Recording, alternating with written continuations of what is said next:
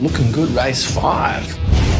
Bailey's Burger Joint might not look like much, but it's here where I experience the greatest racing live from across Australia and around the world. With Play Central on the Tab app, you get unlimited access to Sky 1, Sky 2 and Thoroughbred Central. And you can bet good morning, Dan. Welcome to the Tatts Finke Does a Race. I'm very excited. It's day 1 of action. I hope you are getting ready because Toby Price and a couple of the big guns are going to head. Yeah, exactly, mate. We're starting to see them line up now into that order. They've got it pretty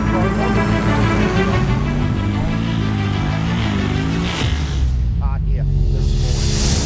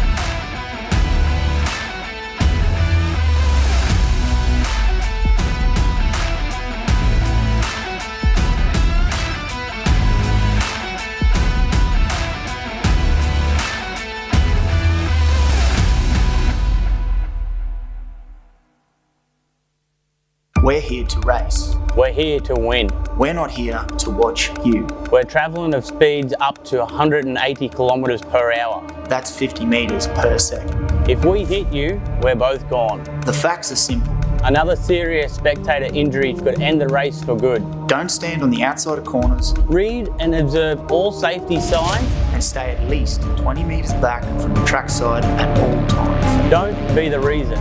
Don't be the reason.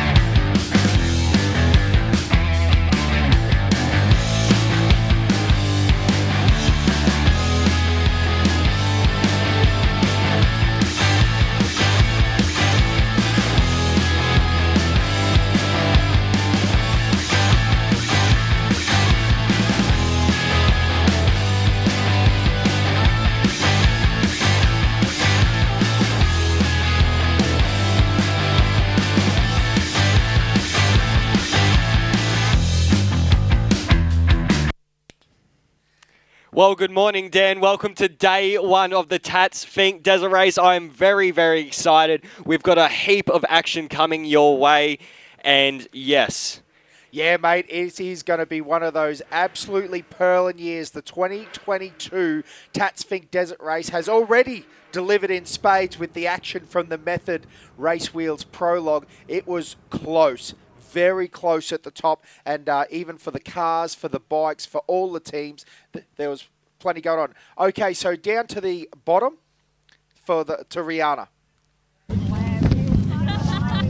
Yes, good morning everyone, good morning boys. Well, it is here, race day one for the Tatts Finke Desert Race 2022. This is where we start to get serious. I'm down here on the start line, 226 kilometres ahead of our competitors today. A massive day, and we are so very excited to be here. As you can see behind me, Toby Price in his Mitsubishi Trophy truck, Jason Duncan, his navigator, they are set. They are the first cars off for 2022 at the Tatts Finke Desert Race. They were the Method Race Wheels Prologue winner outright in the cars division with a time of 4 minutes 42 seconds, and boy was it close. He only just got there ahead of Josh Howes, and those two boys are going to be ones to watch this year to take out the outright honours for the Tatts Finke Desert Race.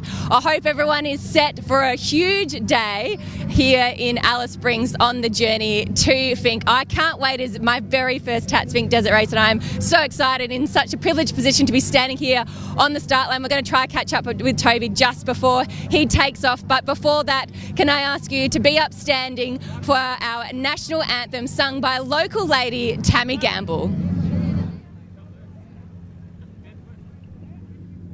Australians, all let us rejoice, for we are one and free. We've golden soil and wealth for toil. Our home is girt by sea. Our land abounds in nature's gifts of beauty rich and rare.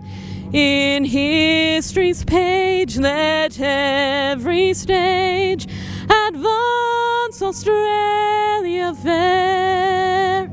In joyful strains then let us sing, advance Australia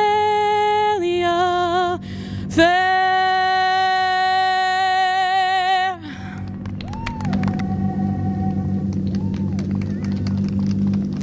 Beautiful stuff. Thank you so much, Tammy Gamble. And what an opportunity this is to stick the microphone in. 7 times King of the Desert, Toby Price. How are you feeling sitting on the start line? Yeah, look, it's all going good. We're excited for the race now. It's day one, so we'll wait and see how it all goes. It's just nice, smooth run. Look after the truck and just hopefully have that little bit of gap down the other end. Nerves, excitement, what is it? Bit of all. Nerves, excitement, ready to go full gas, and yeah, ready to see everybody have some fun down the track. Good luck, Toby. Cheers, thank you. There he is, the 7 times King of the Desert, just about to take off for the very first car here on the Tatts Finke Desert Race. We've got Josh Howe lining up second. We'll see if we can stick the microphone in and go have a chat to Josh Howe. Everybody knows this guy. He's in the buggy. Thanks very much. Turning off the engine. Josh, excitement, nerves. I mean, what's the vibe right now on the start line?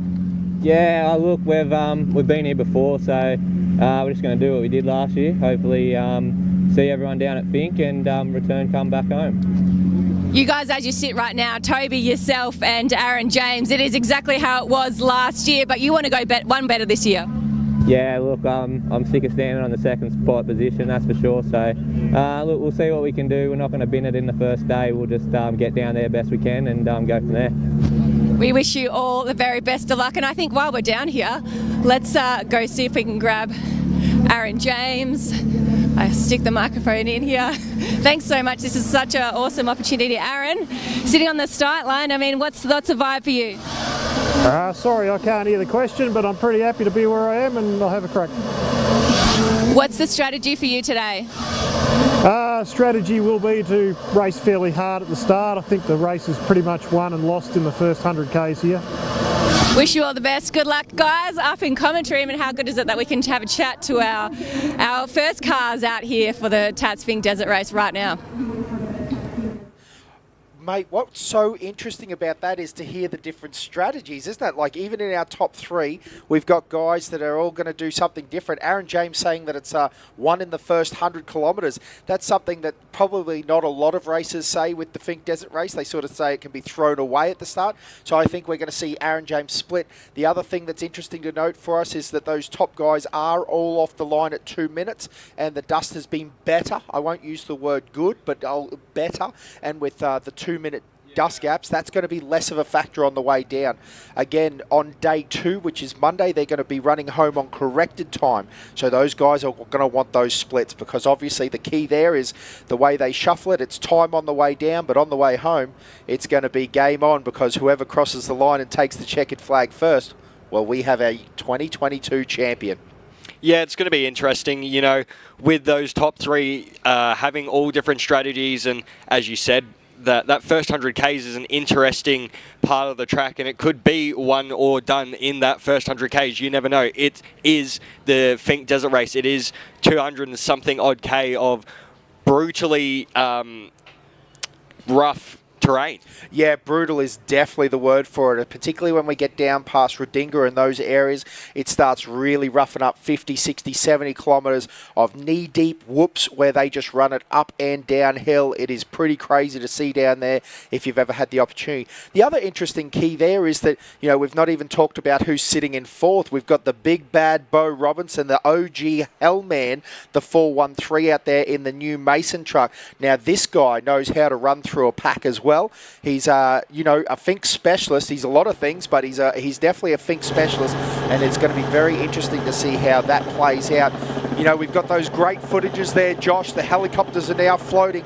We're about 8 minutes away from our 7:30 Central start time, and, you know, isn't it electric here on the start line? You can tell that everything's starting to happen as we've got that beautifully turned out Tisco truck sitting there with P1 on the Method Race Wheels Prologue. Now, mate, that's a very interesting truck too. You can see it's on the 40s, paddle shifted, got an 8-stack, 6-litre Dugans in it with the sequential gearbox. Mate, what a beautifully turned out machine, Toby. It's an absolute credit to the team. They build and prep that in-house. Oh, sorry, I shouldn't say built. It's obviously built in America, but I meant they work on it in-house in America in the facility. In Australia, I apologise. And Toby does a lot of the spanner spinning himself on that. But that's true of a lot of these teams down. Howells have built an awesome team.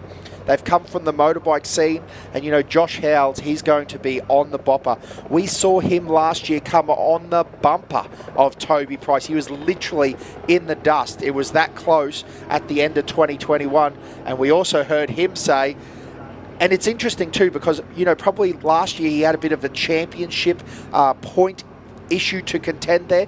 Well, unfortunately, with a few little issues he's had, he's just outside the top. So it's going to be interesting to see how that plays out, because I think Josh Howell's going to be on a mission. He wants that top step. Yeah, well, what a shot you would have seen of the sunrise here in Central Australia. Toby Price currently on the big screen. I wonder what's going through his head right now as, you know, a multiple-time champion of this event, both in the bikes and the cars, and his teammate there as well. They'll be having chats, just trying to work out what this stadium section, what they're going to do in here. And once they get out past that gate, and as the old GAN line starts to fill up, the crowd starts to fill up as well. I can feel their anticipation from up here in the box. The campfires are going. People are down along the track. Give us a wave if you can see yourself on the big screen. We're broadcasting live around the world at the moment, Dan. We're going out to everyone on YouTube, so give us a big wave. Hey, Matty Riker, give us a wave, buddy. Yeah, there's a few kids down in the crowd having a good time, and you're dead right, mate. It is a great family atmosphere here. Not too cold, I'm going to call it. I mean, it is cool, but it's, again, I said this yesterday, it's jumper weather. I've been here where it's ice on the swag weather. So it's quite nice weather here this year. It's a beautiful year. The sun is shining. Look at those ranges. And again, the beautiful Finke Ambassador girls there ready with our minute board. So we're going to crank through them very shortly as we get towards the start of the 22 Tatts Finke Desert Race. Again, there's just such a list of races there. again, we started talking. We've got Glenn Owens out of 5th position. Bretty Martin is there as well. And in a pro light. Mate, he is an absolute champion, and he knows how to wheel a pro light to the nth degree. Yeah, Brent Martin comes from a lineage of off-road races. And then Shannon Wrench in the 33, a guy that's won the Australian Championship so many times that most people don't know he runs the 33 number. He's had the one on his roof that often. Yeah, it's going to be good. And then Toby Watley, the 4-2-1 out of that line as well. So, we've got a really fast... Oh, I keep looking. Greg Gardner in the 4:10. It's going to be one of those things. And again, with those 2-minute dust gaps, I think that Aaron James is actually probably very, very accurate with his statement that these guys are going to have to make up that time, because if you can get 2 minutes up on someone, that's potentially 3 or 4 spots later on. So, we've seen it before. Hayden Bentley came out of 13th. Everyone had written him off, and due to a couple of mechanical issues in front of him, he actually got a clear run and went all the way to P1 and then held that all the way home on day 2 to win the Finks Desert Race. So Hayden Bentley knows that well, that, sometimes those positions, and sometimes it's just how the cookie crumbles, Josh. You roll the dice, and those positions, sometimes 13th can be better than 3rd. It's an interesting game. Yeah, it definitely is. And these guys, if you've had a bad prologue yesterday, some of these guys will be looking at that and going, okay, I can do better. I can get down there. It's on elapsed time down to Fink. So once you get back, you can make up those spots. You just have to be consistent. You have to know when not to let off. That's what I'm going to say today. Yesterday I said when to let off. Today I'm going to say when not to let off, because I think it's going to be all about the pace down to Fink. And last year we saw on day 1 from Toby Price, I believe it was... Sorry, I've lost my bit of paper. It was a 1 hour and 39-minute run down to Fink. Do you think that will be broken, Dan, or not? Listen, lots of people are saying it will be. I'm not sure. Listen, that's a very good time. That's the reality of that. So I'm not really sure. Again, Bo Robinson did say that he thought people were going to run in the low 130s, which again seems unfathomable, but we talked about it yesterday on Prologue Track. If you had told me a couple of years ago that, the standard would be 440s, that's to win Prologue, that's absolutely nuts. And they've added to the track. They haven't taken away. So, yeah, it's going to be very interesting. Hey, let's throw down. We're very close to the start of the Tatts Finke Desert Race. Rihanna's on the start line down there.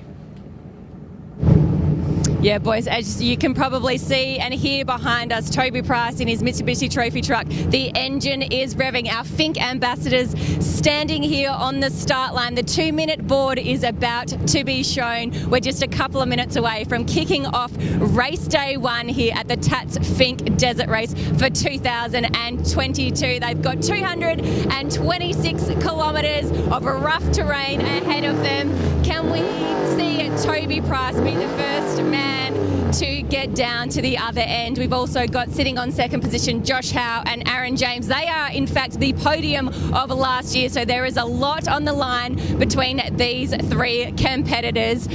I can just feel the energy here. The fans are starting to line the fences. They want to be part of this action as well and see this very first car heading off for 2022. Can Toby beat last year's time of 1 hour 39 minutes? Lots of talk about the track this year. There was so much rain early in the year, and so it's really changed the track conditions. But we'll see in just a few hours' time what this day is going to look like and how it's going to unfold. I can't wait for this to kick off, boys. I bet you're excited up there as well. Oh, Rihanna, we are. Thank you very, very much for that. I hope you're excited down on the start line, because you're going to get to witness these awesome vehicles take off. And Dan, oh my God, I am at fever pitch now. I'm about to get off my seat and stand up, because it's about to get loud. The race is about to begin. Day 1 gets under action in only 1 minute. Absolutely, mate. There's so much going on. There's so many people down the track.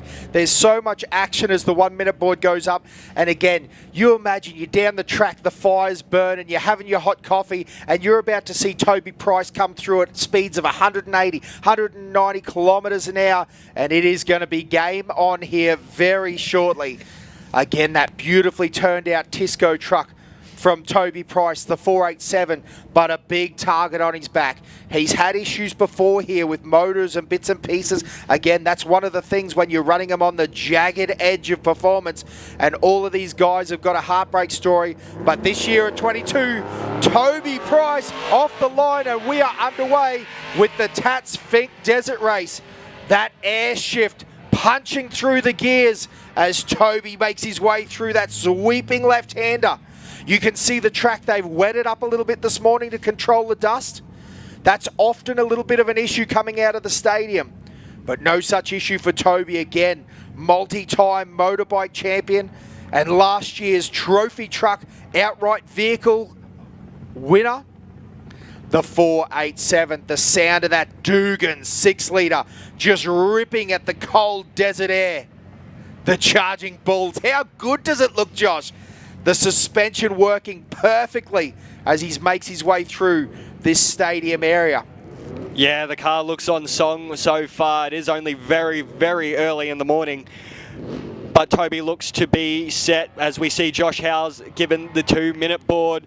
Toby looks like he's going to make his final run out through the back section, and he'll say goodbye to Alice Springs and he'll head on down to the small community of Apachula. And there he goes, he's off back down through those rollers and out through the back gate. Now, if you're listening along at home, so what we're doing here is actually the reverse of the finish of the prologue. So those images you see, they were coming towards us yesterday, and instead of taking the prologue track, they turn left, out through the grate, and make that southern run. It is essentially a direct south route, almost down to the Northern Territory border, isn't it? Straight down to that Fink River, the community of Apachula. Back in the day, in the old days, they used to race to the Fink River and camp the night. We still camp the night out. There's no facilities down there for the races anyway, no motels or anything like that. And these guys are totally self-sufficient. Josh Howes up on boost now, the Turbo V6, the 15 car. Again, last year's Australian points leader. Unfortunately, it was a no contest year just due to a few issues. But Josh Howes, a man with a plan. The number 15 is out of the stadium. And again, I've got to say it, look at the way that Pro Buggy accelerates. That's the difference with the horsepower and the weight. But then the trophy trucks down in the big whoops at Bonduma, they've got the tyres, they've got the suspension travel.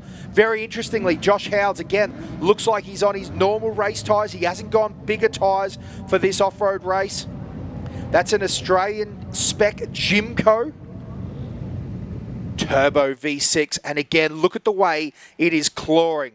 Did he tell us he was going to take it easy for the first few kilometres? Because I'm telling you, Howes is on a rip right now in the 15. But, you know, we've got a list. We've got Aaron James sitting behind. The 93 car, the bigger Lumicraft.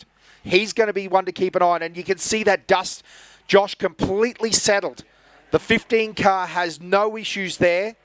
That's not going to become a factor for him yet. No. Doesn't become a factor down the track. Look how clean it is, though. Like, it doesn't look like there is a dust issue at the moment with those 2-minute gaps, and it does look like it is settling as Aaron James, the single-seater, the first of our single-seaters in that Illumicraft, puts himself behind Josh Howes in third again this year. Let's see if he can one-up it.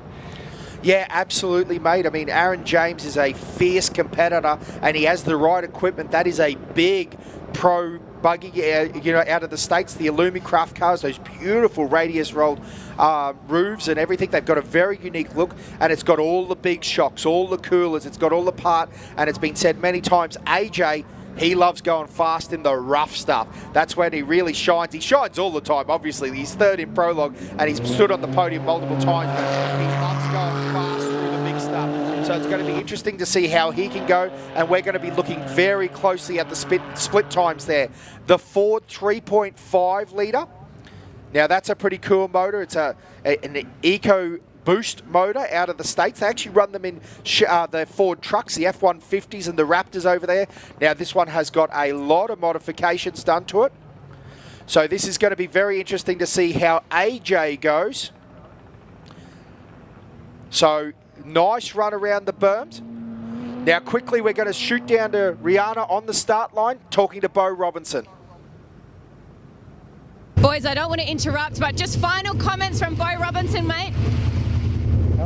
How are you, mate? No, just got to do a bit of hunting to do, and we'll be on. It'll be good.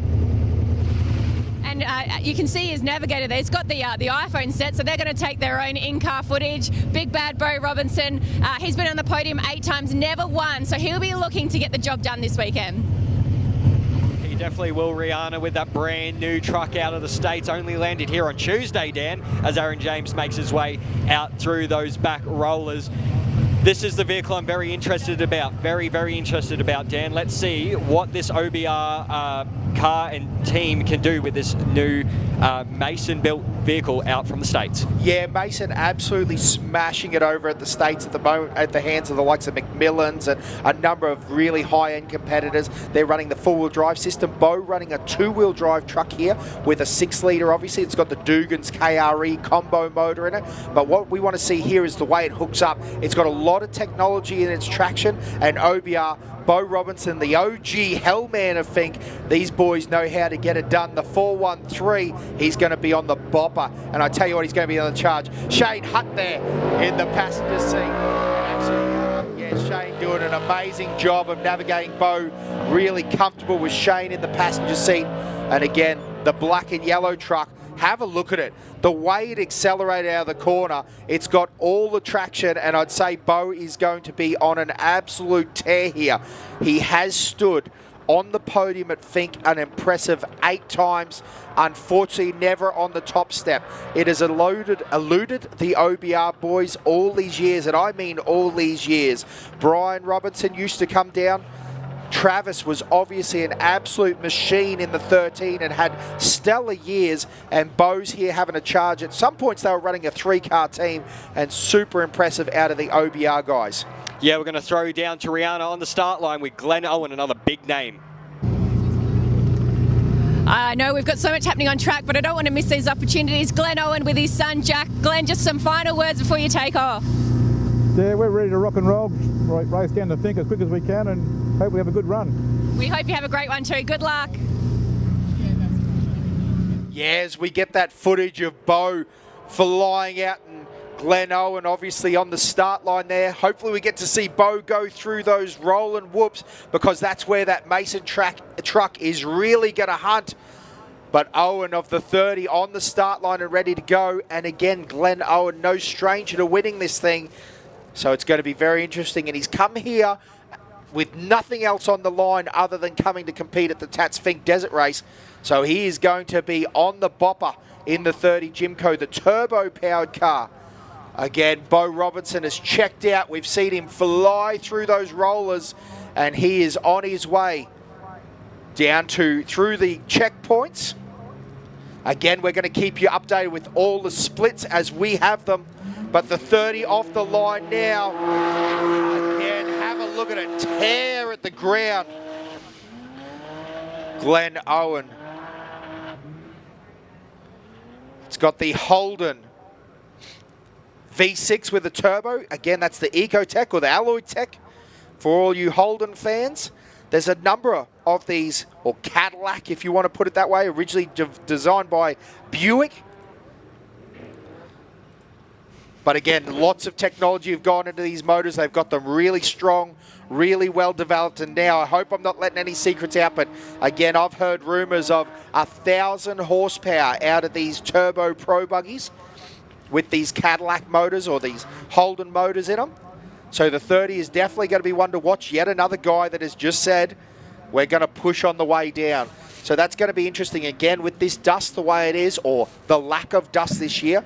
And again, something interesting to note, again, if you're looking along at the live feed, we're talking about a 226k kilometre track. So we're talking about the equivalent of running the Sunshine Coast to Gold Coast if you're a local Queenslander or something along those lines. So, you know, the actual weather conditions change on the way down. We've actually had it where it started off the line sunny. It's been raining at the middle at Rodinga, and then it's sunny at the end. We've had motorbikes come back in with mud on them, and then it's been dry and sunny in Alice Springs. So it's an interesting fact that even though it might be not dusty here at the moment, the conditions down further could be something different, couldn't they, Josh? Yeah, they definitely could be. And with again, we go down this line and we got Brent Martin now after Glenn Owen in the first of our pro lights. And this is going to be an interesting one, the first of the pro lights. See if he can gain any more positions in this 120.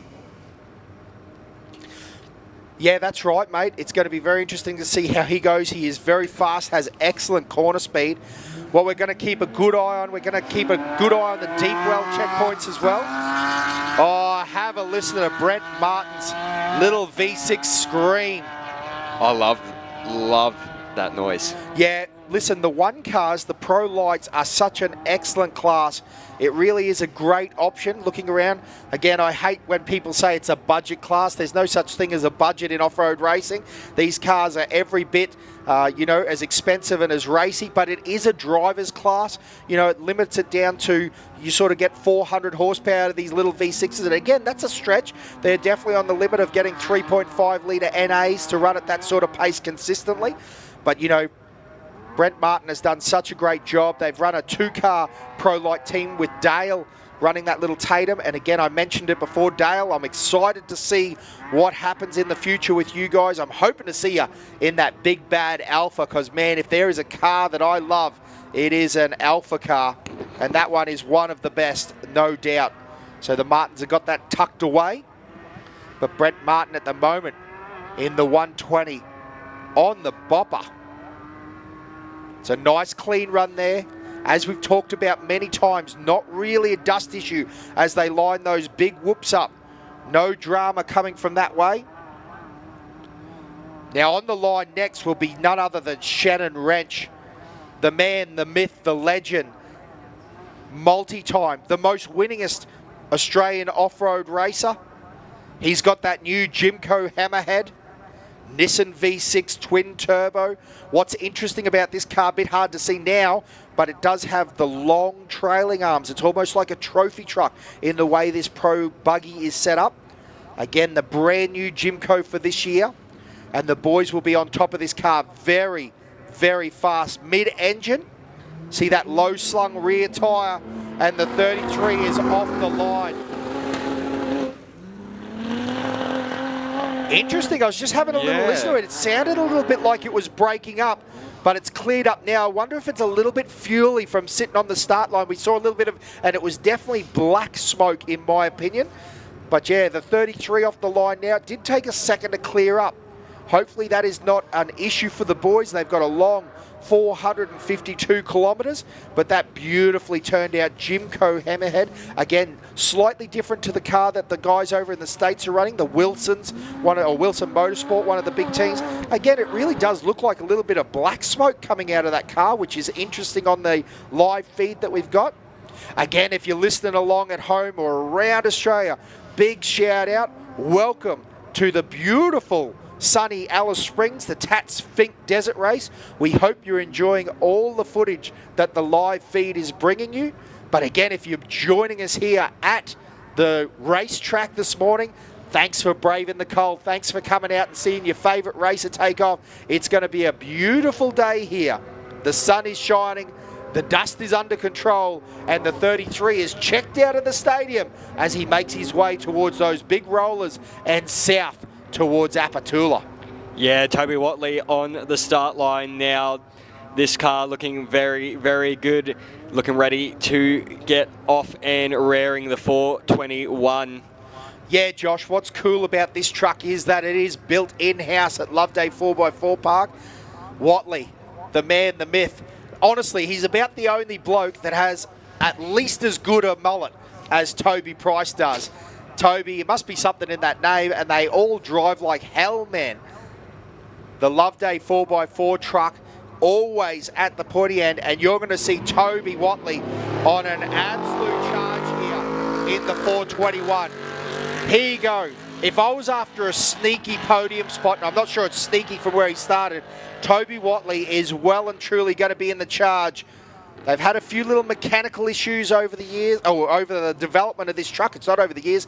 We called it at St. George, this truck, and unfortunately, little things. A wheel fell off it at St. George. It didn't fall all the way off, but they had to limp in, and that cost them some time at St. George. Hopefully, no such issue here. And the boys in the 421, the Loveday Rush truck, the Holden or the Chevy, 6-litre in that truck. Simon Harriman in the passenger seat with Toby Watley. The 421 Extreme, two-wheel drive up and over the berm again. The boy knows how to push young Toby, and he's pushing hard right out of the gates. Yeah, he definitely is trying to make up time straight out of the stadium section. Just overcooking that berm a little bit too much, going just over it. But there is still a long way to go, still a lot of track ahead. And again, as we've been saying all morning, the track decides. It's not the person, the driver, or the car. It is the track. It is that brutal and that hard on these machinery. It's going to be anyone's game as we look down to another big name on the start line, Greg Gardner. Yeah, mate, the first guy ever to win it in a trophy truck, none other than Deadly Gregley Gardner. And the other cool thing for all you Ford guys, this is your guy. Unfortunately, Mick Marson not here this year, but the Fords, the SVO, 6 litres, 8 stack, got the Albans, it has everything. And this truck just simply sings. 8,500 RPM of pure screaming death. Oh, it's up on the start line now. Greg Gardner. Listen to that Ford. The 410 off the line. The little 6-litre SVO. Such a beautiful truck. Greg Gardner used to build his own trucks in-house. He has gone to the Geyser Brother truck. And again, that's not a bad choice. If I could have a Geyser Brother, I would not be sad. So he's got the Geyser Brothers truck, but again, he won in his own home-built truck the first year. It was tied up with Thornbelt. So amazing run there. I tell you what, as Greg runs through the stadium area, we're going to throw down to the track and have a chat to Swindlehurst. Yeah, thanks, guys. Jake Swinglehurst has got his sister Kate in his as his navvy. Jake, last words before you head off. Yeah, I can't really hear what you're saying, but yeah, a bit nervous. Just want to get down there. Have a great one out there. Jake currently sits second in the AORC Championship. Such an important race for him, and it's a full family affair. They've got dad and brother just a few cars down, starting 26th position. So the full Swinglehurst clan is here. Thanks, Rihanna. Definitely great to get these insights. Jake, as well, as you said, second in the Australian Off-Road Championship, so he's going to want to maybe run a little bit conservative and try and get points. But this Greg Gardner machine, I think it's a little bit more on song than it was yesterday. It sounds a little bit more whipped up today, Dan. Yeah, absolutely, mate.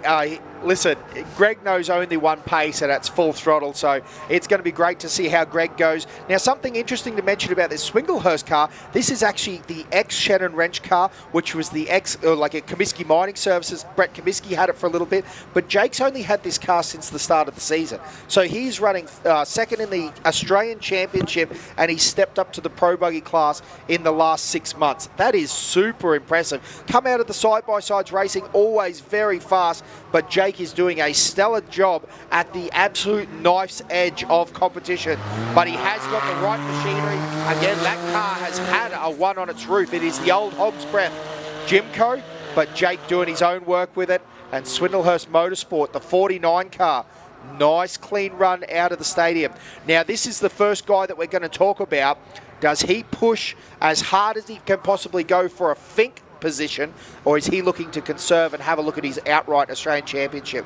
Also, an interesting one to mention is that he is Method Race Wheels sponsored, so he's on those great rims, got that Method sign on the back. Swindlehurst Motorsport, the guy's doing an absolute cracking job of running through this stadium area. Yeah, definitely. I thought the car looked familiar to me over the years. So yes, ex-Shannon Wrench car there, and it is a very good bit of machinery, I can tell you that. Has won multiple times here at this racetrack. So Jake getting a little bit loose there in that section, but he'll look to hit that back gate now and get over those rollers. and head down to Fink. Still waiting for our first competitors into the first checkpoint. We're probably still a car, maybe 10 odd minutes. Yeah, they've got to be getting close, mate. There's no question about that. About 68 k's down to Deep Well there. They'd be making a good move. The first section known for being quite fast in many sections. That first 20 to 40 k's, it does have some big rolling dunes, but it is a section where they'll be putting a lot of pace on, particularly the turbo buggies will be on the charge on those, I want to use the word very loosely, those road sections coming out of Alice Springs. Again, for anyone that's watched all the old Fink documentaries and bits and pieces, a while ago it was actually a road section, but it is all racetrack now. As Bentley takes off, this is the first of our extreme four-wheel drives. Again, sorry to not the 818 on the line now. Off the line now, and he's going to be absolutely charging in that Racer Engineering trophy truck. Again, the four-wheel drive grip, Josh, that could be an interesting one here. Again, when they're not looking for every inch of travel on this racetrack this year, you know, the extra traction in those corners. You can see the way it just drives around the corner. And then another interesting thing I did want to bring up early is the sun. So something interesting about this race is the better you qualify, the worse the sun is in the morning. You know, a lot of, as it comes through the day, the sun's coming up, and obviously it gets out of your eyes. All of these top 20 or 30 competitors are going to have a good period of time where when they're turning there to the east, they're going to have to deal with that sun. Now, off the line now is Ryan Taylor in the number 6. Team Taylor, again, Method sponsors. They've actually got, this is the number 1 car in the Australian Championship at the moment. It's actually an ex-Harley Lettner car known as Tatty 2. It is the second incarnation of a Tatum that they built. And what's interesting about this car is it dead set loves the rough. It is an American car. It had all the tuning done by Harley and Henry over there. The boys have obviously done their Australian tweaks. They've got a great team with Foz on board, and this year has just been a breakout year for the guys. They've got all those little gremlins out of the way because I guess it was also, I should mention, it was a V8 car in the States. They've changed it to a turbo V6, which they're familiar with, and it's another one of these Cadillac or the Holden motors. And again, plenty of horsepower. It's going to be interesting to see how this goes. Now, it's interesting, another one, see the way it leans over and lays over? This is a non-sway bar car. So, you know, a lot of the new cars have sway bars on them, which does help. There's no question in the flat. But it's interesting because that turns them away from being truly independent, which is the Jimco advantage. So, or sorry, not Jimco, as in the Pro Buggy advantage. They've got a true independent suspension system where if you hit a rock or a tree on the left-hand side or something on the road, it actually does not affect the right-hand side. Well, once you do a sway bar, it does link the sides together. So it's an interesting balancing act to know who's right, what's right, as we've got our first of our little tank cars off the line. Again, so crazy impressive that a 2.5 NA could just qualify so well. The 1065 is Stephen Graham, but that man in the passenger seat makes a lot of sense. That's Tanner James. Tanner James being Aaron James's son. Tanner James knows how to wheel a race car. He has had some fantastic results as a driver, as the 1065 just runs off the track a little bit there. No worries though for the little Illumicraft. Again, got a Honda 2.4 litre motor in it.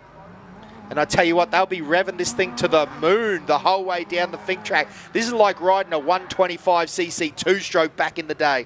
The 1065 just on the bopper, pushing for every little bit of corner speed, making sure they keep that momentum up. Yeah, next off the line in another Pro Light will be Alexandra Howes. This is going to be an interesting one. So she's currently 3rd in the Australian Off-Road Championship, so we'll see how she decides to go. But actually, I think I'm way up on the list. Sorry, I apologise. I was going to say, mate, I'm sorry, but that is definitely not Alexander Howe. That is the 23 of Costello. That's the ex-Kittle car. Nicely turned out Jimco.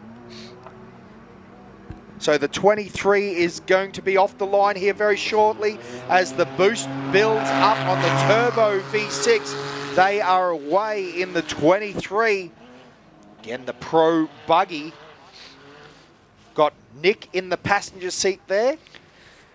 Toyota 3.5 litre. Again, makes sense being a Kittle car. Nice clean drive out of there. Again, Peter Costello, absolutely no stranger, had a large array of race cars over the years, including a couple of trucks and bits and pieces. Made the switch to one of these Aussie spec Jimcos. And again, why wouldn't you? What a beautifully turned out car. Got horsepower by literally the bucket loads. And absolutely capable of an outright win here. Great images down through the stadium area there. Again, the Costello car charging its way into those final couple of corners for the stadium area. And they are going to set their sights south. Head down through those big rolling whoops. That's a new addition that they added a couple of years ago. And it made a big difference to the track. It's a great viewing spot in prologue. Gives us a great option to see those cars work nice and close to Alice Springs. Next up on the line is Shane Elphinstone, the 44 car out of WA. This is an ex-Robinson car, and it's a beautifully turned out car again. All the horsepower out of this car. And Shane Elphinstone, interestingly, had not interestingly, he's a very fast driver, very fast competitor, and had an absolute crack at round 2 of the Australian Championship. So banked himself some nice points, and I'd say if he does well this weekend, he could put himself in a great position overall for the Australian Championship. We've had an interesting year with the championship. Few cars have done very well in some rounds, and then the second round was not, or the other way round, if that makes sense. So a little bit of an interesting, seems like it's breathing a little bit there, a little bit of smoke coming out of the back car. Hopefully the 44 is just blowing off a little bit of excess that it had sitting on the line. They have been sitting on the line now for probably almost an hour, realistically, by the time they're lined up and ordered and shuffled. And lots of these competitors would have been out here well before daybreak doing all their checks and making sure the cars are ready to go. Yeah, definitely would have been. It is another one of the Owen vehicles makes a start, the 41. And that sun really is starting to become an issue for these drivers in the stadium section. It's becoming an issue for me up in the commentary box, I can tell you that. But we shouldn't be too far away from our first deep rail checkpoints coming through as the 41 car gets off the line. And this Tyler Owen in this one, in the Illumi craft, with that GM 6-litre V8 powering this thing. Yeah, what's interesting about this car is that's actually a 10 car over in the States, but with Pro arms. So it's almost like an Australian combo car. Got the V8 in it. So it's very much the same as Matty Owen's old Pro Light, which he actually won the Australian Pro Light Championship in, which then Sean Swaffield, and it's actually here this weekend too as the 177. So a very fast Pro Light. That car is essentially a similar build, but with a V8 in it. So the smaller cab, the smaller frame, but got the long arms on it, plenty of suspension travel, and those Illumi craft cars are, again, known for how good they go in the rough. These guys, again, no stranger to racing. Good to see another generation of Owens coming through. And again, that beautifully turned out yellow and white Illumi craft car from Owen Trusses. Now here's a car that I'm excited to see, the 135. We heard him on the line say that he had a few little issues in prologue. This probably isn't where he wanted to be. Andrew Moulds, the local, very, very fast. Has stood on the podium before, has won the Pro Light positions a number of times, and this BMW... I had to stop.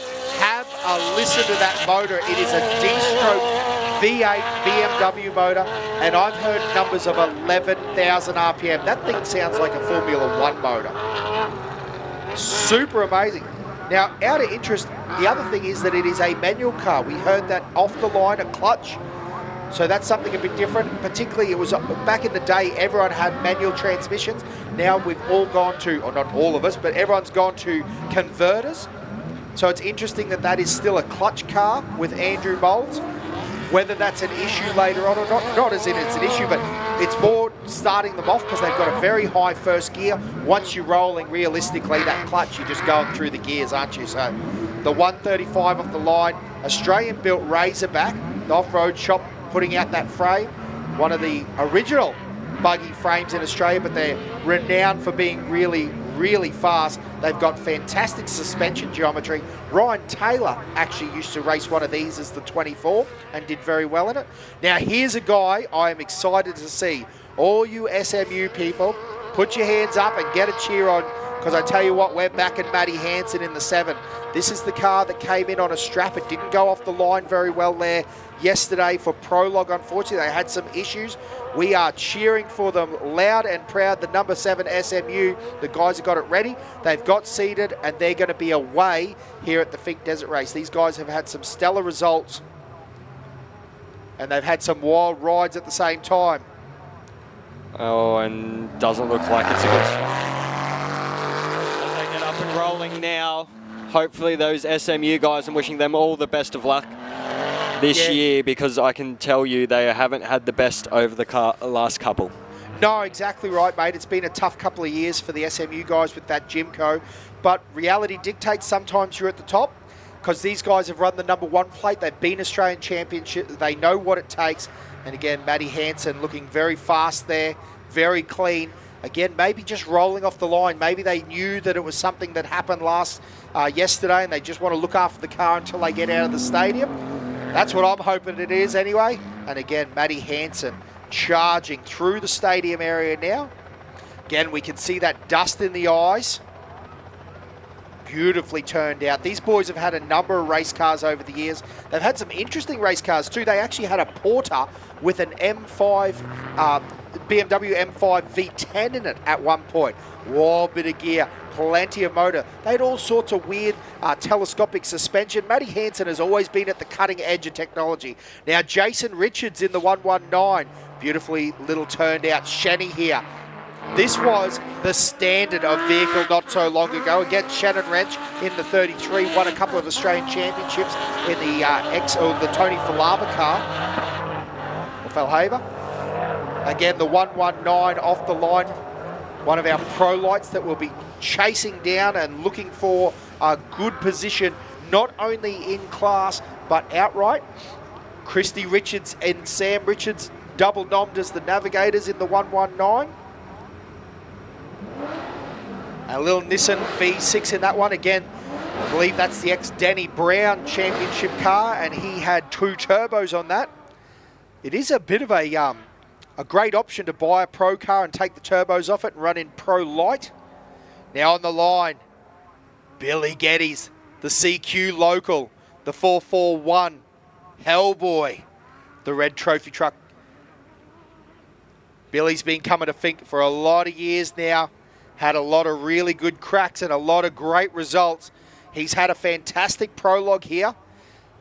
Because remember, when we're talking about how fast this competition is, being inside this fast bunch with a 2-minute dust gap, Billy's going to have a real good crack here this year. And he's got Alan Cornick in the navigator's seat. We had that conversation yesterday about how Alan Cornick was marking the track. Apparently he went over every dune and was just putting aeroplanes on it. Just send it, he said. Alan Cornick coming out of racing with the guys over in America. He's done a lot of playing with the RPM guys and been in a trophy truck doing a lot of long off-road races. So this will be no shock for Alan. Done a little bit of time up at the Don River Dash out of Bowen as well. So the 441 through the track now as we go down to the 450 on the line. Paul Wheel. Oh. Sorry, that was a bit quick. Paul Wheel is off the line is what he's doing. And he has taken off in that new Geyser G6 truck. Well, I have an update for everyone. Ladies and gentlemen, our first vehicle into Deep Well is the 93 of Aaron James. No. Yes. No way. Yes. Wow, how exciting is this? Aaron James. So there's been a change. That's very, very interesting. Again, I will say this is all provisional times. Yep. We have had issues with data and technology before, But you are right, car one, day one checkpoint. The first car through that checkpoint is the 93 of Aaron James. What on earth is going on the Fink racetrack? Hey, listen, the other exciting bit is off the line now because we're starting to get through them thick and fast after this 20-second. So we're now down to 30-second gaps. They're going to be moving through now. We've got our first side-by-side of Swinglehurst off the line. And another update, if you want to go to the Deep Well checkpoint, Bo Robinson's in there. The 413 of Bo Robinson has just come through Deep Well according to our update. Brett Rogers is off the line in his Rids Racing Frame 95 truck. Peter Carr, again, that was our winner of the side-by-side class, the Method wheel. 699 is off the line now. It's got Matthew Wyndham in the passenger seat. Gary Turnbull is off the line now too. It is all happening here, ladies and gentlemen, in the commentary box. I'm actually ditching the jumper because it's about to get very fast here. Gary Turnbull is going through the stadium. Also the 95 of Brett Rogers. This is going to change the dust gap. Dave Fellows is off the line in the Turbo V6. Guys, a trophy truck, sequential gearbox, right-hand drive truck.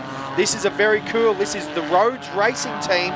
But Dave Fellows and Mark Bergman, those guys, they have won this race. They have won Australian Championships. They've come to grips with the trophy truck. They've done a lot of work getting it sorted. And hopefully the 492 this year is going to be on an absolute charge with that Nissan 3.5 litre in it. Yeah, he's one I think is going to absolutely fly through the field as Dave Fellows. Big shout out to everyone and his team there up in Darwin as well. So they'll be watching on intently as our side-by-sides start ripping down the track. Yeah, and that's the great thing about this is that you've got extreme two-wheel drives and then a side-by-side. That's right. That's Thomas Swinglehurst. So that's the Swinglehurst Motorsport guys, the 610 off the line. So now they're out there and racing as well. David Swinglehurst in the passenger seat. So that's Dad running through. But again, great footage of the Dave Fellows machine going through.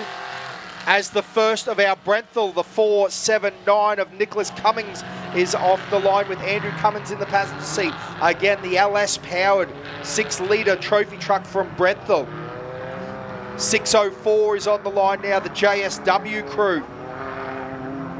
Again, there is action happening everywhere here in Alice Springs as we get amongst it, as the 604 is now off the line. That's Jeff McNiven. They're going to be one to keep a good eye on.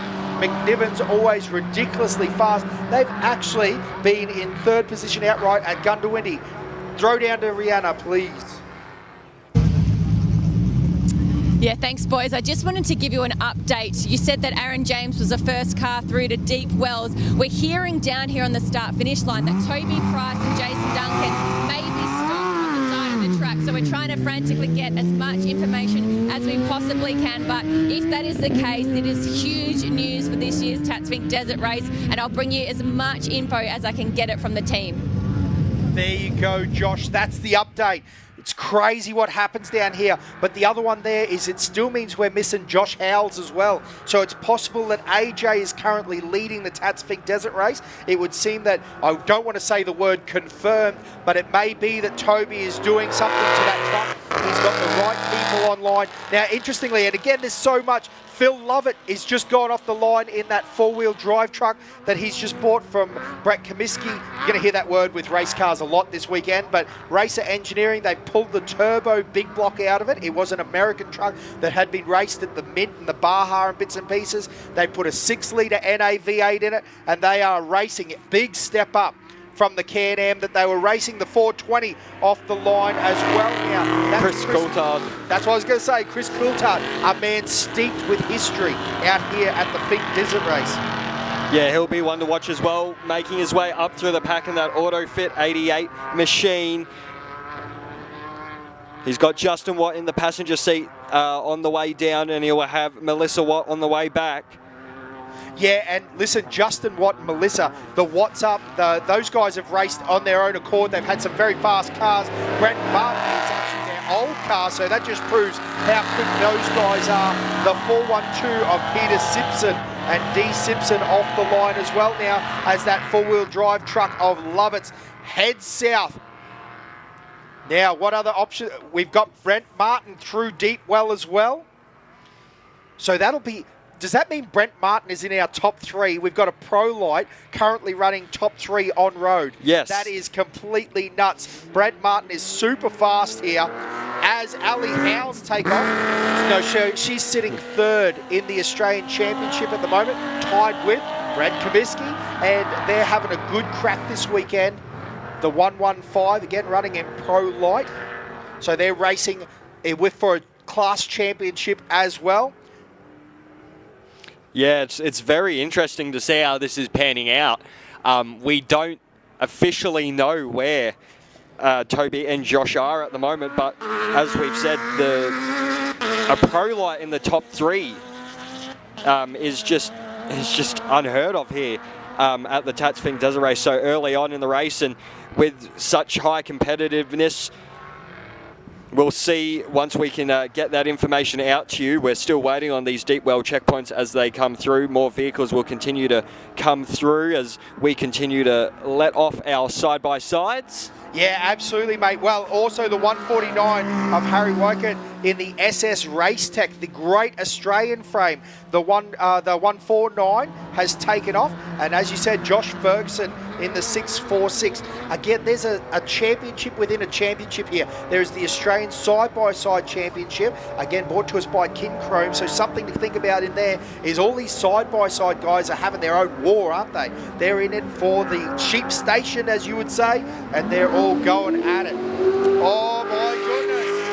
Ken Battle in the 31, that Briggs Performance Chevrolet motor. How good does that thing sound? And it is an Element too, which is super exciting. Now listen, Shannon Wrench is through deep well as well in the 33. So he's sitting 4th on road. But again, back to the Element prodigy of Kent Battle. He's done a lot of development. He's come from Class 8 where he raced that Patrol. He actually won the class out here. As the 485 gets off the line, and that's local. But here we go, update. Hey Josh, I was going to say, have a look at that update that we've just got. That's saying the 487 is through Redinga on my line here. So that's going to be very interesting to see what's happening with transponder times. Yeah. We're getting reports might be on the side. That would indicate that he is not on the side of the road. That indicates that he's hauling the mail. So it's going to be very interesting to see what happens there. Shannon Lander in the 485 is off the line as well.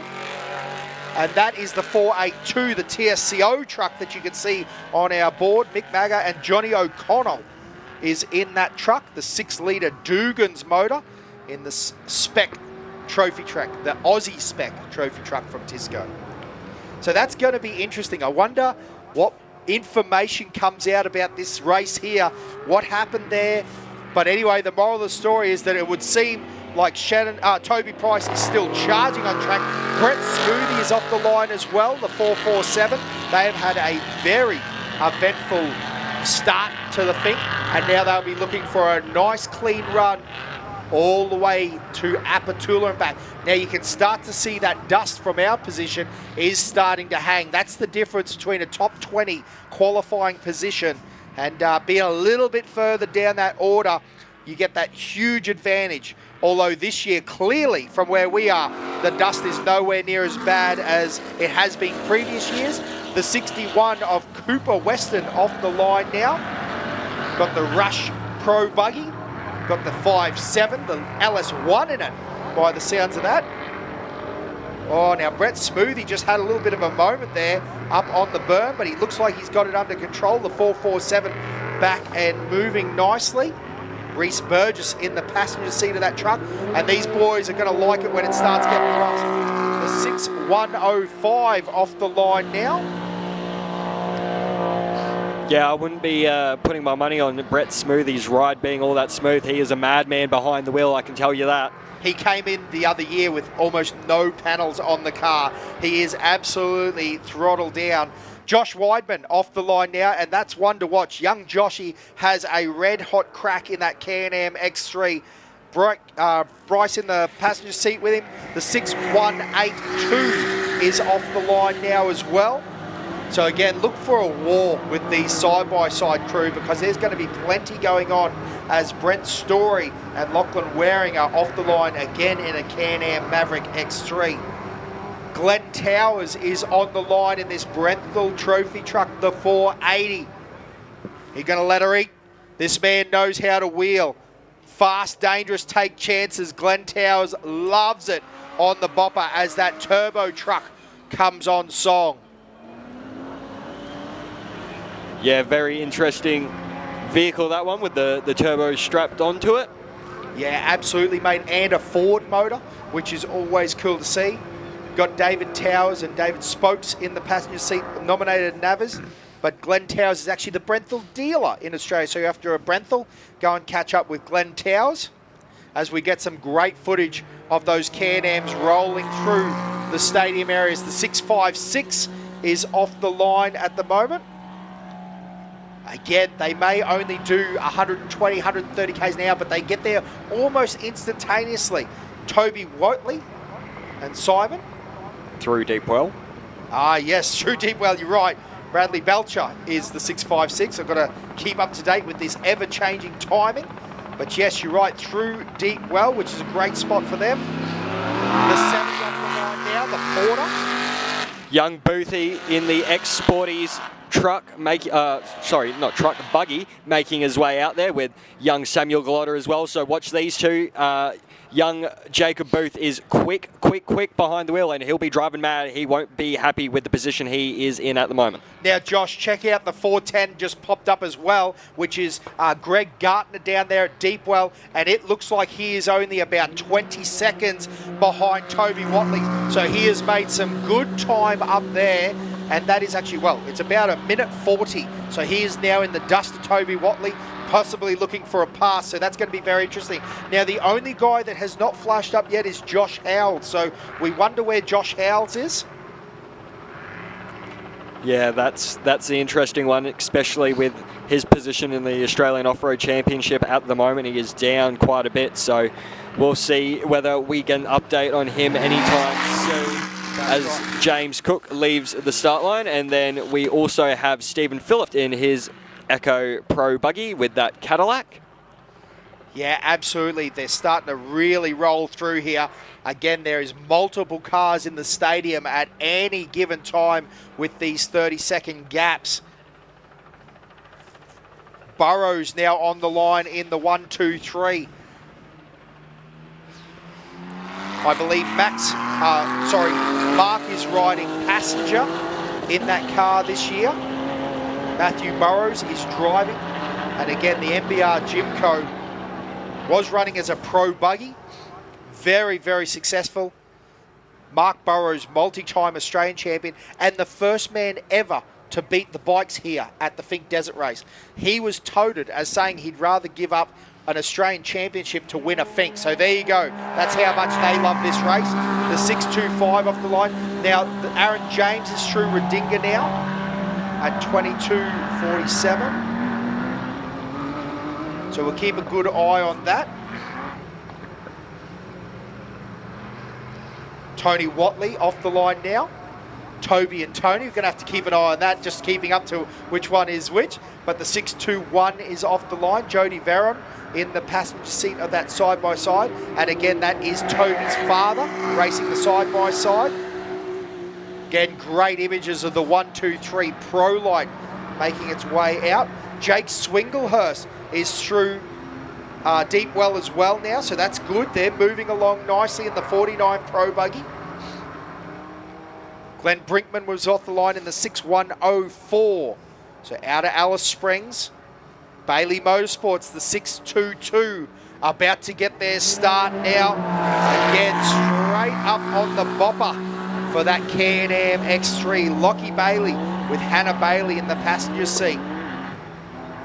We are going to have an absolute gaggle of Class 6 cars come through here. The 617 on the line now. But again, we're looking for all the updated times. We've seen cars through Deepwell. Ladies and gentlemen, that is 68 kilometres down the track. Redinga is 98 kilometres. Then the next spot we're going to be looking for is the Bonduma checkpoint. So Toby on his way down to Bonduma, it would seem. Again, we have had an updated time. Aaron James is through Redinga as well. But again, just keeping an eye on this.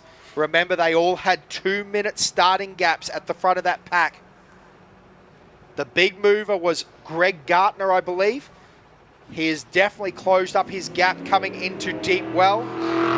The 88 off the line now. Now, Bo Robinson is through Redinga as well.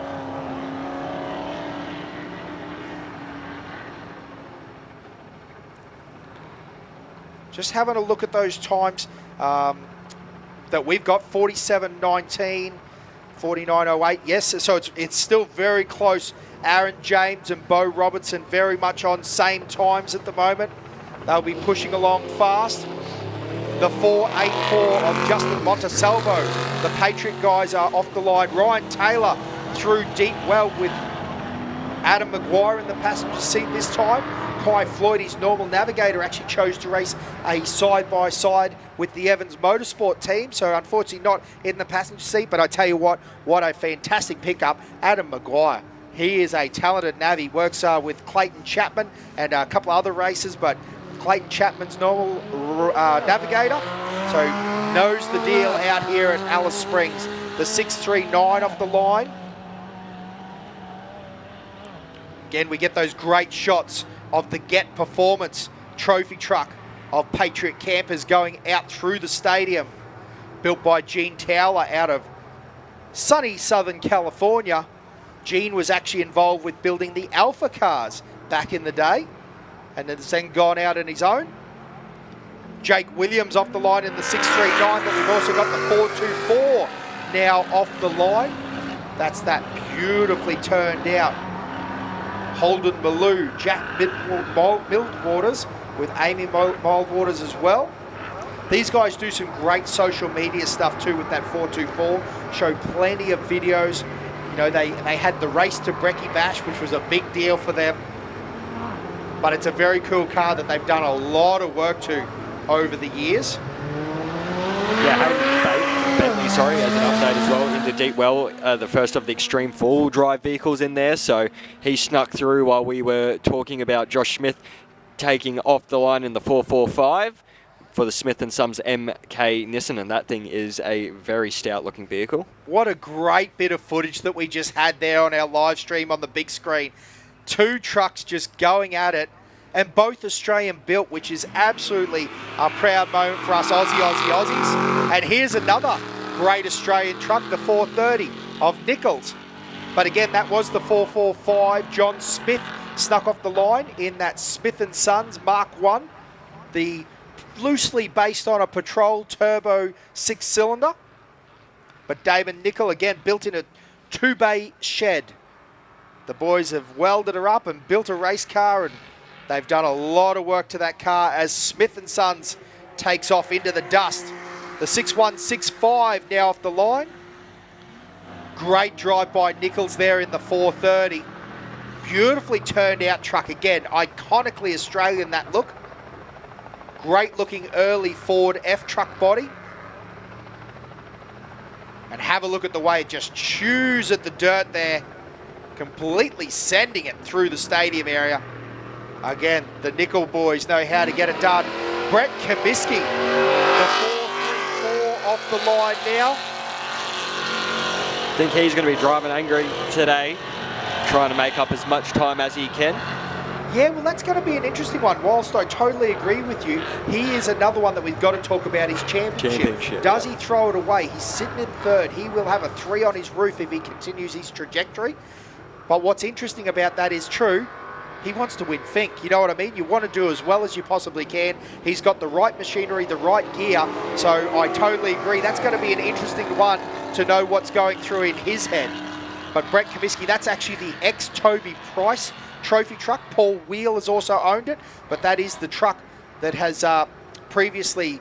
Well, it's actually an old truck that Corey Howe used to own. And Alan Cornick, who's in the navigator seat for Billy Geddes this year, navigated in that truck in America. So it's a small world in Australian desert racing, isn't it? Chris Peckett, performance shuttle drive out of Alice, and then updates through now. Peter Costello in the deep well, and then we had Brent Martin through Rodinga, so he's through now. Stephen Graham is through deep well as well in that Sports Light, as well as the 635 for Jackson Evans leaving Alice Springs in that King Chrome Polaris.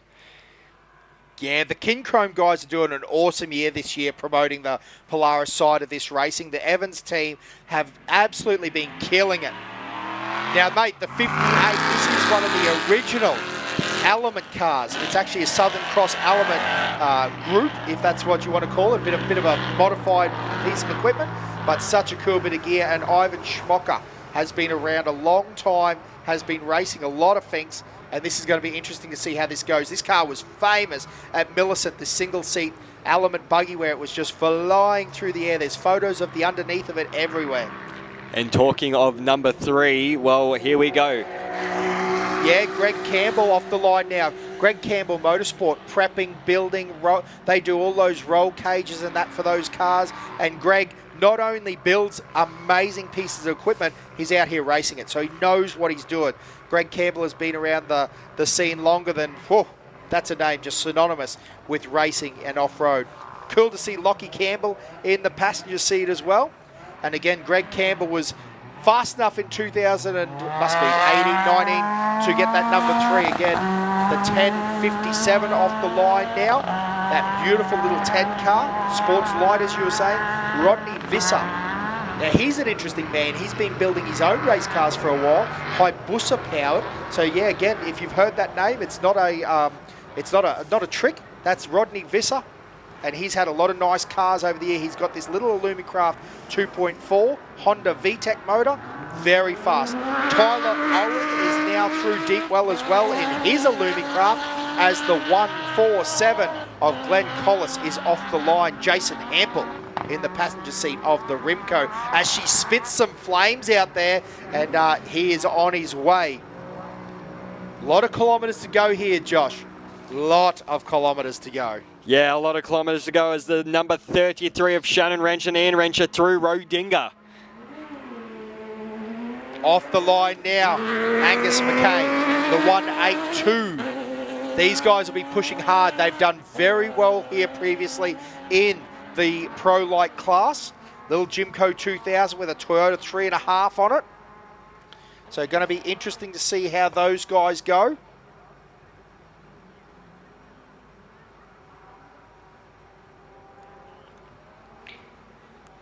Definitely is B. And if you have lost anything over the weekend, by the way, ladies and gentlemen, at the start finish line precinct, Information does have a lost and property section, lost and found section, sorry. So if you have lost anything, go see the ladies, the lovely ladies at Information. They'll be able to help you out, and hopefully we will reunite you with your lost item, as we have Aaron Colbran in the 674 leaving Alice Springs. Yeah, that little Can-Am absolutely clawing its way out, as we also see the 182 McKay out through that Jimco, working its way through the stadium.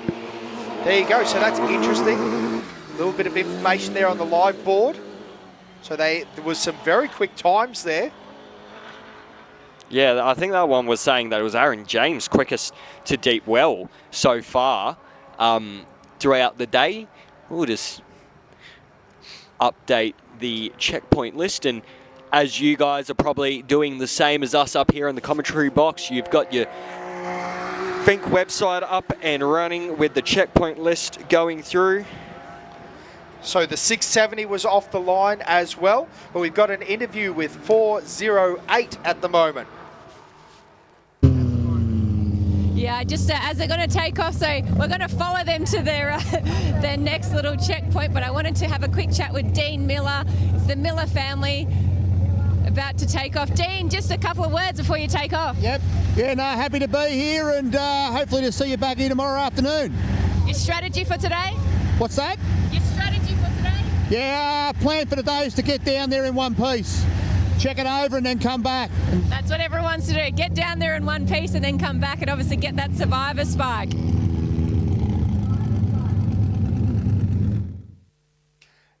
Yeah, so good to hear those conversations. A lot of guys here are here for the Survivors Spike. They are here to get it done, as you would say, as the 6172 is off the line, as we've got that beautiful footage of the 670 running through there.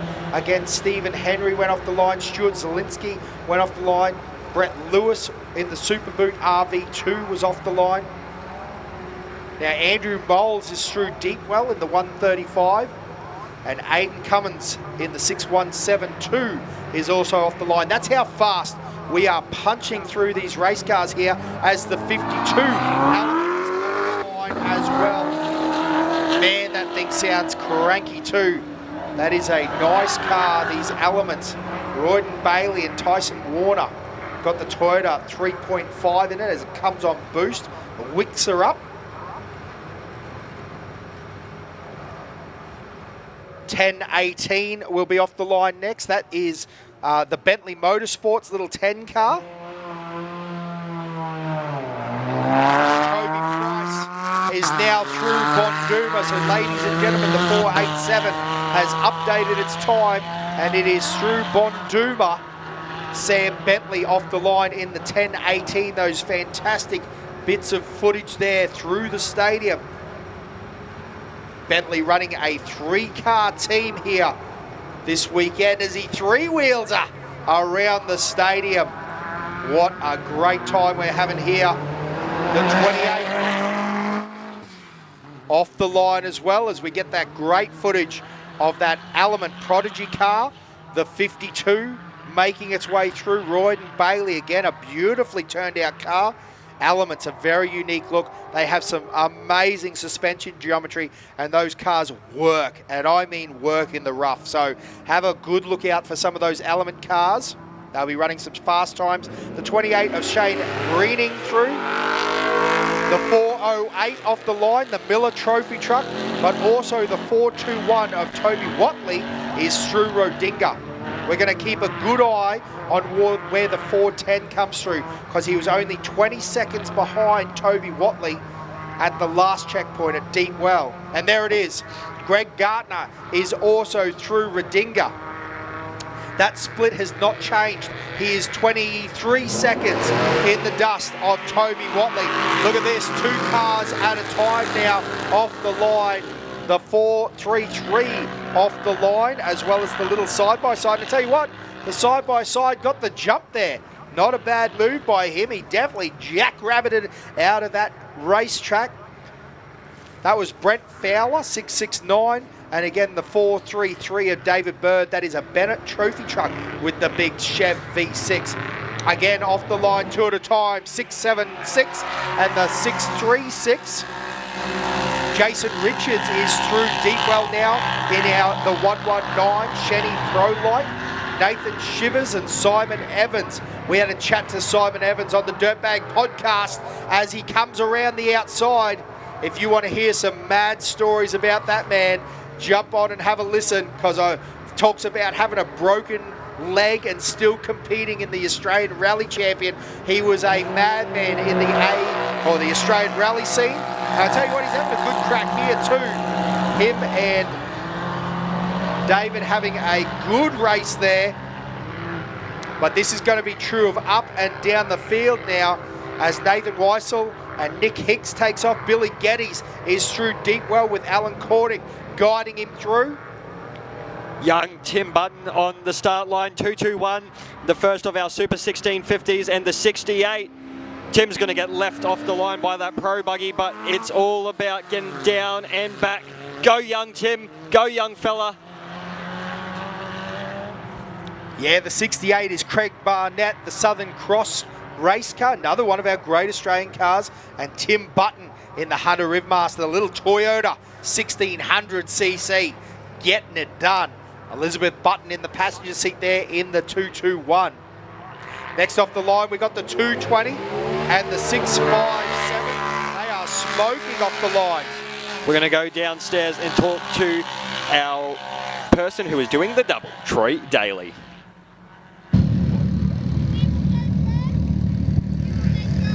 I just want to quickly get into Troy Daly. Troy, you're doing the double this time round. How are you feeling? Oh, I'm so keen to get out there. get some dust up my nose. Be great. Your story is pretty cool. You were here in 2017, had a terminal cancer diagnosis, but you're back here again. It's awesome. Yeah, no, back. Give it a crack. Give it a double crack this time. Have fun out there. Good luck. How good is that? Give it a double crack. That's a great attitude, and he's going to have a good run as Alex Hanley took off the line there in the 4.65, and Hannah Bentley in the 4.18, that two-wheel drive trophy truck of Bentley Motorsport. Now, Paul Wheel is through deep well at the moment, and Jake Swinglehurst is actually through Rodinga, so there's plenty of action happening. The 5.32, the Falcon is off the line. I tell you what, I love that car. It is plenty of horsepower. As well, sorry. Very, very stout looking Ford Falcon there. Not something you'd see very much of as Hayden Bentley makes his way through Rodinga now. So it's on for young and old. They are very, very close. They will be eating Jake Swinglehurst's dust at the moment. Absolutely, mate. The 6.12 and the 6.88 off the line now. Again, or Ryan Taylor, yes, as you said, right through Rodinga as well, right on the back there. Wowzers, that is close indeed. And Ryan Jones is off the line, Christian Montesalvo, so that's the Patriot twins. The 6.88 off the line in that long Polaris Razor Turbo. Again, a couple of very fast Can-Ams drag racing for that first corner. That is the 6.57. I think it was the 6.54. Yes, it was. Or 6.37. Paul Coleman and Joshua Ward having a good crack there off the line at 8.35. Some great footage of these guys battling inside the stadium. Honestly, there's 10 cars in the stadium area. Where else can you watch this sort of action? There's just so much happening everywhere we look. The 6.65, another one of the Hanley brothers cars. Now the 6.25. This isn't, 6.27, I apologise. Chris Hanley off the line in the 6.65, but the 6.25 had a little stumble there. Hopefully not something that's going to show up later on, but Justin Ryder, he does look like he's off the line with no issues now. The 8.86, Michael Doolan, the Mr. Diggett entry. This is an Ultra 4 underneath, so all you solid axle guys, get behind this man, and they're racing the 10.33. That is the Burdigan entry. Courtney and Alan Muir. Alan at the wheel today. Little Banning Class 10 car. I believe this came via Mick Marson. Mick had one racing over in the States and then brought it over. Again, make Class 10 great. The little sports-like class is one to keep a good eye out. Those Chevy 2.4 Ecotechs, plenty of fun. Yeah, Dave Fellows through the deep well checkpoint now in 4.19, as Aaron James is through Bunduma now as well. Yeah, those guys are dead set moving. Troy Daly off the line now. You heard that interview before, so that's the 6.49. He is on his way to Apatula, and the 6.53 of Troy Bessman also off the line. Again, great footage of that Class 8, I guess we'll call it. They don't want to keep calling it Ultra 4. It is a Class 8 race car, and the Class 10 car battling it out in the stadium. Again, four-wheel drive traction, V8 horsepower for the Class 8, but that little Class 10's right on the bumper. Yeah, it definitely is, and this is the great thing about Fink as well. I love seeing these vehicles racing side by side down to that first sweeping left-hand corner. It's great to see, and it's not something you see very often. Brett Rogers is through to deep well now, and so is Nicholas Cummins as well, as Warwick Mitchell in the 6.05 left the line, as well as the 10.63 of Chris Salet and the 61.87 of Ben Fallick in his Can-Am Maverick X3. Yeah, absolutely. Solid builds an amazing car. I believe they're out of Julia Creek, those guys. And I tell you what, yeah, again, all built in-house. Those guys have a dead set crack, and he could steer. Man, in the trees, that little car is so fast at local level racing. The 86 off the line now, the big Jimco 2000 series against the little Can-Am. Now, interestingly, Bo Robertson, the 4.13, just came through Bonduma and is charging. Greg Gulandi in the 6.07 was off the line, and again, that 86 was Richard Hacken. 6-litre Chevy powered Jimco. Who doesn't love a little bit of 6-litre Chev in the morning as Peter Costello goes through Rodinga in the 23. Yeah, that's exactly right, mate. How can you not get excited? The smell of race fuel in the morning, that cold desert air and that red dirt clawing at your nostrils. And I mean, it can get in the nostrils. Some of these races are feeling it right now. Peter Carr through Deepwell. So I believe that's the first of our Class 6 cars. He was our high fastest qualifier. So Pete Carr there. Again, a great competitor that has done a lot of racing over the years, done a lot of the street stuff as well. And Jason Lavelle is on. And we've got another 10 car off the line now, as well as a Can-Am. So the 10 car was the 1059 of Jason Willis and Kyle Reid in the 6149 with Luke Miller in the passenger seat.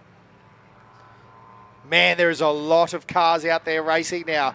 160 is a big number, Josh, to have on a racetrack. And then it gets to the motorbikes, 650 motorbikes.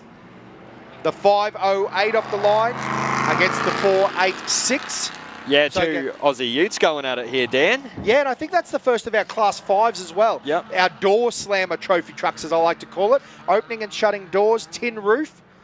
Still got some chassis in it. But again, very cool. That was Mark Wakeman off the line. And Jordan Lawson was the 486, the Chevy Ute or the Commodore Ute. Phil Lovett through at the Deepwell checkpoint now. So the 897, that's another one of our fast Class 8 cars in that Racer Engineering truck. So again, ladies and gentlemen, it is all going on here. John Weiss off the line in his Yamaha YXZ 1000. Gary Taylor also off the line in the 662. Now, on the line, Josh Nourish is going to be here. Oh, needs to clear up a little bit. But those guys did a heap of work to the front end on that car last night. Unfortunately, had some damage after prologue. So Josh Nourish is on the way down to Apatula. Jordan Butcher also off the line. Jeff McNiven is absolutely flying down through Deepwell now. Tyler Owen in through Rodinga, the number 41. So interesting there as the 658 and 618 leave the line, two more side-by-sides. That was John Nitsky and Joshua, oh no, sorry. Not Joshua Nourish, he was in the extreme four-wheel drive, so just waiting for my timing to update. But again, look at how many cars are on track right now. Josh Nourish has made up that time on the back of the side-by-side in his extreme four-wheel drive. So the engine obviously cleared up as the 685 and the single seat 1027 is off the line now. So that's Jason Neat off the line. And Harry Weichert, it might be a two-seater actually. Oh, it looked very thin in there, but at the 149, no, it's through Deepwell, I apologise. Kent Battle is through Deepwell as well, true. On the bopper, man, there's 8 seconds between Harry and the 149 and the 31 of Kent Battle, but it was Paul Allport that did take off in that single seat. The 6-1. 6-9, I think that was. Again, sorry guys, there's just so much action. Ryan Burt and the 481 of Colin Desbro is off the line as well. We're going to throw down to Rihanna, who's got Warren Luff on the start line. V8 Supercar driver Warren Luff taking off for his very first Fink Desert Race. What are the nerves like at the moment? Yeah, I'm actually pretty nervous. It's exciting, obviously, to be here on the line. It's a long way down to Fink, so we've just got to, just like drive it at a pace, look after the car, and stay out of trouble. What's the strategy for you? Yeah, look, we're just going to drive at a comfortable pace. We want to make it to Fink today, but most importantly, we want to make it back to Alice tomorrow. So it's, looking forward. It's going to be exciting. Going to be a busy old day behind the wheel, but it's, can't thank the Walkinshaw Performance guys enough. Good luck, enjoy. Thanks, Warren. It's been such an awesome opportunity to get down here and speak to these guys. It's pretty hectic down here now that we're sort of got everyone going, but these are the last of our competitors in the cars. Yeah, Rihanna, it looks like you're having a ball down there, down amongst the action. You'll see a heap of cars leaving. And very interesting there for Warren Luff, that conversation there. He just wants to potter it down. That is a production vehicle, so he does have to be careful with it, and it's going to be a tough ride once they get through.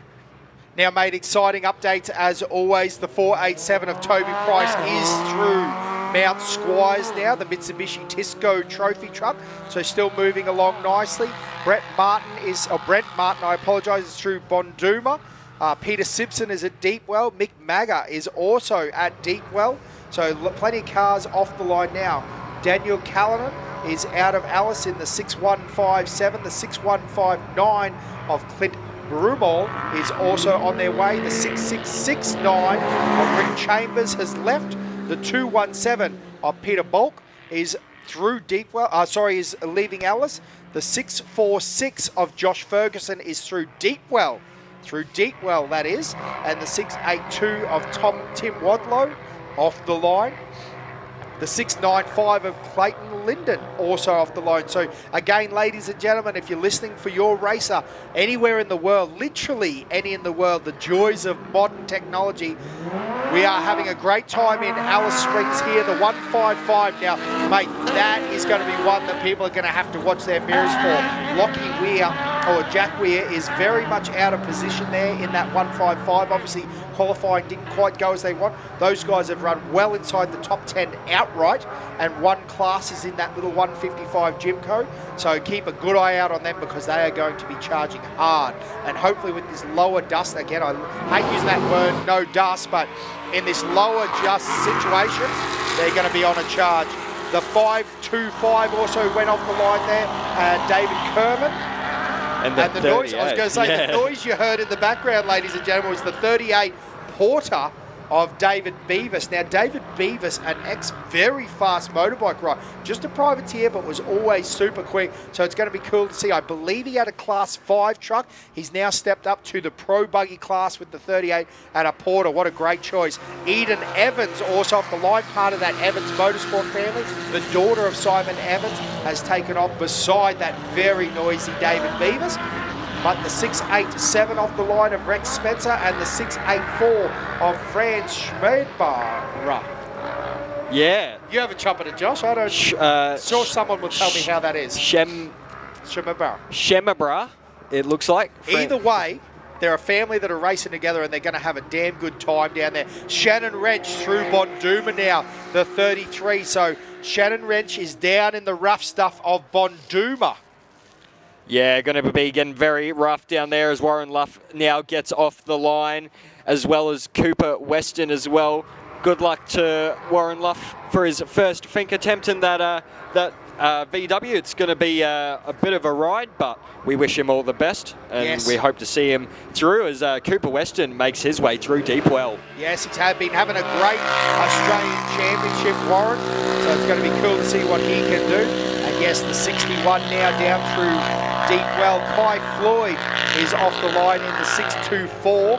Kai, a very fast competitor, but also Ryan Taylor's normal navigator, so he knows how to keep that pace up. Kai waiting on a new race car himself.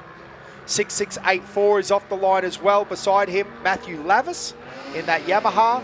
And now off the line, we got the first of our Class 7, the 701 of Gentleman Jeff Pickering from up there in Townsville beside the 524, the Class 5 Performance Two-Wheel Drive of Dan Ozinski.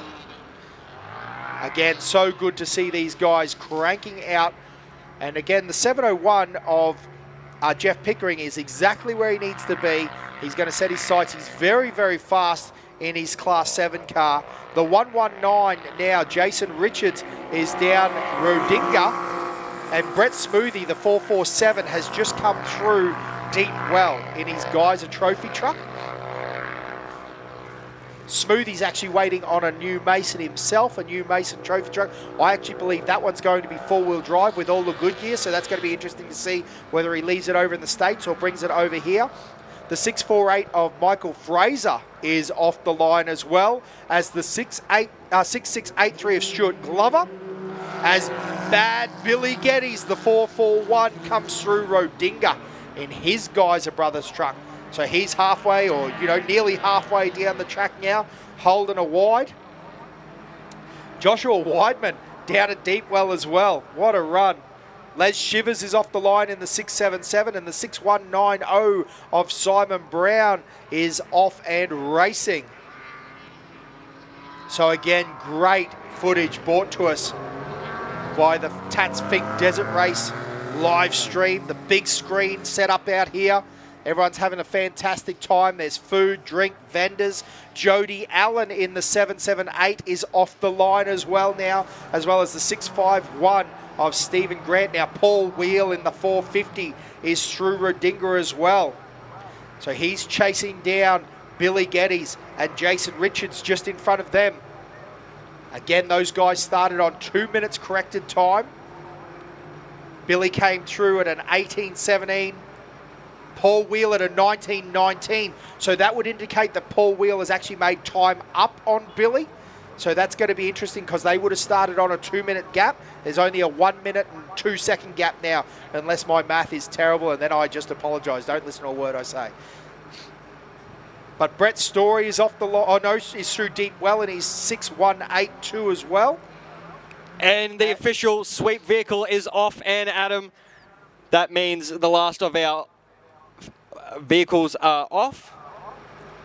And now we wait for Toby to go through down into Fink, is what it's looking like at the moment. I don't want to put the mockers on him, but he's the first through Mount Squires. So we'll wait and see. This is one of the crazy things, Josh, about the Fink Desert Race. When you say now we wait and see, we really just wait and see.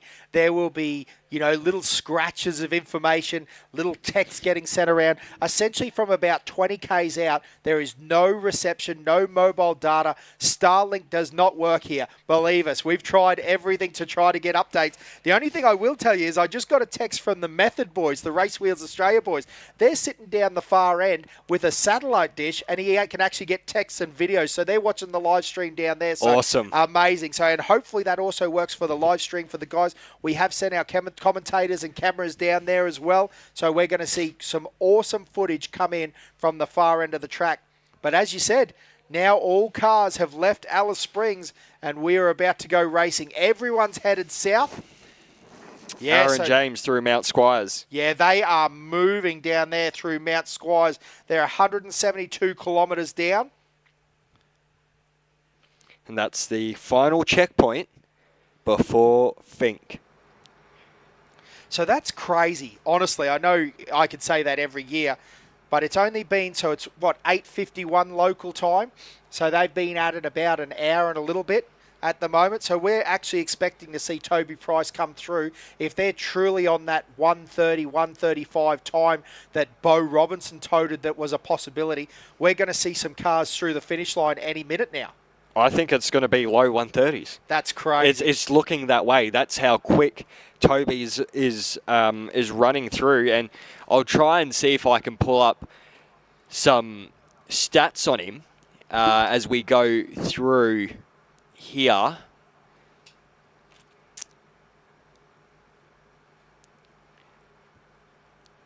Unfortunately, because of the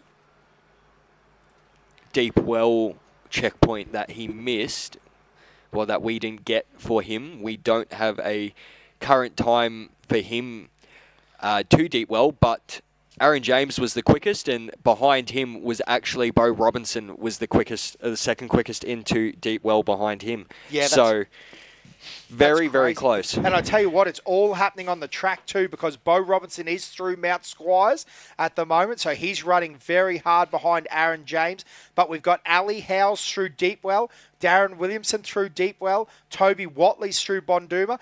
Greg Gartner is right behind him and Bonduma, although interestingly it looks like Toby's actually got a little bit more of a gap. It's now 26 seconds to Greg Gartner, but he's still just right behind Toby and has made up time. That's Toby Watley, not Toby Price.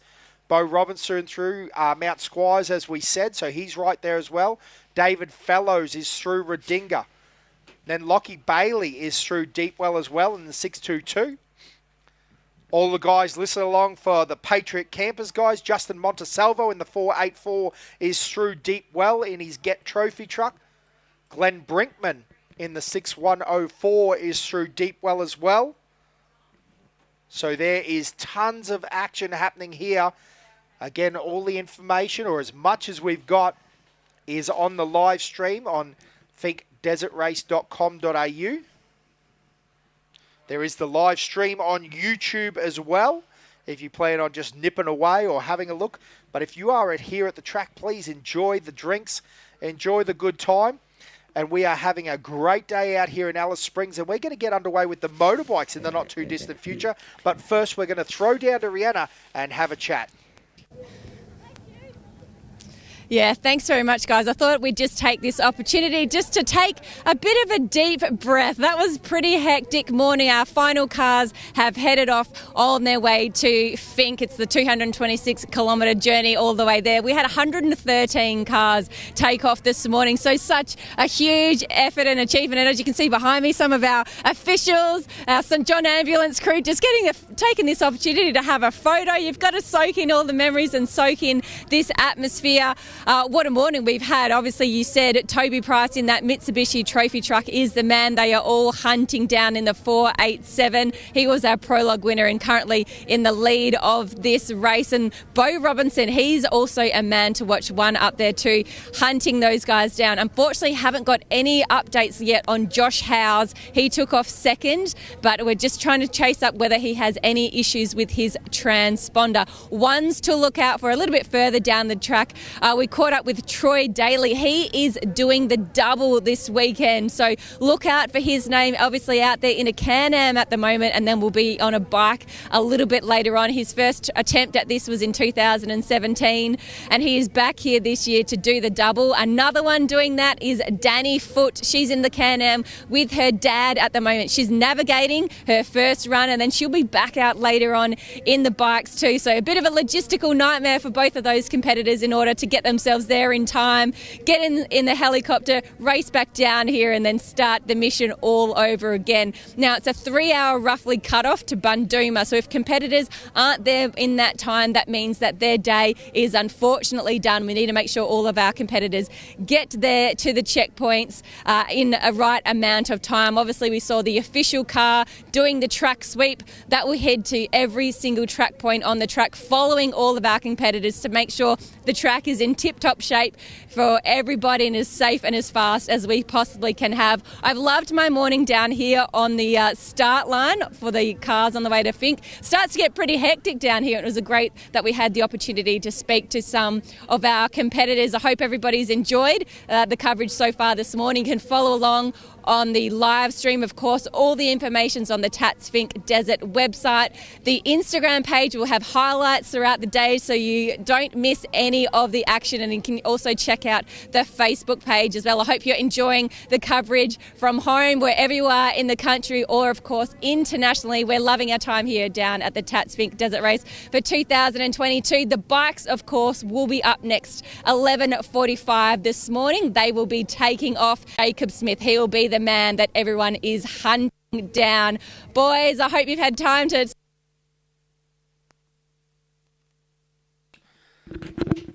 Yeah. Yeah, a little bit of action there down on the start line, and it is great to have that conversation. As she said, there's just so much action all across the track. And as I'm looking through, we've got Ryan Taylor. He's through Bonduma. You know, there's some footage. We've got live footage down the Apatula, down the Fink River end.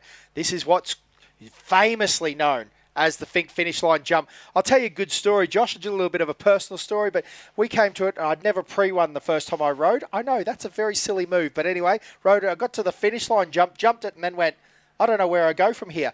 There's about 2 kilometres from the finish line jump to the actual finish. It's not really the finish line jump. So for a very much rookie Dan Curran, that was a interesting learning lesson for me, but it is a great spot to watch. And I tell you, we've seen some super hucks there over the years. Billy Geddes is known, the 441, for a super sender. He has some massive jumps over that finish line jump. And actually, Bernie Gwynn, if you're listening along at home, he was the original wild man jumping. He used to, there's that famous footage of him hanging his hands out the window and just getting the crowd pumped up. But it is always an awesome day down there. And the motorbike boys, oh my goodness, to see them go over that finish line jump, break, put it down. Oh, just such great action. But again, mate, there's just so much going on at the moment. Brett Martin. Brett Martin is through Mount Squires in his little Jimco Prolight, the fastest of our Prolights, the 120. He is absolutely moving at the moment. So again, listen, guys, that's 172 kilometres down the track at the moment. Chris Pickett in his Class 5. That'd be the first of our 5s through Deep Well. He's moving along very nicely. But again, plenty of cars now all the way down the track. And I would think, as you mentioned before, we're going to see the 487 on that live stream very shortly coming through. So it's going to be interesting to see. Again, I mentioned before... Oh, I've got some very unconfirmed rumours coming through in text. Apparently, Howells is a motor. She's done a bit of a motor. And, yeah, I don't know. So it's going to be very interesting to see where that settles down and fits into. But, again, these are all unconfirmed from down the track. It is very sketchy reception down there. So that's going to be interesting to see how that plays out. Because, remember, that's not just his Fink race, that is his championship race, which is going to be in an interesting position. But again, hopefully Ali Howells holding it strong for the Howells Motorsport guys. Rodney Visser has just come through in our Sports Light in the little 10 car. So it's going to be good to see how those guys go. That's a class that I'm looking at very closely, mate. I feel like that's going to be a huge one in the future. So, yeah, there's going to be some great racing here this weekend. Again, the guys and girls are well down the track now. Again, if you're not a Fink madman and don't know all the stats, just to give you an idea, the Deep Well checkpoint is 68 kilometres down the track. Then we head over. They actually jump the track there and go across, and we're on the eastern side of the main service road. So again, if you haven't got the idea, there's a main service road down to Apatula and down to all those Maryvale and Chambers pillars, and that is essentially what's on the side. So if you've ever seen the footage of the Fink racetrack, there is a main service road that everyone can access, and then we race on the old Garn service road, don't we, Josh? So, you know, we're racing on the rough stuff. There's a nice smooth track beside us. So as we go down there, we jump the track, and then we're now on the left-hand side on the way down, if that makes sense. Redinga checkpoint we go through, then we jump back over and we go down through the Bonduma checkpoint. That's where the really rough stuff is. 140 k's down, it's where you get those knee-deep 30 or 40 kilometres of whoops. So that's where all that good footage comes out. There was a YouTube footage a little while back down through Bonduma where they had some super fast trophy trucks just bouncing off the bopper going down through there. Then Mount Squires. Honestly, from Mount Squires, it starts getting a little bit smooth. It's fast. It's really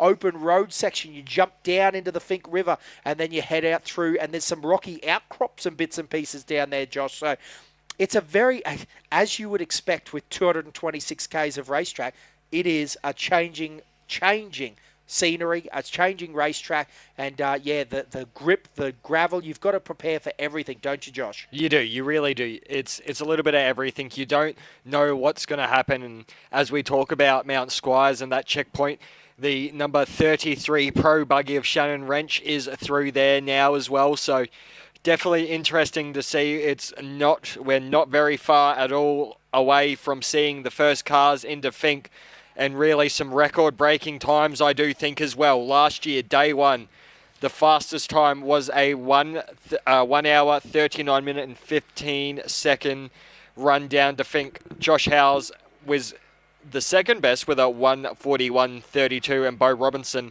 was third best with a 1:41.50. So really anyone's game, and with Josh out now, it's Toby, Aaron, Toby, Aaron and Bo up there in the top three at the moment. That's right, because someone that we've actually missed a little bit is Glenn Owen. We were talking about him earlier on as being a bit of a Fink Top Gun, a bit of a star, and he is, just to clarify, but I believe from, again, unconfirmed rumours, gearbox issues for Glenn Owen in the 30. So that's going to be a bit of a heartbreak there. It's a long drive to only do day one. But again, that is the mistress that we call the Tatts Finke Desert Race. She bites every now and then. It is bittersweet. We've told stories about doing 6 kilometres total. Shannon Wrench, again, hasn't been... Well, Toby Price has had his own share of bad luck here. Shannon Wrench has come through, and literally on this finish line corner, he broke CVs and couldn't finish the race. And it looked like they could have pushed it to the racetrack. He was in first place. So, you know, no one is above the beating that the Tatts Finke Desert Race can hand out every now and then. as you said, respect. You've got to gain the respect of the track. You've got to respect the track, because if you don't, you're not going to have any sort of fun down that 220 odd K down there. It's rough as guts, and it's hard on the body, especially on the bike. In the car, you've got suspension. You've got quite a bit of suspension behind you, and even in some of the lower brackets, you've still got everything there. You've got that safety with the cage around you, and then you jump on a bike and start doing 170 odd K an hour in that sort of section. Yeah, absolutely, mate. Now, interestingly, crazy. Shannon Wrench, we were just talking about, has come through Mount Squires, so he's having a crack at the moment. Tyler Owen is through Bonduma. John Smith in the home-built trophy truck is through Deepwell. Aaron Colbrand in the 674 is also through Deepwell. Royden Bailey, he's come through in the 52. That is the Element Prodigy. Running a time, there you go, 33.28. So he's made up quite a bit of time there.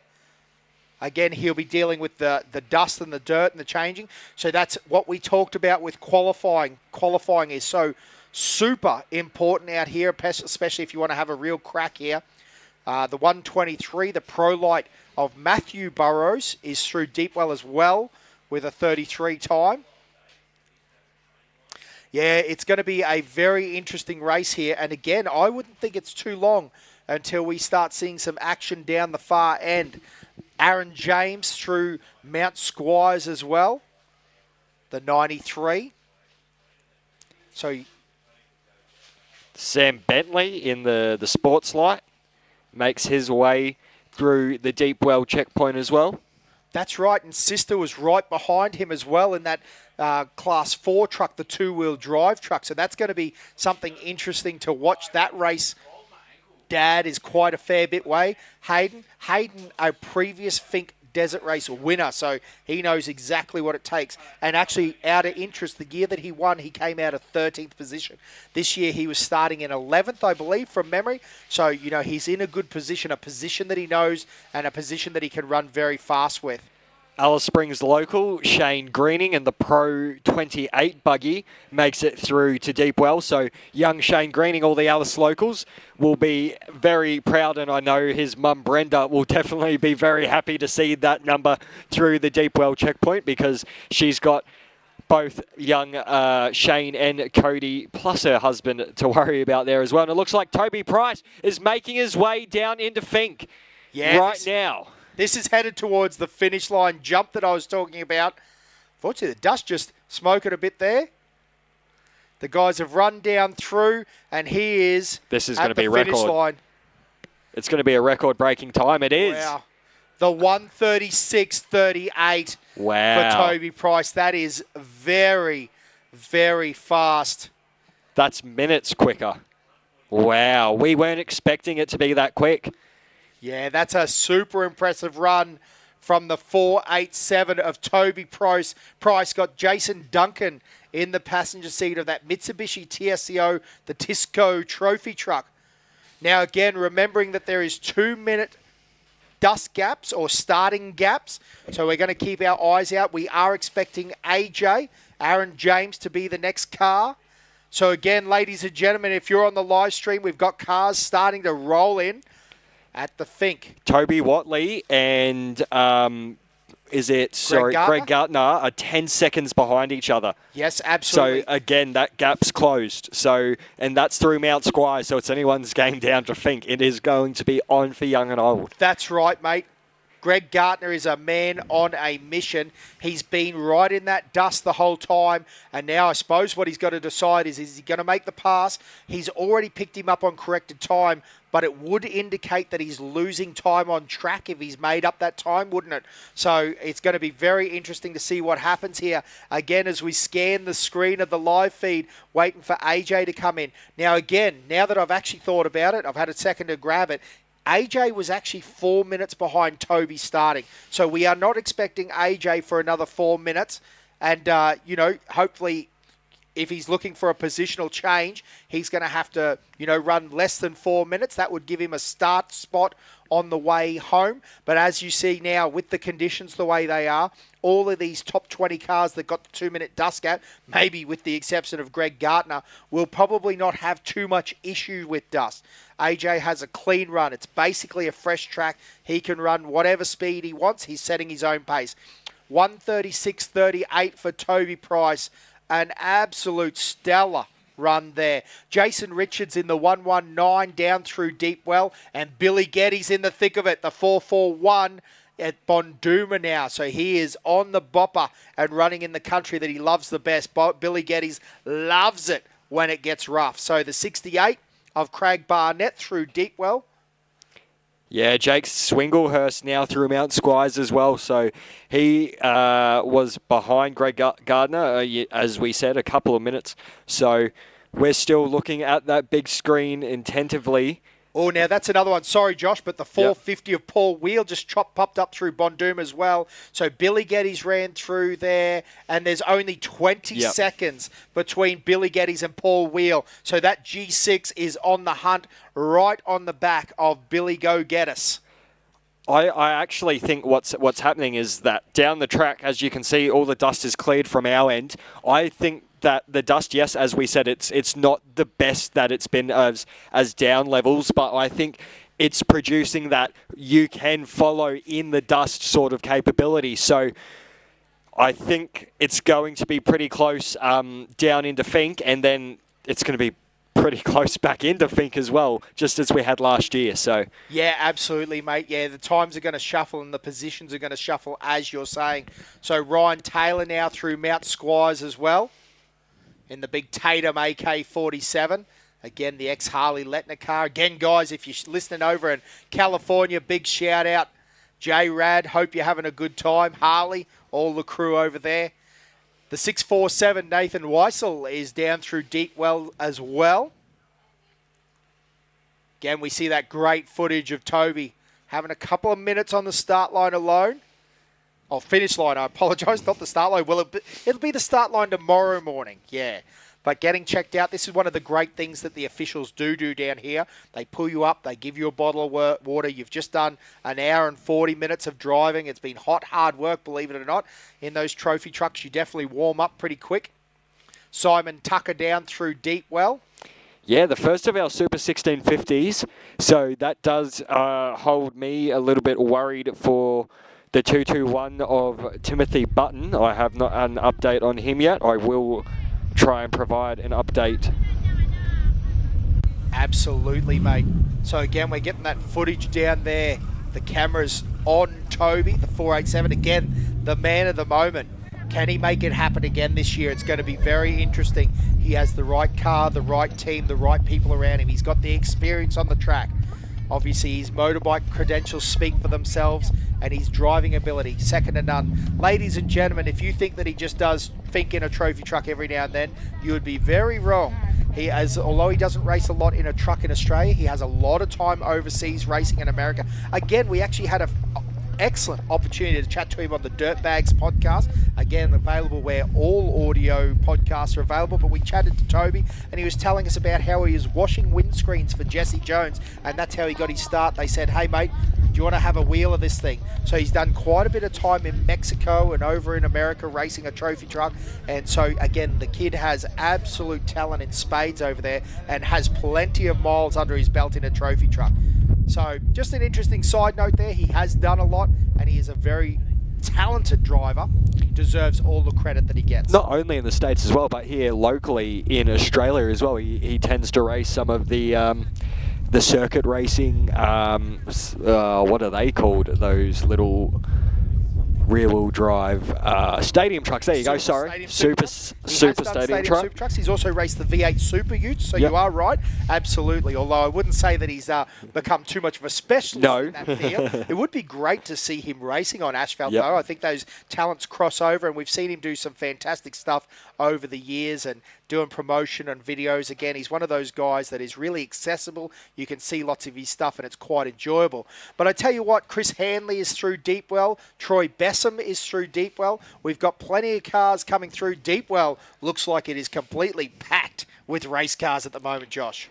Yeah, Deepwell getting absolutely smashed with side-by-sides right now, and another Super 1650 of Brad Garrity and Courtney Garrity. So again, unfortunately, no 221 so far down into Deepwell in that Super 1650 class. So Tim's parents, don't worry, I am trying to find his checkpoint location, and I'll give you an update as soon as I can. I hope I haven't given that young man the mockers, but it does sound like we may have a vehicle.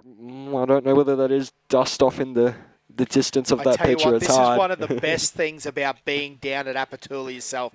You stand on that hill, you're looking for the first car, the second car, whatever it is, your car, your team. And, you know, is it dust? Is it a helicopter? What's up in the north? Can you hear that car? Oh, no, it's a tractor. It's so good being down, the excitement, the energy. I tell you what, though, Toby has done a great job here. I don't know whether I'm incorrect, but that feels like more than a 4-minute time gap to me. So, again, when we see the times through, we are expecting Aaron James in that single seat to be the next car in. But where does Bo Robinson fit into this? And then we have some hard charges. Obviously, Greg Gartner is making moves back there in the pack. You know, we've got Billy Geddes, we've got Paul Wheel. There is plenty going on. Again, on the live tracker, there's just a sea of numbers coming through. Ryan Taylor's there. Jake Swinglehurst is there. Hayden Bentley's there. It's just going to be such a good time to see these cars come through. And again, do not blink, because here's a bit of dust here. So I would say that Aaron James is about to come through. But again, we will keep our eyes peeled. Is it that Illumicraft? Can see the shuffling of people down there. It's so exciting. Tyler Owen through. Oh, it looks like it. It is indeed. That big single-seater Illumicraft coming through. AJ. Nice jump through there. No real dramas there for the 93. All looking quite clean. Doesn't look like there's any trees in the body or anything like that. So I'd say he's had a clean run through there. And again, have a listen to the horsepower of Aaron James. Flying finish there with a 141. What a great run there from the Illumicraft Ford V6 turbo car. That's 5 minutes quicker than last year for Aaron James. There you go. Ladies and gentlemen, these times are tumbling this year. So that is a 141. 5 minutes quicker than last year's run down for him. Toby Price, though, with the 136.38. That is stonking. That's insane. That he's going to have a 4 or 5 minute gap in the morning that he can consolidate on. That is a solid position for him. But again, we're keeping a good eye on the times, because I must stress this. It would not be the first, it will not be the last time that we see a sneaky peek sneak in from somewhere where they've had a couple of cars in front of them drop out. Something's happened along the track and they've had a great run. We are keeping our eyes peeled, because the other side of that is they are going to start coming in here very quickly with only 30-second gaps, 2 cars at a time. It's going to be all sorts of things going on. Yeah, it's all anticipation down at the Apatula end. I know all the locals down there, that this is their Christmas sort of thing. Like, they get to experience all these awesome vehicles and awesome people coming down to the community, and they're great. Toby's great with them as well, and everyone, all the races, they have such great time, and they take time with these people, and the community just really embraces this great event. Yeah, absolutely, mate. Now, listen, what I'm excited about, I want to see that black OBR truck, the 413. Where does that sit in the scheme of things? You know, we've got a gaggle of pro buggies that are all capable of pushing very hard here this morning. Again, we've got that footage of the live stream. Again, it should be Bo Robinson coming in next. Glenn Owen, as we talked about, appears unconfirmed. I do want to say this will all be provisional until proven, I essentially need to say. But Glenn Owen out with a gearbox issue. So then it should be Brent Martin as well in that little pro light. How does he sit? Is he in the dust of OBR? Again, remembering that there was a 2-minute gap to Bo Robinson and Shane Hutt in that new Mason Trophy truck.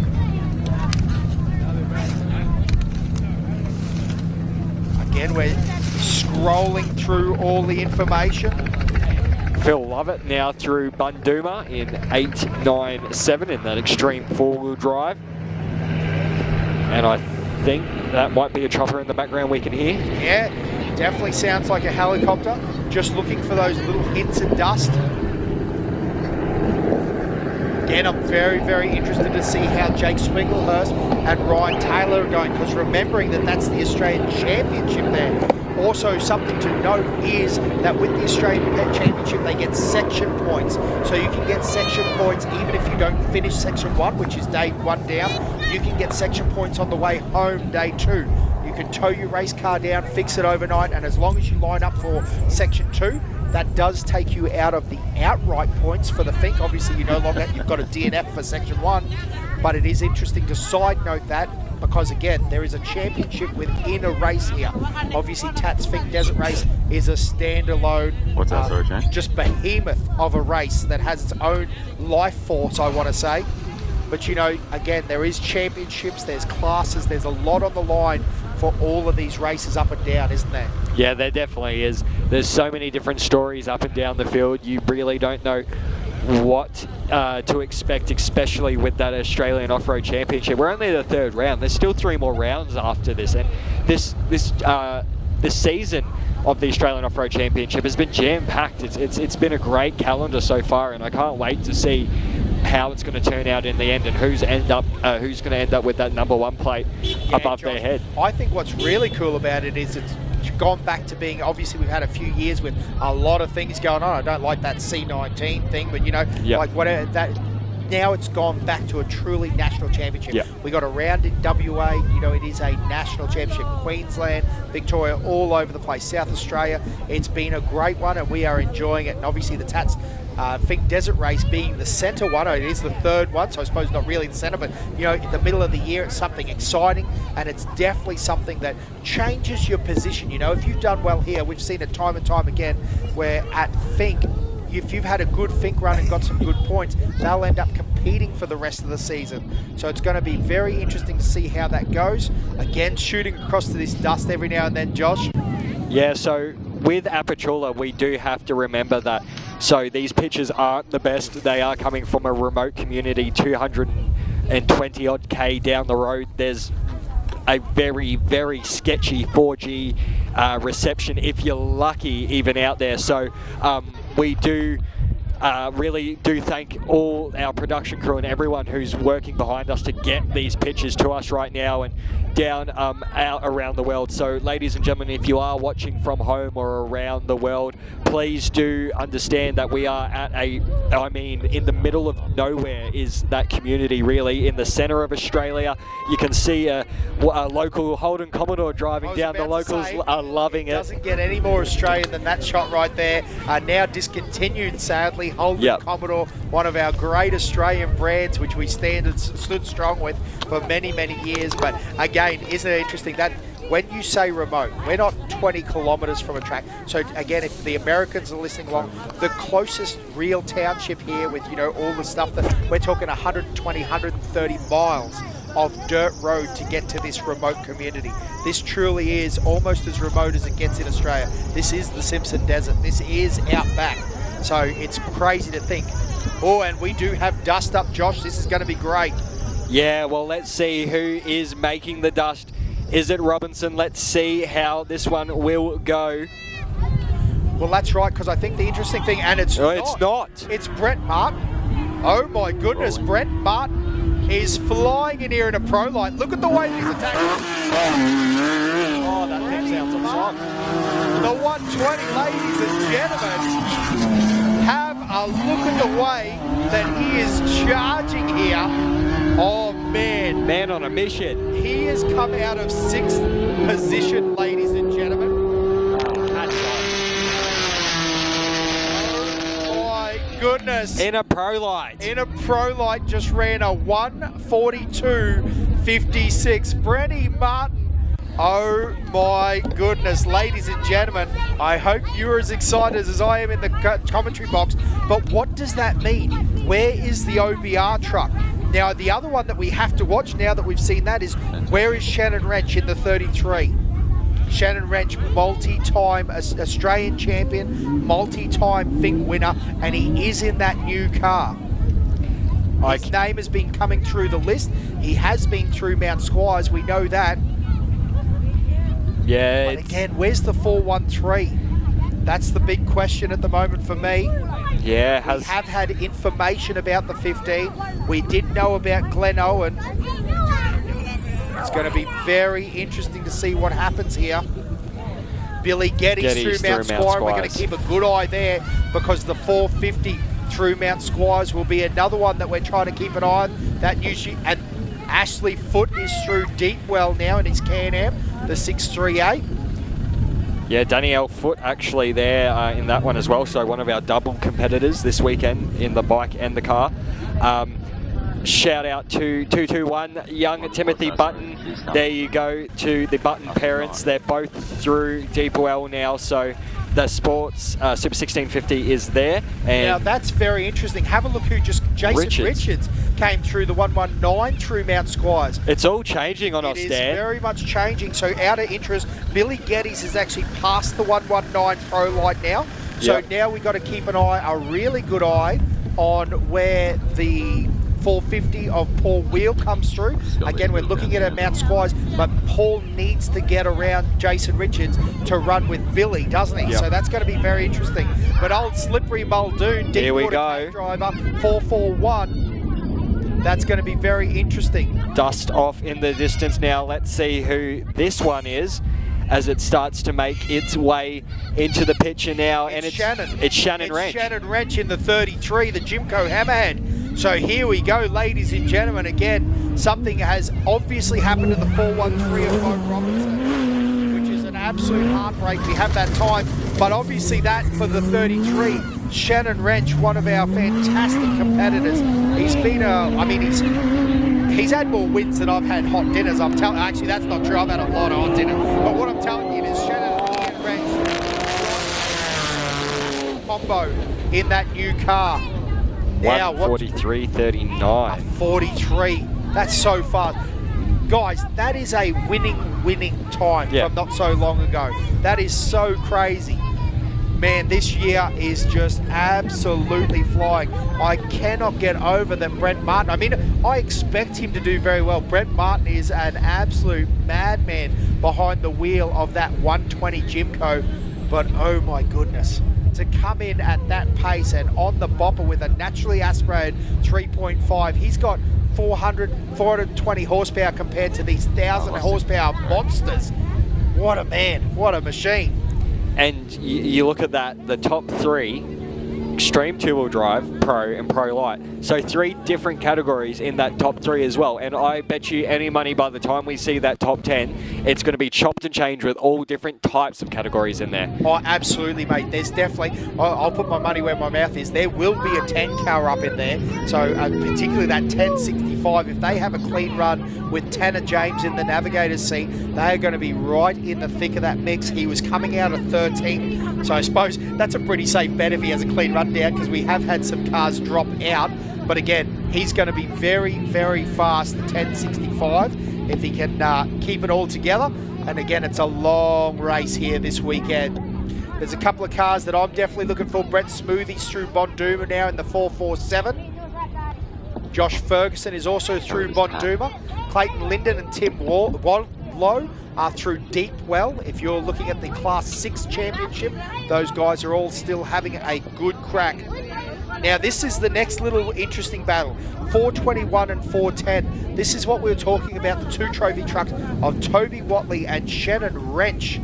Those boys are battling. We've seen less than 10 seconds between them at some splits, 20 seconds between them at other splits. Who is going to come in first? Greg Gartner needs that clean run if he's going to move up, but Toby's not going to give it to him freely. Toby's got a championship and keeping the hopes alive there. Both of those guys are doing all the rounds this year in the Australian Championship, so they're going to want to keep it fast, clean, but they're also going to want the win, aren't they? Yeah, they definitely are. So it's going to be very, very interesting. There's so many different stories. Again, as we continue to go through the day, we've only had 4 cars into Fink, into Apachula. So there's still a heap of cars to come. And it's going to be very, very interesting to see the way this continues and the way it goes, because as we say, it's about a lapse time down to Fink as well. You can have started down in the back of the pack, but if you get one of those insanely clean, insanely lucky runs down to Fink, you could put yourself into the top 10. You look at Jack Rhodes those years ago, where he flipped the car on prologue, was I don't know how far back, got down there, and I think he ended up winning that year as well, if I'm not mistaken.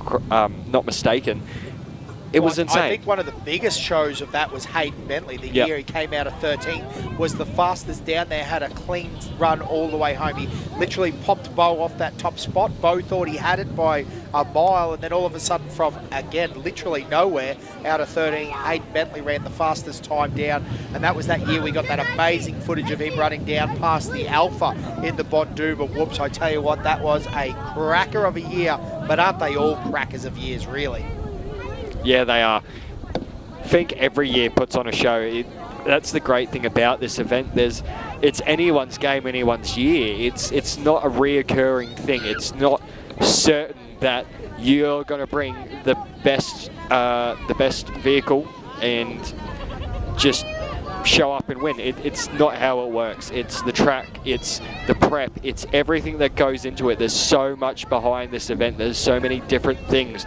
And then again, you talk about the storylines going in and through this race. It's not only just a standalone race, the Tatts Finke Desert Race. It's within a championship, within another championship. You've got the Australian Off-Road Championship, then you've got the Australian Side-by-Side Championship, also in the Australian Off-Road Championship. So there's so many different games to play here at the Tatts Finke Desert Race, and that's what we love about this event. It always brings such great stories and such great anticipation each year, because you never know what's going to happen. No, that's exactly right, mate. And again, we're only halfway through. Well, lots of people aren't even halfway through this race. But even for Toby, for Aaron James, Brett Martin, these guys have all now got to turn the car around. They've got to prep them. They've got to fix them. You know, there'll be a lot of work going on. What parts do you change? What parts don't you change? That's almost as big a decision as the race itself. So there's going to be plenty going on. Again, keeping an eye out, because there is plenty of cool cars coming through. Again, Toby Watley, Greg Gardner, Jake Swinglehurst, Hayden Bentley, Ryan Taylor, Stephen Graham in that 1065. All of those guys are down past Mount Squires now. Nicholas Cummings has just come through Mount Squires as well. So again, they're all on this fast road section now. They will be absolutely flying down there. John Smith just had a heap of vehicles through, and I mean a heap. All together, Dean Miller, John Smith and Joshua Ward. Looks like you could throw a blanket over those guys at Redinga. Again, that's near the ruins there. Oh, Sam Bentley also has just come through Redinga as well. Jeff McNiven, Nathan Shivers. It is all happening there. So again, lots and lots happening at the moment. Again, still only 4 cars in at the moment, but we are expecting, I believe it'll be Toby Watley in first. That man in his orange home-built trophy truck will be absolutely powering, but nipping at his heels, charging. Here we go. We've got that vision from down at Apatula. We're looking. Oh, is that That is an orange trophy truck, so that will be Toby Watley, the Loveday 4x4 park. But look, Greg Gardner, right literally behind him. What a bit of footage. Big jump there from Toby. But Greg Gardner, again, he'll be over the finish line jumping. He is dead set upper. Look at the dust, look at the dirt. Wow, it's close. It is very close. Wow. Toby Watley over the line. Takes the flag on day 1. Have a listen to that Ford. Yeah. Greg Gardner, and he will pick up that time on corrected time. So that was a 4:46 for Greg Gardner. He will be starting on corrected time behind Shannon Wrench. So that is 5th position, 2nd fastest trophy truck. We now have the top 3 trophy truck home at the moment. Toby Watley with a 1:48.50. Now keep in mind who's coming up next. We've got Jake Swinglehurst, Hayden Bentley, Ryan Taylor, Steve Graham. I believe we're going to have a little rush of cars come in here soon. Yeah. Now, big shout out to Toby Watley. He is probably the man doing it with that Chev 6-litre. You know, he hasn't got the 850 horsepower that a lot of these other guys have got. Toby is a wild man. I bet you a few times he is pushing that throttle as hard as it would physically go. And when you've got 600, 650 horsepower compared to the 800 fire-breathing monster of Greg Gardner, that is a big job to keep him at bay. There's that shot of Brett Martin, the 120, a little Jimco Pro Light, Aussie spec. Such a nicely turned out machine. And again, Brother Dale just sold his Tatum Pro Light, and I'm excited to see where he goes in the future. Hopefully, we see him step up to the Pro Buggy class. That guy can wheel the heck out of a buggy, I can tell you that. There's a number of guys that can wheel the heck out of a buggy, and man, it'd be nice to have him back at Fink. Danny Brown's one of them. I'd love to see Danny Brown's all-wheel drive Lumicraft. If you get the chance on Instagram, go and have a look. Who's now, this? This is a buggy, so this is Jake Swinglehurst. Yep. So that is in position, the 49. Again, Jake currently sitting 2nd in the Australian Championship. So that's a nice, neat run for him, but who he's battling with, really, is another Queenslander, Ryan Taylor in the 6. Now, we saw Ryan go through Mount Squires. He's still going well on track, but we want to keep a good eye on where he is. Now, the interesting part about that, all these guys will be nice and positioned up inside the top 10. Actually, that picked him up a position as well on road. So the 49 is now just knocked off the 421 of Toby Watley with a 147. Gives him about a 2 Oh, minute. what trophy truck is this? Is this the OBR? No, it's the Bentley truck. It's the Bentley. It looks it. Yes, it is the Bentley truck. So that's good. And again, the 818, that is in position.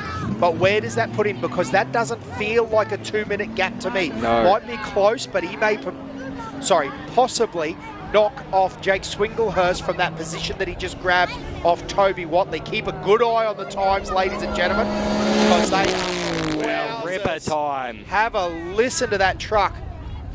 Wow, he didn't just knock off a couple of positions. He knocked off Greg Gardner as well. So Hayden Bentley just put himself in 5th position outright in that 4-wheel drive trophy truck. Damn, Hayden Bentley has done that before. Come from, again, would be a long shot to say 11th is nowhere, but to put himself up in the top 5 out of 11th position, that is a charging run from Hayden Bentley. And up multiple positions as well through that drive, whether that is just through DNFs or whether it is through some vehicles passing as well. It's all about commitment. So a great run from Hayden Bentley, especially in that extreme 4-wheel drive truck. It's not one class that we see many vehicles in, and not that high up either. So great to see Hayden doing that. Yeah, that's right. It's very much a developmental truck, I suppose you could say. You know, the guys at Racer Engineering have put in a big effort with their 4-wheel drive program, and this is what comes of it. And again, with the turbo V6 motor, something that the Americans don't work with a lot because they've obviously got the unlimited rules over there. So the 818, an absolute champion run from Hayden Bentley. Now, the other car that we're looking for is our current points leader in the Australian Championship, the Method Race Wheels Tatum AK47, and that is Ryan Taylor and Adam Maguire, I apologise, the black buggy. Got those very unique orange bits on it. Again, a car that knows the rough very well, has done a lot of kilometres over in America and Baja. It is actually a Mexican raced car, but the boys have brought it over here as part of Team Taylor, and they've done a lot of development with that vehicle. Actually, all the Team Taylor boys are down there. I know Mikey Taylor's down there, the Race Wheels Australia boys. Big shout out to those guys if you're listening down the finish line. I tell you what, big shout out to all the teams. It's a massive effort to go around. It's about a 4.5 hour drive, maybe even a little bit longer in a truck down that dirt road if you go down the Stewart and then turn in at, what is it, Calgar or whatever the fuel stop is there. Yep. I should know that, but I've done it a few times going the long way around. But the moral of the story is that it is a huge effort. The guys have probably been camped down there overnight last night. They'll camp down there tonight. And essentially by the time the cars race off and pack up, the year that my brother Josh raced, him and Brenton Thompson, they took off and they were back. They were drinking rum cans at the bar at 9:30, and we'd basically packed up, hit the dirt road. We actually had a trailer bus on the way home. We had to weld up. We got back to Alice Springs at 6 o'clock at night. They'd been here for literally 12 hours. So, you know, it's a very interesting thing to be one of these pit crews. They deserve a huge shout out. They're down there with very little information. I tell you what, I can't wait to hear some of the reports overnight. And I tell you what, it's a good spot. It's a bit of a party down there. I probably shouldn't say too much. I don't know how much is allowed to be said, but it's always a good time down there. Yeah, it always seems like it. I've heard very many stories over the years and growing up of the old Finks, and especially when it was there and back, it was literally there and back. It was a couple of mates that decided, you know what, let's ride down the service road and, you know, make a race out of it. Yeah, what's super cool about that is in the old days, the cars used to race back in the night too, so that's so cool. Anyway, we've got a bit more dust flying up. Again, it should be, I tell you what, it's not. This is not good. That is our Ryan Taylor is out of it, and so Stephen Graham, Peter Costa. Is that the young Owen? That is Tyler Owen. Wow, what a drive. So I don't know where Tyler Owen's come from, but the 41 is absolutely flying, and there seems to be a number of vehicles now that are missing, including Shane Elphinstone, Peter Costello, Stephen Graham, and our current points leader for the Australian Championship. So this is going to be very interesting to see how this all plays. Wow, that's a quick time from Tyler Owen. 1:43.03 puts him in fourth. Tyler Owen's just jumped the field and gone to fourth place. He came out of 16th position. He is now sitting in fourth.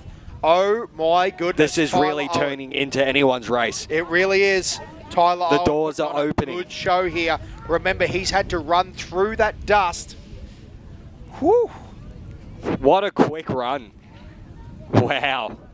He must have had the foot to the firewall and through the firewall the whole way down the track, because that's quicker than Shannon Wrench. By 30 odd seconds, and only very little off the pro light of Brent Martin. He could have put himself in a very good position. So wow, what an update there. Tyler Owen in the 41 and Max Owen coming in to Fink and just stirring the pot. Yeah, that's crazy, mate. Looking at those times. And that's only our top 9 in at the moment. We haven't even got a top 10 in.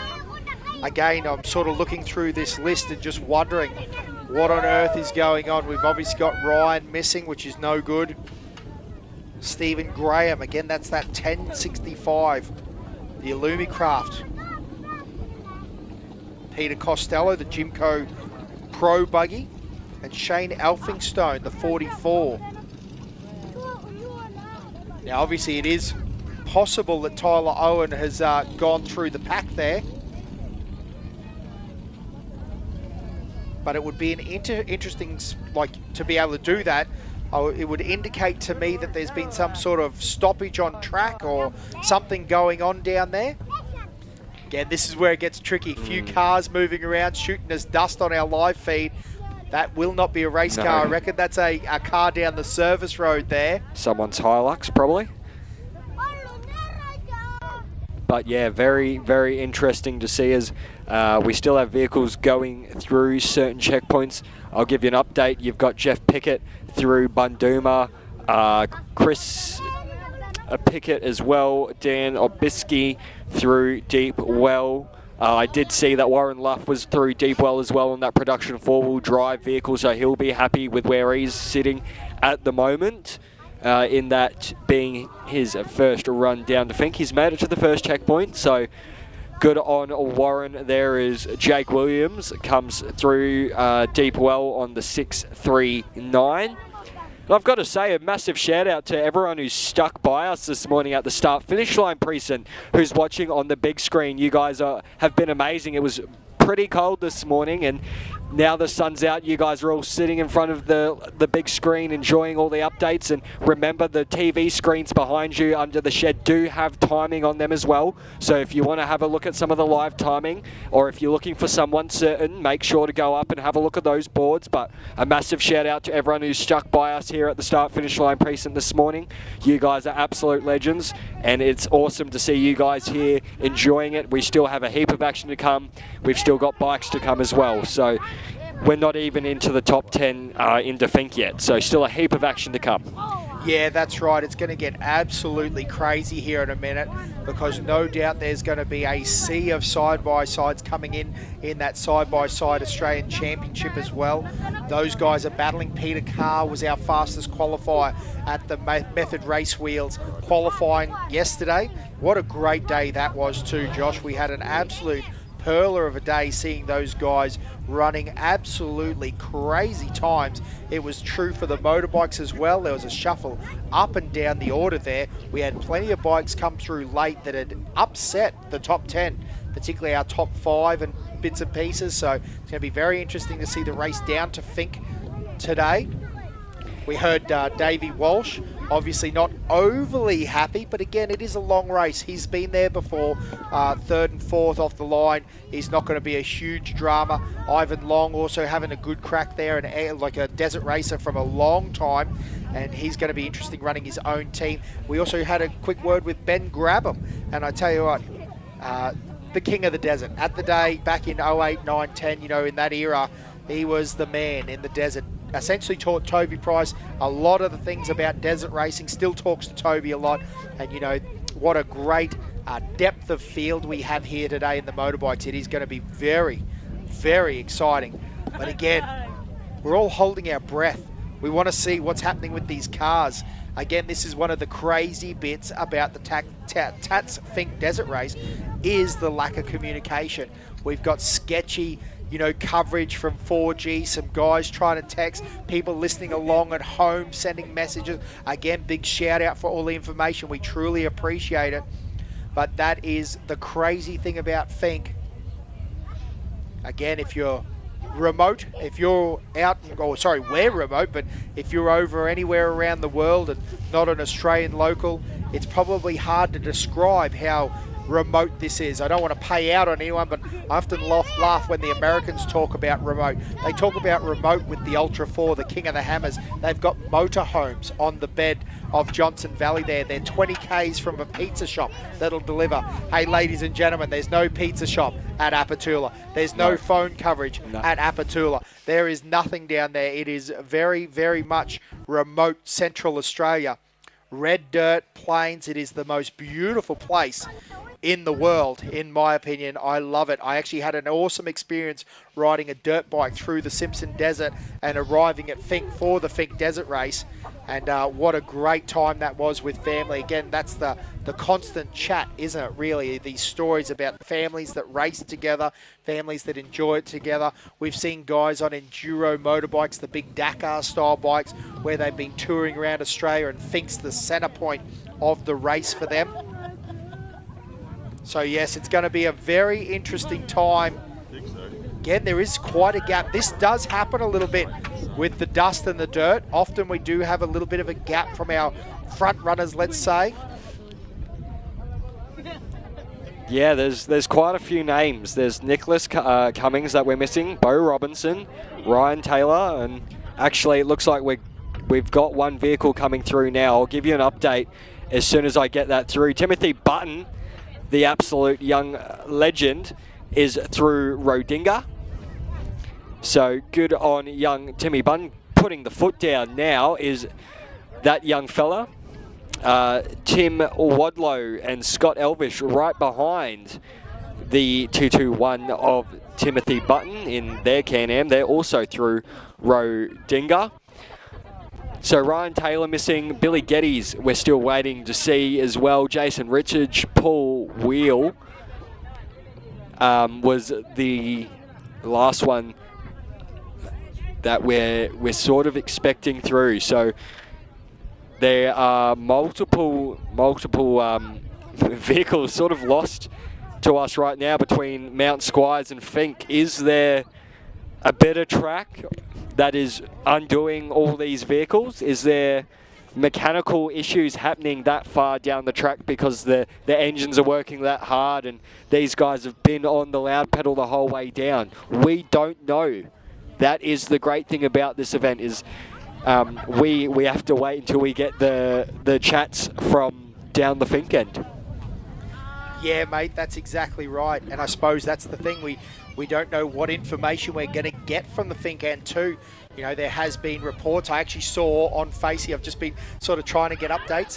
It is confirmed Glenn Owens is definitely out as we expected of the Tatts. He's unfortunately put a post up on Facebook, so that's how we know. I suppose that's pretty as official as it gets when it comes from the horse's mouth.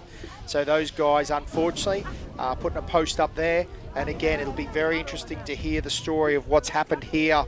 It's a very fast section coming through Mount Squires. Those cars did come through Mount Squires. So what's going to be interesting is to hear the story of what's happened from now. Yeah, definitely is going to be. And yeah.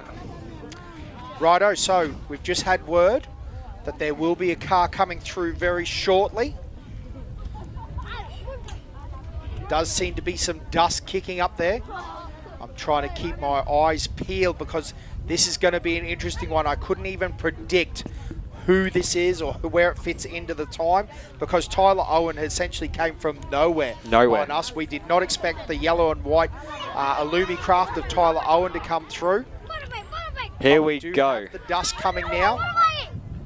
Again, you can just hear the excitement on the hill. That's one of the great things. And man, it's exactly the same for the 500, 600 motorbikes that come through.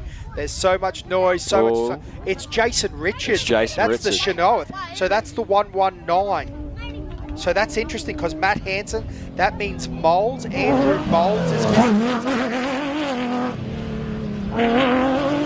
Man, this is going to be some war stories here. Yeah. 2022 Tatts Fink Desert Race, the 119. So that car actually came out of 19th position. Wow. And it is in 10th. So there is a lot of cars missing out on track here this weekend. Jason Richards through with the 149.13. Wow. That is crazy. But I tell you what a moment of relief. Yep. Elation, all those words that you can say. Jason Richards in the 119 in the Shenny, all the way down the other end. But again, what I really need to know, what happened to Ryan Taylor? What happened to Stephen Graham, Peter Costello, Shane Elphinstone, Andrew Moulds, Matty Hansen? All of those vehicles at the moment out on track. Josh Howells, you know, we haven't seen him for a while now. It was believed, and again, this is very unconfirmed, believed that they had motor issues. Glenn Owen, we're pretty confident that he had gearbox issues from the reports we're hearing up here. But again, going to be very interesting to see where all these cars come through now. Yeah, we're sort of waiting to see where this this top 10 that we've got now, where people start to slot in and where all the action comes from, and we're missing quite a few big names into Fink, so it's absolutely. It's anyone's game. Where me and Dan right now, we're sort of scratching our heads up here in the commentary box. We're a bit lost, I think, with just trying to work out who's going to even come in next. Yeah, absolutely. But again, this is always the Fink Desert Race. It's always amazing.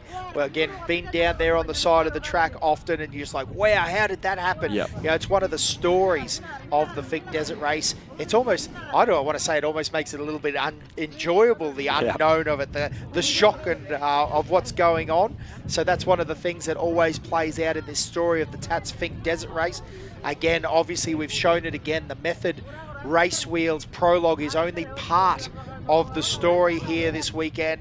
It's only the warm-up. The real race happens today, and then on the way home tomorrow, it is going to be on for young and old. Again, can Tyler Owen make up that time and move into, because he's right on the just off the box there, and I no doubt there would be nothing better for him than standing on the, even in the top of the podium. That's where everyone wants to be. Greg Gartner made up some time there. He's now got a good position, but can he work his way with 818? Hayden Bentley, he's going to be super fast as well. Hayden Bentley, a previous winner, he knows exactly what it takes. Shannon Rentz, a previous winner, knows exactly what it takes. Aaron James, I mean, there's so much depth of field, as I keep saying this weekend. And then, of course, we have Toby Price. Yep. How can we not even... He's at the front of the pack, and I'm sort of like just brushing over. The 487, Toby Price, I mean, what a talent, what a man. The Tisco Trophy truck, it's going to be very hard to make any moves from where he is. He's the only car down in the 130s. And he's not just down in the 130s, a 136. That is absolutely phenomenal. And if you look at that time gap between Toby and Aaron, it is quite big. So it's going to be hard. But as we saw last year, Toby was favourite coming home. He had that car on song, and then 100k out, that radiator said, nah, not playing the game anymore. And it was overheating, and that car came into issues, and it was either keep the foot flat and maybe make it to the finish, as they saw Josh Howes quickly approaching in the rear view mirror. So it's still anyone's game. Toby could have an issue. Anyone in that top 10 could have an issue. So still a heap of vehicles that come in, still a heap of big names missing from the list. Yeah, mate, exactly right. You know, especially when they're on the jagged edge of mechanical, let's say, abuse. That's what it is. I was going to say sympathy. It is not sympathy. They are abusing these trophy trucks and pro buggies and all up and down the class. This Fink track will test every last nut and bolt on the car. So, yep, it's absolutely... You're right on the money where anything can happen. This is a crazy race.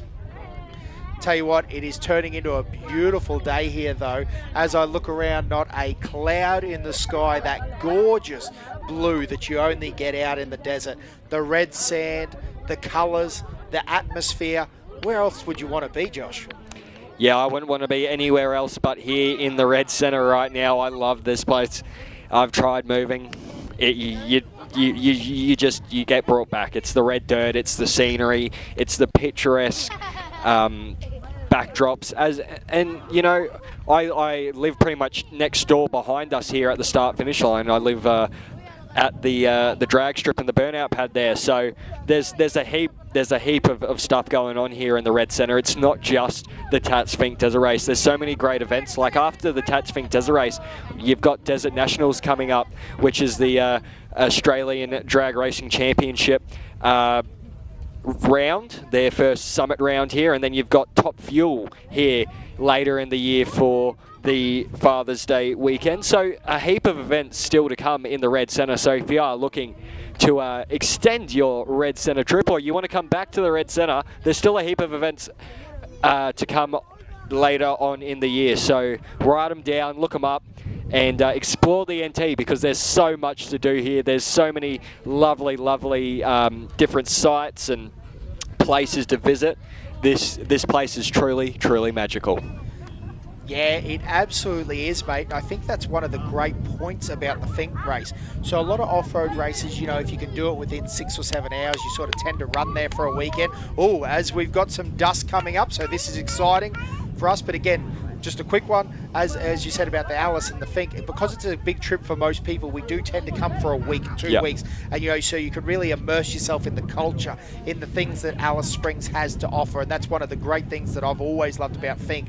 It's the full adventure. So I got my eyes peeled. Who on earth is this car? Oh, it's going quite slow. Oh, well, that's the Tatum. I would think that that's Ryan Taylor's car. It is. I think I saw the method. Now, I don't know what's going on. It's got no Is back it crabbing? wheel. Yep. Rear tyre is essentially busted on that car. So it is still on the car. And Ryan only being the only one in there, he wouldn't have stopped. See that spare on the rear. Yes. So they made the decision that they were close enough that it was faster to drive than stop and change it. That does happen. Yep. We've seen Greg Gartner do that as well. He got coming into Apatula, there's a very fast high speed section, and if you get wide, so I will throw it out there for our Australian Championship leader.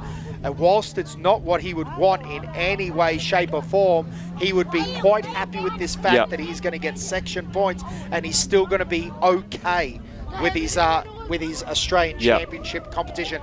But what a heartbreak, because Ryan Taylor is one of those guys that on the way home, and he'll still do this, he will wick it up and send it.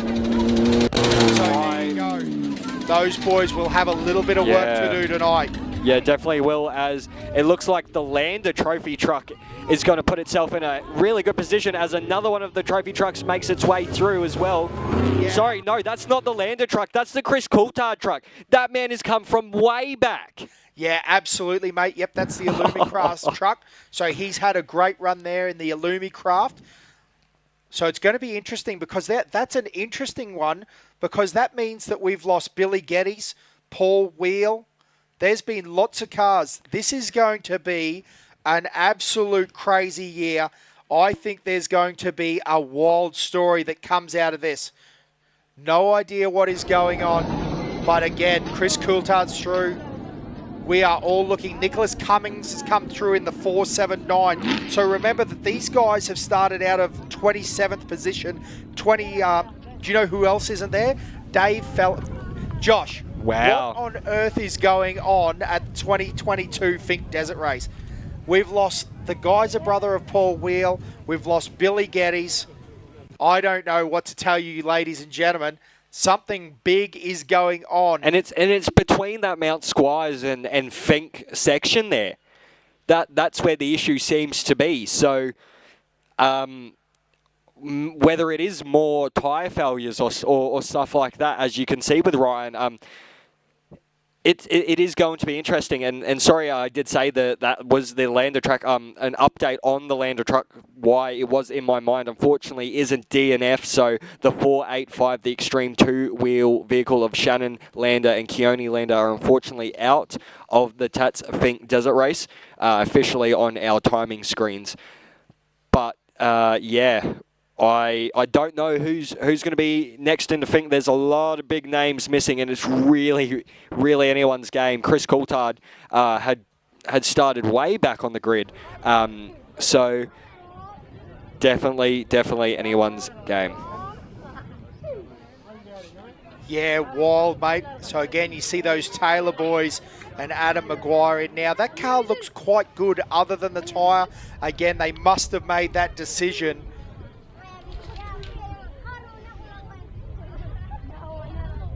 So where does, because there's a few other cars that I'm interested. Kent Battle must be in there as well, in that Element car. There's cars everywhere here that we are keeping a good eye out on.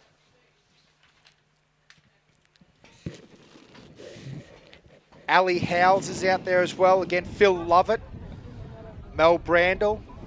Again, we should be seeing one of the first couple of side-by-sides, because even now... Yeah. Yeah, see this, mate. Like, where's Peter Carr? Yeah. Brett Rogers, Gary Turnbull. Fellows. Like Cummins. Well, Cummins is in. It said he's come through he Fink, just so come in. There is some very, very interesting things going on here. Again, the fact that Chris Coulthard has come out of 35th position. But again, Phil Lovett, Mel Brandel, Jeff McNiven, Nicholas Cummins. So yeah, can't wait to hear the stories from this year. I'd say this is going to be an absolute cracker for the ages when we hear some wild stories of things that have gone on. Again, a very fast year with Toby Price running that 136. And again, just trying to keep you guys as updated as we are. There is a lot of scratchy, let's say, information coming through. So again, we have another car down the far end. That's Brett Rogers. Through.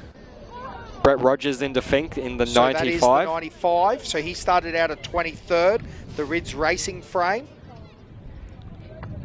So a nice run there. Again, we've got plenty of cars still coming through. Redinga and and Squires as well. Yes, Mount Squire's going to get very, very busy here in a second. Looks like the dust in the background is there. So again, we do apologise about these pictures coming through pretty roughly. Again, it is 220 odd K out into the middle of nowhere. And as you can see, we're live via radio link, so not the best link, unfortunately. So we are trying our best to bring you these pictures, but we do have all the timing up and running. Yeah, mate, absolutely wild times out here on the Fink Desert Racetrack. It is going to be one for the ages. There is plenty of things going on up and down the track. But I tell you what, again, it is all the things that are happening at Mount Squires. What is after Mount Squires? Again, it's the fast section. It should be reasonably clean. There is definitely some rocky outcrops down there that can take out tyres and bits and pieces. But, mate, I'd be very surprised if we've got 15 tyres done. Surely. Oh, so there's Kent Battle. And Mel Brandel in the Pro Light 177, both down into Fink. So a good run there from Kent Battle. That Element Prodigy running a 152.54. Mel Brandel running a 156.16 in the Illumicraft. And again, that Brenthal Trophy truck, the Lime car. Nicholas Cummins having a good run there as well. Chris Coulthard, a brilliant run. He'll be happy with that. You'd have to be. Again, it's going to require a bit of pushing on the way up.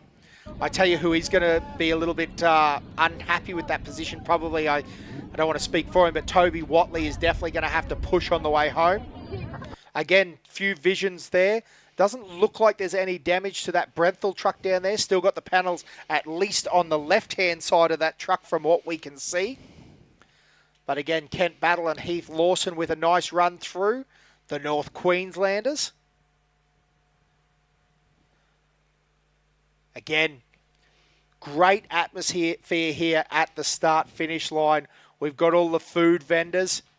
Looks like the 4X flags. Good Queensland company, that one. 4Xs are available at the bar. Yeah, and it looks like we've got our bike competitors actually down in that main section signing on for their sign-on for this afternoon, as we see Warren Luff through Rodinga in his production VW. So again, the Walkinshaw team will be pretty happy with that one there. As I do mention, the Walkinshaw team, it is not the racing team, ladies and gentlemen. No, they do not have any of the race engineers or anything like that out here. They've got the sports car brand and the vision of Walkinshaw that do the packages on the VWs and the old HSVs and stuff like that with Walkinshaw. So very, very interesting.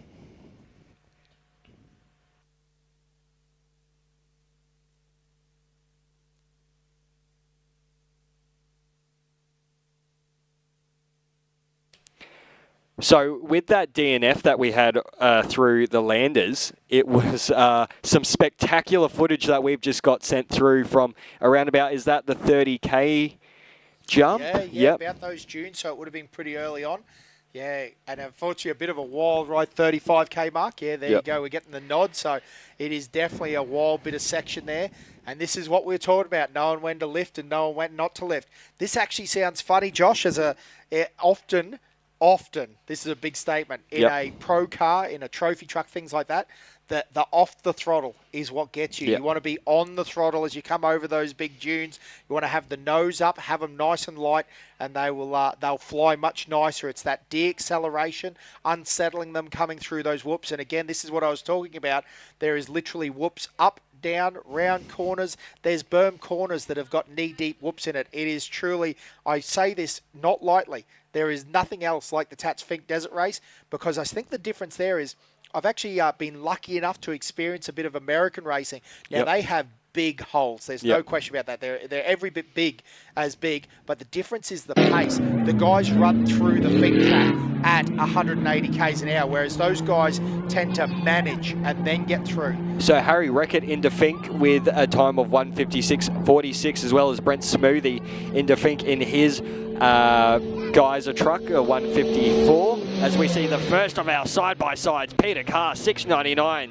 2 hours and 3 minutes and 45 seconds for a Can-Am. How good is that? No. Yes. That is insane. Did you just say a Can-Am did a 2:03? 2:03. My mind is completely blown. That's insane. A few years ago, if you did that in a trophy truck or a pro buggy, you would have won this event outright. Oh, here we go. Another one of our Can-Ams, our side-by-sides. Maybe it's a side-by-side year, Dan. Oh, I think that's a big call. It's a big call. I like it. But it's great to see these competitors coming through. These guys are placing themselves in the top 20 at the moment. So yeah, that looks like the McNiven car, the JSW car. These guys are dead set cracking on it. McNiven has run as fast as third outright at Gundawindi, so he knows how to get it done in the rough. The Queensland race, Gundawindi, is known for its melon-hole country, and these guys set up for a rough race. So again, some great footage there. But Jeff. Would you say? Sorry to cut you off there, Dan. Jeff went better on Peter Carr there and did it in 2:01.49. Wowzers, that is simply insane. 2 hours, that is nuts. For a Can-Am. You would not have expected that at all, as Mick Major and Johnny O'Connor in their Tisco Aussie Special make it into Fink with a time of 1 hour, 57 minutes. 6.99 is Peter Carr, and what's...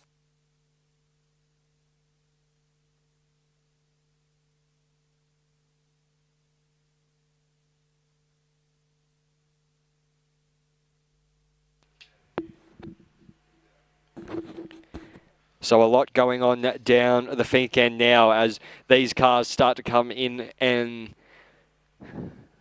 come into Fink thick and fast. So we'll see the updates as the morning continues on, as our bike riders sign on for their lap. Oh, well, not lap, sorry. Their run down to Fink, as we kick off all that action from 11:45. So make sure not to go anywhere. Make sure to set your alarms for 11:45. You do not want to miss that top two start.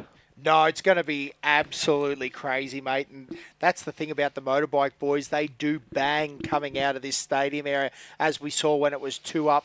It used to be wild old days when they let them go 8 at a time. And, you know, there's plenty going on here. Yeah, the motorbike guys are going to be on a mission. Dave Walsh off that second starting grid. That's going to be one that he's going to want to make sure that he sticks with. So it's going to be interesting here. And again, can't say this enough, as you look at the top 20, 30 motorbike guys, all of those guys are here for a red-hot crack. So, you know, whilst we've got the local famous, but it's going to be very interesting. So, yeah, 482, Mick Magger has arrived at site at Fink. So, again, we're talking about the TSC Aussie Spec Trophy truck. That's actually the first one that came in, Dugan's motor in that truck. But he's obviously had a wild ride down there, because all reports are saying no bonnet on that thing, the fiberglass hanging off. Yeah, well, definitely interesting. And I saw Mick last night, actually, in Woolies. I'll be honest, I had a bit of a chat with him. I said, Mick, what is the game plan down to Fink tomorrow? You know, you're starting a bit further back. And he said, you know what, mate, I'm just going to hold it flat, and there'll probably be a couple of missing panels. And he's definitely done what he said he would. Because the front end on that thing is apparently non-existent. Yeah, he's a wild man. He does like holding it wide, so it's cool to see the 482. A great one of our, he stepped up from Class 8, used to race a patrol-based vehicle there. Well, again, there's a lot of great Class 8 guys that have moved up the line. Bellows into Fink now. There you go, the 492 has arrived. The guy's a brother trophy truck. 206. So obviously just a little bit behind where he'd like to be. Now, guys, another side note of this is all provisional. Yeah. We do know that, obviously, I mean, I'm making a very obvious statement, a broad generalisation. Something has happened down the track. We can probably assume that safely. Now, what happens is that if they've stopped for, let's say, a rollover or something like that, all of these cars very well kitted out with safety gear. All of them wear harnesses, neck braces, all the gear that we need. So let's first off say that there's a very high possibility that everyone's safe and sound. Yep. Just unfortunately a bit of battered mechanical gear. That happens every year. Second off, let's go, well, so if they stop, because it is a rule in the Australian Championship and all motorsport, that if you see a rolled over car and they're not displaying the OK sign, you must stop. It's a rule. They do give you time back. So that's something that might be interesting lots of times, and they'll give you extra time back for stopping, as they should, because, you know, we want to encourage people to stop. We do not want to, I didn't see it or whatever it is. You know, at every event that we've ever stopped at, they give you more than enough time to make up for it. So again, we may see these as provisional positions, and some of these guys that may have, again, I'm just saying may have, I have no information about that, may move up the order when they're given corrected time. So it's going to be interesting. We're going to have our eyes peeled tonight as those corrections come through to see who. Now, again, I'll clarify, I do not believe this is going to affect any of our top, let's say, 10. It's going to be more that 10 to 20 position that is going to be interesting to see whether, like, again, I'm just hypothesizing here, but if David Fellows stopped for some reason, he may potentially get 5 or 6 minutes back, and that will move him up the list into that 155 category. So it's going to be interesting to see what, again, think. I'm going to say interesting a lot this weekend. I hope you're not drinking every time I say interesting, because it's going to be a rough weekend for you. But I am telling you that there's going to be lots of changes here, and it's going to be fascinating to see how this plays out and then who we see on the starting line coming home. Because the other interesting note is that it's only the top 20 minutes that start on corrected time down at Apatula. So essentially, if you've run any slower than a 156, you will not be on corrected time because of Toby's start time. So, and that will be interesting too. So theoretically, looking at that, the likes of Fellows and Carr and all of those guys will not be on corrected time. They'll be on intervals. So just something to keep in mind with that, within that battle. Yeah, very, very interesting. It's all playing out as vehicles continue to make their way in. We have Peter Simpson, who's made it into Fink now. Josh Ferguson has also made it into Fink, as well as Justin Montesalvo in that Get Trophy truck has also made it into Fink, and he's actually done a really good time, put himself into 14th position there, so he should be happy with that one. So it's looking like some of the extreme two-wheel drive vehicles have had an issue, whether they've had to stop or not. As we go live to Finken again, one of our pro buggies comes through. That's Darren Williamson in that one with Jake Megalacom in the Jimco. Sorry if I butchered that last name. No, very good, mate. I think you did pretty well. Listen, what also is interesting to have a look at is the times. Like 155s, mate. Like that's the, you know, the mean there. Like it's actually, you know, you're not inside the top 10 unless you're running faster than a 150. You know, that's truly crazy. That's a fast year as predicted. So it's going to be interesting to see how that plays out as well. Again, the 28 in as well. Yeah, wow. No, that's through Rodinga, sorry. I was going to say Shane Greening, I don't think would be that far up on the list. I'm not trying to put Shane down in any way, shape or form. Young Shane Greening, a good mate of mine through Rodinga, so I'm glad to see him through there, and hopefully he can make it down into Fink, and as well as Timmy Button as well, another one of my young friends that I'm looking out for this weekend. They're my two local boys that I'm supporting. So great to see them having a good weekend so far, and we'll see how the rest of the weekend pans out for them. But it's all about the big guys and what's going to happen this afternoon now. Well, as we talk about the cars and how they've had issues through that last little bit, what's that going to mean for the bikes? Yeah, that's right, mate. Going to be very interesting to see how those guys go. And again, if it is very fast, if that's an issue with motors and bits and pieces, that's going to be very interesting. Now, the other one to note is Cooper Weston has run through on the 61. Now, his dad, Chris Weston, bit of a gun, bit of a prologue gun. Now, it'd be interesting to know, we had a bit of a theory about whether Cooper actually qualified yesterday or Chris nominated as a second driver, whether it was Chris, because Chris qualified very well there, and Cooper with a 2:02, nice clean run down, puts him in 22nd position at the moment. But yeah, 2:02 there for the Western car with the 61. So again, still plenty happening. Matthew Burrows, that's good. The 123 is in with a 2:00, so a 2 hour pretty much flat to put himself in 21st position. I believe that was Matthew going through the audio that we just heard, the rev of the motor. So the 123 is through now, the Pro Light. Again, we're starting to see him run through in this starting order. Again, the 88 had a cracking run as well, putting themselves in 16th place. Again, please note, all of these are provisional places. So we will see some shuffling, I believe, when we work out all the things that have happened. Brett Smoothie is in 15th currently. Again, Mick and the Tisco Aussie spec with no bonnet came in 19th inside the top 20. That's a good spot for a run home. Yeah, it definitely is. So it's going to be interesting to see that run home there. I got to just keep saying it. Ladies and gentlemen, if you're sitting at home, I am absolutely mind blown.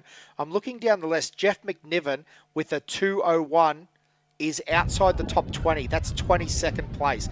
And I can't stress this enough. A couple of years ago, I think it was 2012, you could win it with a 2 hour. And I mean win it, stand on the top step. And now we've got side-by-sides that are running 2 hours flat, and they're in 22nd. I don't know what to say. It is that fast and that furious out here. Is this amazing? Oh. That looks like, yeah, it is. It's the nickel truck. Nickel truck, wow. 30, so that's the truck that they was built. down on the list. So another massive run. Absolutely. Charging hard. The Nichols. Great run from those guys. Again, all the prep and everything done in-house. The whole build done in-house with the Nichols. And again, I've said it a number of times. The body style that's just so iconic. Damon Nickel through with a 157 to put himself straight inside that top 20 with 20th position.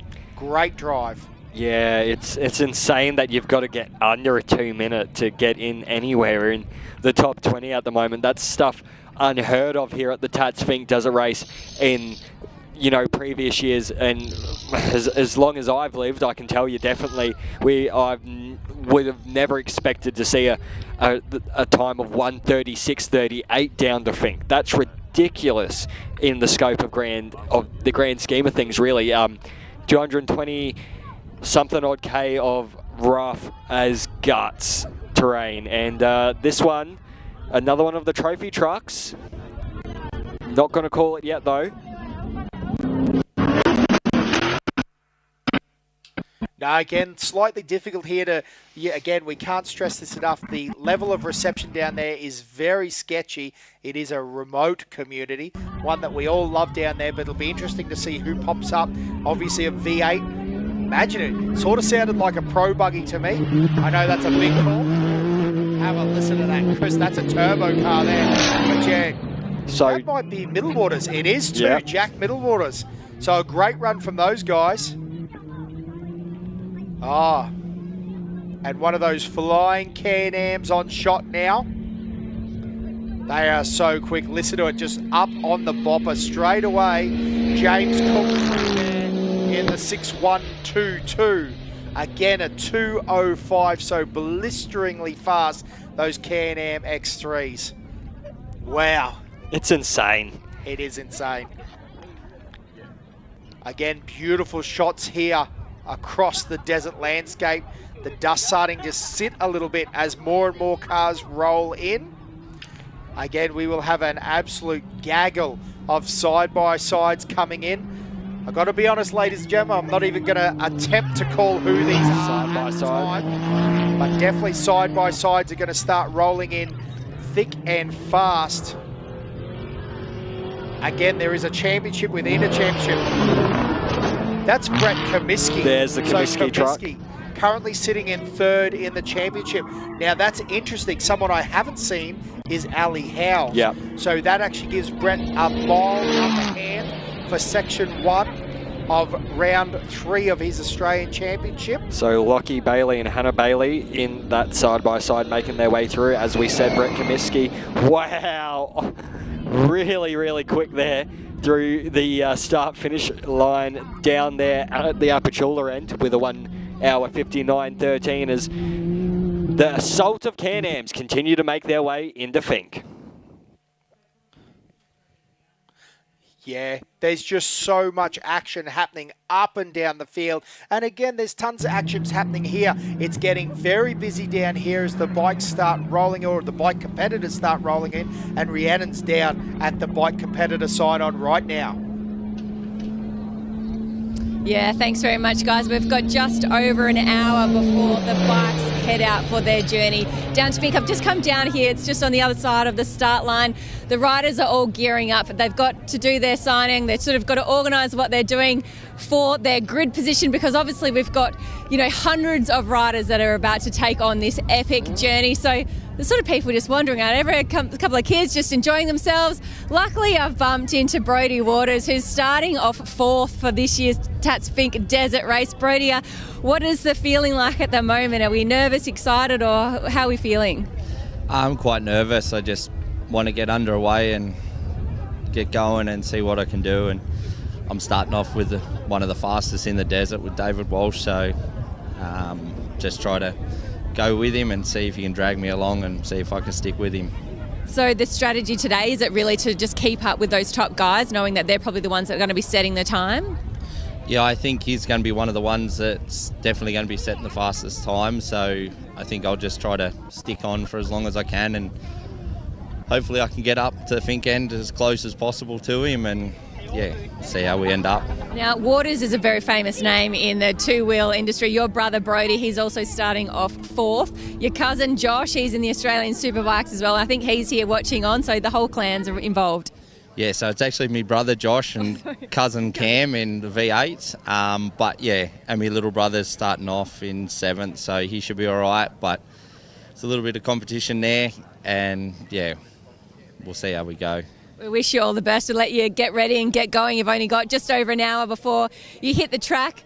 Another big family involved in the Fink this year is the Van Vliets. Now, usually you see these guys sort of up and about in the air. You guys there's 4 brothers, and it's the first time all 4 of you are racing this weekend. So how's the competitive nature between you guys going? There's been a lot of talking smack between the others.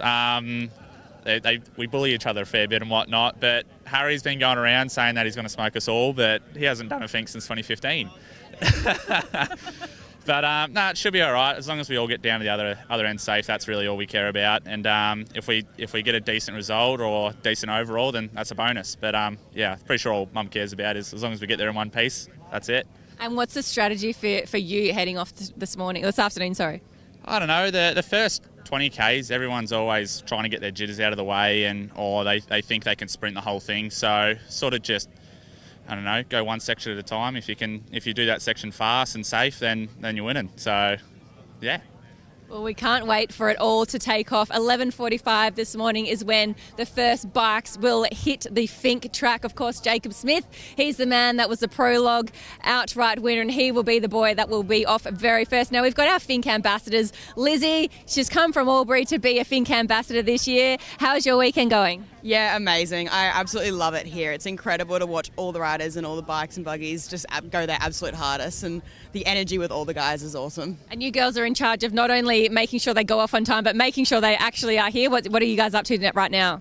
We're just signing everyone on, making sure that everyone has officially signed on for their ride today. We've got it all separated into classes to make it a little bit easier, making sure everyone knows where to get their time and grid numbers as well.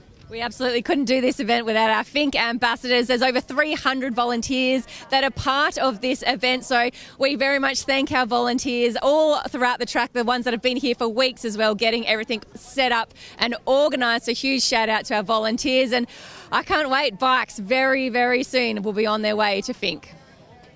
Yeah, Rihanna, I cannot wait either. Great little insight there from you down amongst the bike riders. The Van Vliets, I know they are very, very competitive, and working for them last year at the All4 FMX show. Boys, good luck this weekend, and hopefully you guys can get down there all in one good, safe bit. So good luck to the Van Vliets and to Waters as well, sitting alongside David Walsh on the start line. Must be a bit of a hard one for him. But into Fink, another one of our side-by-sides, Bradley Bletcher and Russell Newman. They are into Fink as well as the first, I believe, of our, the third of our Super 1650s. Peter Blanche and Michelle Blanche make their way into Rodinga as it looks like one of the Pro Light buggies, I do believe, is making its way into Fink now.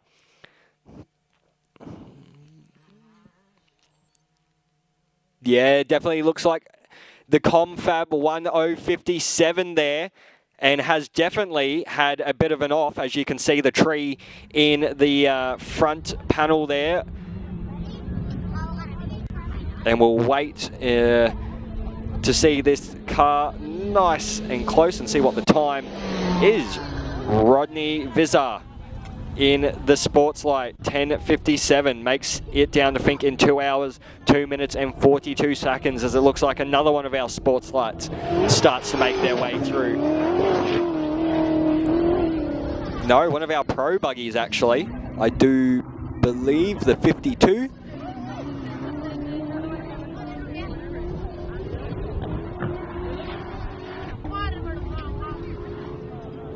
As the action continues to come from the Fink end.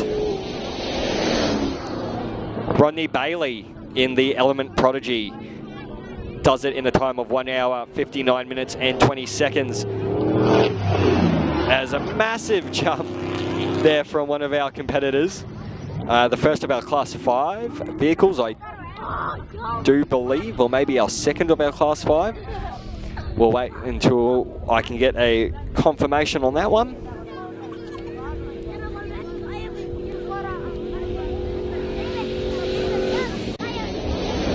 But they will be happy to see that bonnet. That's Chris Pickett and Brian Brown in the Mitsubishi Triton. I do believe the first of our production two-wheel vehicles down to Fink in 2 hours, 5 minutes and 52 seconds, putting them around about 34th provisionally. So again, guys, all these times and positions I am reading out are provisional at the moment. So we still have to wait until the end of commencement of day one for the cars till we get a final seed for tomorrow. But the 147 now, another one of our Pro Light buggies making their way into Fink. That's Glenn Collins. Does it in a time of 2 hours, 4 minutes and 14 seconds in the Pro Light. Jason Hamble in the passenger seat, the navy seat for that one there. Once again, ladies and gentlemen, please do bear with us with our live coverage from Fink. It is as remote as you can get out here. But we're going to throw now to a very special interview downstairs with one of Alice's local favourites, David Walsh. Yeah, thanks so much, Josh. How lucky are we to catch up with David Walsh before he heads out for 2022 Tatts Finke Desert Race. David, tell me, what is it like for you right now? What's going through your mind? Oh, there's a fair bit going on, but I'm looking forward to getting on the track. But got my wife here too, who's ready to pop as well. So hopefully we just get the race out of the way first. You're literally about to have a baby. Who's got the harder job this weekend? Well, I've got my fingers crossed for David, but I've also got my legs crossed too. So hopefully he just gets there and back, and then we can focus on expanding our family. Look, there's plenty of St John ambulance people here, so we're right. If you get too excited, I reckon we should be okay. But Dave, what's the strategy? How much have you been watching today, and what's sort of the strategy for you? Look, we all start on zero, so my strategy today is just to ride as fast as I can, get down the track, not worry about anyone else, just ride my own race, and hopefully get to Fink in a good spot, and then reassess for tomorrow. How much intel do you have about the track conditions and what you're probably going to be confronted by?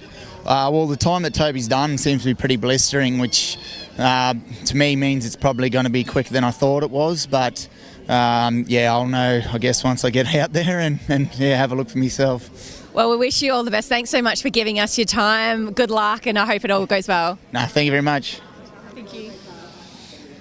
Yeah, great chat there, Rihanna, with David Walsh. And he is one of the local favourites, I can definitely tell you that, and I do hope that poor Kate can keep her legs crossed. That poor woman will be fretting over having a child, plus having to worry about her husband David Walsh, so that one must be a little bit of a family affair and a hard one at the moment, but that should do well as we continue to have these awesome vehicles make their way into Fink. Yeah, again, we're super lucky that we can even get this footage from Apatula down there, the Fink River.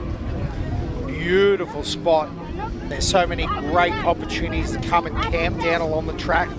Again, the Fink guys for many years have done a lot of work advertising to stay back from the track, where the danger points in the corner. They've had a really concerted effort this year. There's a lot of rules, a lot of signage down there. We went for a drive down on Friday, had a look around, and it looked like everyone was doing the right thing, and we appreciate that. So a big shout out to all of you guys. But again, if you're chatting to some of our officials over the course of the weekend, first off, huge shout out to all our officials. They make things happen here this weekend. There would be literally no race.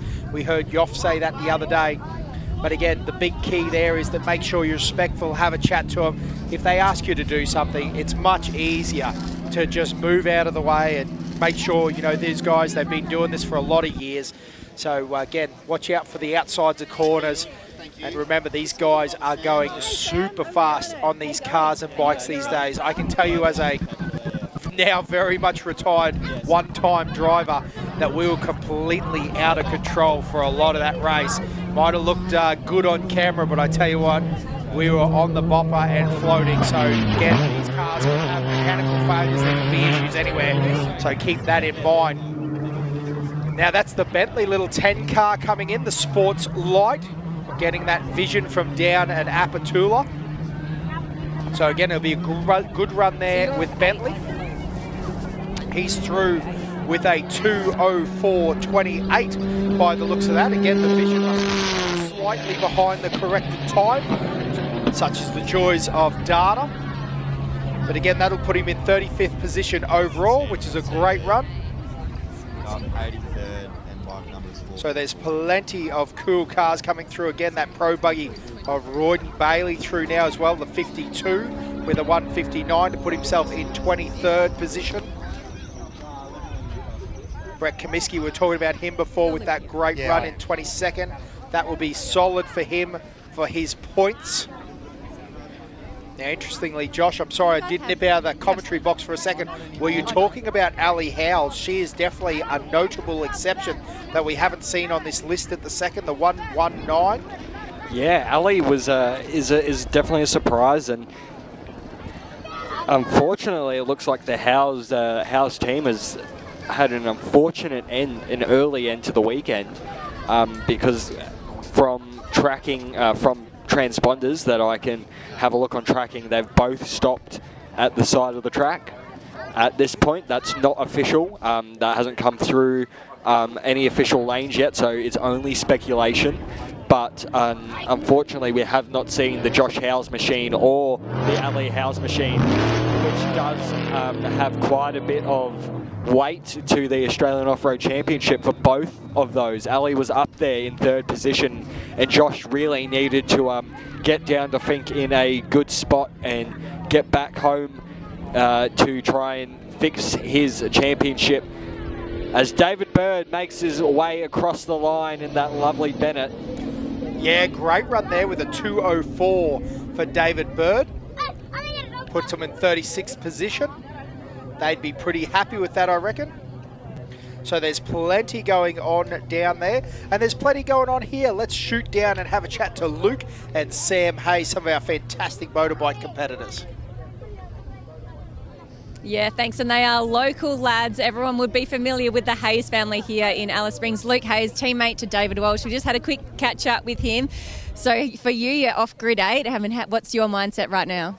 Really just looking forward to the weekend ahead. You know, yesterday was a small percentage of the overall weekend, and not exactly what we're after. Just going to try and brush it off and really get to work. I feel like down in the actual track is sort of where I do my best. So, you know, we're realistically not that far behind the front runners. So, yeah, just looking to put my head down and make the most. Do you watch much of this morning's running and sort of get that into your head, or you just totally shut off?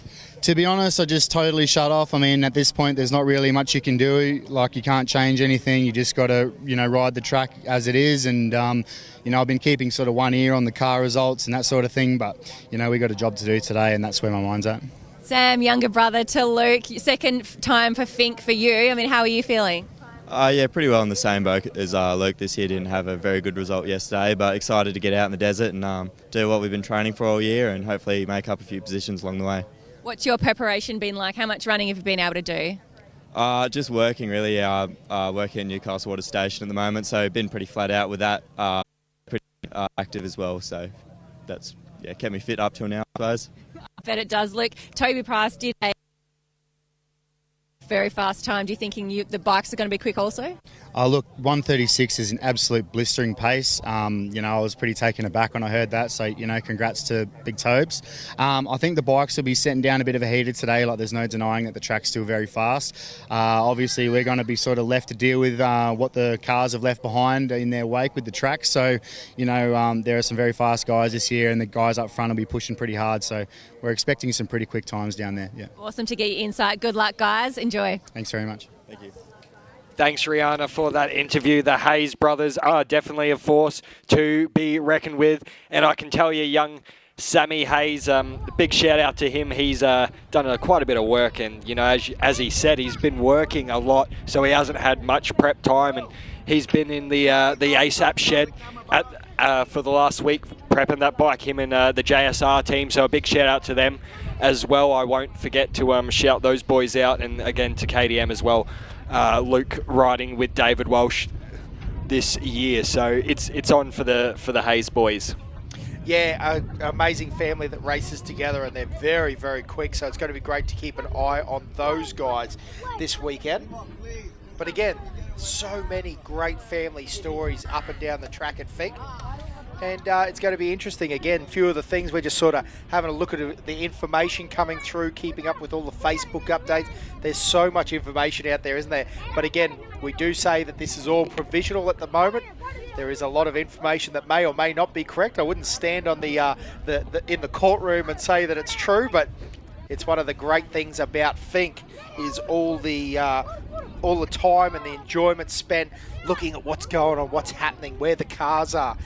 Again, I'm absolutely miffed by that missing pack that has happened. With Billy Geddes, the 441, the 450 of Paul Wheel and the new G6.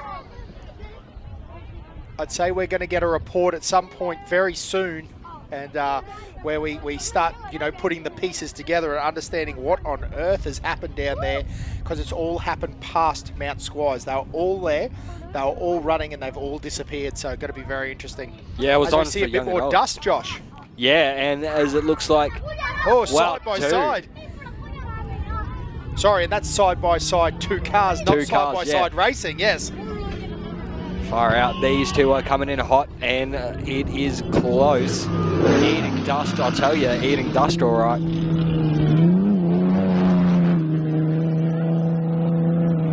As we get these lovely shots down from Fink.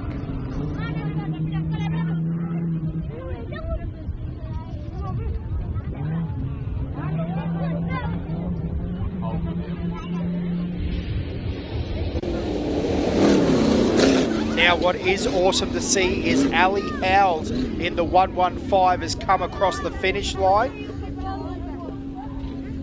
So this is her here coming across in the 115. Now, not on the bopper, Josh. That's interesting to note. Very much in a controlled drive. Did get passed by Stephen Phillips there right at the finish line in the Aceco Pro buggy. So that's very interesting to watch at 2:31.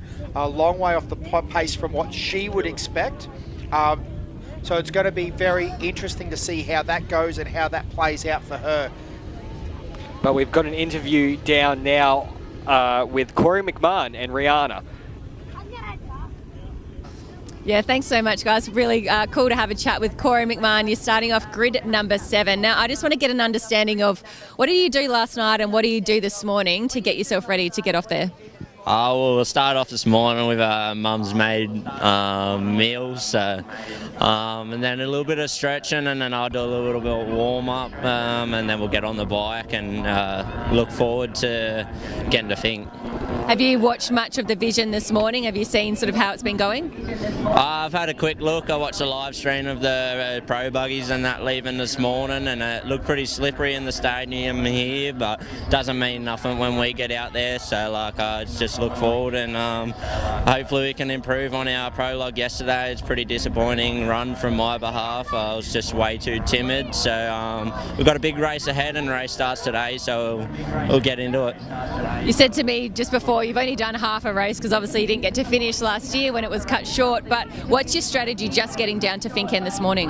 Yeah, so it's more for me. I'm still new to the game of Fink, so I'm learning. I'll get down there and then sort of race home and see what position we're in, and we'll try our best on the way home. We're fit enough, and we should be good.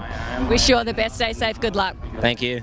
Yeah, I tell you what, that's going to be one of those things. It's going to be that a fair bit this weekend, isn't it? Stay safe, stay fit, and good luck. So it's going to be a good run down there. Again, we've got this footage coming through. We're keeping our eyes peeled for a few more of the cars coming through. Still chasing information around the place, looking around. Again, the bike starting to roll in, sign on.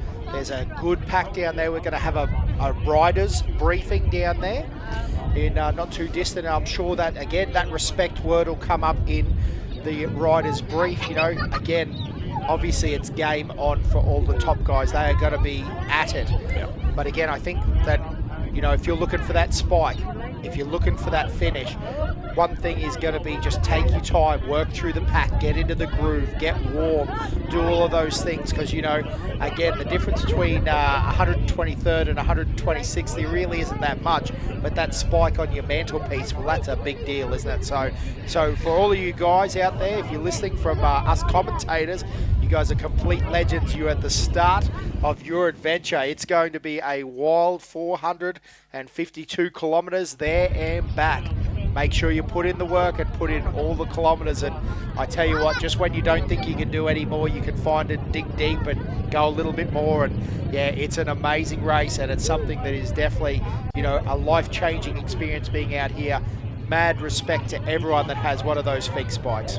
Yeah, well, exactly. It's such a hard, grueling race, and I can tell you I would never put myself in a position to be on a bike, let alone a quad, out on this track. It's just too demanding on the body. And for me, like I'm a tall lad, but I'm a smaller lad in my stature. I'd break bones. I would legitimately break bones through those whoops trying to hold on to one of those things. So again, massive respect to all you guys out there giving it hit all this weekend. You guys are flying through the desert, holding on like it's nothing. You guys are just fearless, and my hat goes off to you. And if I was to ever compete in this event, it'd definitely be in a cage, and whether it be driving or navy, I'd feel safe.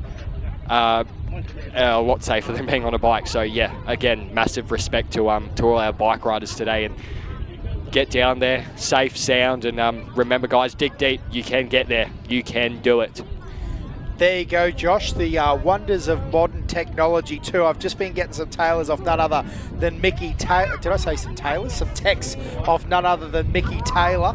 He's Race Wheels Australia, Method Race Wheels, and he was just saying that Ryan Taylor actually went off in dust. He was chasing down Hayden Bentley at the time and went off, did get into the crease, so got 2 flats. So fixed the front one, got going again, so that's why he had a rear spare flat, because there was no more tyres to change. So that's why Ryan Taylor, the number 6, came in with 1 rear flat.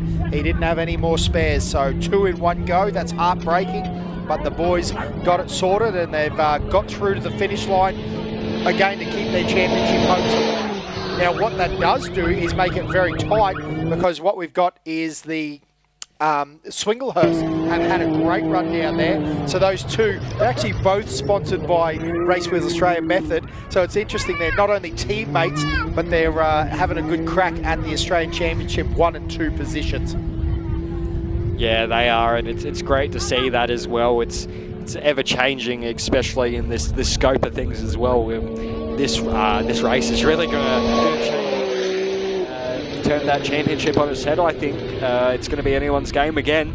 Yeah, we see that video of Benjamin Ward coming through in the 6.165, and another good Queenslander, Stephen Henry. Tell you what, how good dig into New South Wales. All those Blues Dogs, they didn't get the win at the football. So State of Origin, the Queenslanders got round 1, but the Stephen Henry down there in the 6.23, the Can-Am, he's in 45th position at the moment.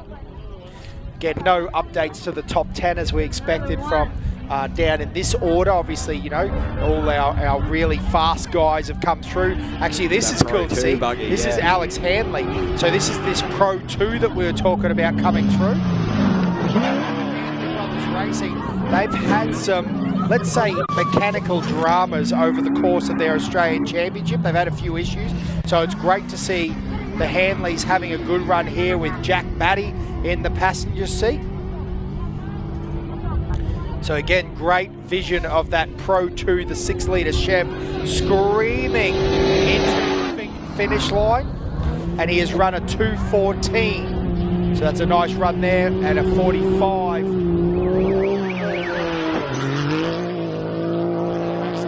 Can-Am drivers hanging on those. They are hooking in. They are still racing for sheep stations here today. And who doesn't love racing for sheep stations? I can tell you that one. It is definitely something out here in the desert that we love doing. Everyone's got such a competitive edge when it comes to fink. It's everyone's dream. It is such a Bathurst-like event, or a Baja event for the Australian off-road scene. So, oh, absolutely, mate. It's regularly quoted as the Bathurst of the bush, as Ryan Jones comes through there. Carl List, the 612, was a man on a mission with a good run too. 44th position on road for tomorrow, again provisionally. And this is what we were talking about. Although, mate, honestly, let's say it, the dust, as predicted, you know, not that bad this year. It's settling nicely. We've seen years where essentially you cannot see the finish line drum because it is so covered in dust. These guys, you know, honestly not contending with too many issues there. No doubt the passing situation is a difficult one. We did hear about Ryan Taylor running off the course and collecting a tree there. But overall, I don't think that it's a, you know, a difficult year dust-wise, which is probably definitely, is that that's a definitely double? Probably. Definitely probably, but is helping with the situation with the fast times. Obviously, if these guys can push up on those 2-minute gaps and even the 30-second gaps, if you're not dealing with that blinding dust, it is going to be huge. Justin Ryder and Stephen Teese through now in the 627. And here's another one of our pro buggies. This is the Jimco on Hancock. Green and orange, a unique livery there on the 86. Definitely stands out. It's a Jimco 2000, one of the earlier chassis. Again, Jimco, man, back in the day, you know, if you wanted to race in Australia, you had a Jimco Aussie spec, didn't you? Or 2000 series. Everyone had them. But now there is a host of manufacturers cutting into the Australian scene. And again, Richard Hakon and Shane Hartnett having a great run there in the 86 with a 212. And if I'm not mistaken, it was the Kiddles that brought the Jimco into Australia, if I'm not there was a mistaken. number. I think it was back in around that time, in those early 2000s. Yeah, absolutely. Listen, Kiddles definitely had an early one. The Simpsons had an early one. They brought it in. I believe that there was a few out of Tamworth. Oh, yep. Actually, big shout out to the Chapmans, Bryson Chapman and Bruce Chapman and those guys. And back in the day, although they weren't the first, but I do, you know, the Run-em-Up crew were early in that scene. And then as well as Brad Zacher had a very early converted car that wasn't a Jimco. It was a converted A-arm car, and then went to Jimcos and bits and pieces and race cos. And yeah, so there's plenty of fast cars around. And I tell you what, that's an exciting too. Young Mikey Zacher has just bought an ex-Wilson Jimco. It's sort of loosely based on a 2000 series. It's a sort of very unique Wilson-built car, and that's going to be a car to watch out for. He's been a very fast side-by-side competitor. Now, I tell you what, interesting, that plane, is that one of the planes for an Ironman? I think so. It could be. I know a couple of people have hired plane operators. Oh, wow. I was like, oh, God, pilot. There you go. So we're going to run down to the start-finish line down on our end and talk to Billy Hargey, who is with Rihanna. Yeah, thanks, guys. Billy Hargey set the fastest time for his class on the Husky, 2:50, but it was a good enough time to get you well inside the top 20 of the grid. I mean, how are you feeling, Billy? It's your very first Fink. Yeah, a little bit nervous, but I'm super excited to get it underway and get out of the road and just hopefully have a clean run down and a clean run back and just be happy to finish. And the podium in my class will be also really good, but the main goal is just to finish. And what advice have you been given by some of your fellow riders as a first-timer here? Just take it easy. Track changes a lot. Apparently when the buggies go through, it chops up a lot more than when you're pre-running. So I'll just take it easy, get used to it on the way down, and for feel good I'll have a bit of a go. But yeah, just take it easy for the first 50 Ks or so and then see how we feel. What have you been up to this morning to get yourself in the right headspace and get your body ready? I did a bit of stretching this morning, a bit of a warm-up, and got the fluids in me, had a good breakfast and stuff, so yeah, we're ready to go. And who's down there to support you at the Fink end? My dad and the whole Simford team's down there to cater for me and look after me down there, so massive reps to them for looking after me. Yeah, thank you, mate. Good luck, stay safe and enjoy it out there. Thank you. Mate, that's a story within itself, Josh, is all the action that happens down at the far end. Again, we've talked about the pit crews. Now, one of the actual cool things this year that's happening is Design Fab Industries, DFI, actually, particularly with the car guys, they've got a lot of parts and lots of tabs and shocks and bits and pieces. They're over there in Vendors Alley, but they're also down at the far end. And I believe that they're trying to make a concerted effort to, make sure that they've got parts and bits down that far end at Apatula. So almost to have a bit of a remote shop down there. So a big shout out to those guys at Design Fab Industries for having a good crack at helping these races, because as Billy said, it really it takes a lot. It's not just the rider, it's not just the driver, it's these guys are changing parts and fixing things. We actually had one year where we had to I hope Camps isn't listening and they might get worried about this, but we ended up welding up a fuel tank down at Fink that had a split in it, got it going again, TIG welded it up and got moving. So, there's all sorts of repairs going to be going on these race cars all night. We've seen Travis Robinson, do massive changes. It wasn't so long ago that Hayden Bentley changed a full gearbox in his car. So, this is the sort of stuff that happens. Now, I tell you what, that's another interesting side note. We talked about the section points. Now, Bo Robinson, even though that he hasn't got down all the way to Fink, do they tow that down so that they get some kilometres in that Mason? They'll get seeded for the way home for Section 2 and run that truck on the way home just to prove a bit of a point. Could be very interesting to see, because they might want to run those Mason trucks flat out and get as many kilometres on it as they can for testing purposes. Yeah, definitely will, and we might have to go a little bit silent just in a bit, because it looks like our president Anthony Yoffa is going to start the bike chat to all our competitors. So we're going to go a little bit silent up here in the comms box, but you've still got heaps of awesome footage coming your way live from the Fink end and here at the Alice Springs end. We'll be back very, very shortly after these messages.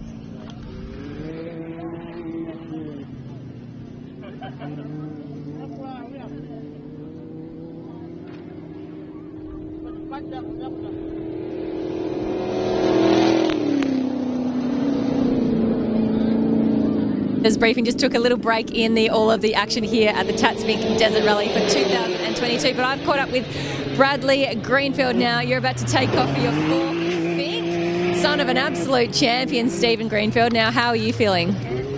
Good. The nerves are starting to kick in a little bit. This sort of waiting period before is always a little bit antsy, but no, feeling good. Feeling confident for today, and we just want to get down in one piece. And what's your strategy as you take off first thing?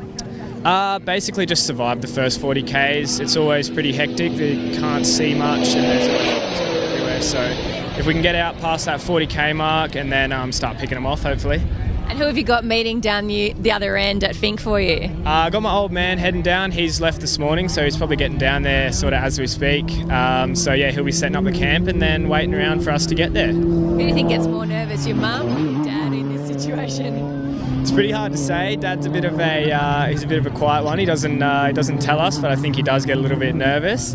But yeah, no, I don't think they've got too much to worry about. I think we should be pretty right today. We'll play it pretty safe and just make sure we get down there in one piece. Have you been taking in what's been happening this morning with the cars and buggies? Yeah, definitely. As soon as I got up, I put the live stream on and had a bit of a look. So the section out of here is looking pretty rough from the cars. So we'll just be picking through there, making sure we're hitting all our marks, and we don't want to throw it away in the first 10Ks. So yeah. All the best. Stay safe. Good luck and enjoy it out there. So great to chat to Bradley Greenfield, son of an absolute champion, Stephen Greenfield, 4-time king of the desert here at the Tatts Finke Desert Race. Boys, we're getting closer and closer to these bikes taking off.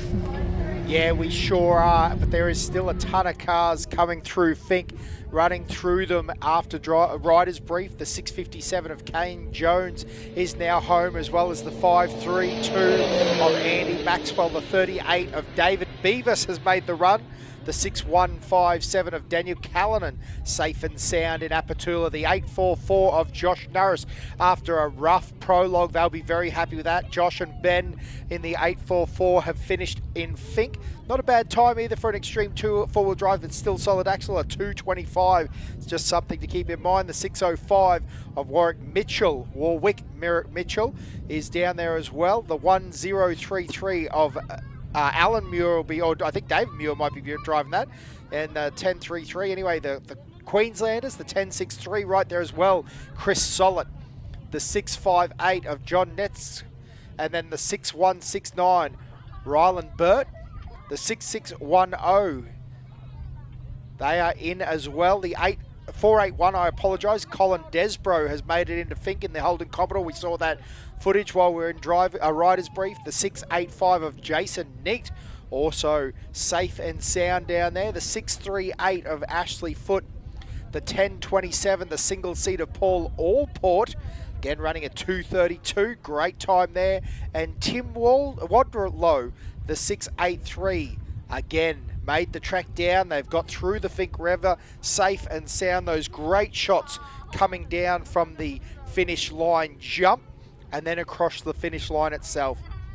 Again, big shout out to all the crew here that are making the live feed happen. Again, it is not an easy task with the limited data that we do have, but I tell you what, again, I say this 10 years ago, if you were lucky that you had a computer screen with some numbers on it when we used to race back in the day, and I'm sure the people in the 80s are laughing at me, they're like, computer screen? What are you talking about, mate? Used to know how many beer cans you had down there.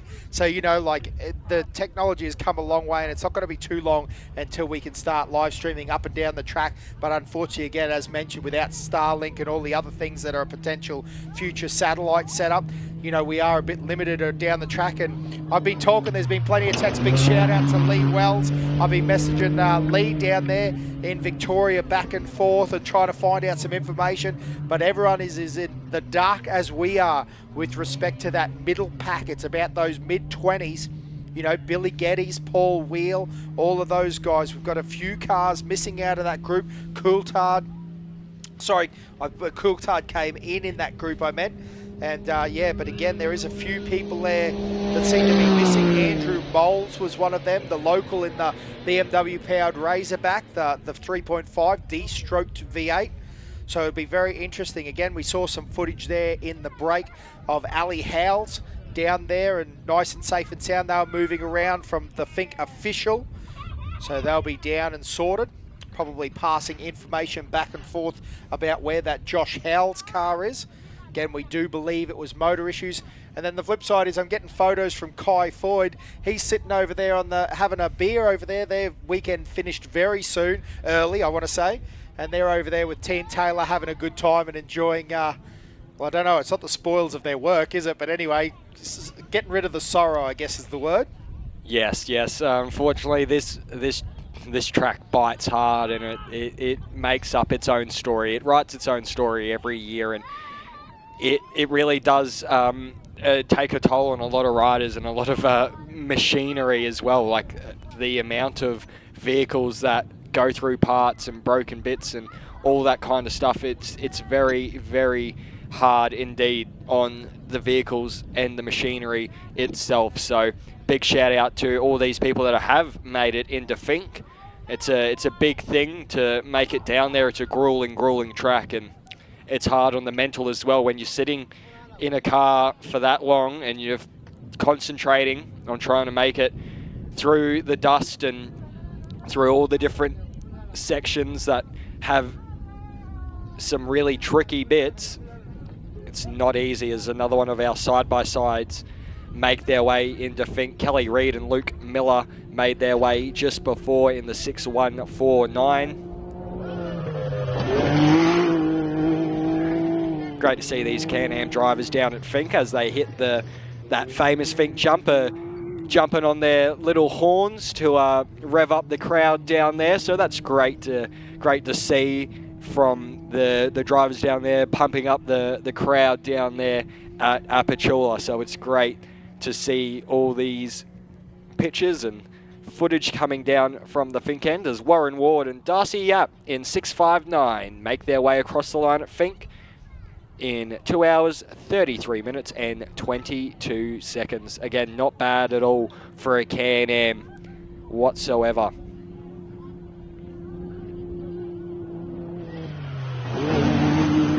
The number 3, Greg Campbell, on screen now, making his way into Fink, sponsored by Method Race Wheels. Yes, that is correct, ladies and gentlemen. That is the number 3 plate, the Australian number 3 plate on a Can-Am. Greg Campbell, Lachlan Campbell, that Can-Am with the Rotex 900cc engine, make it down to Fink in 2 hours, 55 minutes, putting them provisionally in 84th position as they cross the line. Didn't sound like that thing was on full song as well, so maybe some issues there. We don't know, but Clayton Linden and Trent Lydon in 6.95 making their way to the line now. Let's see what they do in their Can-Am. It's a 2 hour, 36 minute and 31 second time, as it looks like another one of our side-by-sides. That one's Nathan Wessel and Tim Donnelly in their Polaris RZ Pro. Does that one in 2 hours, 48 minutes and 40 seconds for provisional P85 right now. So the top 100 really getting a stir up. Top 10 is still currently the same as we talk at the moment. If you're only joining us recently, Toby Price has a record time of 1 hour, 36 minutes and 38 seconds. But we're going to go back downstairs to Rihanna, who's got another one of our competitors on the bikes ready to have a chat with. Yeah, thanks, Josh. I've actually come across Shannon and Keone Lander. Now, people might have seen there's a bit of footage going around at the moment. Fans have captured it. A spectacular roll from Shannon. You're an Alice Springs local, so we wanted to make sure you're okay and your daughter's okay. Yeah, no, we're all good. It was a bit scary at the moment, like at the time, but yeah, no, we're all good. And what do you think happened? What went wrong out there? Just adrenaline build up, just hit it too hard. I know that sand hill over and over, and I still hit the bastard too hard. And Keone, what did you first say to Dad when you realised everyone was okay? I was in shock. I was in complete shock. It's great to see you both standing here. You've both got big smiles on your faces. I'm sorry to hear you're crashed out and that the truck's not looking so good, but will you come back next year? Yeah, for sure. We'll be back. Definitely. That's the attitude we like. Keone, are you going to let him drive you again? Yeah, definitely. Beautiful, guys. Thank you so much and great to see you're all okay. Thank you, Rihanna. That is a great story, especially there. We really did want to hear that the land is okay with that spectacular footage on Facebook going around. And young Keone, I went to school with her. I'm glad you're okay, Keone. Hope you are doing well, and I hope to see you next year as well. And to the Landers, unfortunate there, but a spectacular rollover for your first time. So great to see you guys all okay and back in Alice Springs. We're not too far away now from bikes starting to line up here in the Red Centre, back here at the Tatts Finke Desert Race and the Alice Springs end, of the Tatts Finke Desert Race start-finish line. The anticipation is building, ladies and gentlemen. We still have vehicles making their way into Finke, but the bikes are about to line up, and our first bikes will be off at 11:45. So a heap of action still to come as Clayton Linden makes his way into Finke, Nathan Weasel and Michael Fraser all inside by side, 695, 647 and 648 into Finke. Hey, Josh, I actually just took a quick phone call. Sorry you saw me dip off there. Got a phone call from the Taylor boys down there. So they did have a wild ride. They've got some stuff going on. They did go through the trees, unfortunately, in Hayden Bentley's dust, and they've bent a steering arm, bent a brake rotor, a few little things like that they've got to fix. But they do believe that they're right. They're going to be right. They've got a spare brake rotor. They've got the parts that they need. But then the other side of that is I can give you an update at least on Billy Geddes. Looks like he's had a hub or wheel failure. So that car was on the side of the road with no rear tyre. I believe it was a rear, I think, from what I was told. But again, it's not actually an issue or crash or anything like that. But again, absolute no info on the 450 of Paul Wheel. No real information on Bo Robinson at this point. No one's seen him down the far end. We know he's between Mount Squires and the Finke finish. But the 413 at the moment missing.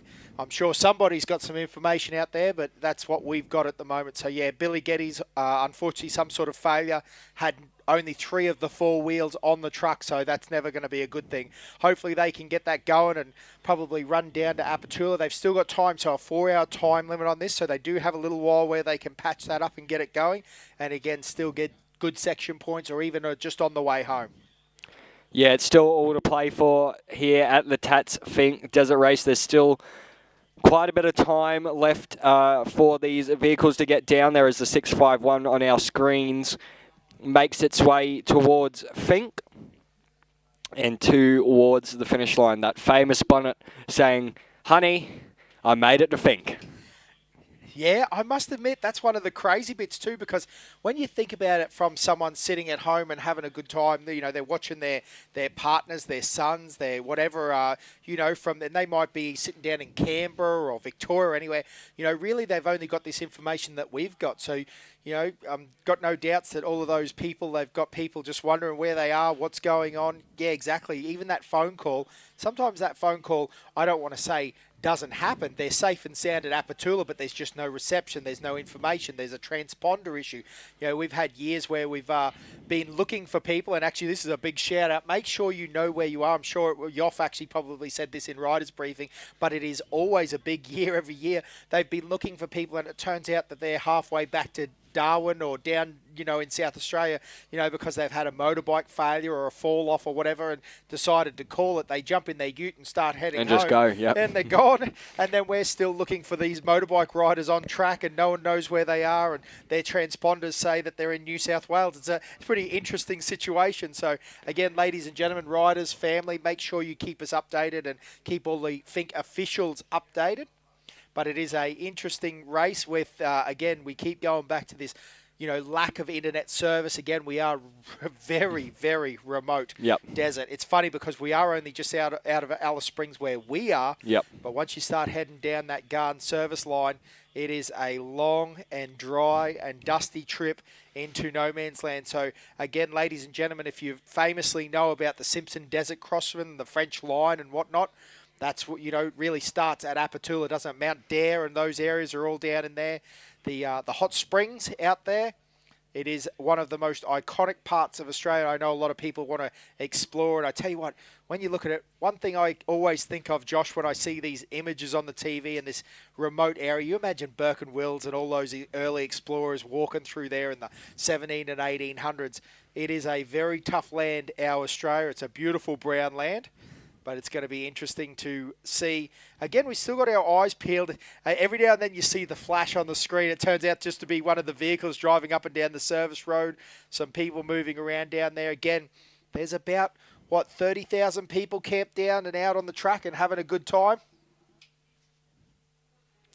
Yeah, there is, and it's great to see. And just a reminder, ladies and gentlemen, if you are still going to go camping at any stage this weekend, to stay 20 metres back at all times from the track, please. We've been pushing this all weekend. It's for your safety and it's for the competitors' safety as well. Competitors are not looking to look out for competitors. Not competitors. They're not looking out for spectators. They're going fast as they can. And just a reminder, if you are taking a vehicle or a permanent fixture out there, please make sure that is at least 30 metres back from the track.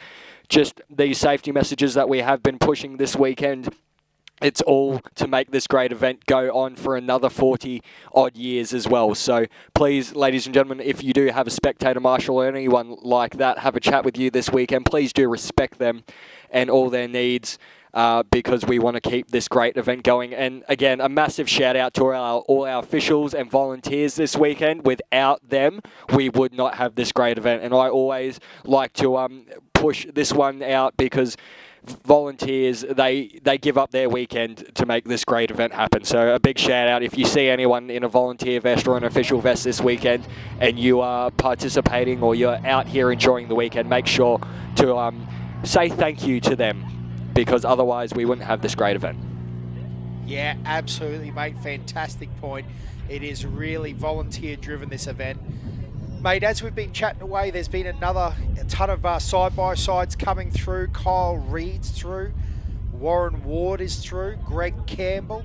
So that's the number 3 car. Clayton Linden is through. Nathan Wiesel. The 648 of Michael Fraser. 651 of Stephen Grant. And the 672 of Jordan Butcher. All home safe as we head on off to a quick break.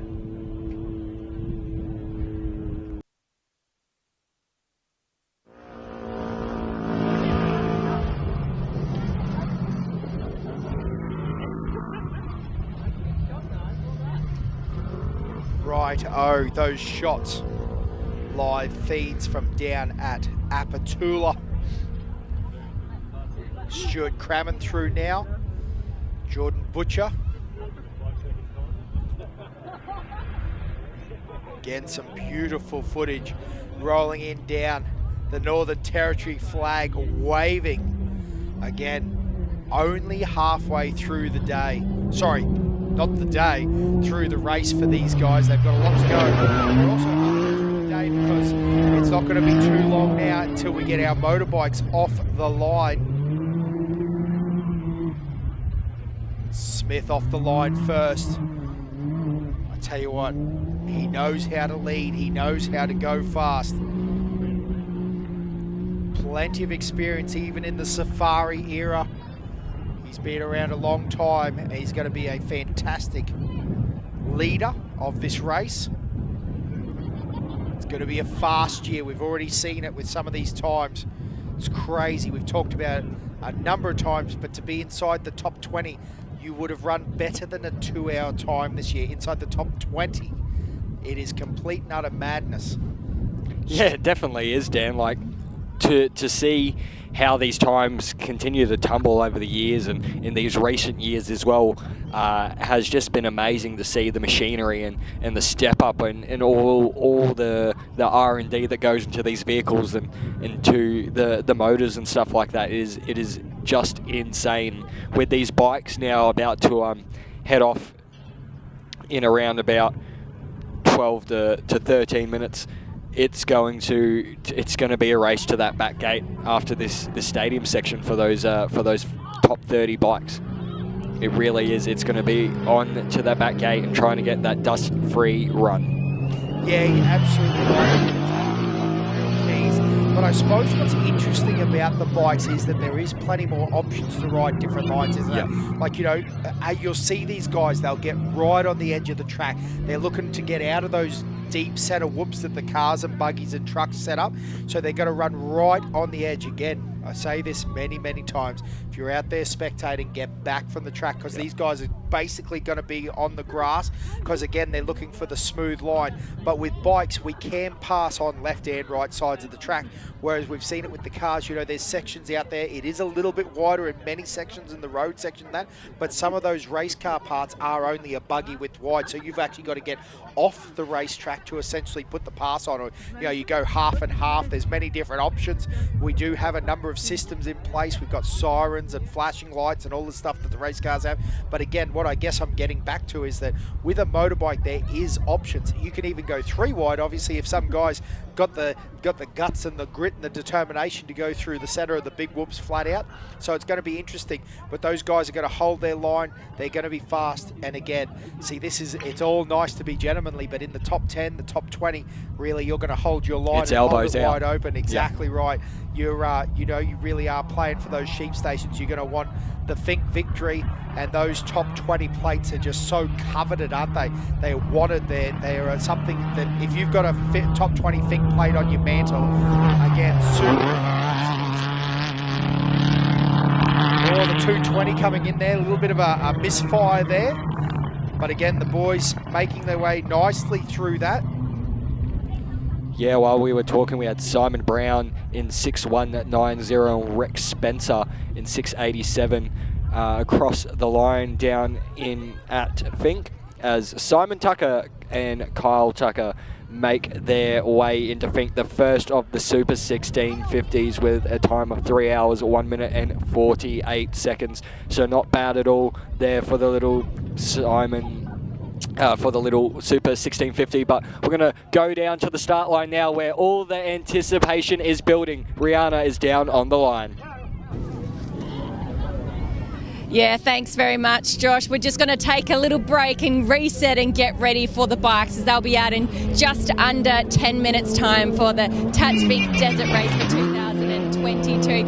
Where we're at right now, well, of course, we have Toby Price in the Mitsubishi Trophy truck, who has crossed the line first down there in Fink in a time of 1:36.38. That is a record-breaking time for Toby Price and his navigator, Jason Duncan. I've been told that if you average that out, it's 143 kilometres per hour that he is sitting for that 226 kilometre journey all the way down there to Fink. So absolutely blistering pace by our leaders there, Toby Price and Jason Duncan. In second, we've got Aaron James with a time of 1 hour 41, and Brent Martin, impressive time there with a 1 hour 42. But now we sort of start to switch our minds over to the two-wheel guys, and you can see behind me they are just starting to line up on this start line here. It is Jacob Smith, the New South Welshman. He will be starting on that front row of the grid. He set a blistering time in the prologue yesterday, the Method Race Wheels prologue, with a 4 minute 44 second.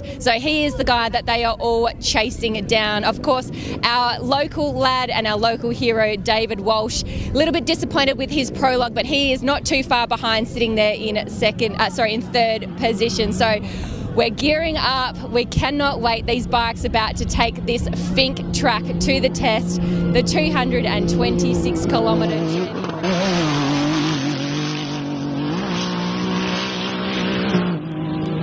Australians, all let us rejoice, for we are one and free. We've golden soil and wealth for toil. Our home is girt by sea. Our land abounds in nature's gifts of beauty rich and rare. In history's page, let every stage advance Australia fair. In joyful strains then let us sing, advance Australia fair.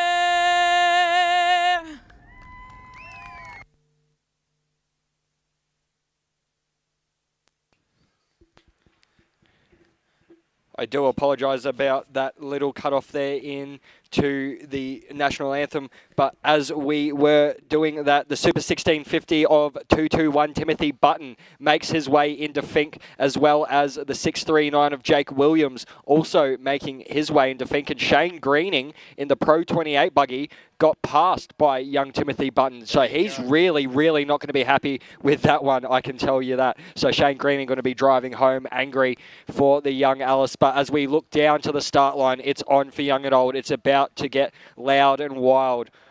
Yeah, how good is this? About to have our bikes off the line.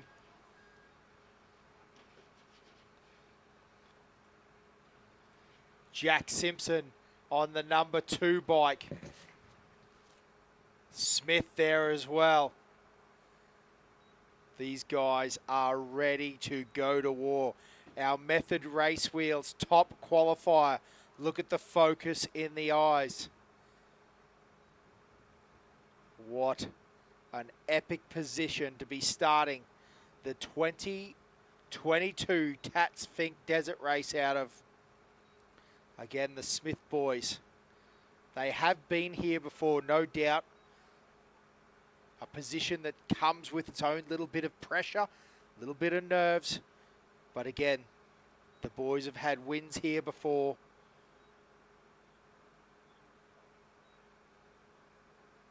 Looking comfortable. Jack Simpson right beside him. Running his own outfit. Working in with OBR. Again, that iconic at Fink, that black and fluoro yellow. Getting a few little words from the event officials. None other than Ryan Branford, actually.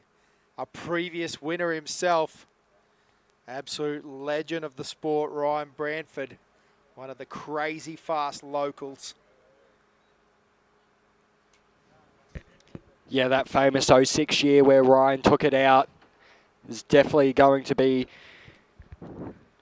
on the mind. Having a chat, taking in that experience from a past winner is David Walsh, last year's King of the Desert. Wraps himself up, makes sure that he's in the right headspace. He's all it up ready to get down into Fink. Now, it's interesting, isn't it, with Fink? Now, obviously, everyone wants to lead. They want that clean run.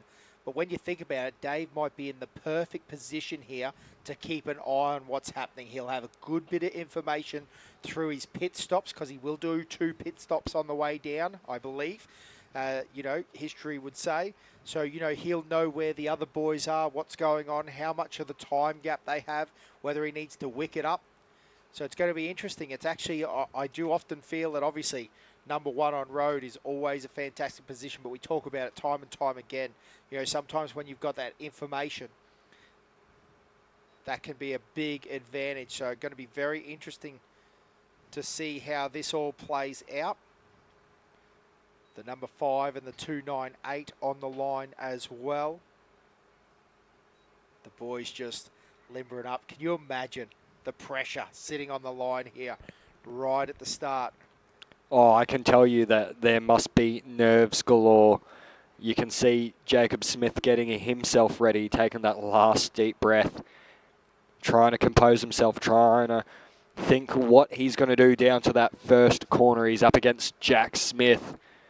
Oh, Jack Simpson, sorry, I apologise, out of the 2. So those 2 will be going down. Then you've got Ivan Long preparing himself for the run down.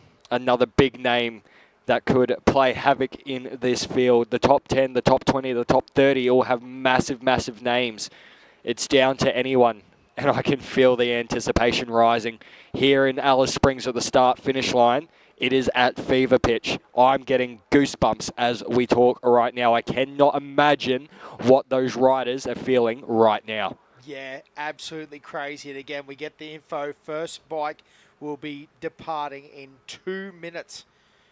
Now, again, competition, just so an interesting side note, Josh, for everyone listening along, you know, it's going to be very interesting to see tomorrow's racing on corrected time. Brent, Tyler Owen and Shannon Wrench are all just 40 seconds apart tomorrow. So we're going to have 3 buggies take off within 40 seconds on the way home. But again, first bike, we're only about a minute away, honestly.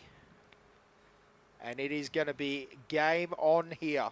I'm going to give you one quick update on the vehicles. Andrew Moles broke steering after deep well checkpoint. The car is back in Alice Springs and is being fixed this evening, and will go back out there to Fink to race back tomorrow.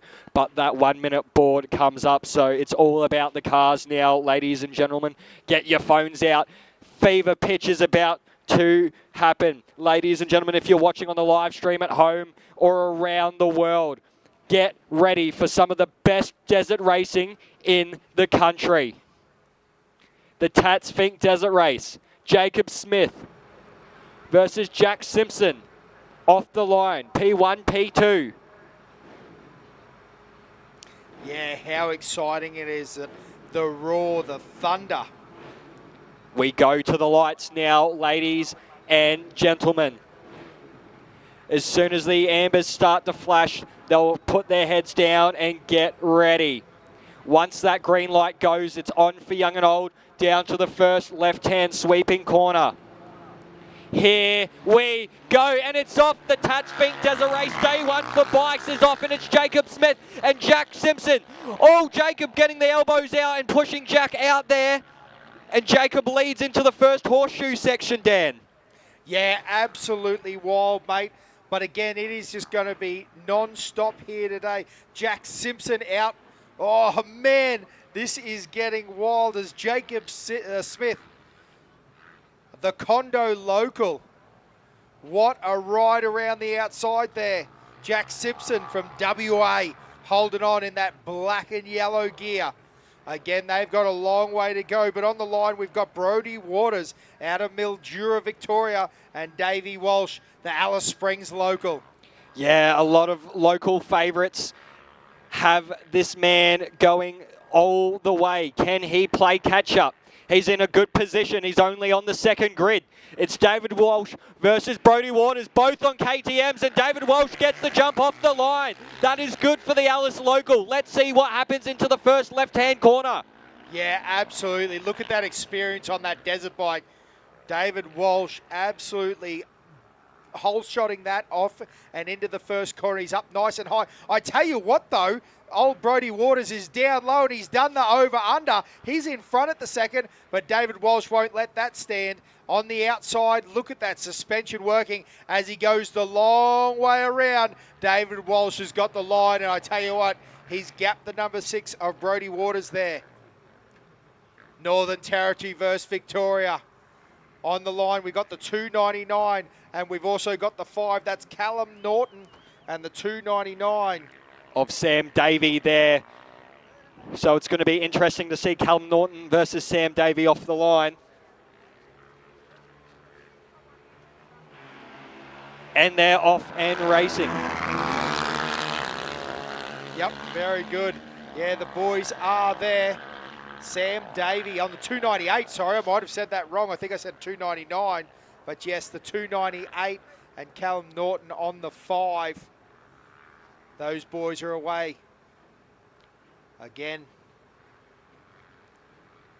there is just so much action here as Callum Norton sets his sight, heads south. Look at him up on that berm, railing it like it's a motocross race. Yeah, this next grid's going to be interesting as well. This one has Ben Grabham and Rick Island on it. Oh, no, sorry, I apologise. Ben Grabham and Nicholas Waters. This one's going to be interesting. Grabham on 721, Waters on the 7 bike. Yes, absolute monster amount of experience from the 721 in the desert. Ben Grabham, he was the king. 3 in a row. 5 wins, an absolute legend of the sport. And I tell you what, look at that Class 7 bike. It's almost crazy thinking that Ben Grabham is now racing in the seniors. That's 40 to 40 years old. I tell you what, he's spanking all these young fellas out here, having a good time. But again, the number 7 of Nicholas Waters out of Mildura, Victoria on his KTM 500. And again, as we look to the start line. Next up, it is Rick Island now versus Ivan Long on the X05. Ivan Long back at Fink. This is going to be an interesting one, Dan. Oh, absolutely, mate. It's excitement plus Ivan Long, a complete and utter weapon. It's going to be interesting to see how he goes. Ivan out of the Northern Territory. Mate, well for him. And Rick Island out of It looks like Rick gets the jump as Ivan Long tries to cut in there. Yeah, the big 501 versus the 450. You can just see that 501 just has all those torques. X49 on the line now, and here's the 299. So Lockie McClellan and a Willem G. Victoria on a Sherco 500, and the X49 of Jackson McGrath on a Gas MC 450F. So this one's going to be interesting as well. The first of a Gas bikes. Again, I love the sound of these 4-strokes. It's not really the morning anymore. It's quite brunchy at this moment, isn't it? But again, ladies and gentlemen, if you're joining us for these motorbikes off the line, welcome from around the world. We're here in Alice Springs, and we're hoping you're having a great time. Join us as the revs go up. We are on the 2022 Tatts Finke Desert Race. Yeah, it's going to be interesting into this first corner. These guys are really playing the game, and it looks like the outside line might be a little bit quicker there, Dan, off the start line. So you're looking at getting that line. Yeah, it's fast and the long way around. It does seem to be working very well at the moment. The 17 on the line now, another Gas, and the 275. The 275 is Connor Adams.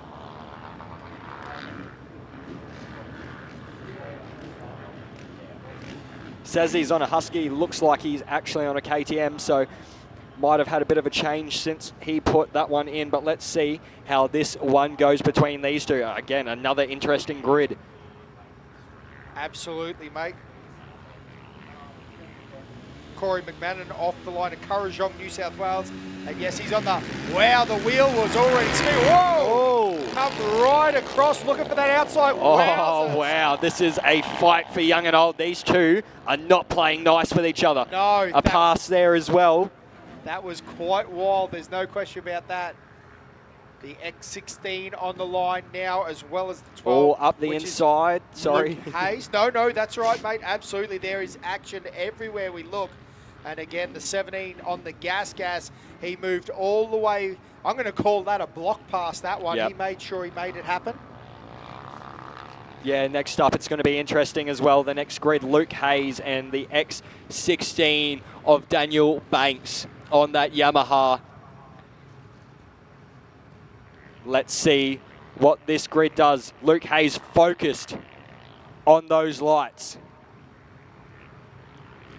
KTM versus Yamaha. And the Yamaha gets the jump. Luke Hayes needs to put that foot, that right-hand pedal flat now and play that catch-up. Yeah, absolutely, mate. But again, Hazy has no lack of track time. He's going to know his way down this Fink track there you go, up nearly up the inside there. But yes, as you were saying, Luke Hayes, a wealth of knowledge on this track, so he will be able to get through there. Absolutely, mate. But again, a little look back there we see on the screen from the Yamaha. The boys having a great little tussle there. Daniel Banks on the X16. And he's going to get out and start heading south first. But again, what a great way to pace yourself with Luke Hayes. Next off the line is going to be the 16 of Sam Hanley and the 290, the big Gas of Cody Stevens. So these two come off the line, pretty prim and proper. And the inside line definitely has it this time around. Absolutely, mate. Gentleman racing, but you can see him moving out to that wide berm line around the outside. Leg out, nice and high on the berm. Oh, it got very loose there for a second. But again, I suppose I get excited. That's probably just another day in the office. Yeah, Taylor Adams on the line now, as well as Dean Ross 284, 290, both on Husqvarnas. The last of the 2-man grid. Then we go to the 5-man grid, I do believe, if I am correct. We go 5s from there. But let's see how these two go. The last of the 2s. Taylor versus Dean. And they are away.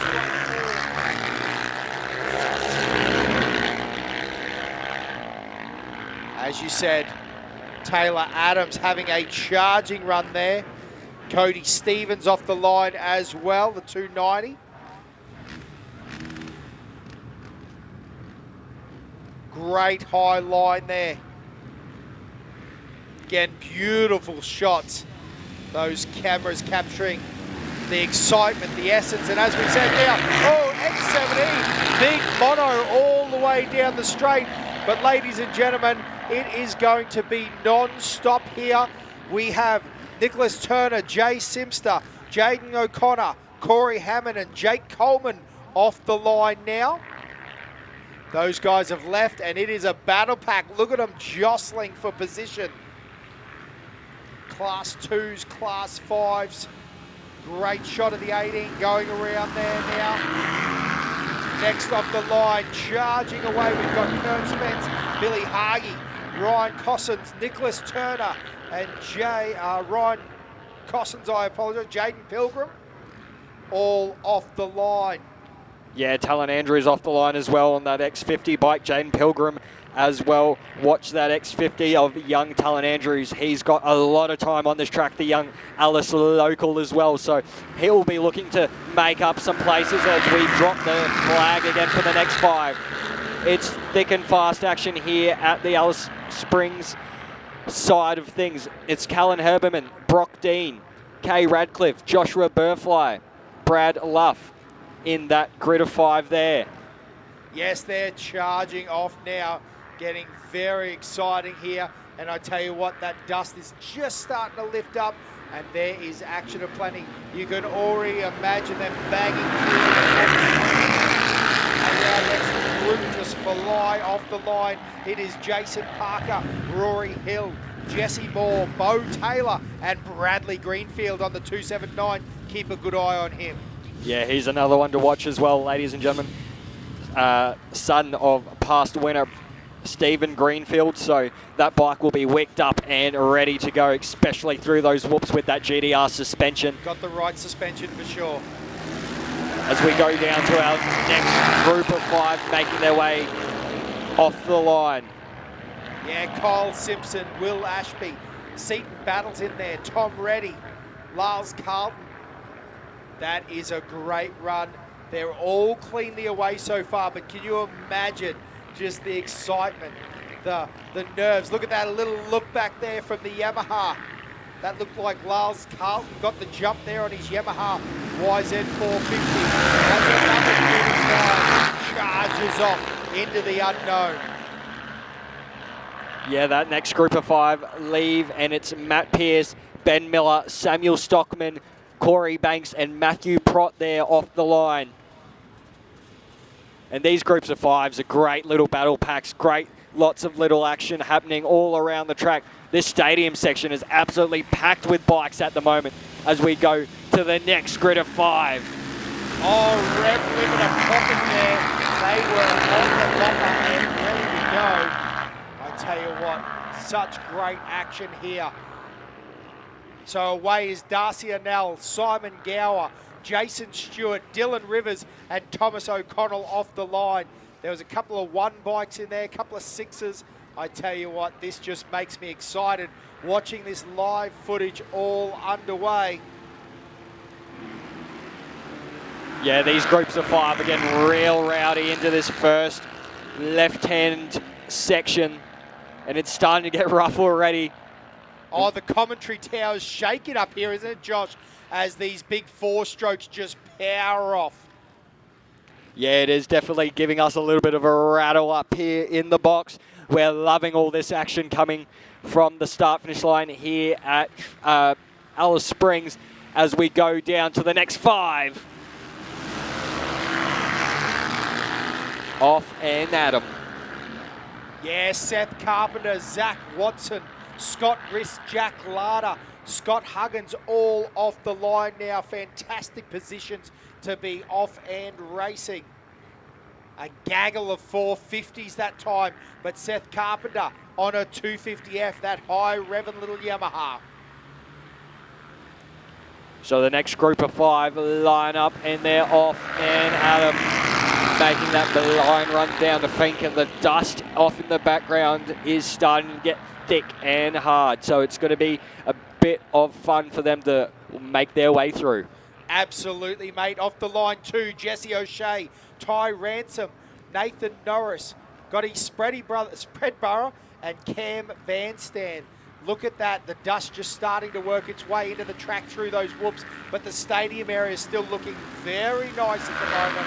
Well prepped, well groomed, and the guys making their way safely through the stadium area here at Alice Springs. Yeah, Bradley Evans, Ryder Dry, Liam Hilberman, Todd Spilsbury, and Cam Vanstand off the line there, as well as Bradley Evans. Yeah, we're really starting to punch through them now. There is an absolute treat awaiting them as they head south, as these guys pull that throttle. Only a group of 4 there, so I wonder if we've lost a rider, unfortunately, there at takeoff. Yeah, Jack Anderson, Ben Fitzgerald, Devon Brown, and Mark Blake out of that 4 grid. As we go back to the 5s. Have a look at that nice high line there from the 743. Again, that's that sneaky old senior. He knew what he was doing up there. Ben Fitzgerald on the outside.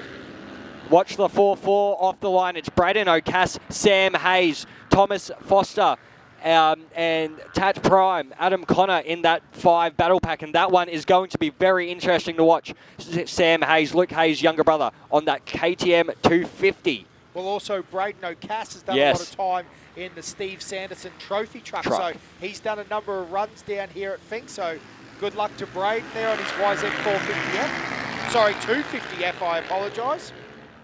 Next up, we've got William Gibson, Aaron Obst, Josh Harris, Luke Thomas, and Mitchell Van Velt. And I tell you what, X41, keep a good eye on that. That's those crazy brothers. If they can backflip a quad, I'm sure they can do amazing things in off-road racing. So it's going to be interesting to see those guys thrash on down this track. Yeah, it definitely is. The Van Vliet brothers have a wealth of experience on this track. They've been riding it for a couple of years. As the next group of 5 make their way off the line. Yeah, Jeff Dre, Jordan Rayner, Alan Graham, Declan Rose, and Will McGannon send their track down the guard now. Have a look at that, the little war. They're all looking nice and clean. I tell you what, they will not be clean when they get down past the Fink River to Apatula. Again, the house shakes here as we get our motorbikes off the line. Harrison Baker, Guy Badger, Lachlan Spilsbury, Peter Rossi, and Toby Fraser. Again, if you're listening along at home, cheer on for your favourite rider. Hopefully you've got family racing. They're doing well so far. It's throttled down around the corner, and this little stadium area is an absolute treat for the spectators. The noise, the smell, the dust. Now even the coffee, the drinks, the food. It is a good time here in Alice Springs as Shane Carpenter, Jared Watson, Matt Jones, Glenn Van Velder, and Max Picciola. I hope I got that right. That's a wild name, but 569 is off the line, and he is having a cracking run here at the front of his little pack. Yeah, he definitely is having a good time on that 559 as the next group of battle make their way off the line. That one's Harley Turner, Jackson Murphy, Adam Ferguson, Damon Meyer, and Jake Van Vliet. So another one of those Van Vliet brothers out on the track. Will he be able to catch his brother? There's 3 of them this weekend, so it's anyone's game as the next battle pack fly off the line, and we'll see who they are very, very shortly. There you go, Cooper Van Vliet, Daniel Kent, Jack Fraser, Corey Turner, and Thomas Donnelly. So all Van Vliet brothers off the line now. Yeah, that's a great run. I tell you what, I bet you they'll be looking out for each other on the racetrack, because that will keep you pretty entertained there. Looking out for your family was one of the things that's always enjoyable about racing. But again, another charging pack off the line. Edward Hampton, Nathan Elliott, Paul Grosner, Grant Burchup, and Darcy Stevens are now off the line. Yeah, off the line now. We have... And I tell you what, it's a good mix of bikes too. Yes, got the Suzuki's, got the Yamahas, got the KTM, got the Husqvarnas, got the Betas, or the Betas. Again, look at those boys pushing their bike up, getting ready. They're waiting and anticipating their chance to run at this grueling Fink racetrack. Ross Gerd, Stuart Windsor, Jason Gunther, Daniel Voss, and Dylan Yude are now off the line in their 5-pack. Again, a lot of Class 5 bikes in there, plenty of 450s. A little quacker, Matty Holgate, if you listen along at home, big shout out to you, you quacker madman. Ross Gerd charging. Yeah, these groups of 5 are coming in thick and fast now. Justin Mellick, Jesse Bannister. There you go. Rick Hall's out on track now. Jake Kahar and Ross Gerd as well. So that one is going to be a very interesting battle pack. Watch for the 802 of Rick Hall. Yeah, complete and utter legend, Rick Hall on that KTM. As the next group leave the line. I think I saw an expansion pipe in there too, so might have a little two-stroke. There is a 300 KTM in there of Riley Larkin, Shane Osvaki, Brad Swan, Paul Gunther, and Greg Jackson. Townsville local Greg Jackson on the 726 off the line as well. The 776 having a good crack there. That is Brad Swan. As the next group of battle pack leave, Andrew Arnold, Chris Field, Graham King, Hayden Moran, and Harrison Van Vliet. So sorry, there's another Van Vliet off the line. There's plenty of them, Josh. There is plenty of them. Yeah, there's a heap of those boys out here this weekend, and you know they've done their tricks and that in the street party, and now they've got to go out and ride on this grueling track. So best of luck to them this weekend. The next battle pack leaves. One on back wheel. Oh, have a listen to those little bikes screaming again. Those 250s just sound so good on the bopper. But again, Matthew Shanks, Kurt McCain, Thomas Doak, Gavin Wilno, Seaton Broom Hall, I apologise, also off the line. Again, that YZ 250F, you could hear it screaming, couldn't you? Yeah, you definitely could. Lovely sounding bike as the next battle pack leaves. And it's great to see all of these awesome awesome bikes off the line. Brock Fry, Jacob Horn, Bo Close, Matthew Evans, and David Murphy off the line that time. Seaton Broomhall on our screen at the moment, having a nice ride there around on the 404. And it looks like the 697, that's David Murphy, has got out in front of his pack. So they're having a good ride, and that's exactly what you want to do too. If you can get that clean air. Now listen, there's bikes everywhere, as we can clearly see from our live feed. But obviously, if you can pick up those 5 positions to start off with, I don't know if I've got to explain basic racing to you, but you want to be at the front, not the back. That's as simple as that. Yeah, you definitely do. Dalton Bryan, Zeke Northford, Fraser Lewis, Troy Bylam, and Lee Shindigger make it off the line as our next group of 5 also make it off the line. It's on for young and old out here at the Tatts Finke Desert Race. No stone unturned here. James Waldhunter, Ryan Eagles, Lee Shuring, Philip Dunlop, and Sam Uyghur off the line that time. As it looks like the first of our H riders make it on to the start line. That's going to be very, very interesting. the Master, and the Apprentices. As we have 2 off on there, looks like. Yeah, I did just miss that, but you're absolutely right. It looks like they're off the back of the berm, so that's going to be very interesting. And limping already, that is not ideal. So again, must have got very squirrely and wide. Both picked up their bikes now. Yes, so both facing the wrong way. So be interesting to see how that happened. But Luke Nixon, John Hansbury, Matthew Woodward, Luke O'Connell, and Ned Clem off the line, as well as Warren Zerner, Jordan Stewart, Todd Schlintler, and Luke Nixon all off the line. Jake Anderson on the X29, as well as Anthony Scaines on the H93. Jordan Greenshields, 775 away as well. Again, we've talked about this many times. They've got the helmet on. I'm sure they all had a plan to not let the red mist take over, Josh. But, you know, as soon as that guy's in front of you, it's hard not to bang bars straight out of this stadium, isn't it? Yeah. Have a look at this. Again, brilliant footage on our live stream coming through. Yeah, definitely is. A lot of these guys have a big racing pedigree throughout the years. So it is hard not to just want to bang bars out there. Tony Knott, Nick Warren, Benjamin Piggott, William Wilshaw, and Joel Doohan off the line, as well as David Gleaves, Daniel Kiesner, Mitchell Jason, Paul Robinson, and Dylan Allison also off the line here in Alice as well. But so much action in that stadium section. It's getting very, very dusty out there now. And yeah, it really is hard, isn't it, Josh? Yep. It's very hard to look at everything. There's so much going on out of the commentary box. We're looking around. We're watching the live feed. We're looking at the numbers.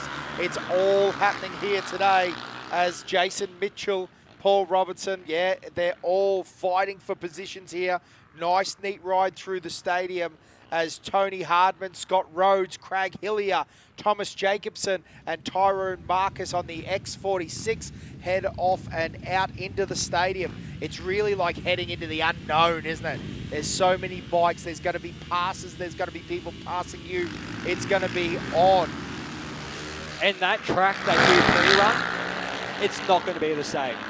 Not one thing is going to be the same on that track with all those cars through and some of the top bikes going through now. So it really is an unknown going into it. So David Duncan, Brendan Rose, Philip Monroe, Robert Shaw, and Sam Lachlan all off the line that time around. Yeah, and what's crazy about that, you're absolutely right, because then it's going to be different again on the way home. We're doing it the reverse. It's all going to be changed up again. It's wild. You just keep thinking you know where you're at in the section. And honestly, unless you've got thousands and thousands and thousands of pre-run kilometres under your belt, you're really going out there semi-blind, aren't you? Yeah, you really are. And a lot of the interstate people don't get that chance to ride and ride and ride. As Joshua Stevens, Damien Berge, Matthew McPheen, Thomas Winter, and Alan Henderson off the line as well. The next group of 5 also leave. I'll update that once it comes onto my timing screen as well. I know everyone watching from around Australia and around the world are looking out for some certain competitors. You got Dayan Turner, Mark McDonald, James Ross, Daniel Demaris, and Darren Fergaria, Joshua Stevens as well on that battle pack. Yeah, amazing little race. Again, up and down the grid, these guys will all be looking to better their position. Again, amazing the technology that's come along. You know, we've got big seats, we've got steg pegs, we've got steering dampeners. All these bikes are fitted out with the best of the best. Doesn't matter if you're an amateur or a pro now, the modifications that you can do to your motocross bike. And again, if you've never ridden a bike without a steering dampener, I'll give you the first tip. Don't come out here without a steering dampener. You need a good Scott's or any of the brands that are popular these days. And then Stegs pegs. That's something that changed the game, the way they lock your feet. They hold you in place and you can do those high-speed sections. And, it's a very interesting thing, the progression of the desert racing here at Fink. Yeah, it definitely is, as the next group of riders are off. Philip Streeter, Rodney Cure, Miles McDern, Matthew Drysdale, Drew Blackburn, Barrow Billy, Henry Buckler, Damien Brynham, Jason Martin, Jack Dooley, and Dane Turner all off the line since we've been talking. And another group of 5, 450s and 500s, all KTMs making their way off the line. Rylan Brown, Rhett Gibson, Ashley Jansen, Mason Turner, and Luke Howe all on those. Yeah, you're right, mate. KTM really do have a sea of orange out here in this day and age. They're probably known as the Desert Kings, thanks to Ben Grabham and Toby Price. Brian Dick, Andrew Summers, Dallas Griesch, Daniel Challen, Rylan Brown, all off the line now. Again, good mix of bikes in there. Well, Yamahas and KTMs. YZ, WRs, EXCs, XCs, a little bit of everything. Yeah, quite a bit going on still here at the stadium section. We're only 14 minutes into... we're quite a bit more into that now. So we'll be expecting... There you go. As I say it, David Walsh is first in the deep well. Jack Simpson right behind him. Nothing in it. Nothing in it. Where's Jacob Smith, though? Yeah, very interesting, mate. But remember that David Walsh has made up that time as well. Yep. He was the first through deep well. But again, let's say this is all provisional at this point. Yep. There is some update timing and bits and pieces with these trackers. But I would, if I was a betting man, I'd know that Walsh is on a mission. Yeah, Jacob Smith now through deep well as well. Wow, this is very, very close indeed. Off the line was Mark Sires, Cameron Taylor, Hayden Burford, and Ben Cardenas. Great riding there from all of those three.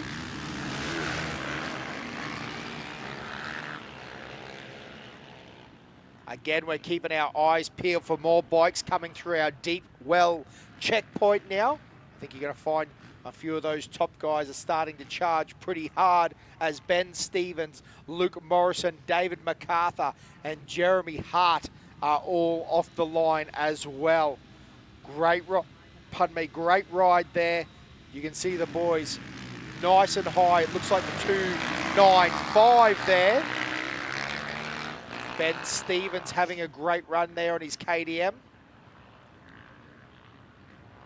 Brendan Summerfield, Dean McMillan, Nicholas, Simon Everts, and Phil Peterson are off the line as well. Now, interestingly, that says a KTM 150. Surely he is not riding some sort of 150, but he may well be as well. Yeah, you never know with these bikes, but I'd just like to draw the attention to that David Walsh, Jack Simpson gap, 6 seconds between those two. Only 6 seconds, so there's nothing in it between those two. Jack will be eating David's dust at the moment, and Jacob Smith not too far behind either. No, but it is important to note, again, David Walsh has had to have passed both of them to get to that position, so super impressive. David Walsh is now in a controlling position with that #1 plate. I mean, let's be honest, there's a reason that he is the #1. He's had a good couple of years out here. I mean, he did his apprenticeship, didn't he? He charged hard, and now he has become, in his own right, the king of the desert in this current era. David Walsh, a couple of #1 plates for him. And again, it's very cool. We talk about that era. Used to be imports. You know, the Toby Prices were charging very hard, but then Damon Stokey had that win, and David Walsh now, and the locals truly have their grip on that #1 plate. Philip Connell, Andy Noonan, Grant Pryor, Kai Twigden, and Chevalis Shields is off the line. They're cranking through now. Again, groups of 5. Yeah. Oh, I hear the revs come up. That little four-stroke 250, I'm going to call it right now. CRF 250 so loud, and it was just bashing. Val floating, having a great time. Hey, listen, let's take the opportunity now, Josh, and we'll throw down to the grid and have a chat to a few of our riders that are lined up ready for the battle of their life. I just wanted to get in amongst the action. Richard Maxwell, have you done Fink before? Yes, it's my 4th one. 4th Fink, and how are you feeling standing on the start line? Oh, it's all good. It's a bit of a laugh. It'll be good fun. A bit of a laugh, he says. That's what he says about Fink. How are you feeling here on the start line? Oh, yeah, going all right. Bit nervous. We'll get there. A bit nervous. Let's come down here quickly and chat to some of our other guys. You've got the helmet off, so it must mean you want to chat. You feeling good about this? Yeah, look, feeling good. Fairly excited. It's good to get this close to the start line, and it's going to be underway soon. First time? Yeah, first time. First time. Look forward to it. Good luck out there. How about we come over here? The strategy today? I just want to finish it so I can spread me late stepdad's ashes after I cross the line. Wow, that's amazing. I hope it all goes well for you. Thank you. Amazing. I hope it all goes well. Bit of action down here in the start line, boys. It's good to be amongst it. Yeah, it's all happening, Rihanna. We've got some updates into Deep Well as well. Callum Norton was next in, as well as Sam Davey closely behind him. Then it was Ben Grabham making up some spots as well, with Nicholas Waters also through into Fink as well. So that top little group of riders into Deep Well now. Sorry, I apologise. Oh, and Ivan Long on a charge as well. Yes. The XO5 making his way through. So yes, mate, it is an exciting time as we look at these checkpoint updates. Again, if you're listening along at home, that's about 65 kilometres down. The boys banging their way down.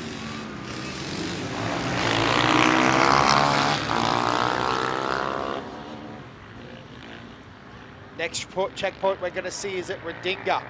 Now it's going to be rough and ready getting down to there. Quite a few dunes up and over. Then it's going to be a fast section down towards Bonduma. But then getting towards Bonduma, it is very rough. That's where those big 30, 40 kilometres of whoops are. Down in the water tower. Then we'll hit Mount Squires checkpoint, 172 Ks down, and it will be a flat-out run home to Fink at the 2:26 mark. Now, Craig Saunders, George Muller, Luke Chapman, Mackenzie Camp, and John Downey are all off the line in Alice, as well as Daniel Schouler, Michael Thompson, Joel Singleton, Timothy Kempster, and Robert Newton. So they are through now. We had Rick Island, through Deep Well. Lockie McLean also through Deep Well as well now. So really, really close into Deep Well. These bikes are coming through. Absolutely, mate. Lachlan Carter, Corey McMahon, and Corey's through Deep Well. Lachlan Carter, Paul Kleinberg, Tim Phillips, Matt Gray, and Benjamin McAllis are now out and racing on track. So again, while some of these guys are down in the checkpoints, some guys are just starting their day racing. Alexander Pearson and Mark Humble were off the line there, the H45 and the H51. A couple more bikes as well in Downey and Scott Baker.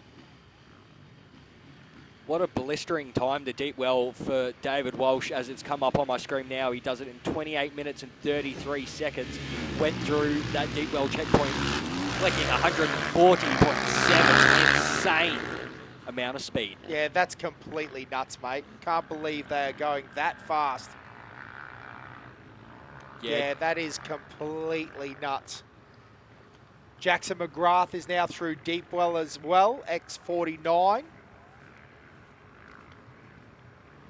Again, we'll keep a good eye on this. Connor Adams on the 275, also through Deep Well as well.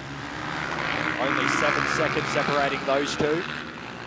So nothing in it at this Deep Well checkpoint, really.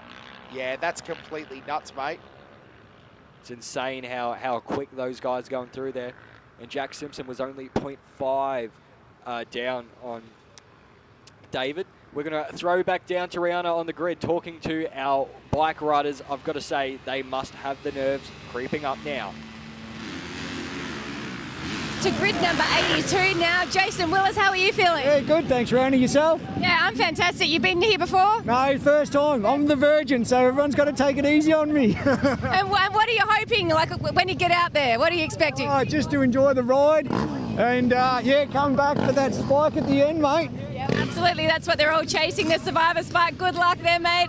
We'll come down here and have a chat to some of our other guys. You going well? Yeah, it's all going well so far. but I'll tell you in about half an hour how well it's going. Is this your first time, or have you been here before? Yeah, it's the first time. I'm just hoping my balls don't overtake my brains. So It's a classic fink. Good luck, classic fink tail. You wanted to say hello. How are you? How are you? Yeah, great.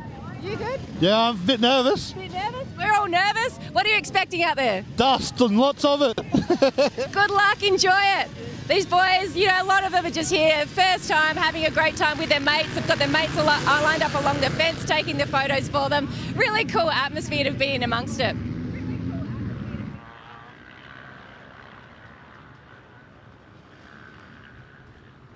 Thank you very much, Rihanna, with an update into Deep Well. Luke Hayes, the number 12 bike, that KTM 500 is through there now. So very, very interesting to see how these boys tend to look going into these checkpoint times. And again, this is provisional so far.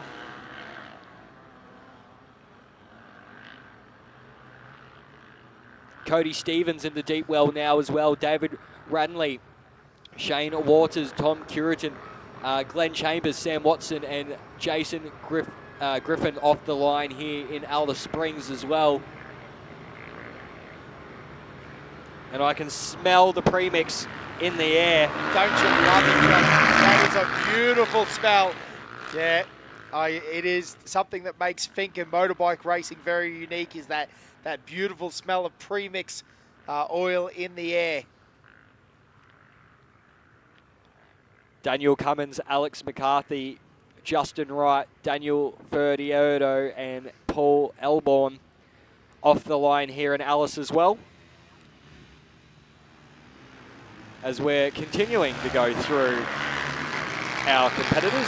Sam Hadley on the number 16 bike now through to Deep Well. Lee Kingston, Mark Hannon, Lincoln O'Connor, Benjamin Twinden, and Anthony Piord out off from Alice Springs. Daniel Banks and Corey Hammond into Deep Well now as well. Yeah, we're going to start seeing them come through Deep Well pretty quick here, aren't we, Josh? You know, we're starting to get into those packs of bikes. Daniel Banks obviously on the bopper on that YZ450, and Corey Hammond on the 236. A great ride there. Again, if you're joining us live across the internet, first we'd like to welcome you. Hope we're hearing plenty. Oh, we're getting plenty of waves down on the track too. The riders pumped on up, and we hope that you're enjoying your time in Alice Springs as well if you are cruising through for the Tatts Finke Desert Race. Again, plenty of action yesterday in the Method Prologue, but we're here on race day one. We've got the Red Bull crew. We're partying. We're having a good time. And I tell you what, it's going to be a great day here. And some of these guys and girls out here, their day's only just starting, Josh. 4 hours for DNF time. And some of them, and I'm not even being cheeky about this, will use that whole amount, and that's okay. It's to just get a spike, to just tick it off your bucket list, I tell you what, that is a big achievement, mate. I'll tell you, I'll shake your hand if you've got a spike on your mantelpiece. Yeah, I definitely would as well. Taylor Adams, Jay Simster, and Jake Coleman all through Deep Well now. Yeah, absolutely. And off the line, Chris Drew, Bradley Murfitt, Nicholas Haymarshall, Jared Giddings, Dean Mogridge, Anthony Chapman, William Valla, Matthew Medley, Nathan Kelly, and Lachlan Wishart. Can't push this enough. It is just bike after bike. And as I say that, charging off again, another pack of 5 bikes. And I tell you what, the bopper, you can hear them clipping. These guys are still racing. They're still having a crack. Jonathan Ippel, William Hatton, Jason McMillan, Christopher Hood, and Lachlan Wishart.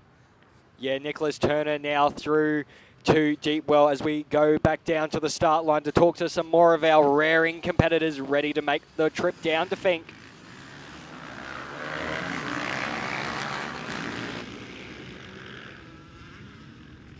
You feeling? A little bit nervous, but you know, I'm just going to take it easy. My only goal is to get back here, so should be okay. We hope you have a great day, great weekend. We're going to come over here to Alexandra Long. You are a local, and this is your 6th Fink. You're just a pro, you're a veteran. Something like that, bit older now, yep. And how are you feeling as you sit here? Yeah, ready to just get it done. What's the strategy as you take off? Get the whole shot, I guess. Yeah, yep.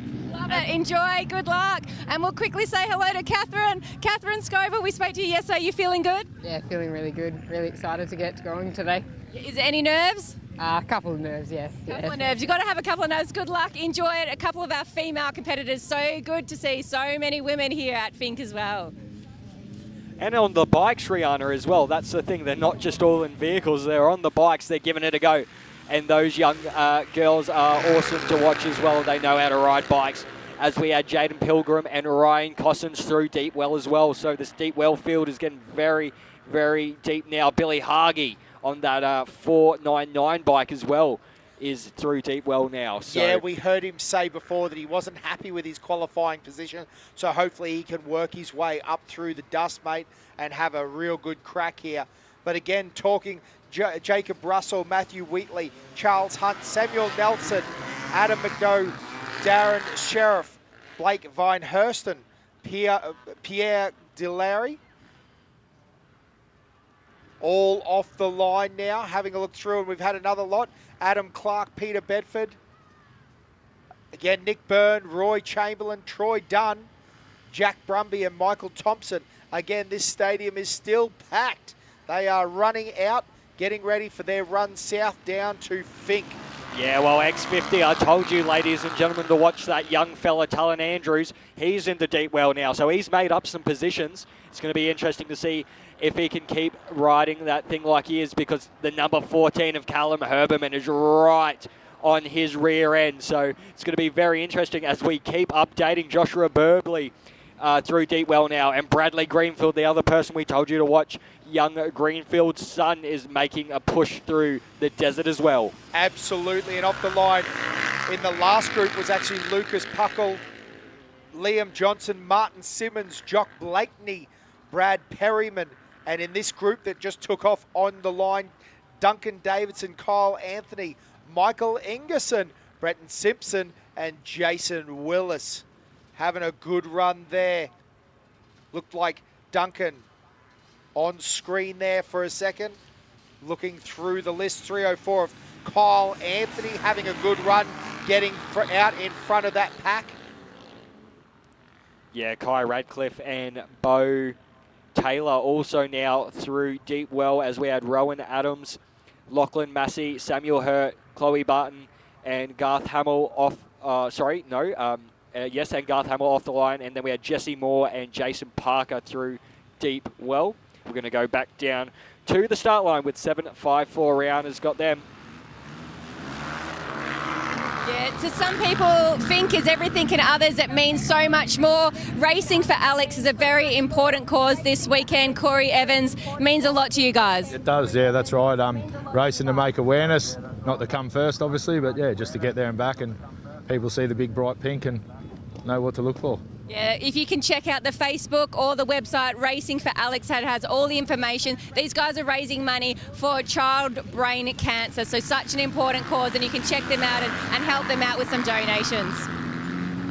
Yeah, such an awesome cause, and I suppose that's one thing that Fink does, because it has a lot of eyes on this race. It's a great opportunity to jump on board and bring some eyes to a great cause. So that's a great reason to be out here riding, and what a great part of the world to raise awareness. Yeah, Jesse Moore, Jason Parker, Tom Reddy, Kurt Spence, Rory Hill, Samuel Stockman, Carl Simpson, Lars Carlton, Will Ashby and Matthew Prott all through deep well now. So deep well is getting absolutely smashed at the moment as Eli Kelly off the line, Warwick Nutt, Dylan Desbo, Stuart Notman, Laurie Fry, and then through deep well checkpoint is Corey Banks on the 631.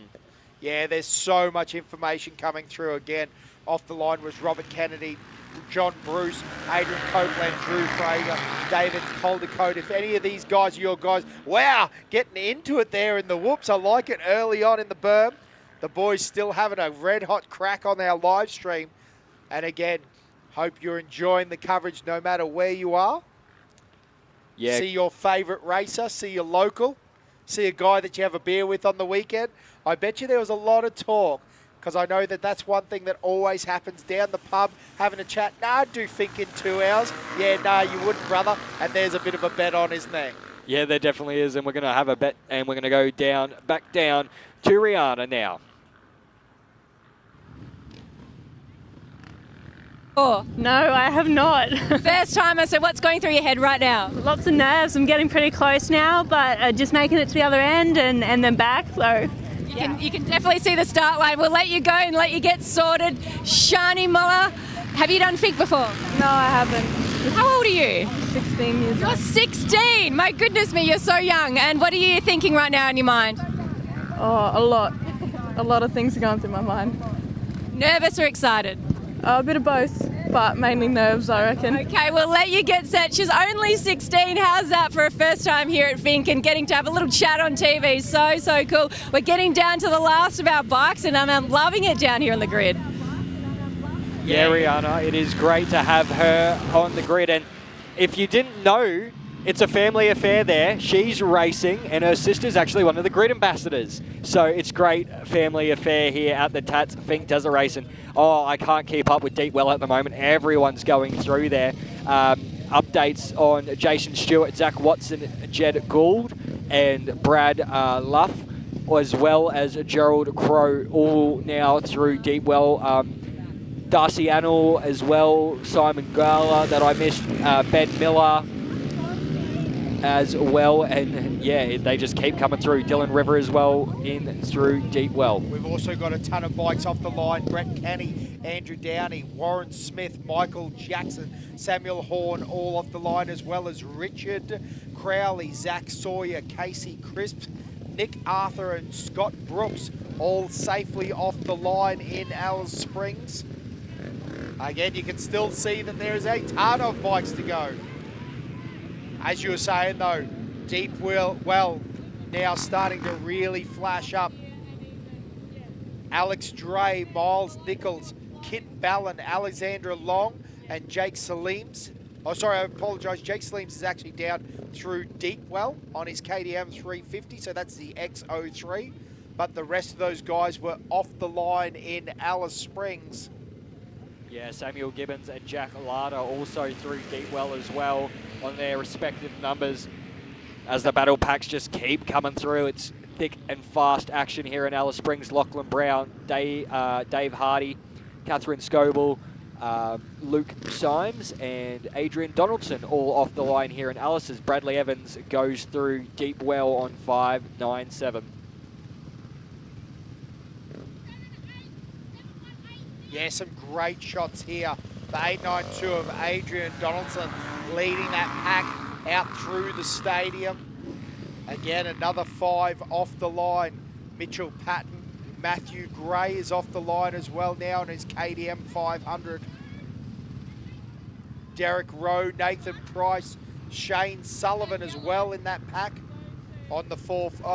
So Sam Hayes is through Deepwell on the 444. So that's Luke's brother. The orange, Yeah, So he'll be great pushing ride. hard. Scott Riskin, Bradley Evans as well through Deepwell. So that's who Sam's eating the dust of at the moment. But that prepared bike will be right with JSR doing all the work on that. Cody Smith, Quade Herberman, Nick Oakley, Blake Queen and Kevin Dyer all off the line here in Alice Springs as Nathan Norris, Jesse O'Shea and Thomas Foster all through the Deepwell checkpoint now. So again, we're keeping a good eye on that X04 Jesse O'Shea.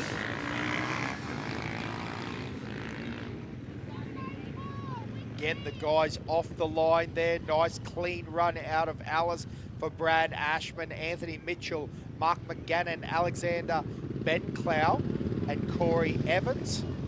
And Seth Carpenter on the 425 is now through Deepwell on his YZ 250F. So one of our little 2-bangers on the bumper on the way south through the Finke River. Oh, wheel stand there for the X09, I believe it was.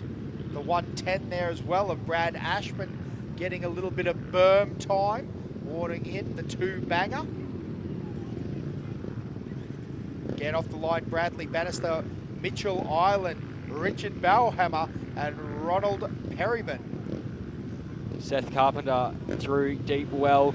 Todd Spilsbury also through deep well as well. Kate Prime there as well. And these bike riders are really looking forward to having their go down to Fink. And I think they're sort of the last of our competitors, so they know they're going for not a casual, a real casual ride down to Fink, but they're going down and they'll have fun. A lot of them in the back do like to ride together. So no, absolutely, mate. That is a fair point, but it's also a fair point that at 226 Ks, they've got to average better than 60, 65 kilometres an hour. And that's interesting because whilst that sounds easy with what we can see doing 60 kilometres an hour, once you start getting into those big whoops, once you start getting into the dunes, there is some faster sections where you can make up your time. But honestly, averaging 65 kilometres an hour here, there's plenty of people that have struggled to do it, let's just say.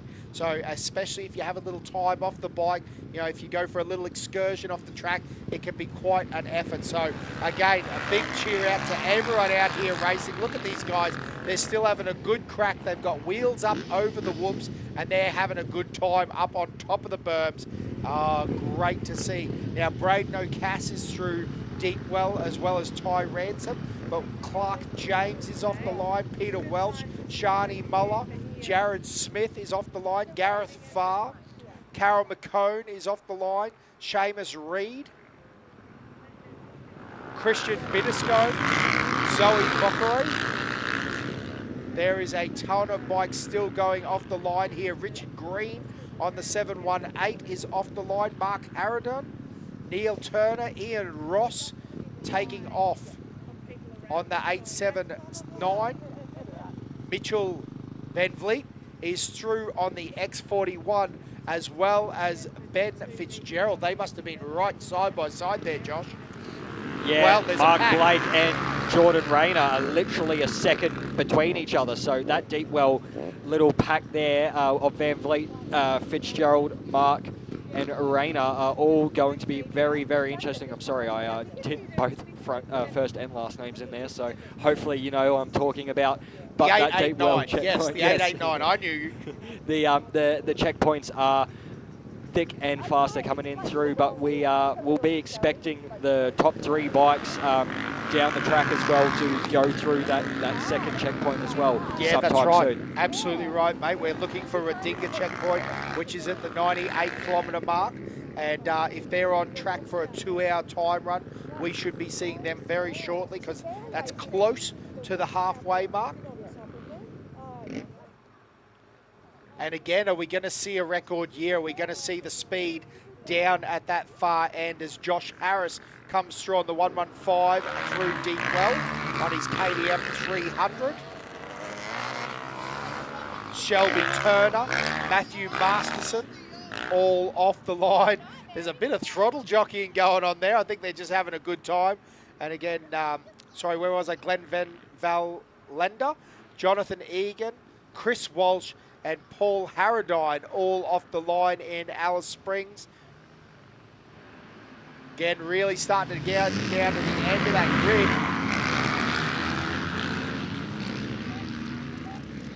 grid. Yeah, so the last of our 5 groups go off, and I'll wait for that one to update, and I'll give you those names as they come through. And then it looks like we've got 3 more competitors to go after that one. So we are almost finished all the vehicles. Edward Hampton, Adam Ferguson and Damien Meyer all through the deep well checkpoint. Deacon Bradford, Jason Dybel, Daniel Campbell, Hayden Dybel, John Haffey, all off the line in Alice, as well as the last 3, Brett Trims, Warren Bradford and David Peters, all now off through Alice. So give them a big round of applause in the stadium section. These are our last bike competitors making their way down to Fink as Nathan Elliott makes his way through to deep well now. Yeah, how good is it, Josh? Even from our commentary box, we can hear teams cheering out there in the crowd. So do not think that they can't see you. They are pumped up. I can tell you, when we rode down the track and as we raced down the track, seeing the spectators and the fans and cheering and the signs, that is part of the hoot of the Tatts Finke Desert Race. So again, that is awesome that all of these bikes are now off the line in Alice Springs. And now it's time for the true story to start. Lots of bikes starting to go through Deepwell, but again, we're looking for Redinga. It is a slower section between Deepwell and Redinga. Notoriously, it's been very rough, very sandy, but we're having a good look. Now, just between me, you, and the gatepost, this is nothing official, but I have been getting a few text messages and a few messages, and when he was apparently Walshy had Simpson by 106 somewhere in between those two spots, so somewhere down near the Redinga checkpoint. So if that's true, and with a 2-minute starting gap, that would mean that Walshy's made almost 3 minutes on that start pack. So that'll be interesting to see whether that is correct information or not, but it's very, very fast. And again, that doesn't mean, that Jack Simpson isn't reeling him in the rough stuff. There's plenty going on there. There's plenty of other options, but I guess if you're a betting man, you'd know that, the safe bet is with the local. He's done lots of time on this track. He knows it literally like the back of his hand, maybe even a little bit better than the back of his hand. I think he does. He's a machine when it comes to that vehicle, the bike, and I've known David for years on end. There's funny little stories that Mum used to look after his youngest daughter at the time, and so I've known David personally for years, and that man is so committed to that bike and that team and any team he works for. So he's really looking in the box seat. But as the OSV, so vehicle makes its way out to Deepwell, they do the sweep. Interesting shot there, mate, because that little Jeep, it doesn't look like it have enough fuel. It must be doing a close checkpoint there, but great to see those guys sweeping the track and making sure everyone's safe and sound. Now, let's throw down to Rihanna on the start-finish line. Yeah, thanks, boys. It's been an hour of absolutely non-stop action. And firstly, I just wanted to say a thank you to all of our volunteers. We've got some of them behind me. It's organised chaos really down here at the start line, but they're the ones that are making sure all the riders are in the right place and heading off at the very right time. 300 volunteers that we have that create this event. So big cheer and round of applause to our volunteers. Thank you so much for helping us make this event. Wow, what cool stories to be down here on the grid for. Of course, we've got all our serious guys up the front, Jacob Smith, David Walsh, Jack Simpson, all the guys that are really gunning for that win. But so cool to hear the stories from the guys and girls further back in the pack that are here for the first time or just doing it because they want a ticket bucket list or here with their mates and really just cheering each other on. So cool to be able to bring you some of those stories and chat to some of those guys and girls as they sat here for the very first time for the Tatts Finke Desert Race for 2022. Well, now it's all up to you guys to talk us through what's going to happen and who's going to get to the other end in Finke first. 226 kilometres lay ahead of all of our competitors, and I can't wait to see who can get to that checkpoint first. Yeah, Rhiannon, we're in the same boat. We're so excited, just to see how this plays out this year. We are frantically, I don't know if frantically is the right word, but we are anticipating that there's going to be some shuffle in this order. There's going to be lots of action. We've got lots of bikes through Deepwell at the moment. It's an absolute feast coming through at the moment. But at the moment, I think that it's going to be interesting because we do really have our sights set on Redinga. Who is going to be the first through Redinga? We have talked about it. Davey Walsh obviously is having a cracking run there, but Jack Simpson is right there. Jacob Smith is right there. There's so many people there that are going to be very interesting to see.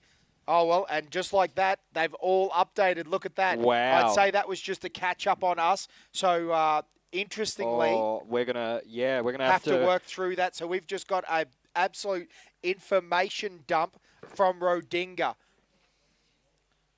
So it is David Walsh running through in first. He came through looking at our times, with a 0019, which makes sense. Then somewhere in there, Jacob Smith's right on the bopper with a 108. Again, these numbers probably won't make a lot of sense to you guys, but that's right. It just gives you an idea of the position where they are. Now I'm looking for Jack Simpson. 0058, right? So Jack Simpson is right in the hunt there. So it does seem like it's probably on track at the moment. David Walsh, Jack Simpson, and then Jacob Smith. Now, Ivan Long is cracking along at pace too. My goodness, from where he started, he's through with some very fast times. Bradley Greenfield is through Redinga as well now. Billy Hargey is through Redinga. Jaden Pilgrim, Jay Simster. Again, there, Luke Hayes is through as well. Yeah, very interesting. Again, we got a huge information. Rick Island on that number 4 bike is through. Jackson McGrath is through Redinga. Ben Grabham is through Redinga too. Although it looks like Ivan Long is right on the back of Ben Grabham looking at those times at the moment. Yeah, Josh Burley through Rodinga now as well as Callum Herberman. So we will expect to see the X50 of Talon Andrews closely behind those two through Rodinga. But yeah, we did have a bit of an information dump, so I am trying to get the current positions. But I will give you that as soon as I can. Yeah, absolutely, mate. And they would be flying. That does make a lot of sense because, again, we were a bit miffed at why we hadn't seen anyone through Redinga, but that makes sense. Again, we are working in a remote location. We've got plenty of information coming through Deepwell. So Jake Anderson, Dylan Ewell, Thomas O'Donnelly, I apologise, Paul Gunther, David Murphy, Gavin Woolnott, Bo Close, Kurt McCain, Zeke Norford, and Troy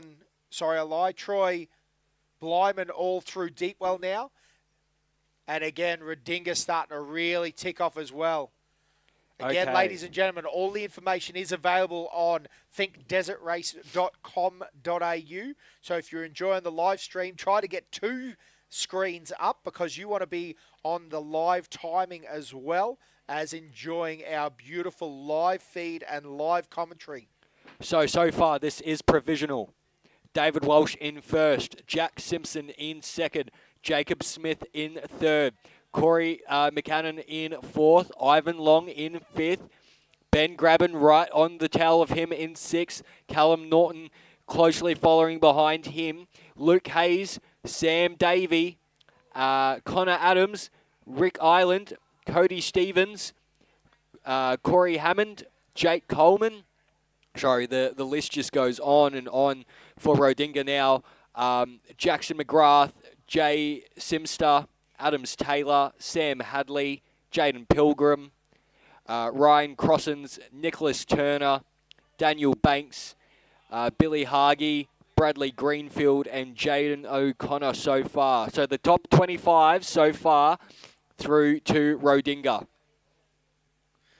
Wow, David Walsh setting absolute blistering pace as I get that in my ears. David Walsh first through Bunduma, so that thing must be reeling. Yeah, he's got it cranked up, so Bonduma's down at the 140k mark.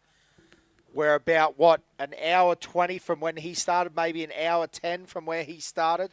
So he's going to be on an absolute mission at the moment. But again, what we're really looking forward, or looking just to keep check on, is when we see Jack Simpson through Bonduma as well. 12:52.01. Yeah, so he's about 2 minutes behind by the looks of that compared to where David Walsh is. And considering Walshy started a grid back, what a charge from our number 1. Yeah. There's a reason he's got the number 1 plate, isn't there? Jacob Smith through Bonduma as well. And it does look like he's right on the back of Jack Simpson. Only about 10 seconds in that. So he is right there with Jack. So it's going to be an interesting race indeed, as plenty of bikes are starting to work their way through Deepwell. We're going to see Rodinga more and more. But again, there's going to be so many. Well, when you've got 600 motorbikes out on track, it's a big day of racing. Again, keeping our eyes peeled for any information coming from Bonduma. But it does look like David Walsh is on an absolute charge here. Jack Simpson in a great position with Jacob Smith right behind him, our Method Race Wheels Prologue winner. Great effort by him too. And again, he is very fast. The Kondo boys, they know how to race in the desert. There is no question about that. Yeah, they definitely do. They're insane on those bikes, and over the years have been so close to getting on that top step as well. So again, it's anyone's game. There's still a day of racing to go, and as we continue to update our deep well checkpoint, John Hansbury, Benjamin Piggott, Nick Harron, Tony Knott, William Wishaw, Anthony Skynes, Tony Hardman, Lee Shigener, Alan Henderson, Jordan Greenshields, Robert Shaw, Brad Wilkinson, Luke Nixon, and Mark McDonald, all into deep well so far. Yeah, listen, it's amazing because then I'm just doing a little bit of quick math trying to work it out because I think Longy is definitely on a terror. As we expected, he had a cracking run there, but he did start a few grids down. And also Ben Grabham looks like he is running very fast. I'm very interested to see where he comes through. Again, we're looking for Bonduma checkpoint times. Yeah, it's going to be interesting to see who comes in through this Bunduma checkpoint first because these two were close at that Rodinga one.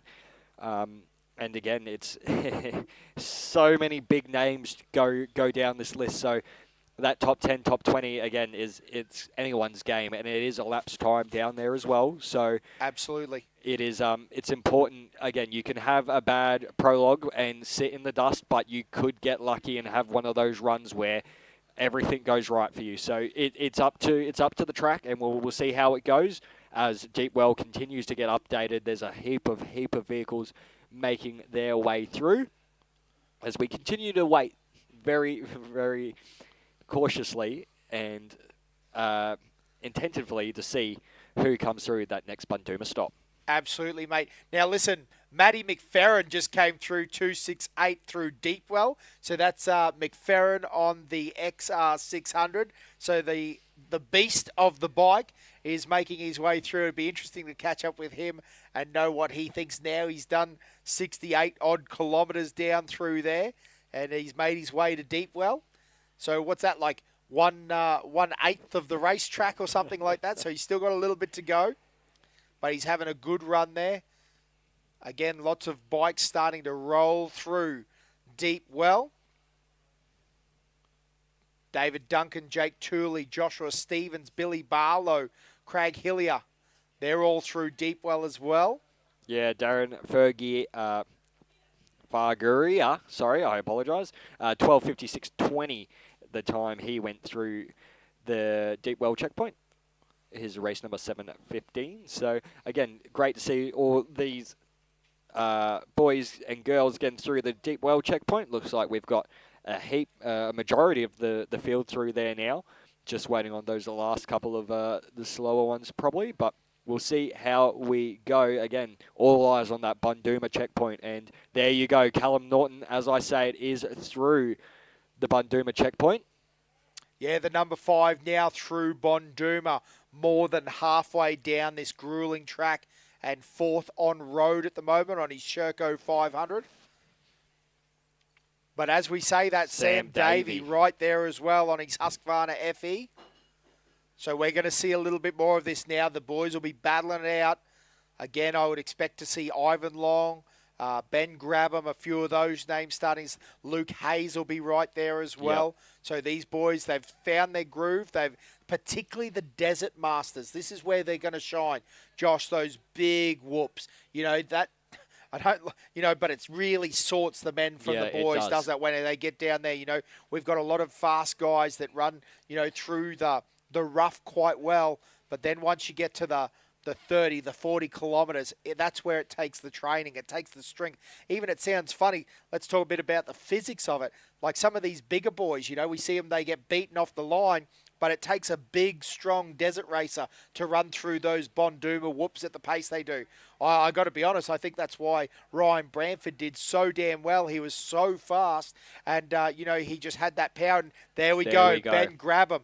fifth on road with the 721. Man, he's a beast, isn't he? He's running in the seniors class, and he's fifth on road with that Class 7 bike. And I tell you, and there's Ivan Long right there as well, the X05. Those boys, it may as well be 2015 again. These guys are still going to war. I love it, and that's the great thing about this event. You can bring back these old champions and the old people. Well, not old people, but you know what I mean. These past legends of the sport within the Fink Desert Race, and they just come out. And as you can see, Ben Grab and Ivan Long, who haven't been to Fink in a while. Well, Ben has. Unfortunately, Ivan hasn't. Just jump on the bike and go for a run and run in the top 10 like it's nothing. And Josh, that's 58.13, 58.20. They're 7 seconds apart on track right now. Oh, such a great story. Oh, man, I tell you what, as a Fink race fan, I hope there is a helicopter somewhere in the air flying above that little pack right there. I tell you what, it'd be an absolute classic. Ivan Long has some amazing footage where he is just triple through the Bonduma whoops. Yeah, he is. He's crazy. And then you look at Toby Price and the likes of David Welsh. And I'm saying Toby's name at the moment because the way he rode through those whoops, he was a machine. He that back wheel just sat there, bouncing on top of those whoops, as we have Corey McMahon now through Bunduma as well. So a heap of action coming through now. Absolutely, mate. Well, I think that's a great point, and I think that also goes back to what we were just talking about the bike dynamics. Toby Price is a big boy. Yep. He's big, he's strong, he's a desert racer, you know. What let him down in the motocross days, you know, not being one of those light little 55 kilos, is actually what helped him down there in the Bonduma whoop. So it's an interesting balancing act and, you know, picking and choosing your battles, like you said. But, yeah, Toby, an excellent ambassador for our sport. And, yes, very interesting character. He's be interesting to see him on a bike again. And you've got to have a great routine coming into Fink as well. You've got to be fit. You cannot not be fit. So it is a hard one. A lot of these boys go through training programs throughout the months leading up to the event, and they really get their arms pumping and their legs pumping, as well as Rick Island makes his way through the Bunduma checkpoint. You can see that live on the big screen. It's great. You've got what we've got in the commentary box at the moment. So the timing, you'll see all your updates. Yeah, absolutely, mate. 5th on road for Rick Island. That's a great run there. Again, I'm not going to do the maths and try to do the split times at the moment where they're all sitting. But again, Rick Island powering along on that Husqvarna, having a good crack here at the 2022 Tatts Finke Desert Race. Again, still quite a bit of racing to go. Again, we're talking about Bonduma. That's 140 kilometres. They're going to get into Mount Squires, and then they're going to tuck down. It's that big road section down to the Fink River. 226 Ks of racing. Grueling racetrack as well as the start-finish line here. And Alice gets a little bit of TLC as we will welcome all our competitors back tomorrow morning and afternoon. Yes, it's going to be another big day tomorrow, Josh. Plenty of action here on these motorbikes. And, yeah, again, the car field as well. It never ceases to amaze me. Now, there was a bit of a story that Bo came in. I haven't got the split time, so apparently Bo did come in, the 413. Okay. So that's going to be interesting. I believe they had some mechanical issues, and they look like they will be racing back tomorrow in that Mason. Wow, that is an interesting development there. Yep. We'll go to... You also mentioned about Andrew Moles. Yep. There we go. Just as we saw it, Luke Hayes has come through Bonduma as well on the 12 bike, so keep a good eye on that. But again, sorry to get back to it, we're talking about Connor Adams right there as well. Right with him. There you go. So, yep, there is some good races happening through the Bonduma whoops. Again, if you're down the track, I hope you're enjoying it as much as we are. I can't wait to see the footage from this year. Like, the amount of speed that those, let alone Toby must have gone through this morning in that vehicle to getting bikes down there in what is going on now. It's going to be interesting. And those battle packs for the bikes as well, very, very interesting. You're going to be able to see that. Absolutely. Jackson McGrath through as well, the X49. So he's on the gas, and he is through Bonduma. No, you're absolutely right, mate. There's going to be some very, very good footage this year. Again, you know, Ryan running out through the dust and through the track. It'll be interesting to see if we captured any footage of that. Those boys changing what tyres they had and getting going again and limping into the track, into the finish line. Still in a very good position too. And ladies and gentlemen, I will just announce our did not starts, which are being updated as we speak. Chad Duncan on 694, so if you're looking for him, unfortunately did not start the race. David Lloyd and Paul Stubbs as well, unfortunately not starting their Fink campaign this year. So hopefully they can, you know, enjoy the rest of the weekend now. They don't have to ride that grueling 200 odd K and then the 200 K back as well. So they will probably be disappointed, but also might not be all that disappointed that they can have a little bit of a rest for the rest of the weekend.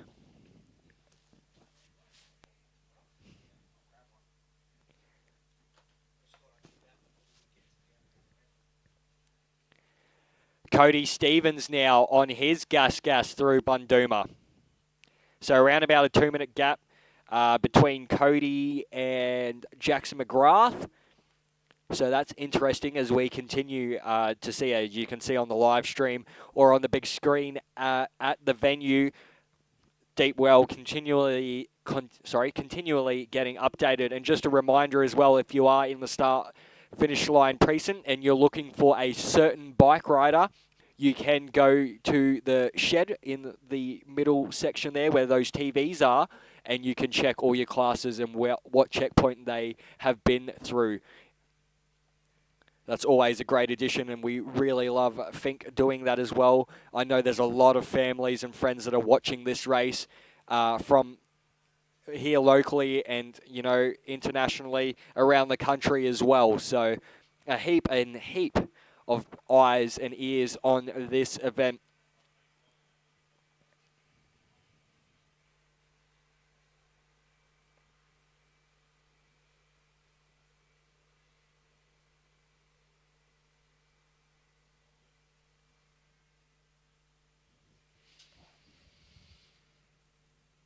Sam Hadley, the number 16 bike now through Bunduma. So, and Corey Hammond, wow, those two 6 seconds apart, the 16 and the 236. So nothing in between them through Bunduma. This race is getting very, very close. David Walsh now into Mount Squires, ladies and gentlemen. That is the last checkpoint before Fink. So David Walsh is on for a good run.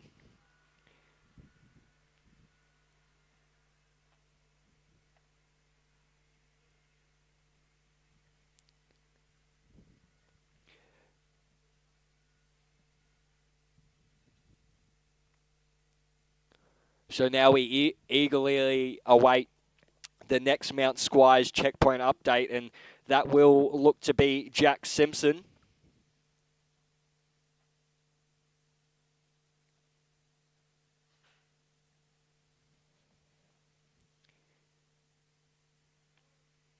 But what a ride from David Walsh. Coming from third on the grid, having to make up that 2-minute gap. Man is built for desert riding.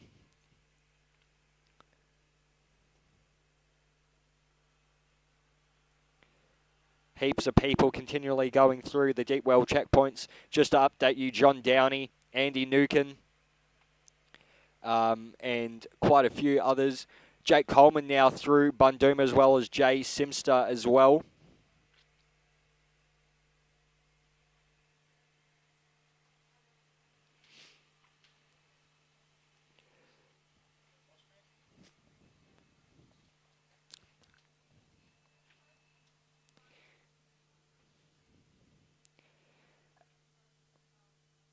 Taylor Adams into Bunduma now. Okay, there you go. There's a change. Jacob Smith into Mount Squires in front of Jack Simpson. So something's happened in between there, between those two. Wow, it's close. It's 10 seconds. So Jacob Smith has ridden around Jack Simpson there in that little period between Bunduma and Mount Squires and has put a 10-second gap on him. Very interesting. Yeah, absolutely. I think that's going to be a battle that will be very enjoyable to watch. We're going to see some very fast riding here now. Jack Simpson, no doubt, will want to get that position back off Jacob Smith. But again, Jacob Smith knows exactly how to get it done out here in the desert. Yeah, he does. It's the top three, so second and third right now. It's nothing in it. And there you go. The Fink and pitches start to come in. And just a reminder, ladies and gentlemen, we are working in remote central Australia. The Fink community is 226 kilometres south of Alice Springs. That is the closest actual township with everything.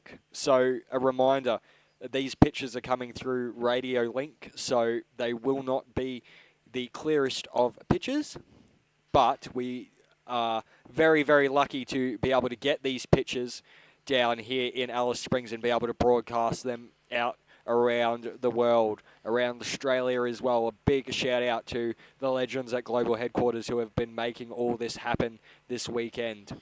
Yeah, mate, absolutely. Now, listen, what's interesting is True Mount Squires, again, don't worry about the numbers too much, but it was a 36.14 for Davey Walsh, and looking up, it's a 38.07. So it's about a minute and a half between Jacob Smith and Walsh. And again, as you said, about 10 seconds back to Jack Simpson. So they're all right there at the moment. But remembering David Walsh come off the second pack, so he's also made up that time as well. So I'd say Walsh, he's about 3 minutes in front or something like that at this point. And I tell you what, that is a cracking run that's from the just number one. insane, Dan. Like, to think that he was third on the grid with he didn't have really the best look into the dust, and then he just came through flying. And I mean flying, that man made up that time within the first checkpoint. So that's just saying something. Yeah, mate, absolutely. Now, what were they off the line? About 11:40, something along those lines. Yep. So we're now at 1:11. They are through Mount Squires. Mate, that means that they are absolutely tearing because, honestly, they've got the fast part of the track left. You know, Mount Squires, they're out through the whoops, and it is all those fast dirt road sections now. So last year's time, just for reference, ladies and gentlemen, down to Fink, David Walsh did it in 1 hour, 45 minutes and 34 seconds. Followed closely behind him was Jack Simpson with 1 hour, 49 minutes and 58 seconds, and then Bo Ralston with 1 hour, 50:31. And I think we're going to see around about a low 140 time from David Walsh, as it looks like he is absolutely flying. He has not let off the loud pedal on that thing at all. Yeah, it's complete madness the way these guys are riding. And I tell you what, I absolutely enjoy watching these guys go at it. Again, you can see that those guys down on the finish line jump, they'll start making their way towards the hill. Again, it's so cool because I think this is one of those events where the crossover is so cool. I know when we were down there, we used to camp specifically in sight where we can see on the live view so that we could run our Jimco car in, service it up and do all the bits and pieces. But then, you know, we'd know the times. About 1:30, you'd start heading over to you'd want to be a bit earlier than 1:30 these days. But anyway, 1:15 or something like that, you'd head on over and make sure that you knew where everyone was because we'd be standing on the side of that hill cheering the loudest. Because I tell you what, these motorbike boys, I keep saying it, Fink is a motorbike race that us car guys are lucky enough to have a crack at. It is, it's the bread and butter is the motorbikes. It's the teams. These guys have put in above and beyond, and I tell you what, it's so accessible. That's one of the keys, I think, that makes Fink so amazing, is that you do have that opportunity to come and ride this and tick it off the bucket list. It's one of those things it is truly achievable, but it's just, it's hard enough that it is something that, I keep saying, if you've got a spike on your mantle, I tell you what, I'll give you a high five and have a beer with you any day, because you've got grit, you've got determination, and I tell you what, you got what it takes. Yeah, you definitely do, and it is such a grueling race. As we have an update, Jackson Hudson on the 435 is a DNF, so if you are looking for the rider 435, Jackson Hudson, unfortunately, is a DNF. I can see the Apachula crowd getting very, very excited. We're expecting bikes not too far away as we look at the Bunduma checkpoint. There's a bit of a battle pack going through there. Bradley Greenfield, Nicholas Turner, Billy Hargy, and Jaden O'Connor. So those 4 riders must be in close quarters and must be nose to tail in that dirt. So again, I think with what we've said with the dust, it's not as bad as past years, but it is, I think, promoting a little bit more closer racing this year and actually being able to see where you're going, not having to look at the top of the tree lines. No, you're dead right, mate. It makes a huge difference when we've got this, little bit more settled dust situation. Again, I wouldn't say if we talk to any of these guys that they'd say there's no dust. They'd kind of laugh at that. I've had a few chats, and it's the same with the cars. Every time they say, oh, it's a no dust year. I don't know what that even means at Fink, but I guess what we are saying is that there's years where it's been so thick in the mornings that you literally cannot see the front of your bonnet of the car, and it's the same for the motorbike guys. They're just wondering what's coming next, whereas this year it did seem at least manageable. And no doubt it's going to, we heard that story about Ryan Taylor in the dust running off the track and clipping a tree and wrecking 2 tyres behind Hayden Bentley. So, Ryan was on an absolute tear there, and unfortunately, this is what we're talking about. It's funny that I've just sort of led to Ryan, and it's funny, these races, I no doubt he had a bit of a plan where he's going to take it easy, look after his Australian Championship points, but when they put on that helmet, they're all races at the end of the day, aren't they? They want that position, they want to pass that guy, they want that number 1 plate, so it's going to be very interesting to see how that all plays out. Yeah, it definitely is going to be, and it is such anticipation sitting as we sit and wait for the Fink end, and to see the first dust and hear that helicopter noise on the stream, because that's when it's all about to get loud, and we see who comes in first to the Fink end, and to see what sort of time is going to be put down, whether it's going to be another record-breaking time or whether David Walsh was right, and he did say it was going to be around about a minute slower because of the harder sections and the amount of moisture in the dirt after the rain. But it's going to be interesting. You see, we said we might have had a quicker time in the cars, and to be completely honest, I wasn't expecting it to be that much quicker. So you never know when the bikes get down to a 1:30 time. That might even be something that we see this year. You don't know. It's on for young and old here at the Tatts Finke Desert Race, and there's so many different stories rocking out this top 10. So many big names. Yeah, no, you're exactly right, mate. Hey, listen, while we've got a quick second, I might just shout out some of these amazing sponsors of the Tatts Finke Desert Race. As we've said time and time again, Tatts has been on for so long, and it's so amazing to have those guys. We heard them say that, over $1 million in sponsorship money put into this race from Tatts, which is simply brilliant. We've also got the Northern Territory Government, the TAB, Forex are also involved, Lassiter's, Impaja, Alice Springs Town Council, Central Comms, and Method Race Wheels. And all that information, and again, all this live feed and all this stuff is all available on finkdesertrace.com.au, as well as all the social media. I tell you what, it's just great that all of these people come together to make Tatts Finke Desert Race exactly what it is. Because I tell you what, again, we just live and breathe it. And I couldn't even imagine if we didn't have the opportunity to race out here.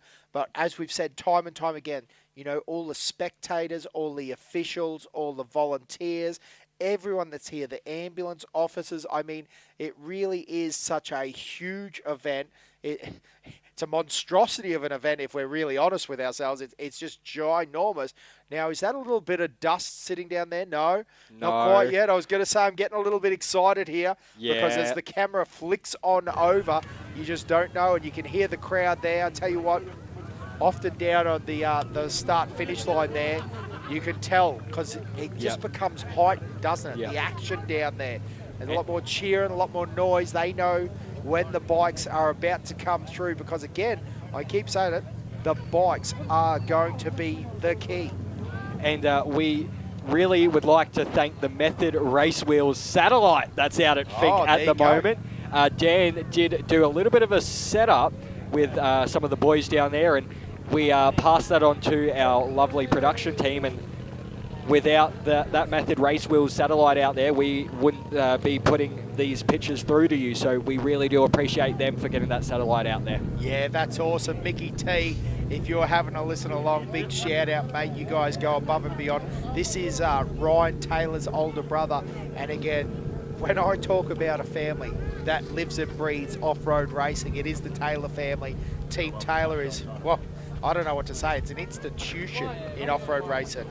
There's some amazing video of Ryan Taylor out there racing a Volkswagen Baja when they were still the Class 4s. No one was running trophy trucks back in those days. They were all air-cooled Volkswagens. And again, can't say this enough. Big shout out to Method Race Wheels. Again, I just mentioned them as a sponsor, and this is what I mean. Like, they go above and beyond, got in contact with us, said, hey, we've got a satellite and we need the hookup. So how good is that? Thanks very much to Method and the boys from Race Wheels Australia. Yeah, absolute legends down there at the Fink end. We really do appreciate you guys down there, and I hope you're having a good time so far. Unfortunately, you know, Ryan didn't have the best run this morning, but, you know, it's all on tomorrow. We'll go again.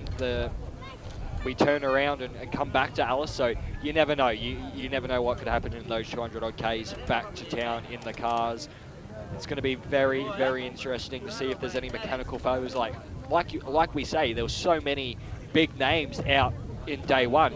Imagine what day two is going to be like for those vehicles, and some of them who don't have those big budgets and the big money behind them to fully go over the truck or their buggy like some of those bigger names will, as Jackson McGrath is now through Mount Squires, as well as Connor Adams.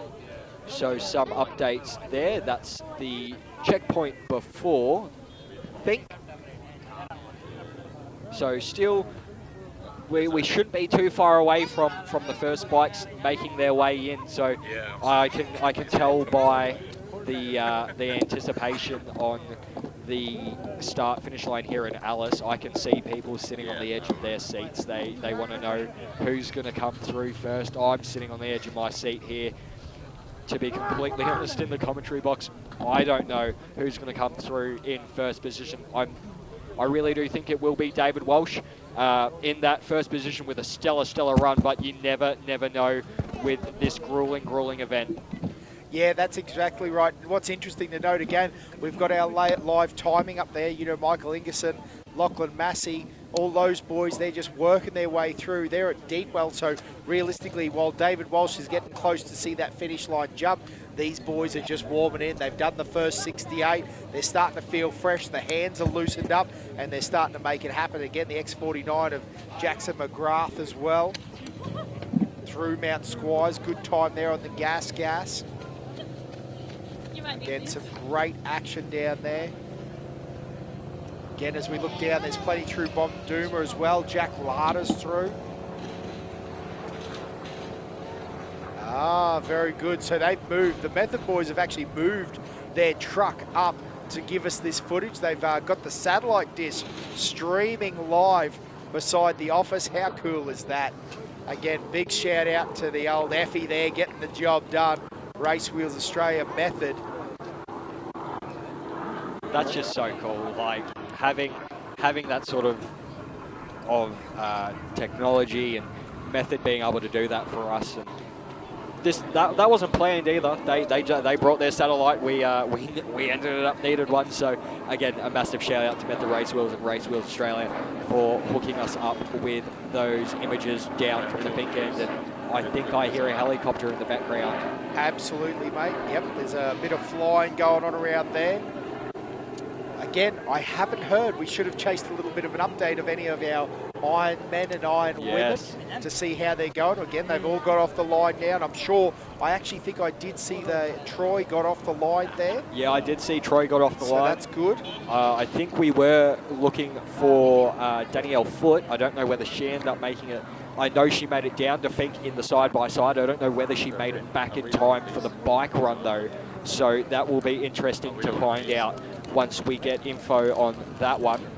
Yeah, absolutely, because again, so if you aren't really up to date with what we're talking about, a new class really, because it is a new class. Yep. It was actually Billy Geddes that decided that he was going to, or I think it was a bit of a conglomeration. I know Toby always wanted to do it as well, but Bill Geddes was the first one that decided he was going to do the true Fink Ironman. So you actually race down in a truck or in a car and then jump on a plane, fly back, get on your motorbike, ride down, and then do all of it again tomorrow. So you actually compete in both groups, and now it has become a bit of a thing. I actually believe it was I hope I've got this information right, but I actually believe it was Rick Hall that really wanted to do it first. Now, I've heard stories about him talking about doing it and seeing whether it was a reality or not, and I think that would be something amazing. I wouldn't put it past that madman, because he is just a legend of the Fink community. And that man last year, when I got to sit up here in the commentary box for the top 20, the wealth of knowledge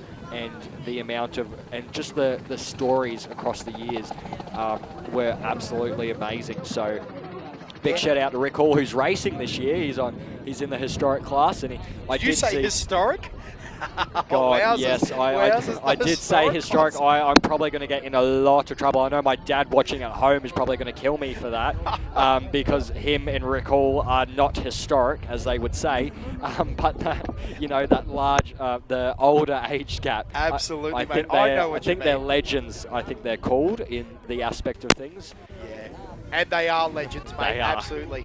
Yeah, and what's so great about Fink is those guys will come up and have a chat with you, and they'll pass on that knowledge. It's just such a great atmosphere out here. 2, 3. I say that time and time again. Interestingly, again, we've got plenty of people through Deepwell, plenty of people through Bonduma, mate, but we're still looking for a few people through Mount Skies. The 290 of Cody Stevens is down through Mount Squires 1, now. 2, 3, and we mentioned 4. X49 before. Jackson McGrath is down through Mount Squires on his gas. But again, we are keeping a sharp eye out with this fantastic footage brought to us by Method now.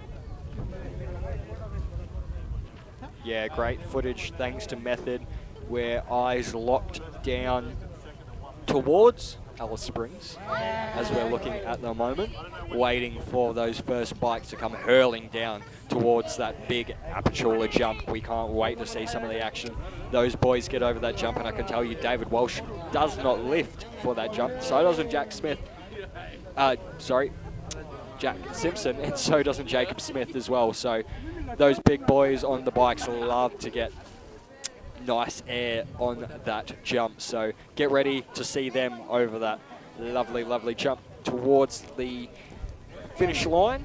And no, it's not the finish line there. As Dan told me from a story before, he actually didn't know there was still around about 2K left on the track, and didn't know where to go. So, ladies and gentlemen, don't just hit that jump and think you're finishing. You're not.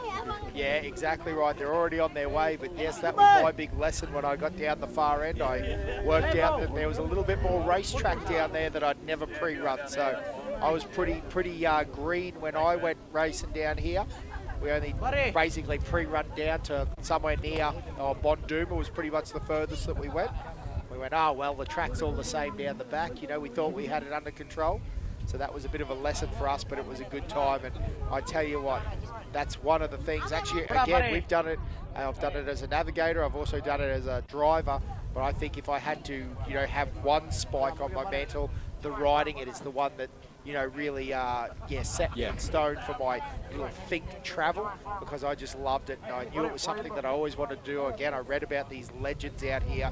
And, back in the day when you flicked magazines, again, I'm showing my age here, ladies and gentlemen, but used to, buy the Australian Dirt Bike magazine and read about these legends out here in the desert and the stories of the fink. And I think that just ignited something in a young Dan Curran. Yeah, definitely would have. And I think as a young bloke growing up here around Alice Springs and around this event, it is such a staple, and a lot of young kids, they grow up riding this track. They do. That's what they do, and that's why they're so good at this event. You'll see those younger names go through, and you're thinking, oh well, how are these young kids going through? It's well because they've grown up on this track. They've experienced firsthand all these grueling conditions, and they know the track changes. They ride to the conditions, and as you see, they do Ks and Ks and Ks of pre-running. Yeah, no, you're exactly right, mate. Again, that's awesome footage down there. There seems to be a little bit of movement down here. It could be an indication that we're about to see the first couple of motorbikes come charging through here. Now, Josh Curran told the story. We were down here on the hill one day, and it was when the Smith boys were running together. They actually came pushing their Hondas up over the top. Told that story about the wrong tanks turned up. They just had to wing it and see what happened. They did every trick under the book to try to make it happen. But again, hopefully we don't see any such issues for any of our top competitors this time. But again, that's just something that always adds to that fink story. So, going to be very interesting again. 1:30 local time here at the moment. So again, you were saying David Walsh ran a 140, what was it, Josh? 144 or something like that last year. 145.34.9 to be exact. So, yeah. So that's the sort of time we're looking at this year. We want to see how the track compares to last year's time down. Again, we clearly see that was right. It was a cracking pace out of the trucks.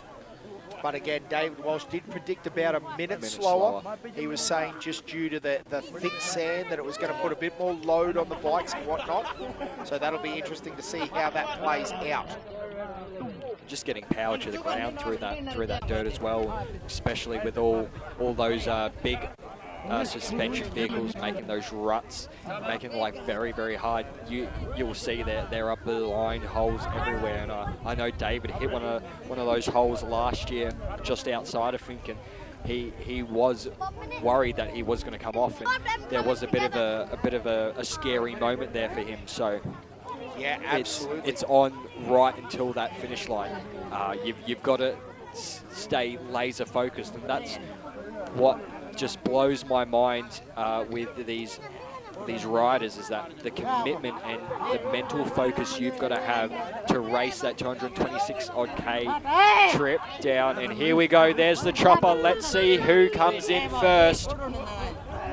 Yeah, some great footage there with the helicopter nice and low, the dust starting to crack on that edge there. And listen to the locals in Apachula, they're getting pumped just like we are here live from Alice Springs. And on the big screen now, we're live from the Fink, and let's see who it is. I'm not going to predict who it is yet. I'm not going to say anything until he gets closer to the screen and the camera. It's number 1 of David Walsh. His jump across the line. Let's see what time he can do into Fink. Will it be a new record or will it be slower?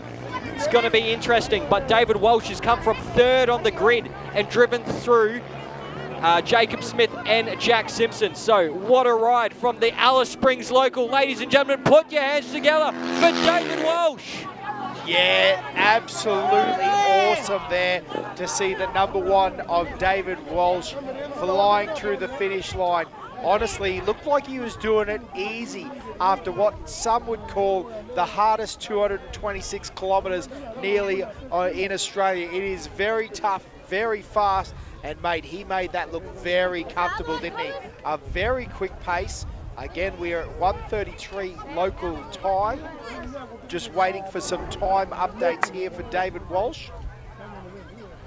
But again, what a fascinating race this has become. We're keeping a sharp eye out because what we really want to see as well is Jacob Smith and Jack Simpson. Those guys started on the first grid together, so they are on time together. So if that makes sense, they're going to be warring because they will want to start off the line tomorrow with the best start. And they were ridiculously close through there. So we're just waiting. There you go. It is David Walsh does it in 1:46.10. So yes, around about a minute slower. There you go. So very interesting, as he predicted. The 1:46 for the KTM 500. David Walsh. That's an amazing run down there, a low 1:46. Here we go. Let's see who this one is. Is it Jacob Smith or is it Jack Simpson? They've been tossing positions throughout. There you go. So it looks like Jacob Smith is actually in front here with the number 9 bike. Got that light on that bike.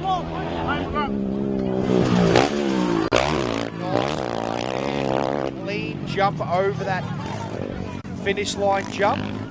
And again, Jacob Smith, shirt flapping. Jason Anderson would be proud.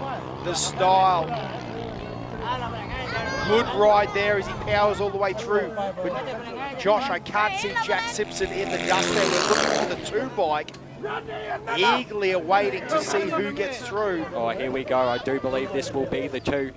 Yes, it is. It is bike number 2, ladies and gentlemen, Jack Simpson. These two have been fighting all the way down to Fink. So it's going to be interesting to see what time he does. Absolutely right now. Interestingly, again, they had at 10 seconds at Mount Squires. So I'd say Jacob Smith has actually pulled out a little bit of time there, or obviously pulled a little bit of time out there on the number 2 bike. But again, listen, ladies and gentlemen, we're only halfway there. 226 clays completed so far, and it's going to be a long day of racing home. But that's our top 3 bikes through. David Welch, Jacob Smith, and Jack Simpson now finished for the day. Time to rest, recover. They have ice baths down the other side. You've got to go jump in one of those now. Imagine that. You've just ridden 220 odd K. It's still freezing as well. And now you've got to go jump in an ice bath to recover. But those big guys all do that because it is proven that it is very, very good for the body. So they'll be sort of dreading it, but it will do them better for their run home tomorrow. Josh, interestingly, again, just while we've got a couple of seconds, had a very interesting conversation with Toby Price on the Dirtbags podcast that we do. And out of interest, he was telling us a few stories about back in the day when they first started racing the KTMs out here, that they were sending technical info over to Roger DeCosta, who is the gun of KTM, and they had some data logging and bits and pieces, and essentially they couldn't keep the motors in these big KTMs. And I don't think that's a shot at KTM. That's just the fact that, you know, they were pushing them that hard on the wide open throttle for that long. And then Roger DeCosta actually said to Toby and Ben Grabham, mate, that's not actually possible. You send us the data and I'll have a look at it. He looked at the data logger and said, you guys are nuts. That's the craziest wide open throttle that we've ever seen. And as such, KTM have developed a desert racing motor that these boys would have. And I tell you what an epic bit of gear. So again, if you want to have a listen to that about Toby Price, it is on the Dirtbags podcast. And there's plenty of information there, and he tells some great stories about his Dakar run and all the things that have happened over there. But again, David Walsh, what an absolute ride from him on that KTM and the 500. Obviously now they have developed to within an inch of perfection. Those things are just so fast and so clean. Now the number 6 making their way into Fink now. I do believe that is Nicholas. Yeah, he's still pushing all the way to the finish too on the number 6 bike. Sorry, that is Brody Waters. I do apologise. Now look, he's looking back. I think that he's actually might have a flat tyre or something along those lines. Don't know, just an interesting little side fact. It seemed to be very slippery at the back there, and him hanging over the front in that fashion may indicate, but he made it to the checkered flag, and I tell you what, I bet you he's feeling that relief now. You know, any of the mechanical issues that he's got no longer matter because the team are there, they're ready to fix the bike. They've got to basically until 11 o'clock tomorrow morning to get that sorted. Yeah, we're just waiting on official times for the number 9 bike and the number 2 bike. Once we get that information, we will give it to you, so just hold on. We are going to bring that information to you very, very shortly. We still have a heap of bikes continually coming through as well. And again, what a great shot that was just on our live stream. Really shows, you know, people have got the gazebo, the pop-ups. They're having a great time down there at Apatula there at the finish line jump. Again, the Fink River, if you're looking for it, is just, you know, a couple of Ks back there in the distance to the north. We're currently looking north from Apatula. Here we go. So it is a great view there. Sorry, Dan, with an update. Jacob Smith in second place does an elapsed time of 1 hour, 49 minutes and 16 seconds. Jack Simpson, who rode in number 3, 1 hour, 50 minutes flat. Yeah, and when you say flat, I mean 150, 000. So he was a 150 as flat as it gets in third position. So that's a great ride there. That's only a couple of seconds off. Yeah, so again, some amazing footage here from the Method Race guys. Sorry, the team obviously, but the data link. And I tell you what that's allowed us now to do is to be Well, he made it here, and he made it here in brilliant time. David Walsh, how did it feel to come across the finish line here in Fink first? Yeah, look, it's what I set out to do this morning. I really had my work cut out for myself. Knew I had to try and catch the 2 boys in front before the first fuel stop because it gets pretty dusty after that. And yeah, I got that done and then just sort of set myself into a little groove and just paced myself the whole way here. And you were feeling a bit frustrated when we spoke to you last night. What did you do overnight, and how did you get ready for the ride this morning or today? Not much, just sat around with family and just, you know, tried to relax as much as I could. And then this morning just...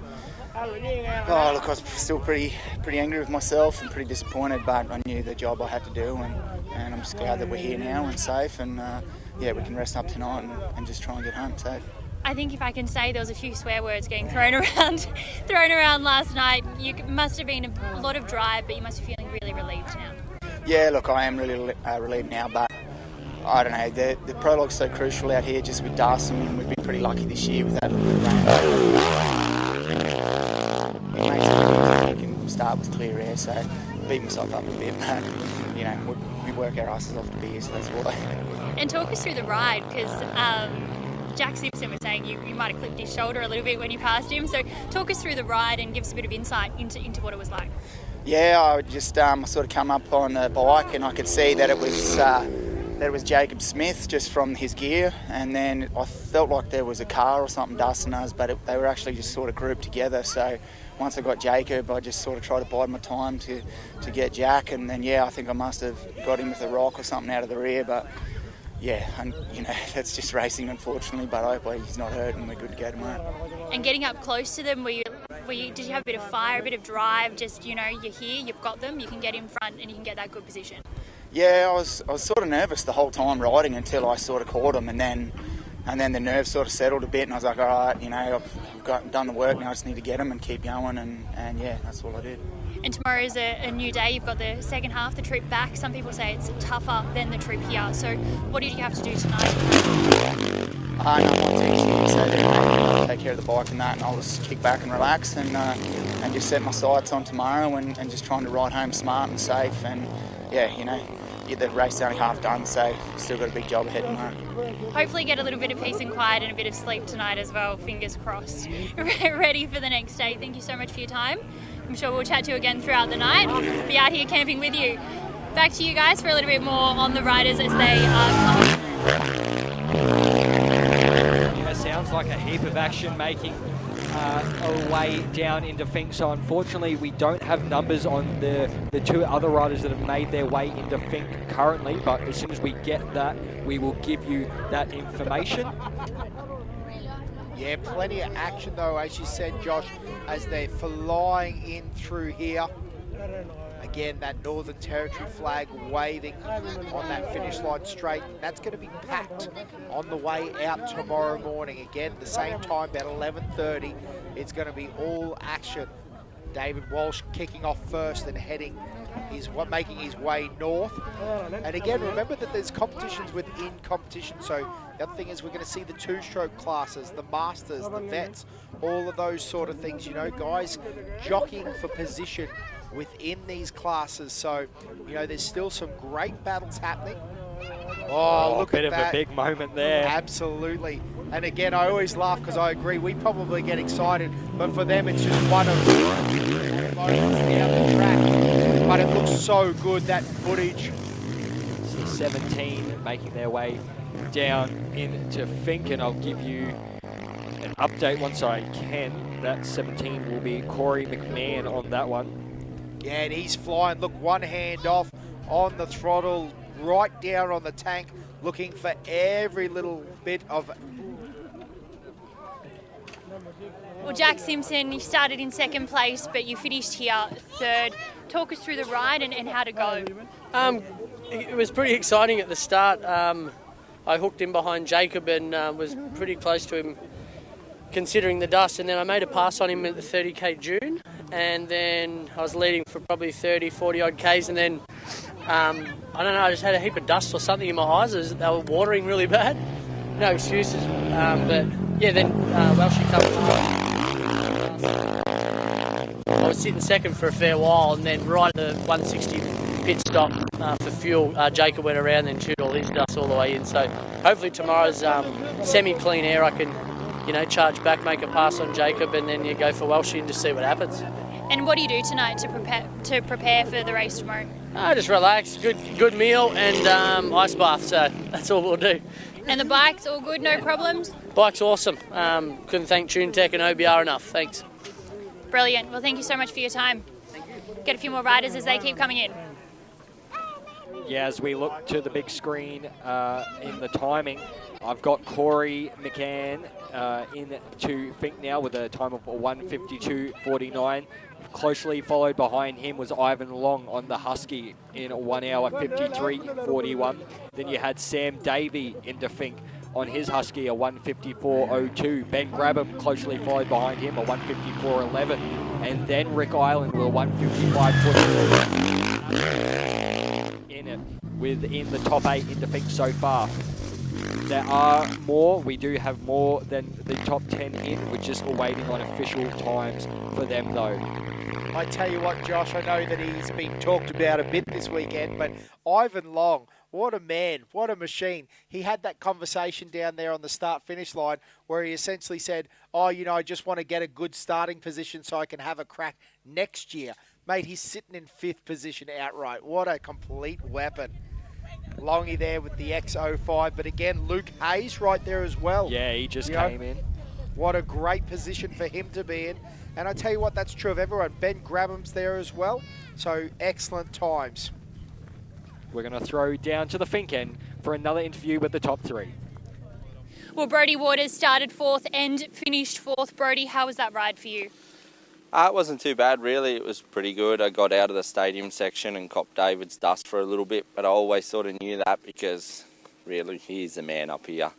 And I knew I had my work cut out to go with him, so I just sort of let him go and then just sat in his dust for as long as I could. And then, yeah, I just had a few little problems, but we'll sort that out today and get ready for tomorrow and have another good go back. I was pretty excited to see you come through because you started together at the beginning. What was it sort of like? Is it a bit of pressure, a bit of intimidation, knowing that you know, you're right on his tail?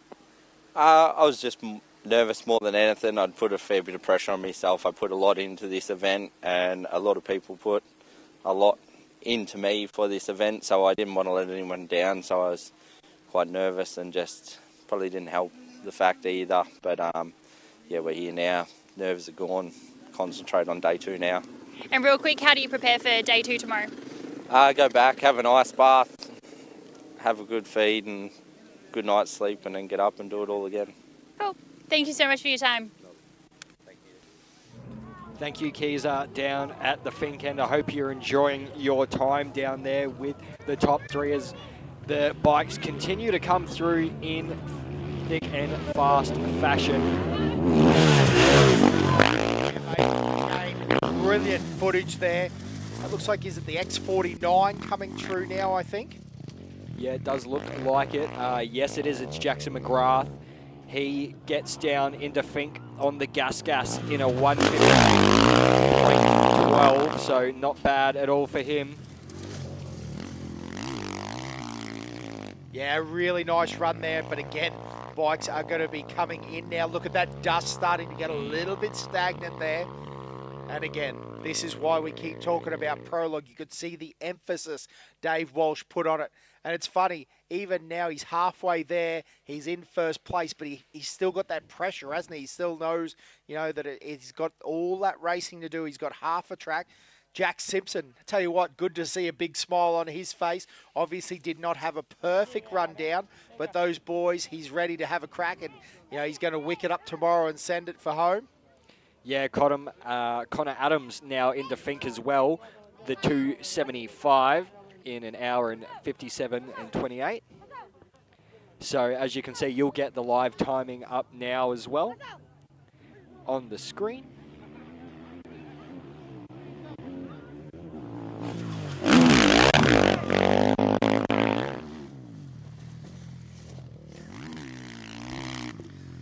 Great run there.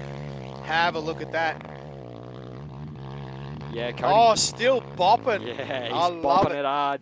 Cody Stevens on that 290, that gas 500. Hanging it on the bopper. Look at him. Hand off. He's jockeying it, doing the bull dance, feeling the flow. I love it. Feeling it. Gotta love that. Giving that gas the good old run across the line, giving it the good old pat on the back. Absolutely. Got me here. Thank you, you little beauty.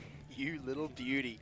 Yeah, and that'll give him P10, so he's actually moved up a few positions as well. Yep. He's knocked Jackson McGrath off as well as Connor Adams there through on the 2:75. So he should be very happy with that. Cody Stevens, a sub 2 hour time. Pretty darn impressive there. Yeah, anything under 2 hours on a motorbike on this track is just insane, especially when you dip into the 140s as well, like David Walsh and Jacob Smith did, and exactly Jack Simpson as well, right on that cusp of 150.0. Let's see the next bike coming to Fink, and on the bopper still, they are riding hard, trying to catch up positions. Yeah, that's what's crazy about it. We've talked about it again, but we're talking about all of these guys being sub 2 hour time frames, and with that, you know, Corey Hammond, he's just run a 1:56 as Corey comes across the line. Have a look at this, down, and that will put him in 10th place. Again, changing all and shuffling our order. So a great run there. And again, it wouldn't be so long ago if you could run a 2 hour on a motorbike here. Wow, what a beast. Yeah, a lot of the riders now making their way into Fink, where we see the top 13 in so far. It's great to see these riders and the pitchers coming in from Fink. They're still holding it flat as much as they must have had a grueling 230k or 220 odd k. Yeah, I bet you that smooth section there is just like absolutely perfect. It's bliss. They get a couple of seconds of sitting down before that relax. Again, we've got our officials down the far end. They hand you a bottle of water, pat you on the back, and I tell you what, it is a good time when you've made that 2:26 to the Fink River. Again, you can see all the crowds down there. They it's always great to gather. See. Yeah, it's a brilliant atmosphere down there.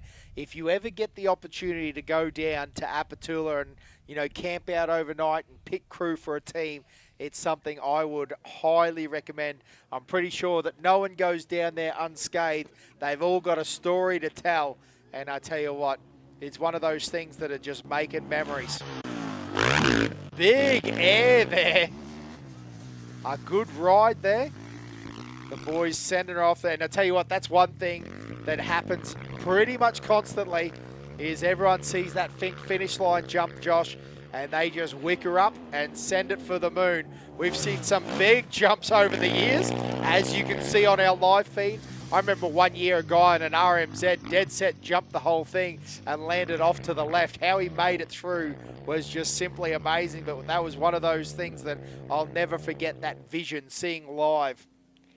Yeah, you definitely don't forget that vision as well. And we have Sam Hadley now as well in 14th position, 158.29.8. As we continue to update the list, these Fink competitors will be coming in thick and fast. Just a reminder that we do have over 600 bikes on track, so any of the big timing sections that you do see, we did have Jay Simster, there you go, on the X17 in right into Fink in 15th position with a 158.32, and then Taylor Adams as well into Fink with a 159.49. So we're now starting to see the top 20, top 30 bikes making their way through down to Fink, and we'll see if there's any interesting developments within that top 20 to 30, and see if it moves it around. What's crazy is still all sub 2 hour runs. Completely nuts that is the standard nowadays at the Tatts Finke Desert Race. A brilliant run down there, and again, as you said, Taylor Adams in now in the 284. That footage of him flying through there. Again, everyone's standing there. You feel the tension from where we are, can't we, Josh? And it's such a great thing waiting for your racer to come in. You know, there's a lot of families, a lot of friends down there. They're just looking for that all-important bike number. The sister, the brother, the uncle, the father. You know, again, it's just such great racing here at the Tatts Finke Desert Race. Yeah, it's definitely such a community event. As you can see, a couple of those young fellas down at the Fink end enjoying their time. They really are, as you can see. A couple of Patreons down the Fink end, just waiting for the riders and everyone to come in. Still waiting on a couple more names to come in to the Fink end. It's going to be interesting to see where a couple of the young local boys fill into this. As I'll give you an update on our DNFs so far. We have Dylan River, Jackson Hudson, Scott Huggins, and that is it for the DNFs so far. As we continually get updated with Bunduma, Mount Squires, now is where most of our competitors are coming through. And just a reminder, a 4-hour period to get down there to Fink. Yeah, that's right, mate. A lot of those guys now will be right in the thick of that really crazy whoop section, you know. We say 40 or 50, but it's probably more like 70 kilometres of really rough sand whoops. So, you know, that famous Bunduma water tower where they used to fill up the steam trains on the Garn Railway line. Again, it is one of those just super iconic parts of the Fink racetrack. It is the checkpoint. Everyone knows it. Lots of people pre-run around it. Lots of people test around it. It is a wild bit of racetrack. And again, we've got a ton of people through now at that area. But again, we also have tons of people through Mount Squires now. There's plenty of guys running through the Rodinga ruins. Now we're joined up in the commentary box, mate. Must be nice to turn up late, hey Josh? Little sleep in this morning, fellas, that's right. Yeah, no, I had to get down the track, get it out and see the action going on. I tell you what, it is thick and fast out there. Now our top 3 competitors, mate, we could have thrown a handkerchief over them this morning as they come past us. We had Jack Simpson and Jacob Smith nose to tail, and then probably only 15 or 20 seconds behind them, we had David Walsh on that bike as well. So we were hanging out at the 45k mark and just outside the Alice Springs Off-Road Club to get some video footage down there and suss out what was going on with the cars. But it was fantastic. It was down there. So as we see a couple of our bike competitors still continuing to come in and push hard. You know, these guys wanting to make sure they get that all-important time. Yeah, Jaden Pilgrim on the X58 making his way into Fink with a time of 2 hours, 2 minutes and 3 seconds. It's also great to be joined alongside by Josh again up here in the commentary box. It's great to have these boys a part of the commentary team this weekend. I can tell you I'd like to say a massive thank you to the Method Race Wheels boys as well for coming out here and helping us out in commentary. Without them, I think I'd be a little bit lost this weekend, so I really do appreciate you boys for coming in and giving it a crack. All good, mate. All good. It's easy to talk about something that you're so passionate about, and we love the Fink Desert Race. It's one of those races that really cemented us and got us into off-road racing. We come out here to ride, check out the bikes the very first time, and we were just addicted from the moment we got here. It's an absolutely awesome race, and as you can see, it's one that. Well, you guys have been going. How long have you guys been calling? 7:30, 7 o'clock this morning. It's now 2 o'clock, 3 o'clock, or 2 o'clock in the afternoon, and the action is still happening. Like, these bikes are coming in thick and fast. You know, we've had the cars and the buggies this morning, so yeah, it's an awesome race. It's a fantastic event, and you talk about an all weekend race action. That is exactly what we get here. Yeah, it definitely is. Ryan Cossins into Fink now, as well as Nicholas Turner on the 287. So we are now cementing a top 20 as Daniel Banks makes his way into Fink with a time of 2 hours, 7 minutes and 30 seconds as well. So top 20 bikes into the Fink end so far, the Apachula end. But just a reminder, ladies and gentlemen, we are only at provisional standing so far, so we can still chop and change. And as I saw that, I got an update through Mount Squires of Rick Hall, so that man is still flying through the desert, which is great to see. Yeah, Rick, a fantastic competitor. Like you said, we talk about a 5-time bike winner. He's doing an awesome job there, Rick. So that's great to see that he is continuing to move and head on down through Bonduma as we continue to watch our bikes on the way in.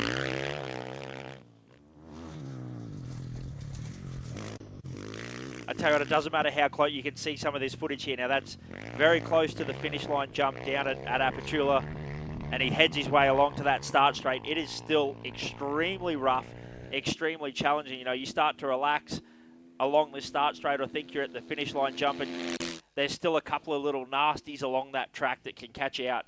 So close to Fink, so close to home, as we see from that footage there, that kicker up over that come over that rise and then down through these ruts and still whooped out.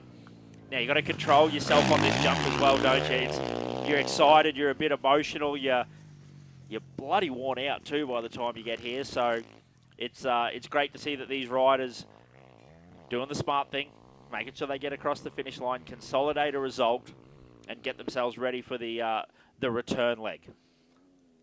Yeah, Josh, remember it wasn't too many years ago we got that famous footage where over the finish line here, old mate pulled the hell mono and fell off as he crossed the finish line. Like you said, you really can't back off for a second, can you?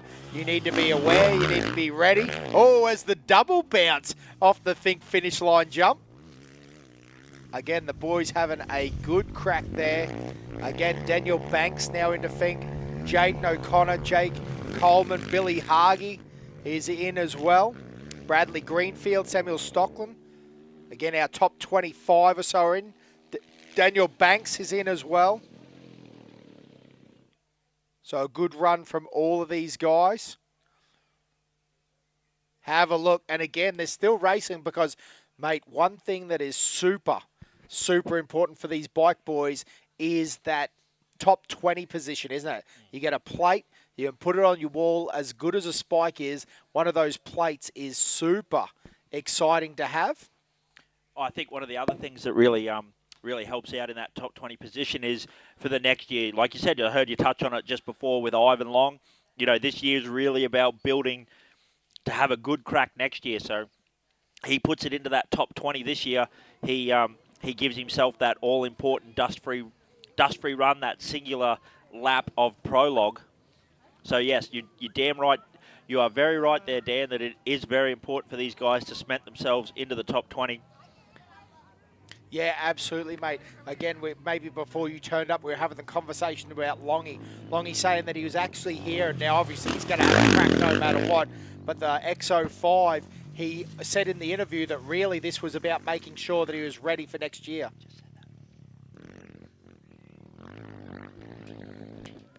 Yeah, he's got to be ready for next year, and I think the thing is he's really going to want to try and get that bike up and on to one of those quick ones. So it's going to be interesting to see what he can do. He's probably going to look for a higher finish.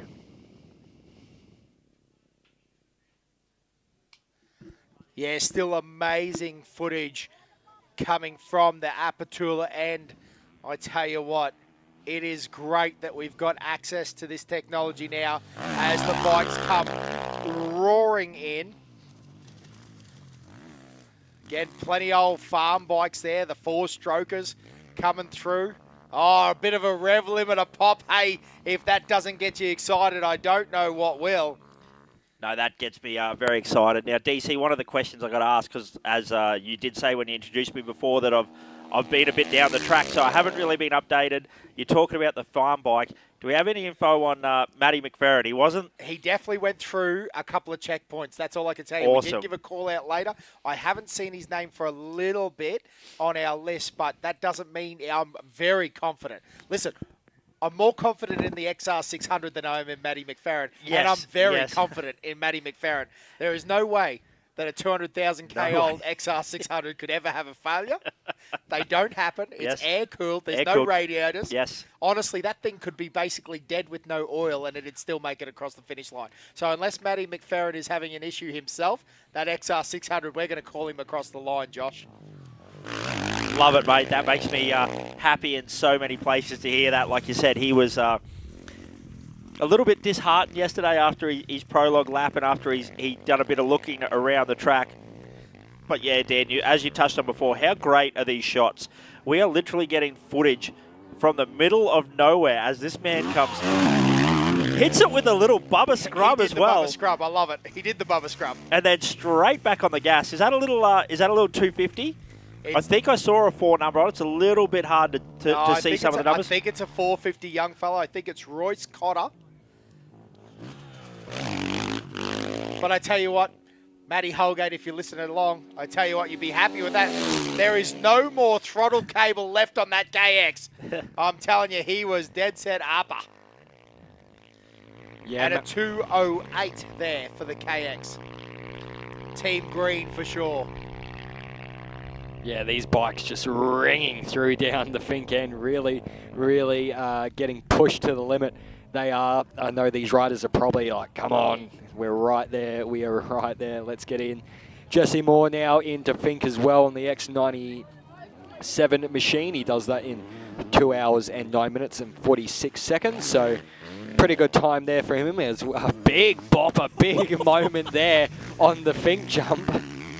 How good was that? That was definitely the rev check right there. Again, though, Josh, you probably heard us laughing before in the commentary box. I was playing, and there's been... Sorry, I'll call you JC. Perfect. So, JC, you probably heard us talking before in the commentary box laughing because we think that that's a moment. Oh, mate, that's just another ride down the Fink track for him. He's so used to it. He's had so many of these moments that it's not even a thought process for him as Rory Hill comes on through with Fink. Now that was a little 250, absolutely screaming there. I think that was a Husqvarna. Looks like one of our great Class 4 competitors, the 457. Absolutely, mate. And again, it sounded every bit like 13,000 RPM. That sounded like a rebuild in the car park tonight. That's what that sounded like to me. But yeah, great. I think we're going to continue to see our bikes come in relatively thick and fast. Like you said, had the joy of being a little bit down the track today. And once we sort of got through the top 30, top 40 bikes, we mate, they were coming through 6, 7, 8 at a time. The dust was thick. There was a lot of a battle going on. There was a heap of battle packs going on out there, JC, and we could definitely, me and Dan were saying we can't wait to see the footage that goes out from above to see all those little battle packs, and especially in the bikes, because there was so many, it is going to be interesting to see how those boys did ride down into Fink and all the strategies and the moving around. Like you said, they were pretty much nose to tail, Jack Simpson and Jacob Smith, and then you had only David Walsh 10 seconds behind, and then he got in front and was pushing and did flick, well, from what he thinks, he flicked a little bit of a rock, and that's what caught Jack Simpson on the shoulder, but he was struggling with the dust, as he said in his interview, not making any excuses for himself, but getting a little bit, it was getting hard for him to see. His eyes were watering with all the dust in his eyes. But as we continue to talk about that, Will Ashby on the X23 makes his way into Fink, as well as Joshua Burley and Lars Carlton as well. Mate, what a feeling. You know, you've battled dust, you've battled, you know, the Fink track, really, because for a lot of these guys now, that's really their mate. Prologue's done. You know, they've ticked that box. They're here on race day number 1. Their biggest competitor has got to be this track, and what a great feeling to come into the Apachula overnight stop. You can probably see it as we get a pan of that finish line. There's a bonnet there that says, you know, woohoo, honey, I've made it to Fink, and that is an absolute feeling of joy. Joy is the only word that I can think of at this point in time. But yeah, these guys doing a great job.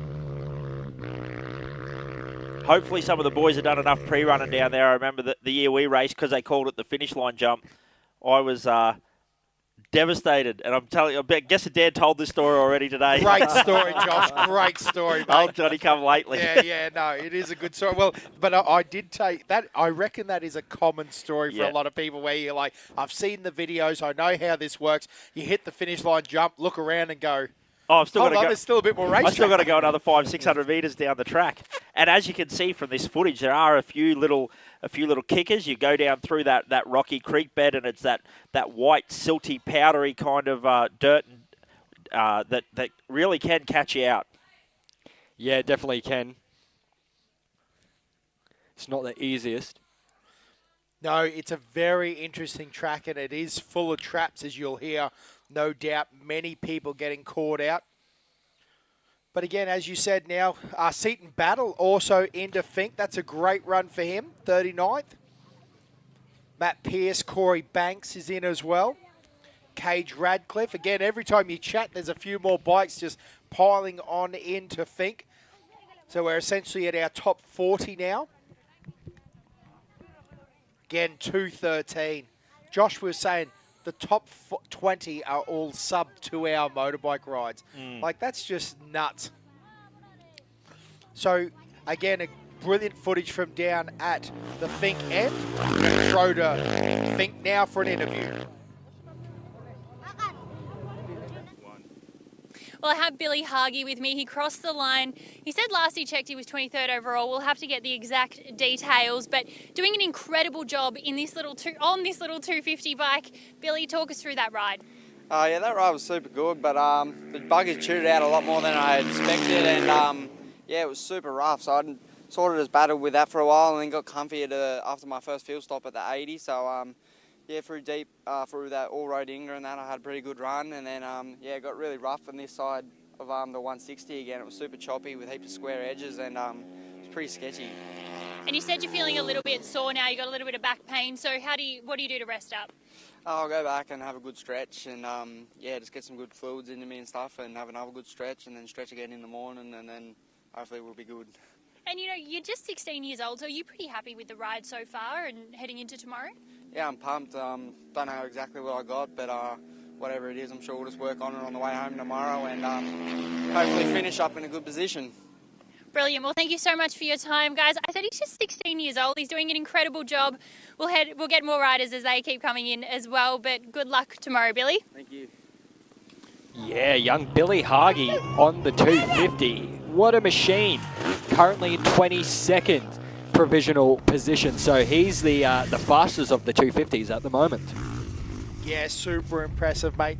And as we were talking there, Jack Larter has also come in as Darcy Arnell, also Ben Cardenas, and also, just go check Kurt Spence on the X78. So again, those guys, so that was the 522. He's now down in Fink, the 267 of Darcy Arnell. Also, Simon Gower on the X19 and Kurt Spence on the X78. Now it's time for a relax, that ice bath, refuel, get the food in your belly.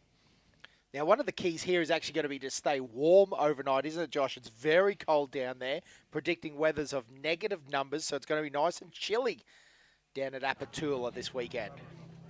Yeah, it's going to be nice and cold down at Apatula, and I definitely wouldn't want to be down there in a swag, trying to swag it out, especially if the minuses are starting to come out, because that's when the fun begins. You've got to try and get all the frost and ice off your swag when you wake up in the morning, and you don't get a sleep in because there's buggies starting up at 4 o'clock in the morning. So have fun trying to have a sleep in. Damn buggy dogs. I think one of the, I think Billy might have mentioned it there, one of the things he was going to do is have a little bit of a stretch, get himself warmed up and ready to rock and roll. So that's it's a very important part of the race, is that warm up, that warm down as well. You know, it's yeah, these guys are athletes. You think they're just turning the throttle and letting the bike do all the work for them. These guys work so hard. Yeah, you're absolutely right, Josh. They train literally all year to get ready for this race and a number of races, but you know, this is the crown jewel in the desert scene in Australia. Again, if you're listening from all over the world, we want to first welcome you to beautiful Central Australia. It is a perfect part of the world. There's plenty of planes. Jump on, come on over. Not this year. Not this year. You won't make it. But you're also right, Dan. There's plenty of pain. Plenty of pain here as well. Well done, Joshua. Good play on words. Jason Stewart on the 799 is also down at Fink. And Jed Gould on the X92 has made it into Apatula as well. Cam Vanstand, I believe that's him on the screen on the X85.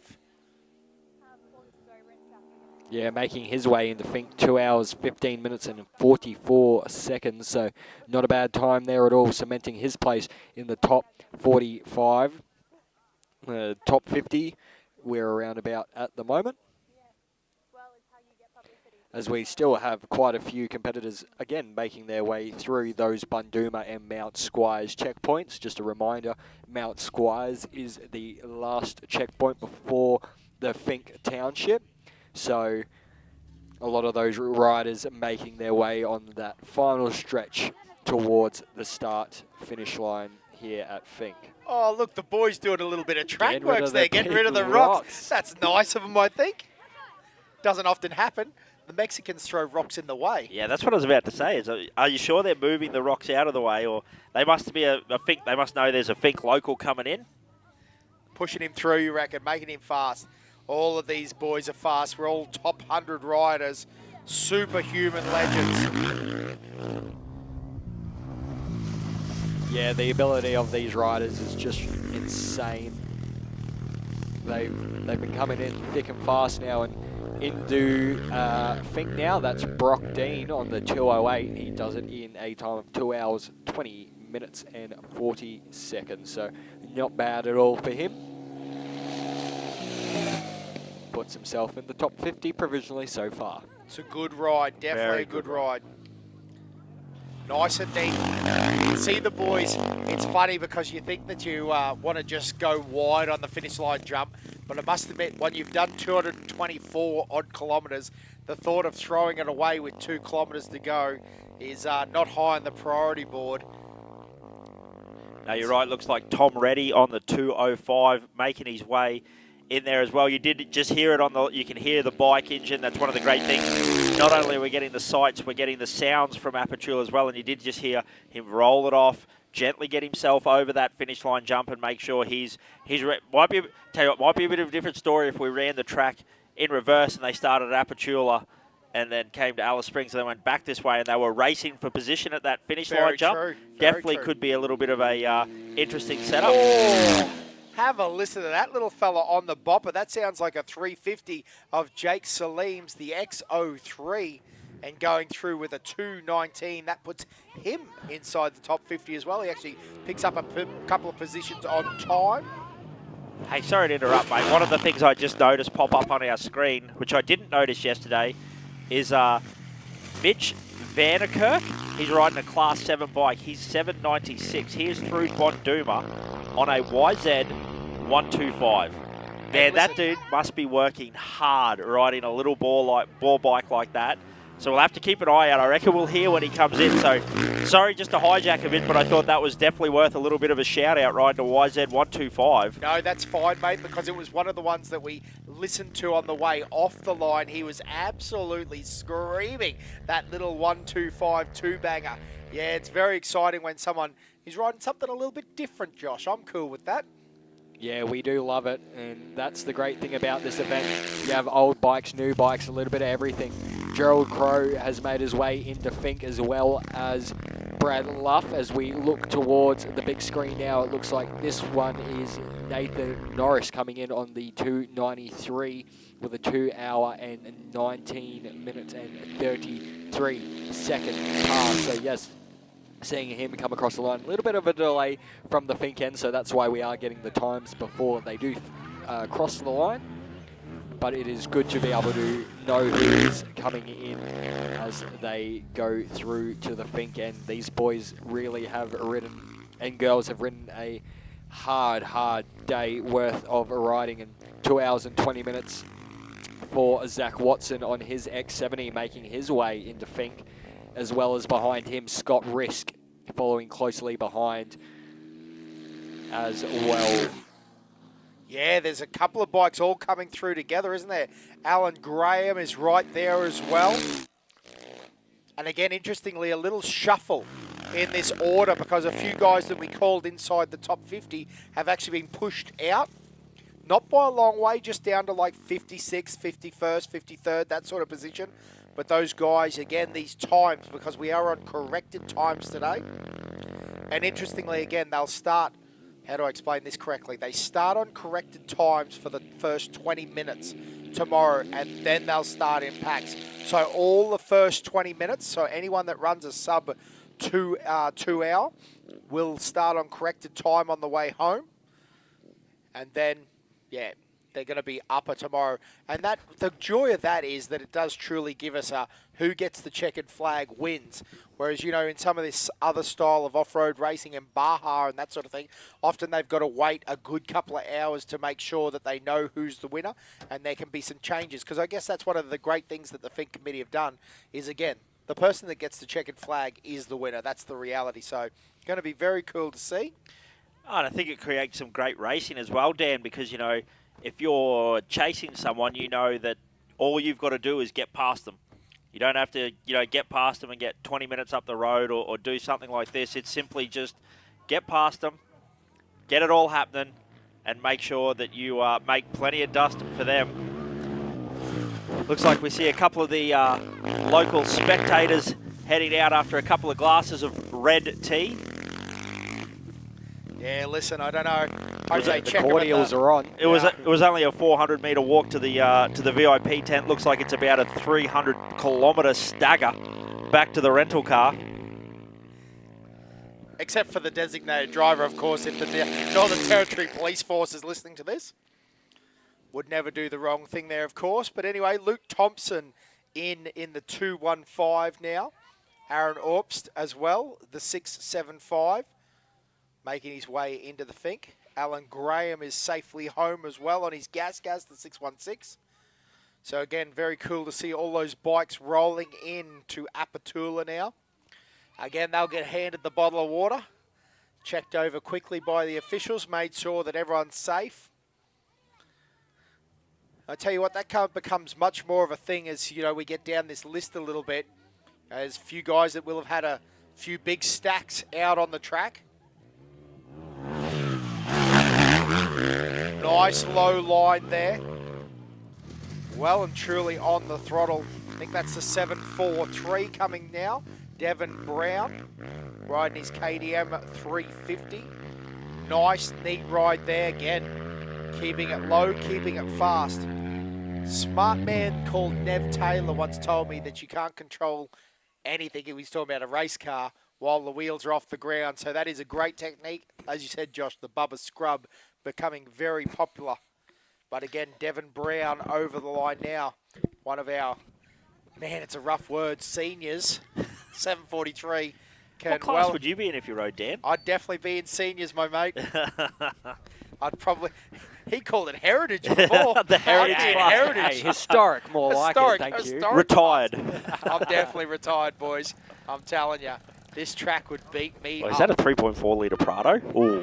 V6, all the power. But you are right, Dan. You know, these guys do a great job, and hats off to them. You know, that shows the commitment as we get a little bit of a wheels up there, a bit of an air wheelie, as my Ronnie Mack would say. My man Ronnie Mack getting a bit of an air wheelie happening there. He's on his way to the finish line to get himself a can of Bud Light.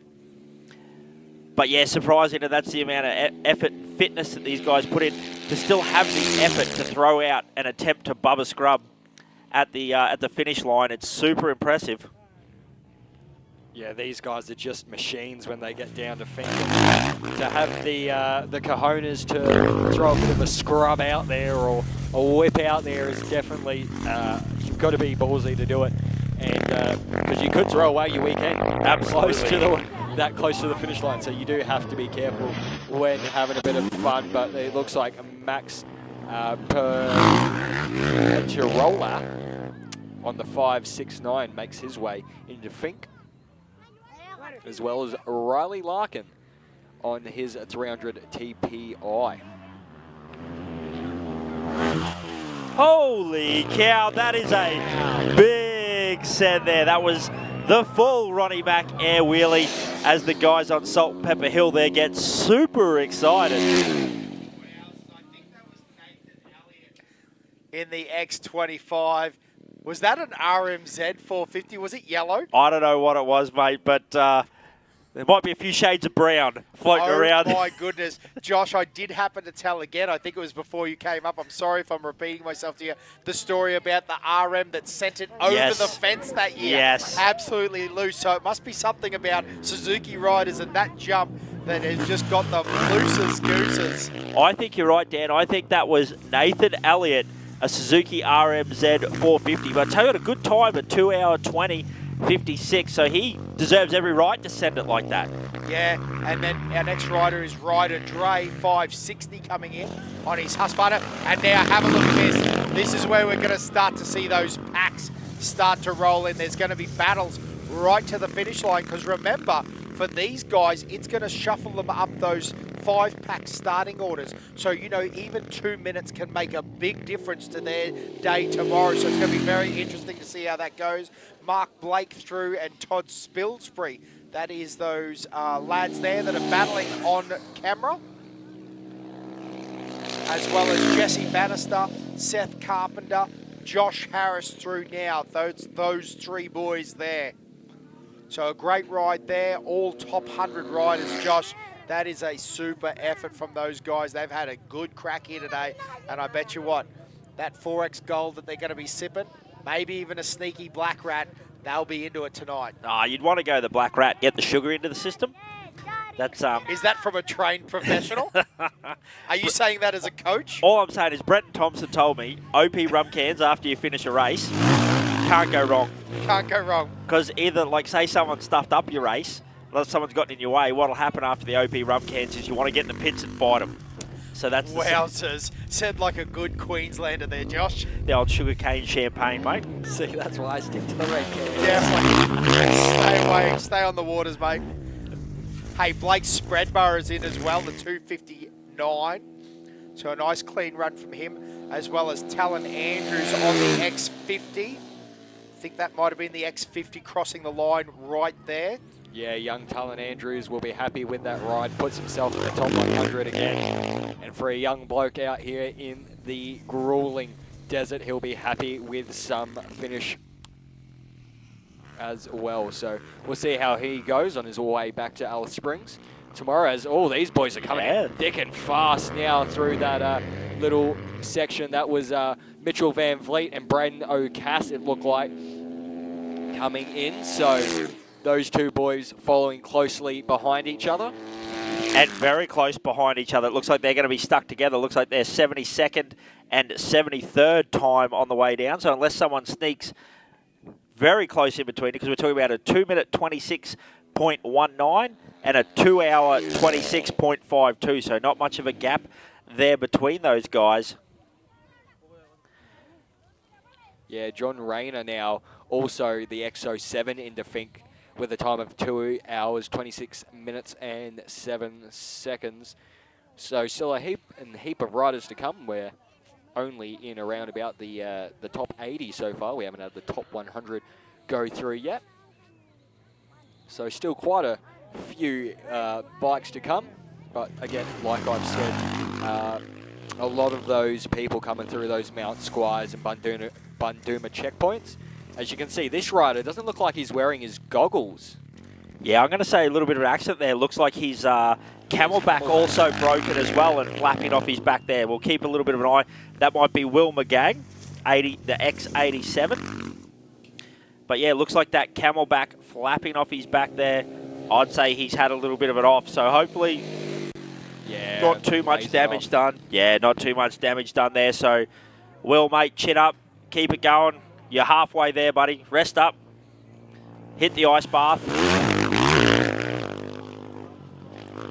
Yeah, as grueling as that must have to be to jump in one of those ice baths, I can tell you it does work and it does rejuvenate the body, helps those muscles after a long, long ride. You are using pretty much every muscle in your body. I can tell you that. It is insane how much fitness goes into this and mental game as well. You've got to try and hold that bike flat for as long as you can down the track, as we have now into Fink. Glenn Ballandier as well as Shane Oreskowski into Fink as well. So the boys and girls continually making their way into Fink now, and they're going to continue to come in thick and fast down the Fink end as 776 of Brad Swan rides his way down into the Apachula community with a time of 2 hours, 24 minutes and 19 seconds. And it's cool to see, Josh, a few of these guys, again, shuffling those positions, you know, in 68th. So they've come through the pack a little bit. Stuart Windsor is through as well with a 2:25, 71st position, as well as Edward Hampton riding his KTM 450 into 75th place at the moment. Great ride from the X90.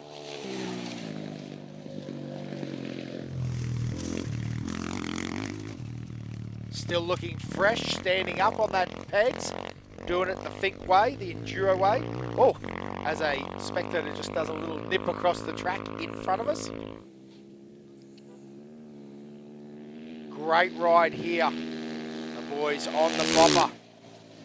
Again, that would be Darcy Stevens on his 500 EXC, taking himself for a 2:26. Again, if you're listening along at home and you're cheering for Darcy Stevens, 2:47, he's home safe and sound. Again, we are looking for some 500 two-strokes, and we're looking for that XR 600. Matty McFerrin, going to keep a good eye out on those guys. As it looks like Matthew Shanks on the 610 makes his way into the Apachula community as we continue to see these bikes flying across the line down at the Fink end, as well as Adam Connor as well into Fink on the 5:29 with a time of 2 hours, 31 minutes and 2 seconds. So a lot of these bike riders now coming in that 2 hour 20 to 30 mark, and that is still very, very good times considering the top 100 is what we're looking at the moment. We still haven't had all 100 top 100 bikes in, but we'll see as it continues to progress.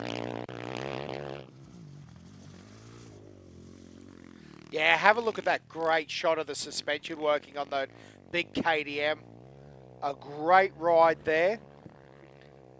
Adam Ferguson through the 693.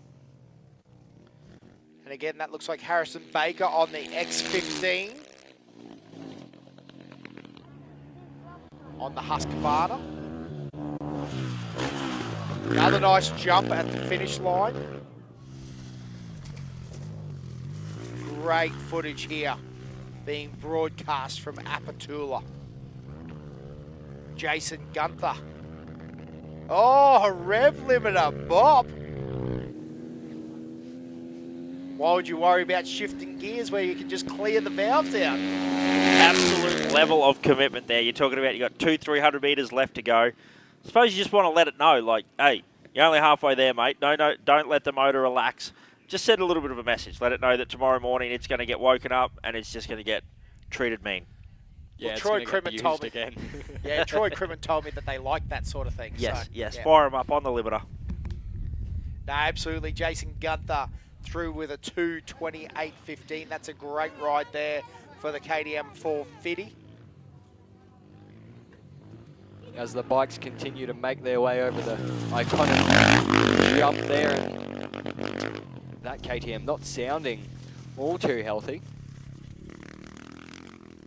Yeah, hopefully no issues there. It does just seem like he might be a little bit off the gas, maybe conserving a little bit of energy that he's got left. That's why. Look at the man who it is. Oh, absolutely. What a legend. He's just doing it easy, old Ricky Hall. Rick Hall makes it into Fink in the top 100. What an absolute madman. Yeah, he is a complete legend in that class 8802. Rick Hall in now in 86th position provisionally. And Jesse O'Shea is in as well on the X04.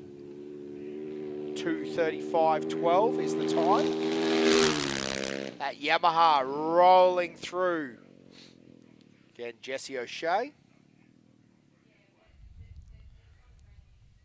Very interesting to see that Rick Hall currently up there and beating some of those younger blokes as well. So could you imagine lining up next to Rick Hall tomorrow morning and trying to ride with that legend back? So I would actually try and sit right behind him and just float along and watch him learn the work, tricks. Yeah, work the magic of the desert. Yeah, absolutely. There is a guy that does know the magic of the desert. Again, Josh, we were talking about this footage. Nothing more iconic than the desert. Falcons, Commodores. For some of our international viewers, I tell you what, you are getting a treat with this action that we have down at Apatula. I know when Harley Lettner was down there, he was just blown away by how truly remote it was. We often have a chat, and I don't want to hate on any of my American mates. We love it over in America. We go racing, Baja, and do all sorts of stuff over there. We do plenty of Tour de Sally's pre-COVID.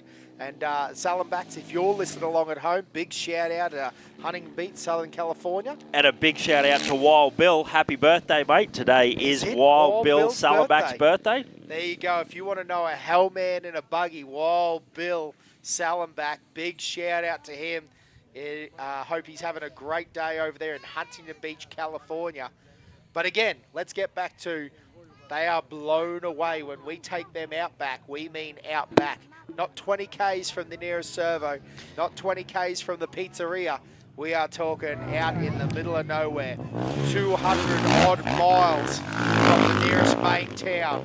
I think you're right there, Dan. You talk about events like King of the Hammers. They talk about setting up a remote town in the middle of nowhere, and they're like 30 mile from Las Vegas, like not that far out of town. Have a look at the tent city. Joshua, you can order pizza at King of the Hammers. That's all you need to know. You cannot order pizza at Apatula. Yeah, that's absolutely right. And have a look, bit of a look. Just take a look at the back. You see the tent city that is set up at the back of the finish line jump there. You know what? I take that back. I reckon OBR could order pizza. Yeah. At Apatula. They could make it happen. Yeah, you've got me. I've got you on a technicality there, mate. But the moral of the story is that it is very remote. Damon Meyer now through at Fink. Daniel Kent also home for day one. Corey Turner through on his beta 390. And also Jared Watson on the 289. Well, we were talking, sorry, not Billy Hayes, Billy Geddes, sorry. That man brought a smoker over and all his Wagyu beef. So he's down in Fink and he's going to be loving life cooking up a storm there. Yeah, that's right. I had a bit of a chat to Bill last night and he said he had a time frame that he needed to be there to get the smoker tied up on time so he can season the meat and get it into the smoker. I reckon Steve O'Donnell had that fire cranked up last night. Yeah, that's right. Yeah, so the boys, mate, great to see Billy Geddes back here at Fink. I know he's had a little bit of a drama. I'm sure you've covered it on the live feed. They did lose a wheel during the race, but I'm sure Bill's an ultimate competitor. He'll get himself down to Apachula, get whatever was sorted out with that car, get the hub fixed or you know, whatever happened to it. But he'll get that meat smoker going. They will make it happen. Is it too late? Do you reckon we could put an order in and drive down there and get like a couple of brisket rolls or something? Brisket rolls and gravy? Yeah, I think we probably could. Hey, where's our helicopter pilot? Can we get a quick trip down to Fink and get some Billy Geddes or Wagyu We rolls? could drop some wheel studs down for return for some decent meat, you reckon? There you go. Good time for sure. But again, got to keep up with all these bikes rolling in. Again, Jared Watson home now, as well as Dalton Byrne. Andrew Arnold is also back in. Look at him rolling in now. These guys, as I said before, racing for position because this little short time frame here could actually make a decent difference to your starting grid position. So Toby Fraser and Jack Fraser, they've got to be brothers, surely. Side-by-side racing. Both racing a couple of Huskies? No, we got a Husky. Honda versus Husky. Oh, bit of Euro trash versus the Japanese. 101 on the starting grid at the moment tomorrow. They came in with a 2:36.59 and a 2:35.29. So about 30 seconds difference there. Yep. And see, this is actually interesting. If you're following along at home, I reckon that's an indication they'll end up... DC, we've had a crash. We have had a crash at the Fink finish line here. Not sure who that is, quite missed the number, but he got a little bit loose. You see the locals running down, give him a hand. That's not a great spot. So, hey, isn't that awesome? Oh, that's two bikes down. Unfortunately, I think that one will have taken out the other. But mad shout out to the locals down there. Thank you very much for getting involved and helping out for safety, because that's a little bit of an awkward spot. You can see it's quite hard for the motorbike riders coming to be able to see it. Yeah, straight after that finish line jump. Not a great position to be in. Hopefully they can flag those guys over and make sure they move over on the track. But again, there'll be officials and all sorts of things down there. Again, Guy Badger now through, as well as Tony Hardman, the 874. So again, guys, this is what we were talking about. Again, look at those guys just pushing them over onto the track.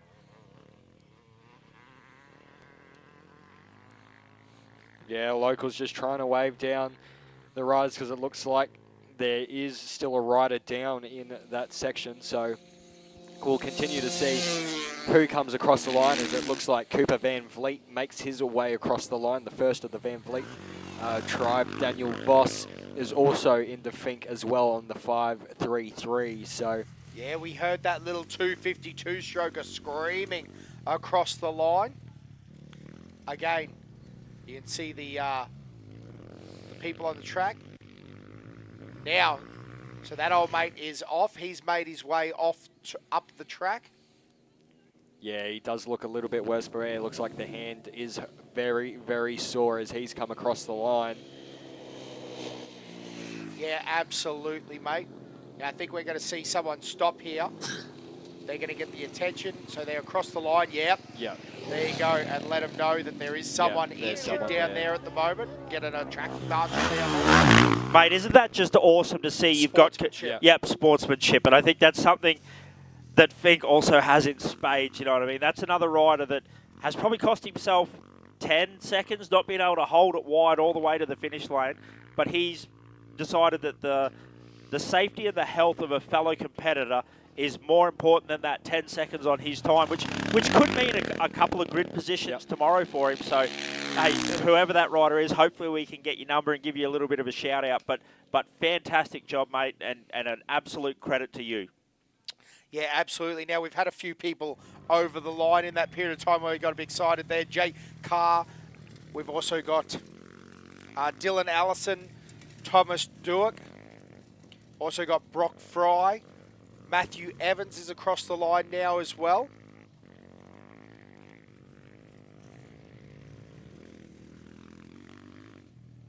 So it's interesting, isn't it? You can just see the urgency drop down a little bit.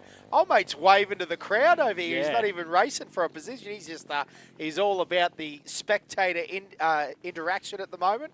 Or he might maybe a flat tyre. Hard to tell.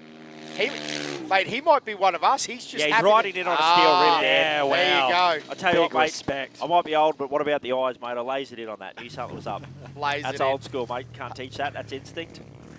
Oh, my goodness. Here we go. Oh, feet off the pegs as well. That is becoming a nasty little section there. Like you said, obviously there's obviously the two-stroke there, getting a bit of an air. Was that Ronnie back? Was that a CR 250 99 Screaming Eagle? It looks like the 300s and 200s are now starting to fang on through down to Fink. So get ready for those lovely, lovely bikes and noises to start hearing. We will start hearing down at the Fink end. But yeah, no, that final little section after the jump does look like there may be a little bit of a tricky section in there, whether there's a bit of a dip that riders aren't expecting or not. So we'll see how the riders go. And yeah, there again, hundreds and hundreds. I'm going to stop saying mistakes because these guys would have had 100 moments already down this track. So at the end, they are really just trying to hold on. Absolutely, it could be one of those things too where they've pre-run this section, but they might have only pre-run it from the the 160 down to this, so they were relatively fresh when they rode through this section for the first time. And also now we've had 120, 130 cars. We've now had 110, 120 bikes across it as well. The track has changed drastically. So these guys got to have their wits about them as they come into there. As it looks like we've got Todd Schindler across the finish line. We've also got Nick Warren as well. So a couple of our great competitors there, a 500 KTM and a 450 Husqvarna as well. Now it also looks like we've got a Ross Gerd as well on the KX 450. Paul Gunther on the KTM 350 as well. So like you said, as we've gotten into these multiple start lines where they leave in packs of 8 this morning, packs of 5 this morning. So as they left in packs of 5 rather than just the 2, you start to see these groups that would have been racing each other and a lot more bikes closer out on the track. Plus they were doing the 30-second time, so it got very fast and furious up here. They were cranking through these bikes. I think we got the bikes out in less time than we did the cars this morning. Like, that's how quick those bikes were getting off the start line. They were thick and fast, and I don't think Rihanna could keep up with them. At one point, she was moving with them, and the poor thing, it's her first year here at the Tatts Finke Desert Race. I hope she and Kiza, who's down at the Fink end, are really enjoying their time. It's great to have them here as presenters this year, so we really do appreciate them.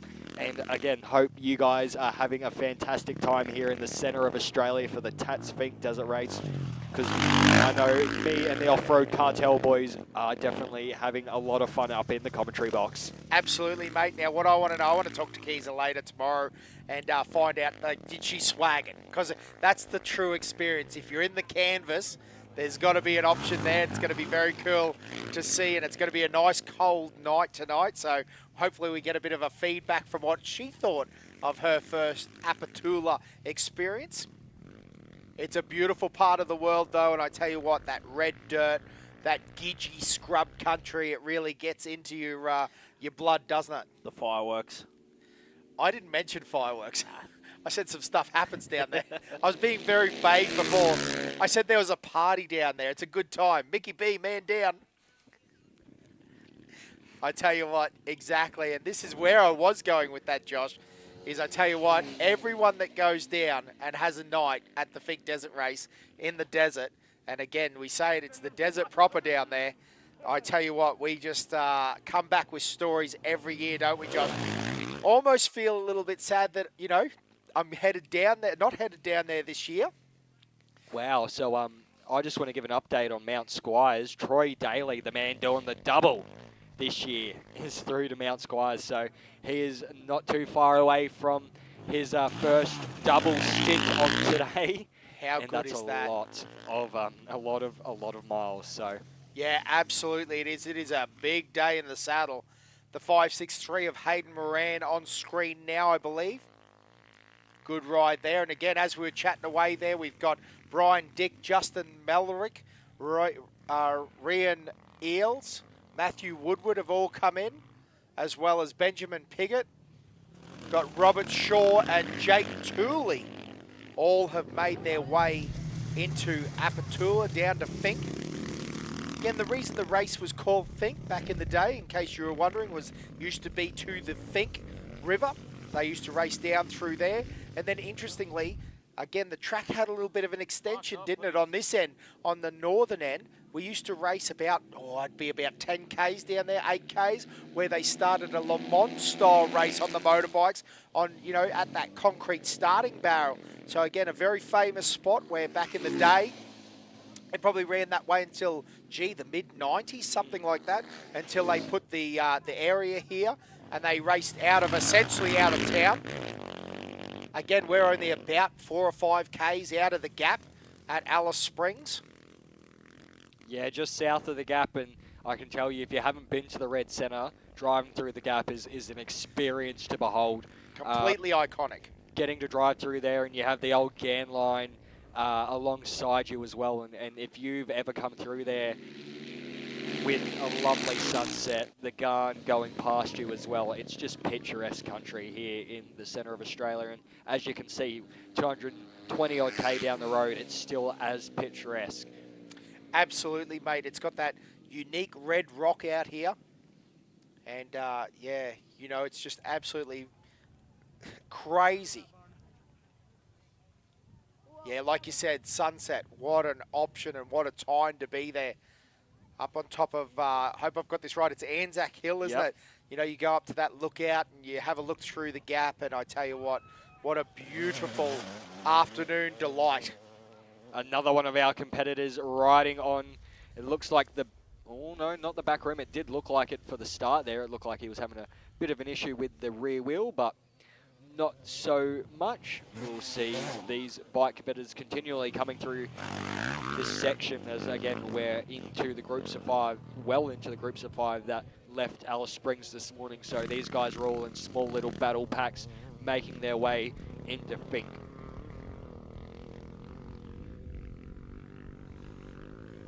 As we had William Wishaw into Fink, Harrison Van Fleet also into Fink, as well as Shane Carpenter into Fink. So thick and fast are these boys and girls are coming in now. Luke Nixon also in there. We heard that Yamaha YZ250. So that's also great to hear and see across the line, these bikes continually coming through. Most of them still sounding pretty on song as well, so that's always a good thing. Yeah, great that there's so many different classes here as well. You know, you really don't have to have a 450 or a 500 to be, you know, a competitor here. You can run what you've brung, you know, what you've got at home in the shed. If you've got a YZ125, bring it on out. It's proven that it can get it done. Yeah, mate. Hey, again, I'll just go for a quick run through this list here because they are running through Fink now. Jordan Greenshields is in. Drewen Blackburn is also home. Ben Cardenas, John Hansbury, Ben Con. Sorry, that's Graham King. Ben Con is through Mount Squires. Dean Nelson, Zeke Norford, Tony Knott is home as well now. Again, halfway done for the racing weekend. William Wiltshire, Harrison Van Velt. Shane Carpenter is also there. Luke Nixon is in Fink now. Mark McConnell. Philip Dunlop and Darren Ferrugia. All home in Fink, as well as David Duncan now. 818. Again, they're coming through so quickly now.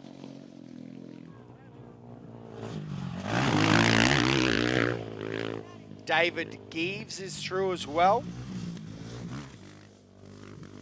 His Yamaha YZ450F. Jacob Horn on the X93 as well, the KDM.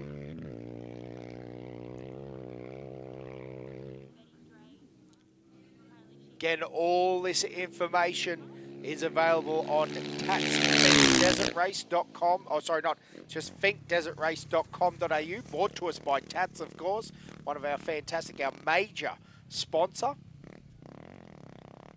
Jordan Stewart on the 283 is now down at Fink. He's crossed the mighty Fink River. He's tasted what day one victory is like. Now what he's got to see is the victory of making it back here, the Champagne at Lassiter's.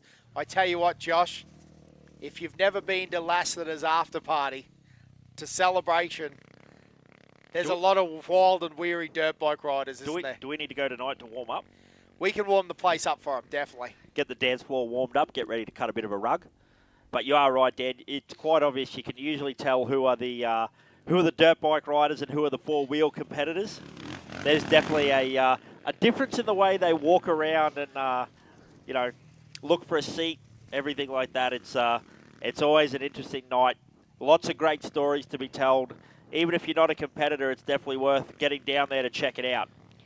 Yeah, absolutely. There's so many highlights. We've talked about the Fink Desert Race, and again, I think that's the key to this race is because it's a little further away of travel than most people. We all make it into an event, don't we? We all come out for a good couple of, a week or so. People pre-run. They eat at the local. You get absorbed in the atmosphere. You get absorbed in the culture. I think that's one thing that this event has that's completely unique. We've heard some of the truck guys. Well, Toby's been up here for, 2 or 3 weeks now. OBR, the Bo Robinson team, they basically turned straight from Pooncarie in South Australia. Just don't worry about going home to WA. Send everything to Fink.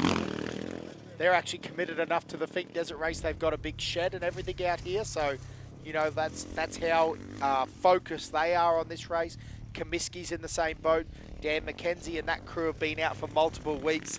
So, again, I think that's the difference is you really do get immersed in the Alice Springs culture. Yeah, absolutely. As we see Craig Hiller on the H71 and Sean Fraser, the 839, make their way into the Apachula overnight stop as well. So you can see there are some pretty weary bodies there already as we keep a bit of an eye out for who's going to be coming through. You see the pace starting to just drop off a little bit, but not the excitement. Not the excitement as they make their way into Fink for the overnight stop.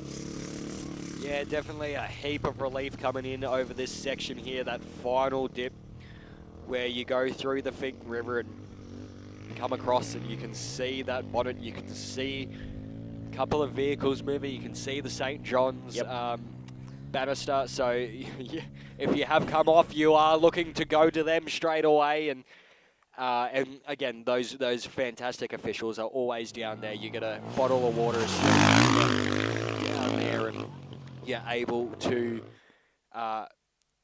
do that. So it's great to have all of these people coming through. And yeah, I think you're right, mate. That's one thing that probably doesn't really get shown on the coverage here. There's a lot of effort that goes into the safety of not only the bike riders but the car competitors as well. As you cross the finish line, you're handed a bottle of water. You're asked, do you need any assistance? But you've got to essentially check in and let them know that you're okay before they let you go off. They'll check over you and make sure that they're happy with you being able to head off into the campsite, making sure that you don't have, you're not concussed, you don't have an injury that you're not really, aware of, because sometimes with the adrenaline and everything like that, some of these guys have come in injured, and it's only once they start to cool down and relax a little bit that they realise, hey, I do have a broken thumb or I'm concussed and I probably need to get checked out. So it's one of the great things that Fink do here is before you can even get out of the finish line area or park for May, you have to check in with the ambulances. So they do a great job and put a big emphasis on rider health and safety. Yeah, it is a great little aspect. Well, I have Ryder and Jeff Dre here with me. They're both finished here in Fink, but Betty, the not little sister, you guys are twins actually. And little 17-year-old Betty, she's still out there. We had a little bit of an update from Mum though. Yeah. Mum said she went through Bonduma a little bit ago, so she's moving. That's all we need to know. So yeah. And you guys, how was the ride out there? Oh, Ryder did a lot better than me, but that was to be expected. But I had a flat tyre from the 80k mark, pulled up and seen some friends and tried to fix that, and then my start button doesn't work either, so I don't know if I've got a broken battery or a flat battery, so we've been roll starting it the whole time. So I just went into dad mode and cruised along as best I could, and I'm looking for him. Like, it's so nerve-wracking, yeah. And how did you feel the ride went? It was pretty tough. The dust was just terrible, but keeping the pace up was probably the hardest thing, but I reckon I went all right, Went across the finish line with a good pace, so that's all I needed. And twins, you and Betty must be pretty close. What are you sort of thinking about now? Is she still out there trying to finish it? Yeah, I hope she does. It's good to know that she's still moving, that's for sure, but yeah, I think she'll be all right. And you've got Mum sort of checking in along the way, giving updates? Yeah, Mum and Betty's stepmum there, so they're both there together, getting the updates through. We've got a little bit of service here, so we just made a quick call to make sure she was going all right and give a report back that we're all good. But it was great fun, it was awesome. Just battle out, wait for her. It's pretty nerve-wracking, but I've got confidence in her. She's a good rider. She'll cruise along at Betty's pace, we call it. So she won't break any records, but she'll get here. Awesome. Well, you're a great dad, mentoring her and motivating her to get out here, and hopefully she gets to the end. We'll have more for you guys. It's warm, it's nice, it's a lot of riders coming in here at Fink. Thank you, Kaiser, very, very much. Again, I hope you're having a great time down at the Fink end as these bikes competitors make their way through. And again, a great story. Hopefully young Betty can make her way through, the young 16-year-old. We are rooting for her to get down there. I know Rihanna definitely will be as well, because she's went through before she left here in Alice Springs. And it looks like it is getting very thick and fast down at the Fink end. A lot of riders now coming in and racing to try and gain a couple of little spots to help them in their way back home, trying not to eat as much dust as they have on the way down there. Yeah, looks like we've got Kai Twigden, we've got Brett Bell, Jason Mitchell, Daniel Kesner, Jake Vanderlet. Yeah, it looks like there's plenty of action going on down there while we're getting that interview. Great to see the bikes coming in thick and fast and nice and steady as well, so that's a great thing there. The guys doing a great job, and yeah, great to talk to a family like that. As they do say, a family that races together stays together. So great to see the twins there having a ride as well. Oh, looks like a little bit of an air wheelie there. You hear a few of the crowd getting a little bit of a laugh on, a little bit of a moment as well, and that's that looks like a very tired little accident there that's happened. Luckily, he had enough energy to brake check it, get it back down, and save that incident. Yeah, the H85, it looks like, of Grant Pryor, so he'll be feeling a little bit worse, as it looks like we have Tim Phillips making his way on the big screen now. Oh no, sorry, that's the 221. So Tim Phillips also into Fink now, and there you go. Timothy Nelson is the rider on screen, making his way into Fink with a time of 2 hours, 44 minutes and 27 seconds. So not bad at all there for Timothy Nelson. He'll be pretty happy with that. They continue to come in thick and fast here into the Fink jump section. Obviously, one of the boys had a little bit of a local fan there. Had a little bit of support going through. That's what I love to see. You're so close, and you'll be able to see those mates when you get down there as well. So, and there you go, Danielle Foote into Fink and Jeremy Hart. So Danielle has completed her first double stint of today. Again, hats off to those people who are doing double stints today in both the car and bike categories. Hey, how crazy is that we say hats off to both the people doing the double stint? Like, it wasn't that long ago, it was unthought of, or was it unheard that there would be even one person doing it. Now we've got 2 doing it this year. Yeah, thick and fast into Fink now. So as we update Jeremy Hart, Danielle Foote into Fink. But as well as them, it's David Rainey, Phil Peterson, Damien Brigham, Sean Cheetah, and Jason Hellwell. He is through Mount Squires. And Ben Stevens also makes his way across the line at the Fink end on the 295. Oh, a little bit of a wheelie for the crowd there as well. So that's great to see. Good to see that the spirits are high, having a good time, enjoying it all. As we carefully negotiate through there, I think that's Thomas Jacobson on the KTM 500 as well.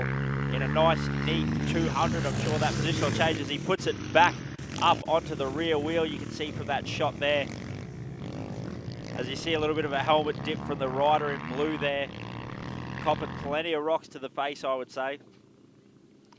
Not an enjoyable day right there. You think to yourself, I've just done 226 kilometres, and now this bloke in front is throwing rocks at me face. Can I just get a moment? Just a moment to myself. That's all he's asking. Well, he's getting a moment now, mate. He's crossed the Fink finish line, and again, just another 226 to go tomorrow. Nice, easy ride. Yeah, he's hurt. We know that feeling. Pretty much right now, Josh, they're thinking, what am I doing? Why did I think this was a good idea?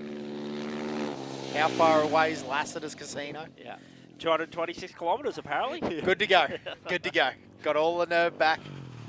And I'll tell you what, the other thing that we really shouldn't underestimate is how important is it that you get down there. You know, the year we had Speedboat Steve Holgate on our team down there. He would have had a cold drink ready for us.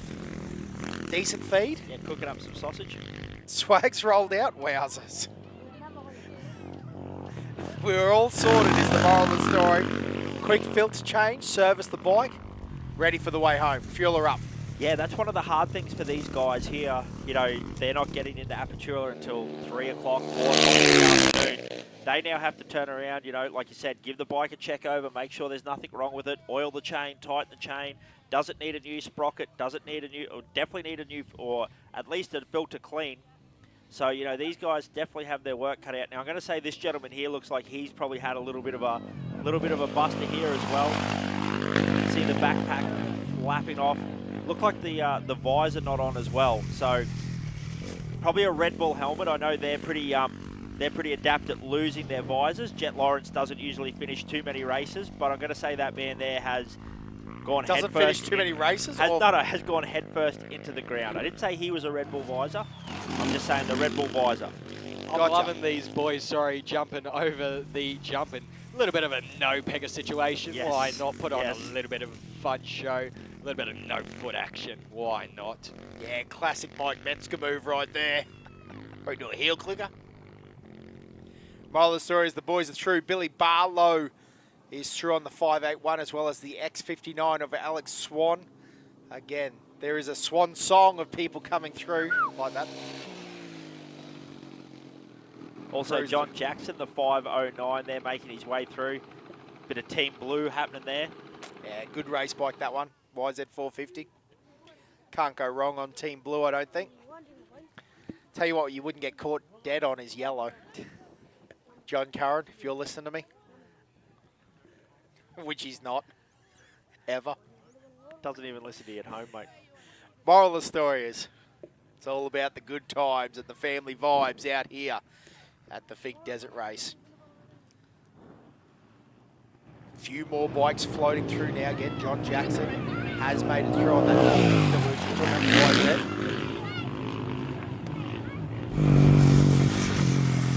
Again, you guys can see a little bit of a pace difference here, and I'm not knocking that in any way. This is me. Because now what we're doing is we're seeing the guys that are they're looking at pacing themselves. They're doing the work. They're making sure that they get to the finish line. You know, that's a very important part of this step. Well, these are the guys that, as we talked about before, they're here to race the track. They're not here to you know, do whatever. You know, they're not looking for outright glory. They're looking for Fink glory, which is that survivor spike. Yeah, and that's a huge thing. Talked about it time and time again. If you've got a spike on your mantelpiece, it's got that Tatts Finke Desert Race started on it, tatted on it, marked on it. You know what I meant? Yeah. Yes. Yeah, you're doing pretty well in my book, mate. Yeah, these riders still coming through, and again, a little bit of a pace difference, but not too much of the 660 of Jake Oliver into Fink, as well as Thomas Winter on the 487, as we see David MacArthur as well, the H74 through into Fink. Yeah, Jason Martin's also there, and Patrick Jacobs, Daniel Challen. That's the 574 through. And this is one of our KDMs coming through now. Looks like the 805 of Jamie Mitchell. The 500 EXC. Again, still beautiful day. Look at that. Blue skies, not a cloud in the sky. We've talked about this before. Again, if you joined us and you're looking for your favourite rider, one, welcome from wherever you are in the world. But two, we've had an absolutely spectacular day. But 226 kilometres, which is what, about 160, 170 miles, somewhere in there. If you're in the very weird imperial system, not really sure how that thing even works. But the moral of the story is that this is like driving or racing a dirt bike on dirt through the nastiest train you can think, from somewhat like the Sunshine Coast to the Gold Coast. 226 Ks, you know, Newcastle to Sydney and back again. Bit weird, but I tell you what, it's a long way, and you are banging bars with motocross bike boys as Bryce Beveridge. I reckon he's going to have. I was about to say, did you say beverage? It definitely, well, it says beverage for, no, sorry, what is it? 679 is the number. On a YZ 250 as well, so that man definitely deserves a beverage. Oh! Hey, to the camera, man. It was always for the camera. A good ride there. Oh, the X86 there coming into Fink on a little bit of hope and heroic there. And that one is Daniel Schauer. He would have had a bit of a moment there on his Honda CRF 450R, as we continue to see these bikes across the line. Absolutely. The 744 of Michael Taka as well going through, as well as Luke Chapman on the 227.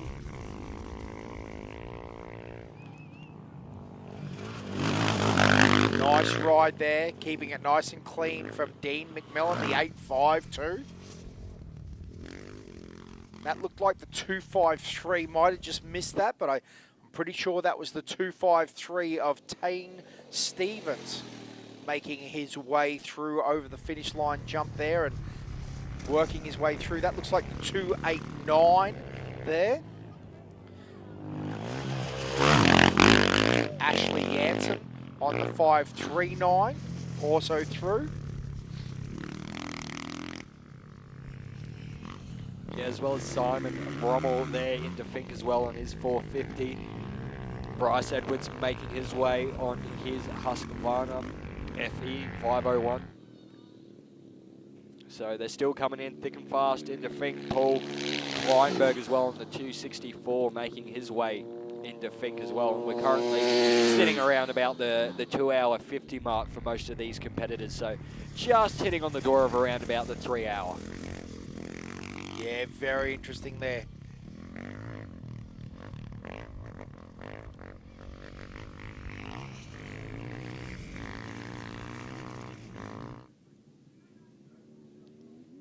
Yeah, again, we're looking at all the updated times. Robert Newton as well, the 733. That looks like Tyrone Marcus on the X49 through now. Great shot. So this will be the 733 shooting through for the flag. Good Running a update 251 there for the Muller family. Shani Muller, she's through to Mount Squires now, so the first time of the young 16-year-old, she'll be happy she's not too far away from Fink, and Rhiannon, her sister, will still probably be around here somewhere, so she's through to Mount Squires now, so you can give an update to the family and friends on that. She's doing pretty well. as well as Cody Smith and Scott Brooks all through Mount Squires as well. So the last of our competitors making their way through there. Yeah, it's a long day, as we've talked about, the 4-hour time limit. That'll be what a number of competitors are racing, just working that track, making sure that they're on point for their times. And again, that'll be a bit of a focus. That looks like the X80 of Logan Frost there now on the KTM 350. Nice, neat ride from him. Up on the back wheel, the standing mono here. Yeah, who doesn't love a little bit of mono? Big Ken, put it on a show for the officials. My man, no drama there with the 253. A good ride there for Logan Frost, putting it on for the crowd.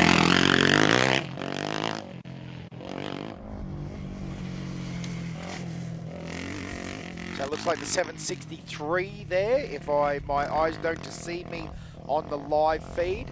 Might be the 783 actually of Glenn Chambers. Yamaha WR450. Right behind him looks to be Lincoln O'Connor in HO2. The Yamaha through the line for a 248. And Lincoln O'Connell running it all the way to the end with a 247. Great ride there.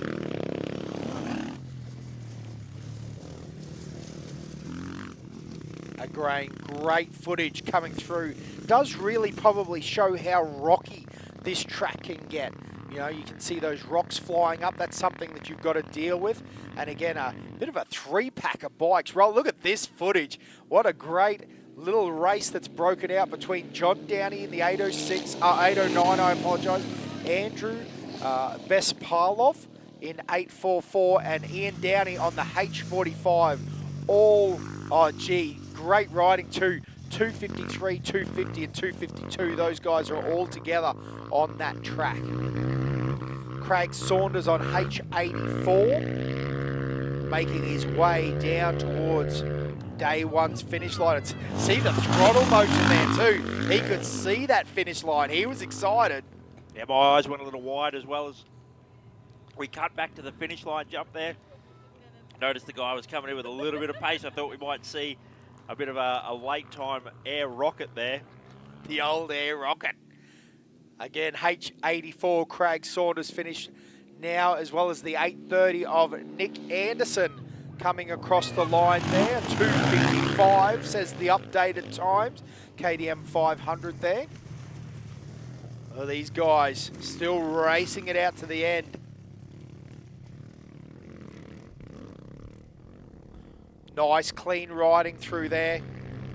And again, throttle down to make it to the end. Oh, and he's put it up on the back wheel as well.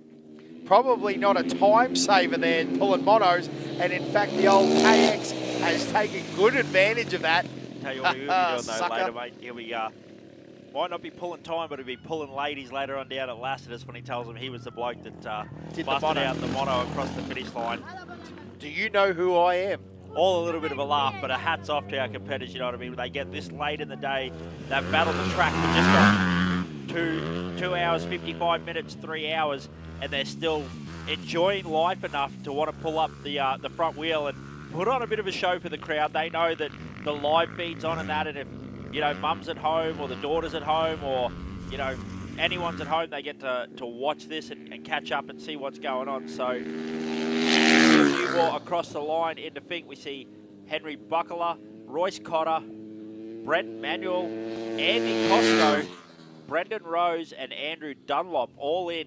So, like we said, we've got these packs of 5 that have started to leave the start line, really starting to come in these bunch groups. So we'll try and make sure we call as many as we can across the finish line. We see Lachlan Carter as well on the 116. We hear that 2-stroke make its way across. The 847 of Michael Thompson as well.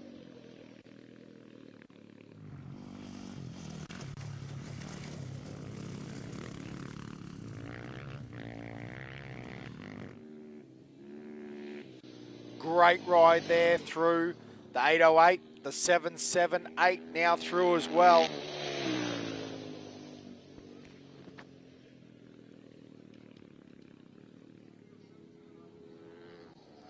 Again, plenty of bikes still coming through Mount Squires. The good thing about getting through Mount Squires, I don't want to say the word smooth because there's no such thing as smooth on this track, but I must admit you've done the hard work. You've made it through to Bonduma. You're down to Mount Squires and you've got those, again, I use the word very loosely, those road sections, those fast, open sections now, those big sweeping corners. I can tell you it's an absolute joy to drive a Pro Buggy through there. I'm not sure it's such a joy to ride a WR450 through there, but these guys are having a good crack at it anyway. Well, I guess, DC, what we're talking about here is all about perspective. So after you've been through what can only be described as 226 kilometres of hell, to hit that high road, or that smooth road, I guess you'd say, it is a bit of a relax. Like you said, you know you've only got a few more rough sections to manage. Once you drop down into the Fink River and come up on the other side, there's a few little sandy, whooped out sections you've got to get through. And then obviously this treacherous little part in between the finish line jump and the finish line. But it is, you know that you're home. You know that if you manage this well, you can get it there, much like Julian Woodhouse and Timothy Kempster. Got that Yamaha YZ450 and a KTM 300 across the finish line.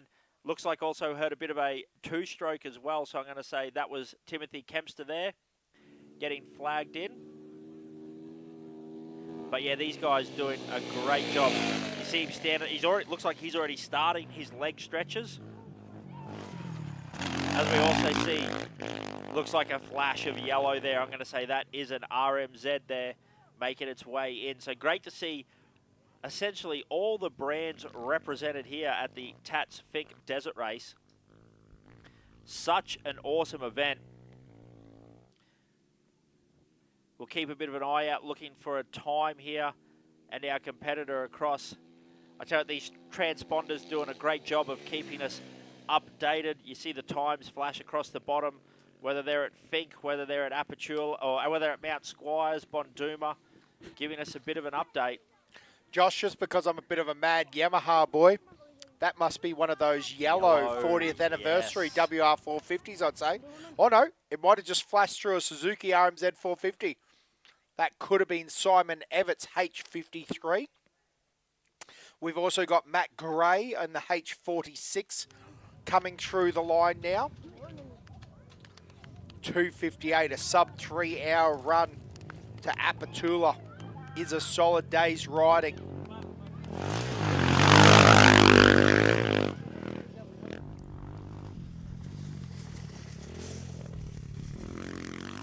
Again, have a look at these guys, Josh, still having a good crack here. You know, they're still riding the wheels off these things. Up on the back wheel for him as well. Again, that'll be Scott Shields, the 862, I believe. Nice clean ride there all the way to the finish line with his flash of orange there. Andrew Taylor, the H77 as well. Also Earl Mitchell in the 872 making his way into Fink. A 3:05 for Earl Mitchell. Oh, a flash of RPM there. That's got to be a little Revy 4-stroke. Might be a 250. Oh, it might be a two-stroker, actually, a 300.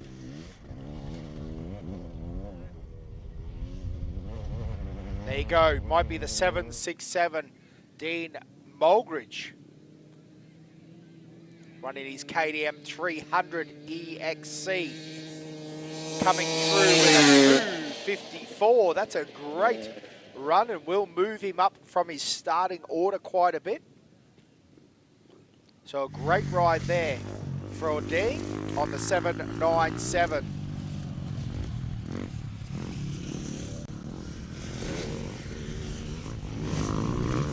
Again, you can see them just working their way through here. Daniel Turner. Oh, look at a little bit of a battle. There's three bikes here, all having a little bit of a charge. Particularly these two guys are having a good crack at it. Old mate's only just in front of them too, Josh. Look at it. This is like a red rag to a bull. They've got the throttle pulled tight, but all three do so. That will be Cameron Taylor, Adam McDonough. Wow, the little WR250 there.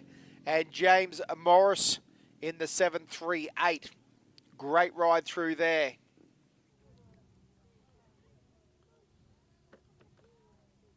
Also, the 252 has come in there. Van Heitherson. I apologise if I butcher a few of these names, but the 252, if you're listening along at home around the globe and looking for the 252, they're safely at Fink on the 500 with a 253. A great ride there. William Ross on the 122 is also down the far end for the night, safe and sound. And Andy Noonan. Joshua, Andy Noonan, the 756 is on a KX 500. That is some proper dang. Surprised we didn't actually hear it make much more of a racket on the way through. Yeah, absolutely, mate. Also got a KDM 350 of Leo Barrett, X31. The 742 of Chris Drew is also in. The 716 of Mark Hangen. Lachlan Wishart, 813 is in Fink as well. And Ryan Bryce on the 826. All having a good run. All within that top 300. So all these guys still running in the top half of the pack down to Apatula. Yeah, it's crazy to see the field spread over the 600 odd competitors this weekend, and to see how different riding styles come into play and different strategies come into play. And as we said, for those top bike riders really looking for that Fink assault, that Fink win, whereas some of these guys are really just looking to get there and back, as it was back in the day when we first started this great event. It was about a couple of mates getting together, having a ride down to Fink, and then decided to make it a race out of it. And yeah, absolutely. It's iconic now. It is very iconic. Now that looks like Ben Forbes on the 677. We also got Nathan Kelly on the 885, having a listen for that because that's a Honda CR 500. So a bit of a battle for the big bore two-strokers.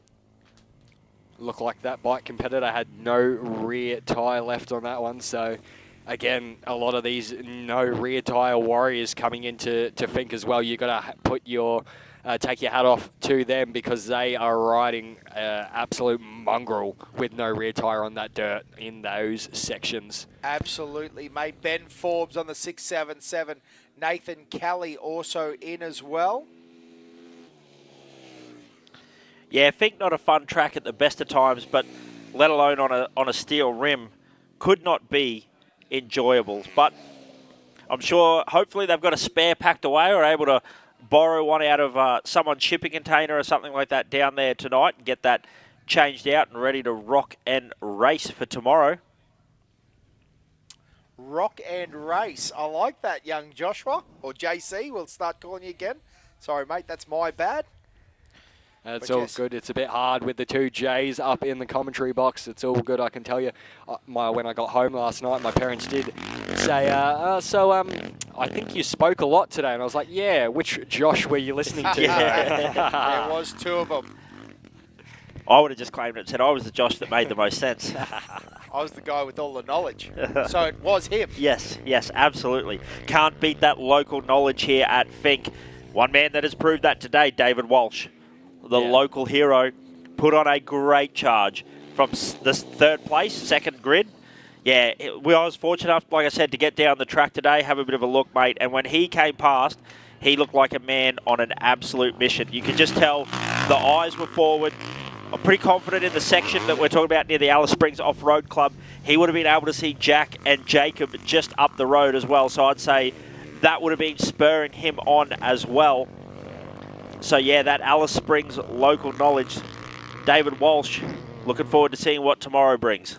Well, that was the crazy thing about that interview that we had with David as well. He said he thought there was a car throwing dust at him at one point, but there was the two of them following closely. Yes. So he knew he was coming on the back to at least one of them. He didn't know he was coming on the back of both of them, though. So, Jack Simpson did get out in front there for a bit, and Jacob Smith did get overtaken by David, and then David said he was eating Simpson's dust there for a bit, and then a change of position made that all effective. And as we say, it was first to Fink was David Walsh in a nearly record time, of 1 hour, 46 minutes and 10 seconds. So around about around about a minute slower than last year's time on the bike. So exactly what David said.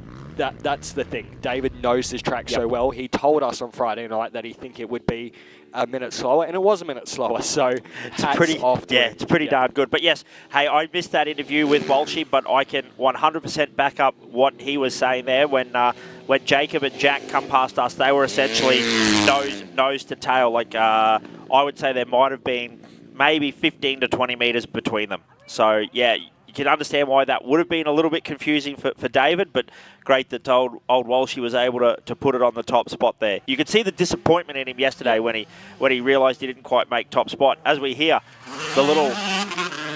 Is that our YZ125? Because that is a little two-stroke that's a Class 7. That's what we're looking for. And that thing is screaming. It definitely sounds like it, Josh. Got the right sort of expansion chamber on it, so I would say that you're on the money with that being the little YZ125 as it pops up on our screen. The Mitch. 125. And I tell you what, a 3-hour run on a little 125, that is absolutely smoking the pipe, as they'd say. Yeah, listen to that thing. How good is that? Yeah, that's fantastic. Do you reckon he's, like we talk about the big bores, the KX500s, the CR500s, that YZ125, do you reckon he would have any feeling in his fingers, in his wrists? They would be numb from just vibrating. Can you imagine how many times around berms that man has clutch slipped up? It's been a wild run. There's no question about that. So there's plenty of action still coming as these bikes roll on in. There's big tank on the old Honda there, I think it might be. Yeah, so we're just going to cut the live end down at Fink just for a little bit. We're going to have the timing screen live for the feed, and everyone around the precinct here in Alice Springs still watching from the start-finish line. We're going to have a quick little break up here in the commentary box. Me and Dan have been up here since an ungodly time this morning, and Josh has come in and joined us, so we're going to have a little bit of a break here in commentary, and we'll be back shortly. Thank you.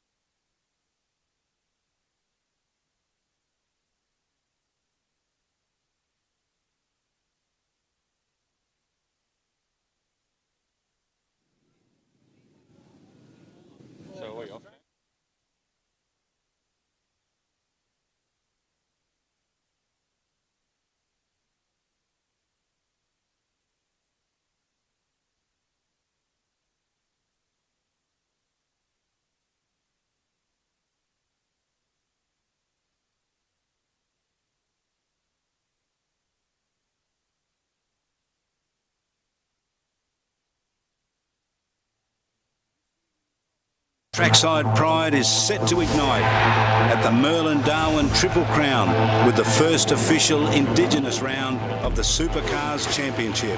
It's heart-pounding fun for the whole family and a proud Aussie motorsport first not to be missed. The Merlin-Darwin Triple Crown Indigenous round, June 17 to 19. Hearts will race. Book now at darwinsupercars.com.au. We're here to race. We're here to win. We're not here to watch you. We're travelling at speeds up to 180 kilometres per hour. That's 50 metres per second. If we hit you, we're both gone. The facts are simple. Another serious spectator injury could end the race for good. Don't stand on the outside of corners. Read and observe all safety signs. And stay at least 20 metres back from the trackside at all times. Don't be the reason. Don't be the reason. I've always kind of been drawn to bugs. I've always wanted a bug, and the first bug I ever got was actually a shell. That sparked the OG bug, and since then, I guess I've never really strayed away from the bug platform, the look, the vibe, the feel. It's just something, I guess, from being from San Diego has always kind of hooked me since day one, and I don't think there's no turning back.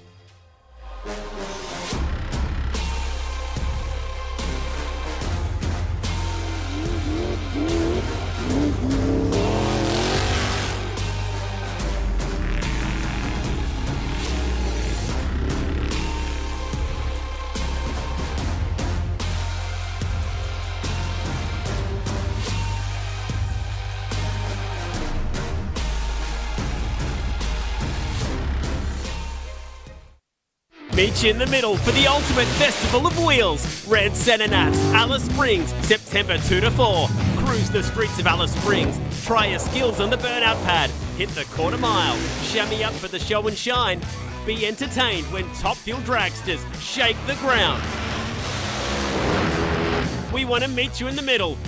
Red Centre Nats, Alice Springs. Enter now at redcentrenats.com.au.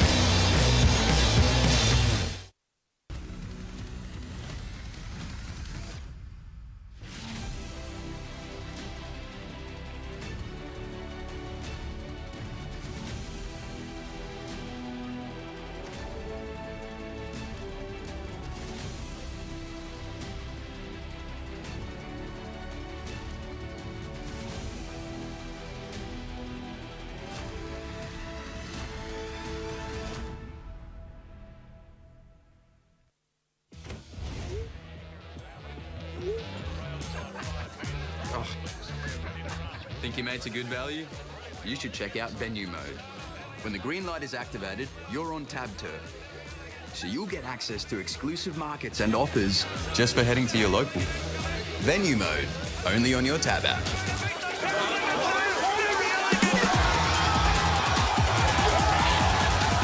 Tab, long may we play. We're back live from the start-finish line here in the Red Centre for the Tatts Finke Desert Race here on day one. What a great day of entertainment we've had so far with the cars and majority of the bikes making their way down into Finke right now. So we've got the live timing up on the screen for everyone to have a look at. Yeah, absolutely. As we've been having that little break, Benjamin Johnson, Samuel Horn, Jason Williams, Jock Blakeney, Williams Hatton, they've all made it into Finke, as well as Jason Griffith, Harris Hunt, Blade Houseman, Sean Walters, Troy Daly. There's Troy Daly there, so he's made it into Finke, which is a great part of the story. Scott Clark, Pierre Delary. How'd I go with that, boys? Do I have to put an accent on? Rough, just like my face. I believe that's why the live feed got cut.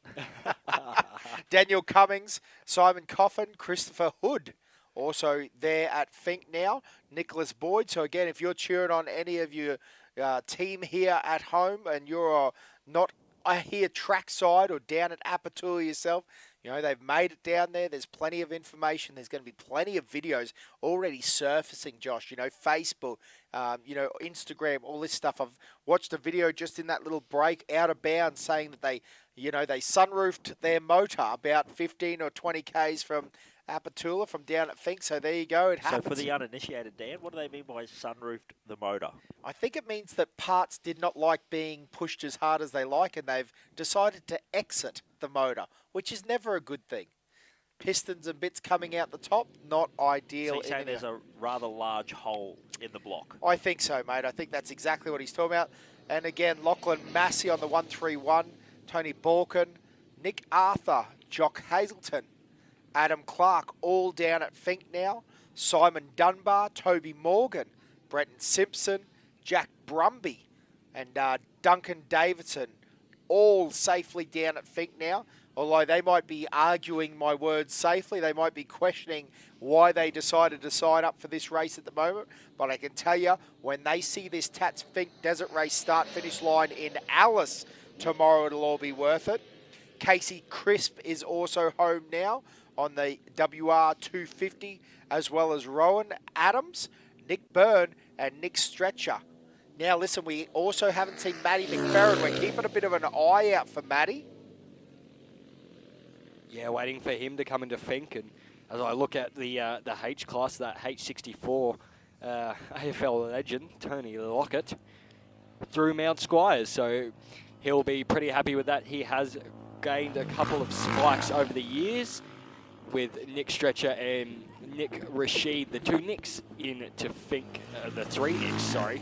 Nick Bryan as well into Fink as well. What do you reckon the chances are of that three Nicks all in a row making their way into the Fink stop overnight like that? Well, if I was a bet man, I'd say really good if you were going to say that it's going to be Nick Byrne, Nick Stetzer, and Nick Rashid. Putting my money on it now. It's a sure bet now. It's a sure bet. Is that what you're asking? But great to see we've got the live feed back up and running. We've got these live videos coming in from the Apachula end. Looking forward to seeing these guys make all their way in. You can see in the background as well the campgrounds there where all the competitors, be that car or bike, are set up for the night. Looking like they're in for a good night down there. Doesn't look like there's much of a cloud in the sky down there at Apachula. Not much of a cloud in the sky here at Alice Springs either. So the good Lord out there turning on great weather for us. Yeah, it's been an absolutely perfect day. And again, as Samuel Hunt is over the line, Michael Thompson, Travis Florimel, Daniel Campbell, Laurie Fry and Jason Willis all over the line now down at Apachula. A great part of the day. Again, can't suggest this enough. I'm very confident that there's going to be a couple of cold 4X golds down there. Do you reckon David Walsh celebrates with the 4X gold? Oh, I think it's probably Emu Lager? one of those 2-litre... Northern Territory Draft? Northern Territory Drafts, yep, one of those 2-litre bottles. Something tells me a man like Walshy in the position he's in first place there probably wants to keep it. He's a bit focused. A bit focused, yeah. A bit probably more looking focused. at maybe, something with a bit more nutritional value. It makes sense why he does so much better than we ever did. Yes. I think we're solving the world's problems here. Moral of the story is that it is a good time when you cross that line on day one. But I must admit, there is definitely a pressure on you. You're still thinking about tomorrow. You're only halfway there. One section done. It is still a long way to go on Monday. Yeah, Matthew, it definitely is, especially here this Queen's a long weekend. It's great to be able to have this event held this time of year, every year, with the exception of the 2020 event. It looks like as our riders continue their way through into Fink, we've got Peter Bedford, David Caldwell, Rodney Anthony and Justin Wright so far as well, making their way into Fink. So a whole array of different classed bikes making their way through, and these guys all hitting around about the 3 hour plus mark at this stage in the afternoon. So some of them getting a little bit closer to that 4 hour cutoff that they have to make it down to Fink in. Yeah, and I suppose that's another thing that you need to mention, Josh, is that it does get closer and closer. And, it's all good, lots of the time, if you're a 3 hour rider, and that's, again, you're a talented rider at that speed, but at 3 hours, but if you're starting to run those 340s, 345s, you're quite on the edge from where, just one sort of incident, one stray off the track you know, maybe you need to, like, not need to, sorry, the apologies, but, you know, like you run out of fuel or something doesn't quite go to correctly. I know, you know, again, I know many stories of people that missed their fuel stop. They just didn't realise it was there, or, you know, whatever the case is, and they've had to pull into a campsite, or, you know, they're looking for someone with a spark plug or a lead, or, you know, because again, 226 Ks is just lined with campsites, and it's all guys that camp, it's all motorbike feeds, it's people that are actually in love with the sport. So it's interesting because, yeah, you really can pull it anyway, so there's sort of two sides to that. But, you know, when you start running those 340s, 350s, you know, every little bit counts. And that's true of, you know, with the cars, it's very often that, you know, like those Class 7 guys, they're really racing the time clock. You know, just for them to finish is the achievement when they're in those limited classes. So, yeah, that's something that is definitely on your mind. Oh, another little two-banger coming through now, John. Yeah, who doesn't love a pair of two-bangers making their way across the line? Great timing there. Catherine Scoble and Alexander Pearson there, as well as Andrew Downey into Fink on his KTM 450, so a little bit more throatier making its way in. But as we see, the dust still continues to be brought up as these bike competitors roll on through the two. Oh, no. And that's on the finish line. That's got to be heartbreaking for whatever bike rider that is. Very, very unfortunate to be down so close to Fink.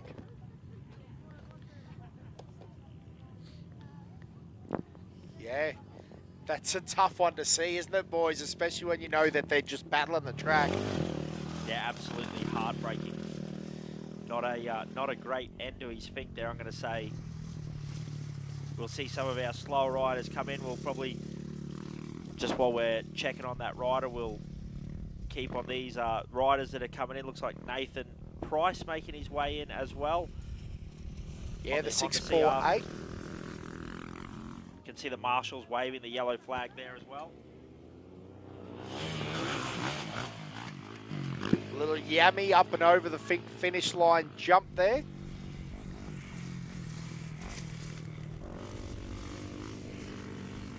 Again, Nick Oakley on the 644 is finished on his KTM. John Bruce on his KTM 350 as well, the 725.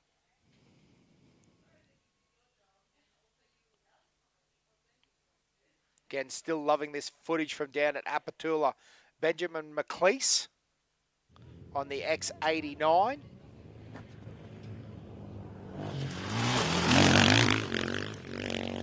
Still up and at 'em here over the Fink finish line jump. Bit hard to tell, is that the 810 or 819, something along those lines? 818 even might be the number on that one there. We'll wait and see. Once the timing comes up, you'll see that pop straight up in the live timing that you've got at the bottom of your screen. But yeah, that yellow flag still being waved for that competitor who was down on the start line. You can see some of these guys happier not to race all the way to the finish line. A little bit less gusto over the line. Again, when you've seen some people laying on their back on the track, I think that changes your opinion too. I did tell the story of when we rode.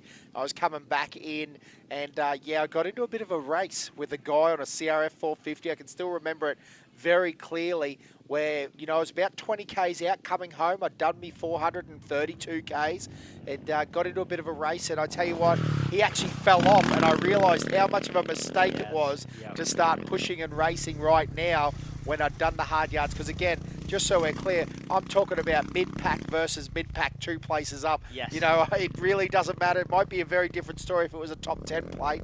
But, you know, for a lot of these guys, you know, it's going to be more about just making sure they get through, race the track, as Josh keeps saying, is going to be one of the big keys here. Now, I really do hope that he gets back on and finishes this section. That'd be a great thing when he's so damn close. But again, it does feel like a few of these guys are seeing that yellow flag and they're like, I'll just roll across the finish line. That's okay. Well, also looks like maybe that was Michael Ricketts there. Looks like he might have been lacking a bit of a visor as well on his helmet. Yeah, Chloe Barton making her way across the line. She'll be happy with that. Her arms are up in the air, so she's glad she made it through. And then you have Matthew Gray as well on the 2.92 making his way into Fink on that KTM 500 in 3 hours and 10 minutes. So again, as we're seeing some of these riders come through, these are all around about the 3 hour mark. So these guys are a little bit closer to the cutoff time, but they're still making sure they get there in one piece and can get that bike down and back on the way back to Alice. Yeah, absolutely. It's a testament to a modern-day motorcycle how good and reliable these things are. Honestly, not too many mechanical DNFs. Normally, it's riders that run out of talent is unfortunately the reason that we have more DNFs than anything.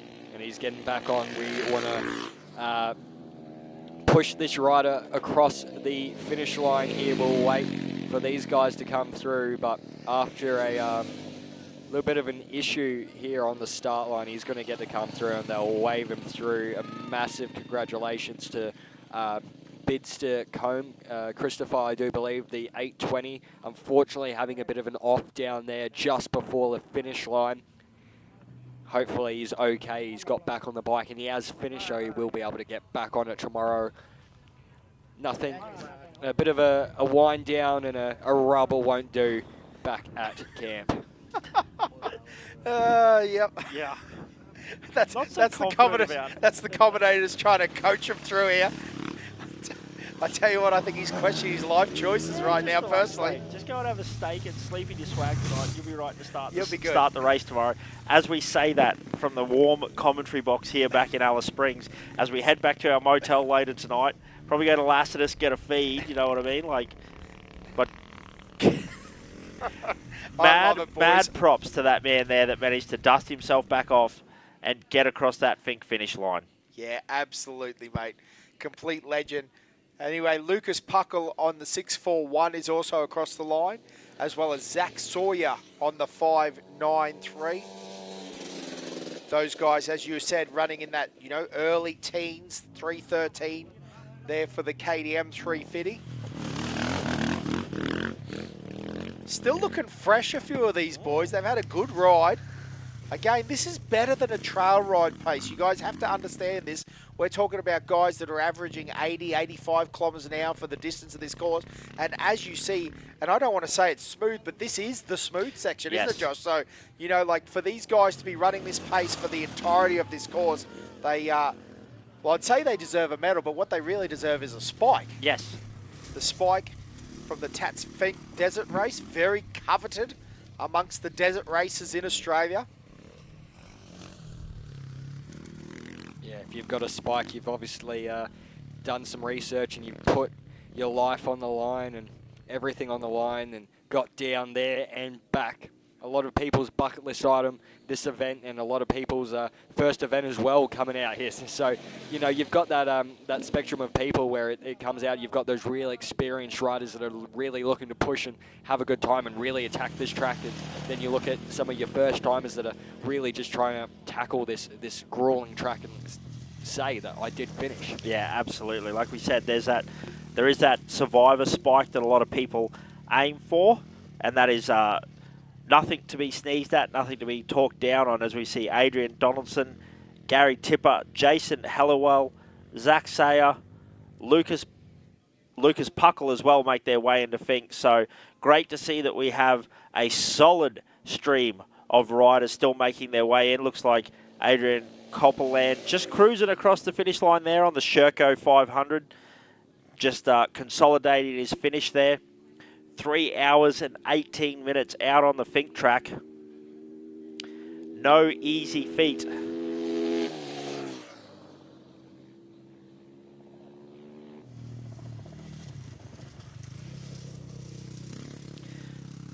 As that looks like Richard Bohrhammer.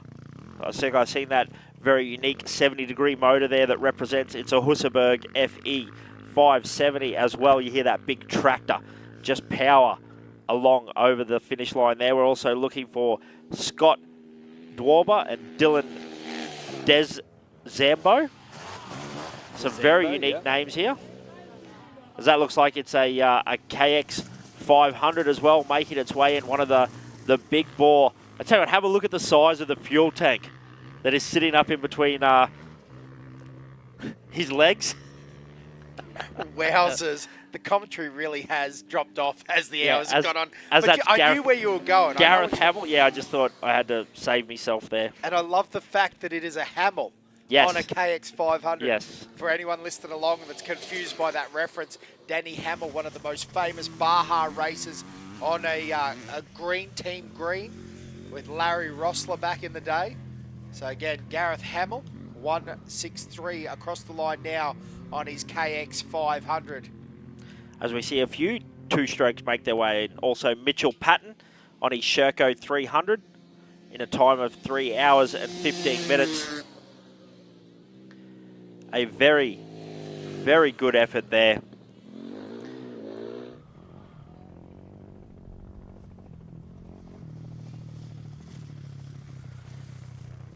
And we also look as we see Michael Jackson on the KTM 890 rally bike. I'm not sure that is my idea of fun, riding a 890 rally KTM the whole length of the Fink track. That sounds like he should be in his own class. Yeah, very, very interesting to see a rally bike out here on the Fink track. I can't imagine that would be one of the nicest rides down. I know those rally bikes are pretty good, but I don't think in this very harsh terrain you'll be running to ride one of those. Carell McCone also making his way across the line on that KTM SXF 450 with a time of 3 hours, 14 minutes and 26 seconds.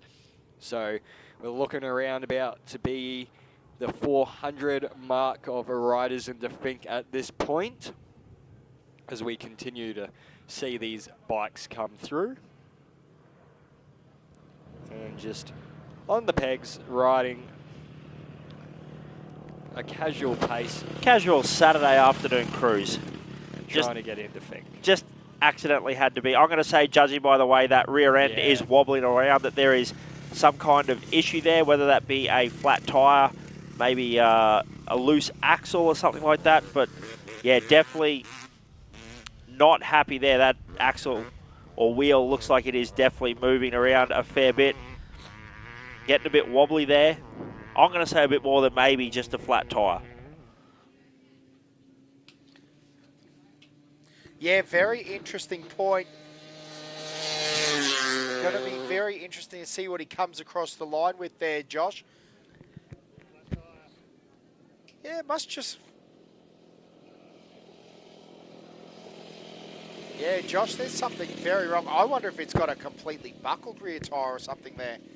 Yeah, maybe. Right, it doesn't look flat. The tyre does not look flat, but it does look like it is definitely wobbling around there. Well, it's giving him some trouble, isn't it? It is definitely giving him some grief.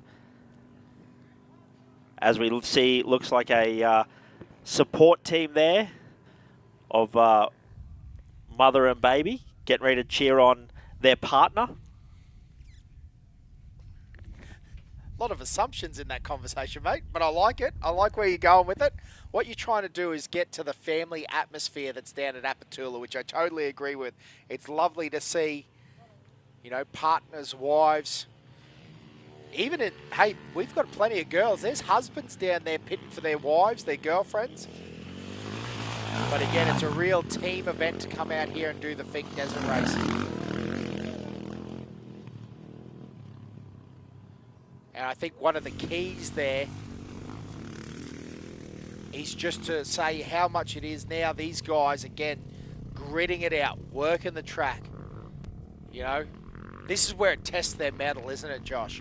Mental strength, ability. They've probably laid on the sand a couple of minutes. They've had to think about, what on earth am I doing with my life right now? And then they've got back up and then drag race into the finish line. I tell you what, sometimes that's all it takes to get pumped up Fink Desert Race. These guys battling it out. Yeah, pushing hard are these boys, still coming in. Boys and girls are making their way into that small remote community of Apachula, 226 k's down the road south of Alice Springs. It's where we are. We're around about only 5k out of Alice Springs from the town centre, out here at the start finish line precinct, which is a great little precinct we've got out here. We've got the rally club out here, we've got the drag club out here, we've got a little bit of everything out here, so it's great to be out here. And as we look down at the Fink end, these riders continue to come through. Hey Josh, some great footage there of the 807 coming in. Would you call us through what his name is, please, mate? Lots of consonants, lots of vowels. Starts with a V. Gotcha. There's a K-A-T in the middle. Andrew Nicholson is in as well, the 859. Seamus Reed.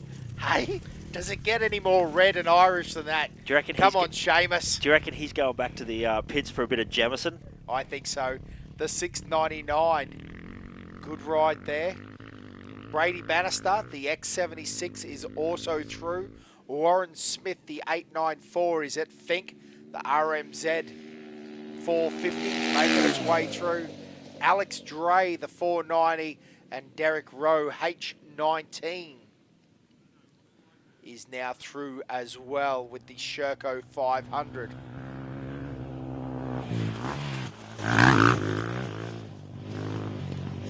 Nice clean ride there. Easy work doing that finish line tabletop jump. Do you think this man is a fan of orange, Dan? Riding an orange bike, bit of orange gear, the orange helmet. I like it. He knows what he wants. He goes with it. Wanted to do Fink. He's here doing Fink. He's a man that takes life by the horns. Grips it. Rips it. Rips it. And puts it straight across the finish line. How good is that? Standing up on the pegs. Our boy Jared Smith, the 595. Ivo Varmits of the 734 also across the line on none other than a TC449, the old Husqvarna.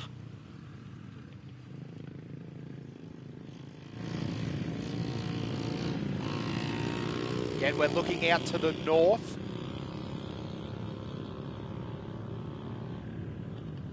Beautiful view again. All this imagery coming to us from way down the track at Apatula. We're actually on the southern side of the Fink River. That Fink River, famous, synonymous with ending your desert trip as you come across the French line, coming from Birdsville. Might have come from the Big Red Bash, is that what they call it? The music festival out there? Land Plains. They race camels, I think. Should know that. I'm a good Queenslander. Never been to the Big Red Bash. Hear good things. Plenty of good things. And what an opportunity to just jump on, come over and do a bit of pre-running of the Fink Desert Race track. Now, here we go. Now, how's the back end of that little motorbike looking? Is she a bit saggy at the back? It did look like it had seen slightly better days. May have touched the red dirt at some point in its life. These boys look like they're definitely ready for a cold beer. Yeah, that looks... A definitely not hot shower down there. As we see Kit Bellin, I'm going to say that was the Honda XR250.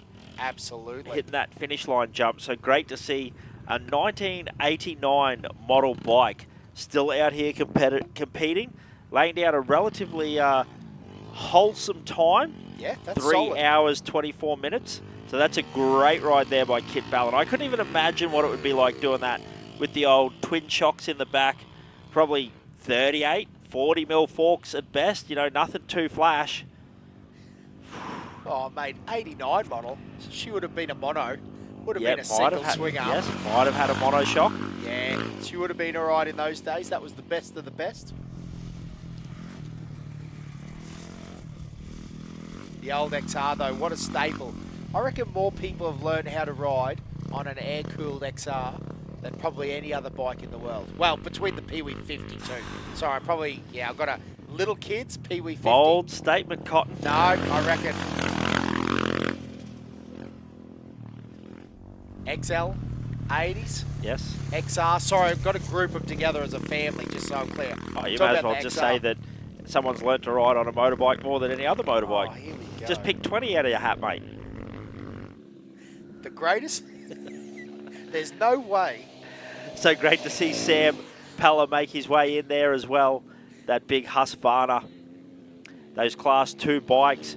You can definitely hear the thunder of them compared to Shani Muller, who just come in on that little CR 250 as well, one of our 250 two-stroke bikes as well. Awesome that we're getting pictures and audio in so clear and crisp from the Fink end that we are even able to pick up the sounds of the bike and have a bit of a guess on what vehicle we're looking for. Yeah, no, absolutely, mate. It is fantastic. And again, this is one of the things we talked about. As technology develops, how exciting is it, Josh, that at some point we're going to be able to have live feeds on bikes, on cars, that sort of thing. Yeah, that's one of those things that I think technology is going to really advance quickly.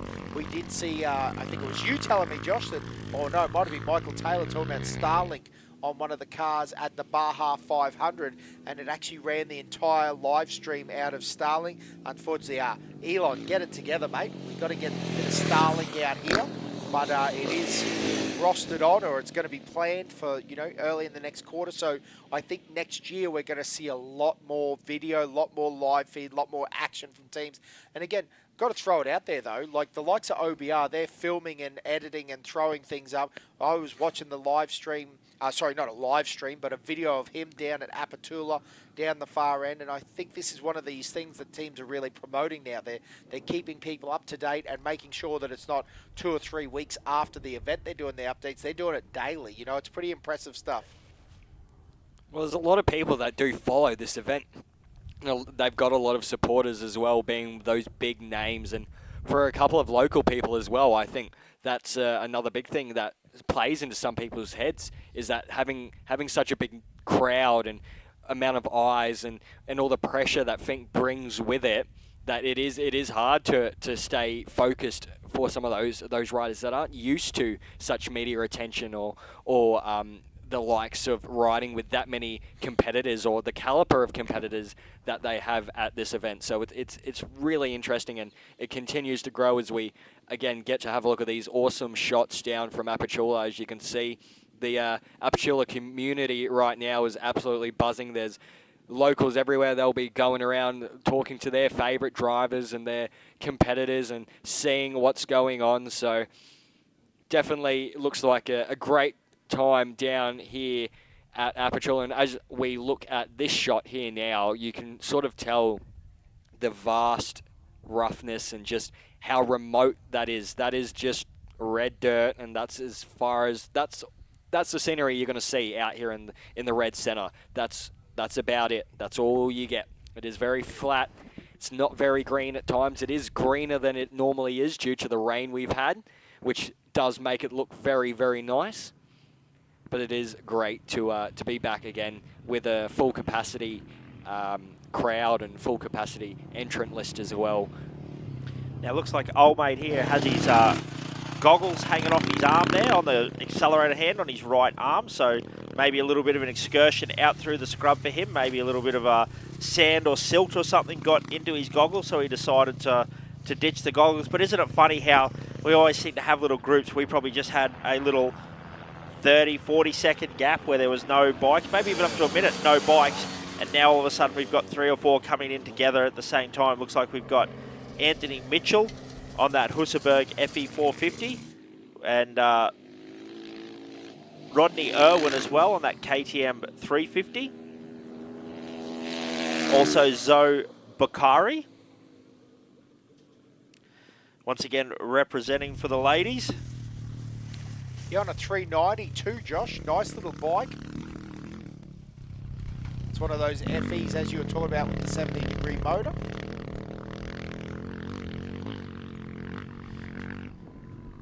And Anthony Mitchell as well. Rodney Irwin through. Kevin Dwyer and Daniel Bryers all through now. Yeah, that looks like Daniel on the screen now, that big Sherco 500 powering down towards the finish line.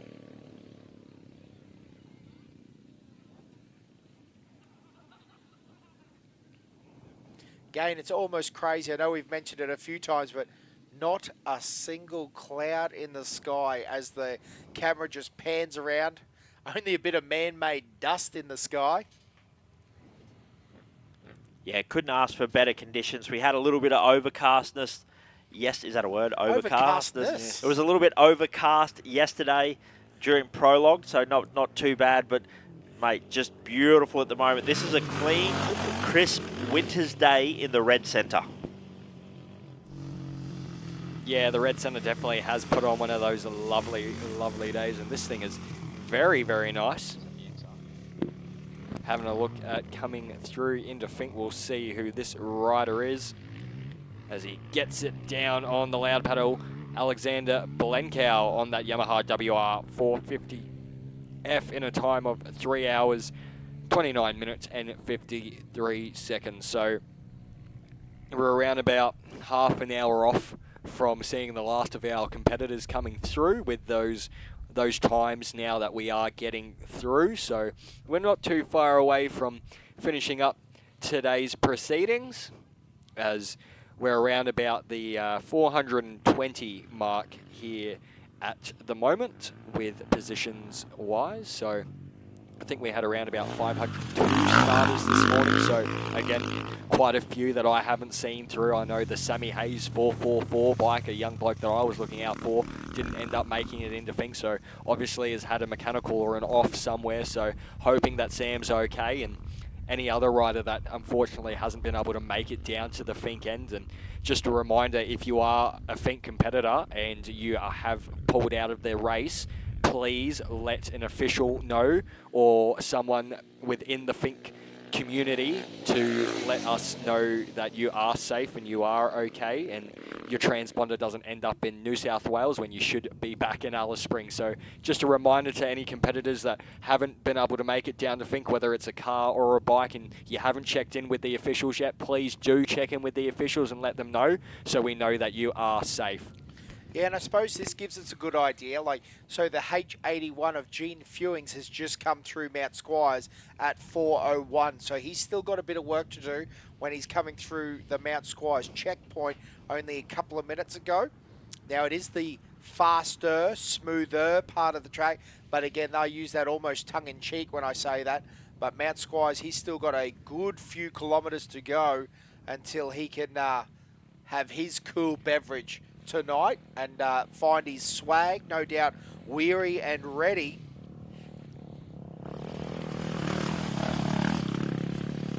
Because yeah, the Mount Squires checkpoint is at the 172 mark.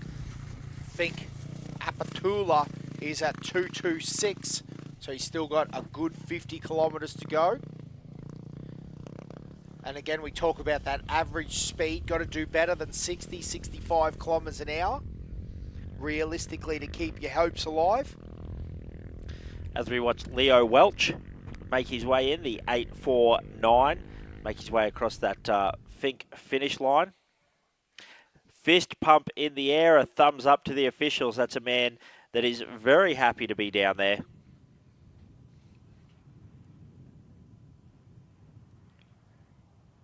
Very happy indeed as these bikes continue to filter through. It's great to continue to see these bikes right on through, and these competitors all very, very happy to see, again, that classic bonnet at the start-finish line down on the Fink end, sorry.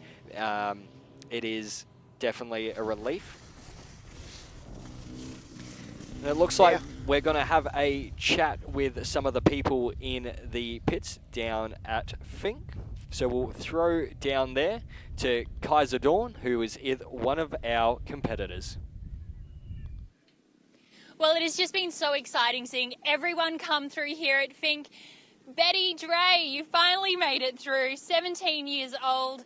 She crossed the finish line. Dad was pretty happy to see her come through. We're all trying to keep up to date, but how was that ride for you? Yeah, it was pretty good. It was pretty long. I just kind of took it easy. I knew that I had to get here. I just definitely very rough out there being at the back of the pack, but yeah, I got here, that's the main thing. And talk us through, because your first fink, like, were you a little bit nervous leading into that? How was the takeoff? You know, how was it? Yeah, I actually got a really good start, which should have eased the nerves off the start. But yeah, I got the whole shot, which kept me out of the dust for a little bit. Sitting on the start line, I was definitely very nervous, but I guess the atmosphere sort of brings it away from you a little bit. And you've got Dad just over here, and he's just so excited that you made it across. But how good was it to see your twin brother and your dad here in fink? Yeah, it's always on the back of your mind, like, have they made it? Are they there? Where are they? I definitely asked at every fuel stop, so it's good to see that they're here. That's so sweet, and I'm so excited for you just getting here, and I hope tomorrow goes really, really well. Get some rest tonight, and make sure you're up bright and early, ready to go. Yeah, up bright and early indeed, because as you mentioned, camping down at Apatula in the competitor area, it is a bit of a unique experience. There is turbo buggies and big V8s and all sorts of things firing up and warming up.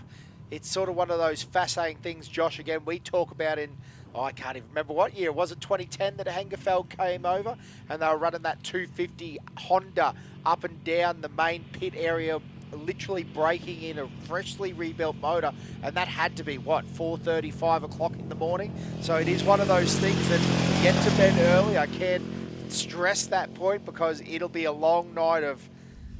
Well, not a long night. It'll be an early morning. Early morning. Well, even a long night of fireworks and partying. And yeah, there's a lot going on down there.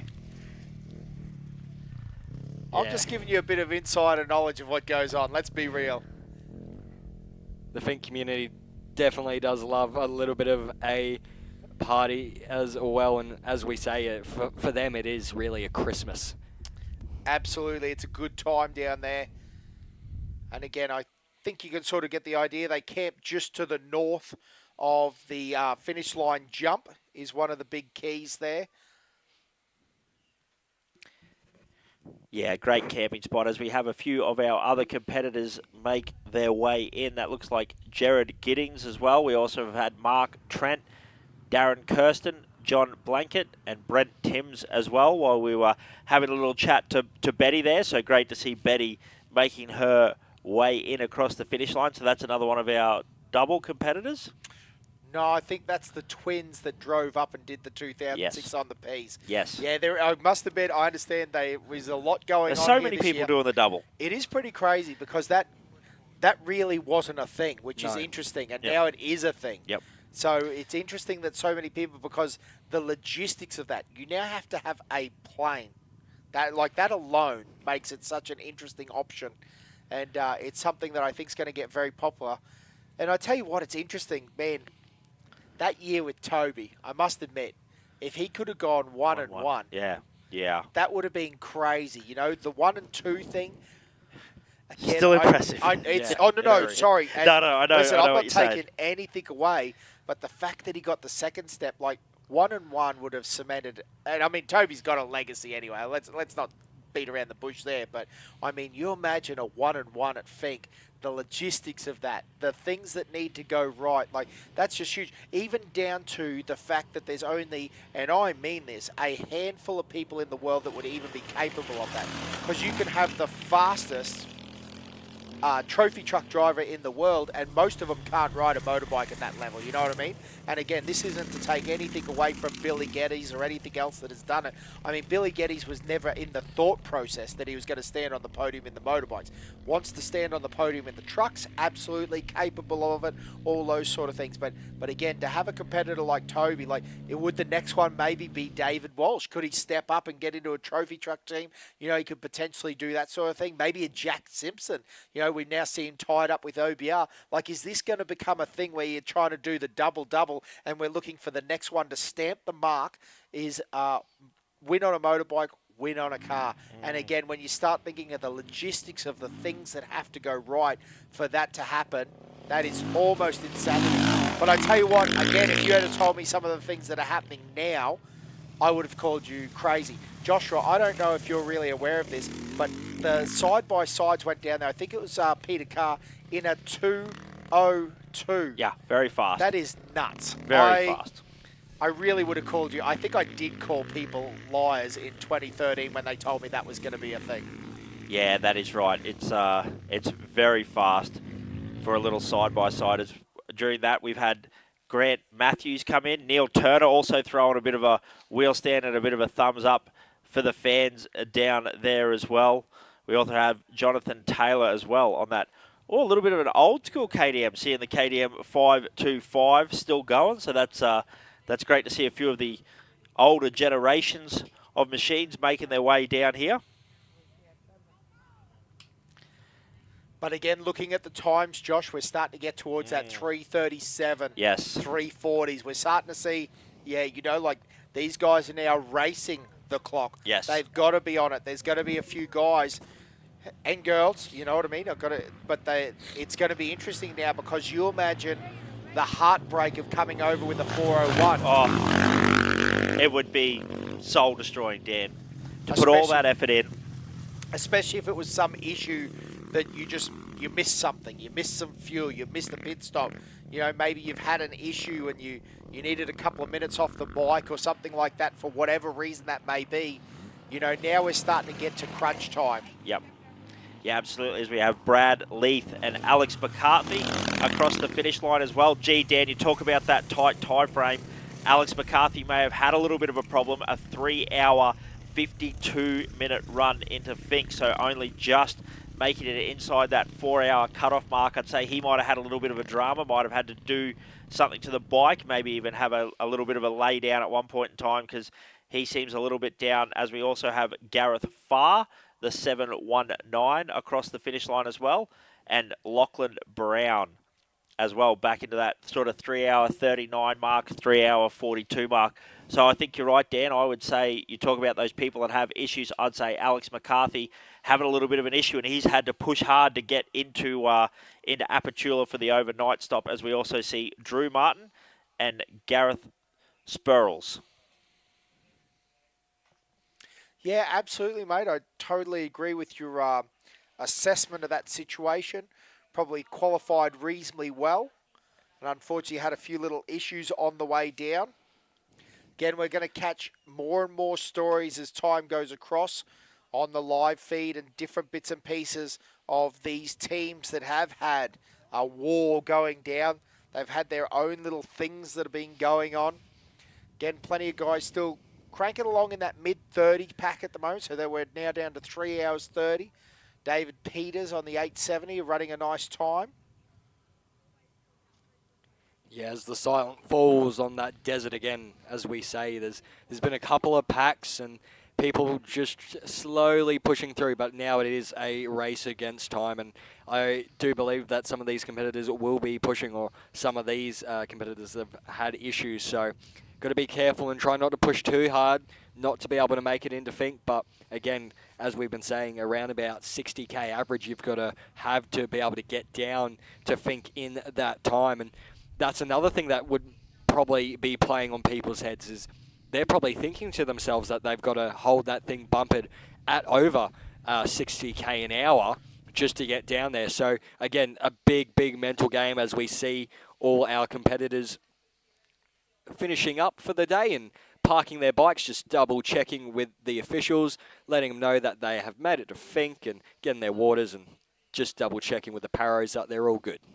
Yeah, that's an awesome thing. Again, all big shout out to all those volunteers down there that do help out. They make sure that everyone's okay. They really do check on you down there.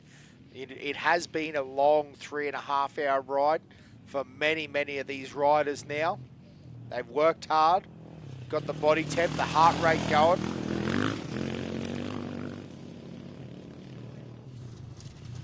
Again, you can just see how rough and choppy that course is. And again, on the way out, we're going to see the same. Going to be very interesting to see some of these cars, some of these fast bikes come out of Fink. There's that famous footage of Greg Gardner absolutely launching it off that tabletop the opposite way. He never lifted off the button. It was impressive.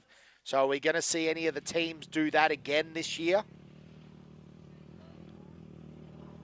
Yeah, it definitely will be interesting to see how those competitors do tackle that first jump, because that is pretty much one of their first obstacles in the morning, or in the mid-morning, as we will let them off tomorrow afternoon for the bikes, or early morning, sorry, mid-morning for the bikes, sorry. So, or a heap of different decisions to go through tonight, and strategies, and those big competitors in the car classes, and the big competitors, those top 20, top 30 in the bikes, will all have a bit of a game plan going into tomorrow morning and mid-morning, and thinking and strategizing with teams, thinking what went wrong, especially if you had a bit of an issue with a fuel stop or something like that on the way down to Fink. It's all about fine-tuning that machine and getting it back down to Alice Springs tomorrow on Monday.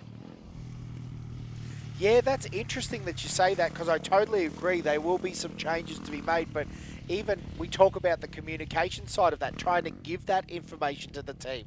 That's an interesting side note of this whole event. Again, you've got guys, that are probably camping out, doing your pit stops at around the 150 mark, around the 85k mark, roughly.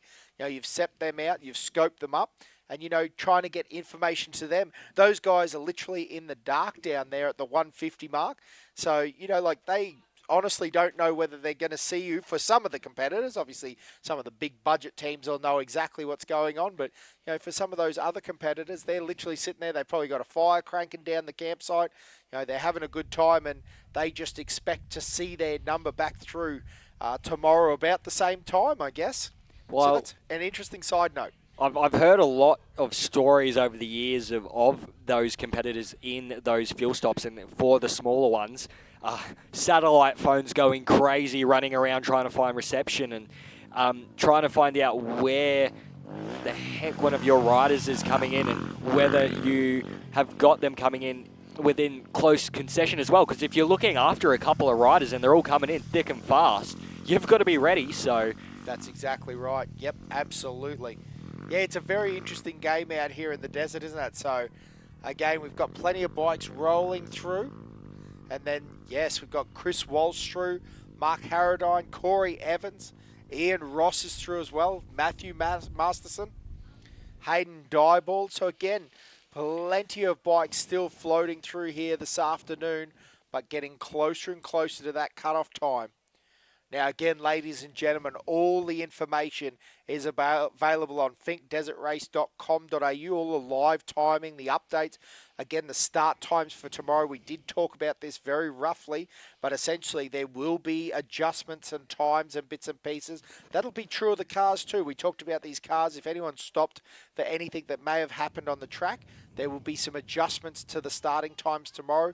They give them time, as we always want to. If you stopped and helped a down rider, stopped and helped a car that had a rollover or something along those lines. So it's going to be very interesting to see when tomorrow off the line who comes back and how it shuffles, and even down to, motorbikes and cars that have had issues. They've come in now, but, we've seen it before where they can't prep a car and get it back on the line. So, Josh, I think that's going to be a very interesting point, again, to keep an eye on the Tatts Fink Desert Race, the finkdesertrace.com.au for all those updates and times, as well as the social medias. There's plenty of information on all our amazing teams. Amazing how small the world is now with Facebook and Instagram and all the other stuff. So it's a great time to be alive if you're a desert racer and you've got a thirst for knowledge on the Fink Desert Race. Yeah, that website is the only place you need to go for all your information. And just a reminder, ladies and gentlemen, at the moment, we are still in provisional standings at the moment. We will do an update on the website later on this evening once we do filter through all those anemones and stuff like that. And just by the way, if you are a local fan and wanting to listen down on the track, and if you can somehow get this live stream or hearing this from 6 o'clock this afternoon on Sun 969, the local radio station, and 8HA, I'll be on doing a results for the day. So anyone down the track, that is the good time to be able to try and pick up that radio signal and tune in. So if anyone is still here and running that and have family down the track and want to know that, if they can somehow get that message down to them to tune in to those radio stations, and I'll do a wrap for them this afternoon. But we still have a couple more competitors to come on through. Well, it's interesting you say that, Josh. I just noticed the star-spangled motorbike gear there. He was actually one of the very last off the line, so he's cruised through. Now, admittedly, he's done better than a 4-hour time, so he's had a nice little run there. Not sure exactly whose name it was there, but again, one of those showing John Haffey, actually. I think it might be the H14 of John Haffey that was wearing that bright gear, and again, he was off the grid last, and he's run a 3:44, so he must be getting very close to our timeout. Because, again, they would have been off the line last. And, again, about 15 minutes until we do timeout. So, again, if you're looking for your rider coming through, again, cheer them on. We've got about 14, 15 minutes to go until we completely time out. And I'm guessing we'll see that sweep vehicle come through very shortly. Again, these guys... It's very difficult because, some of these guys might have done a tyre change. They might have, had a pit.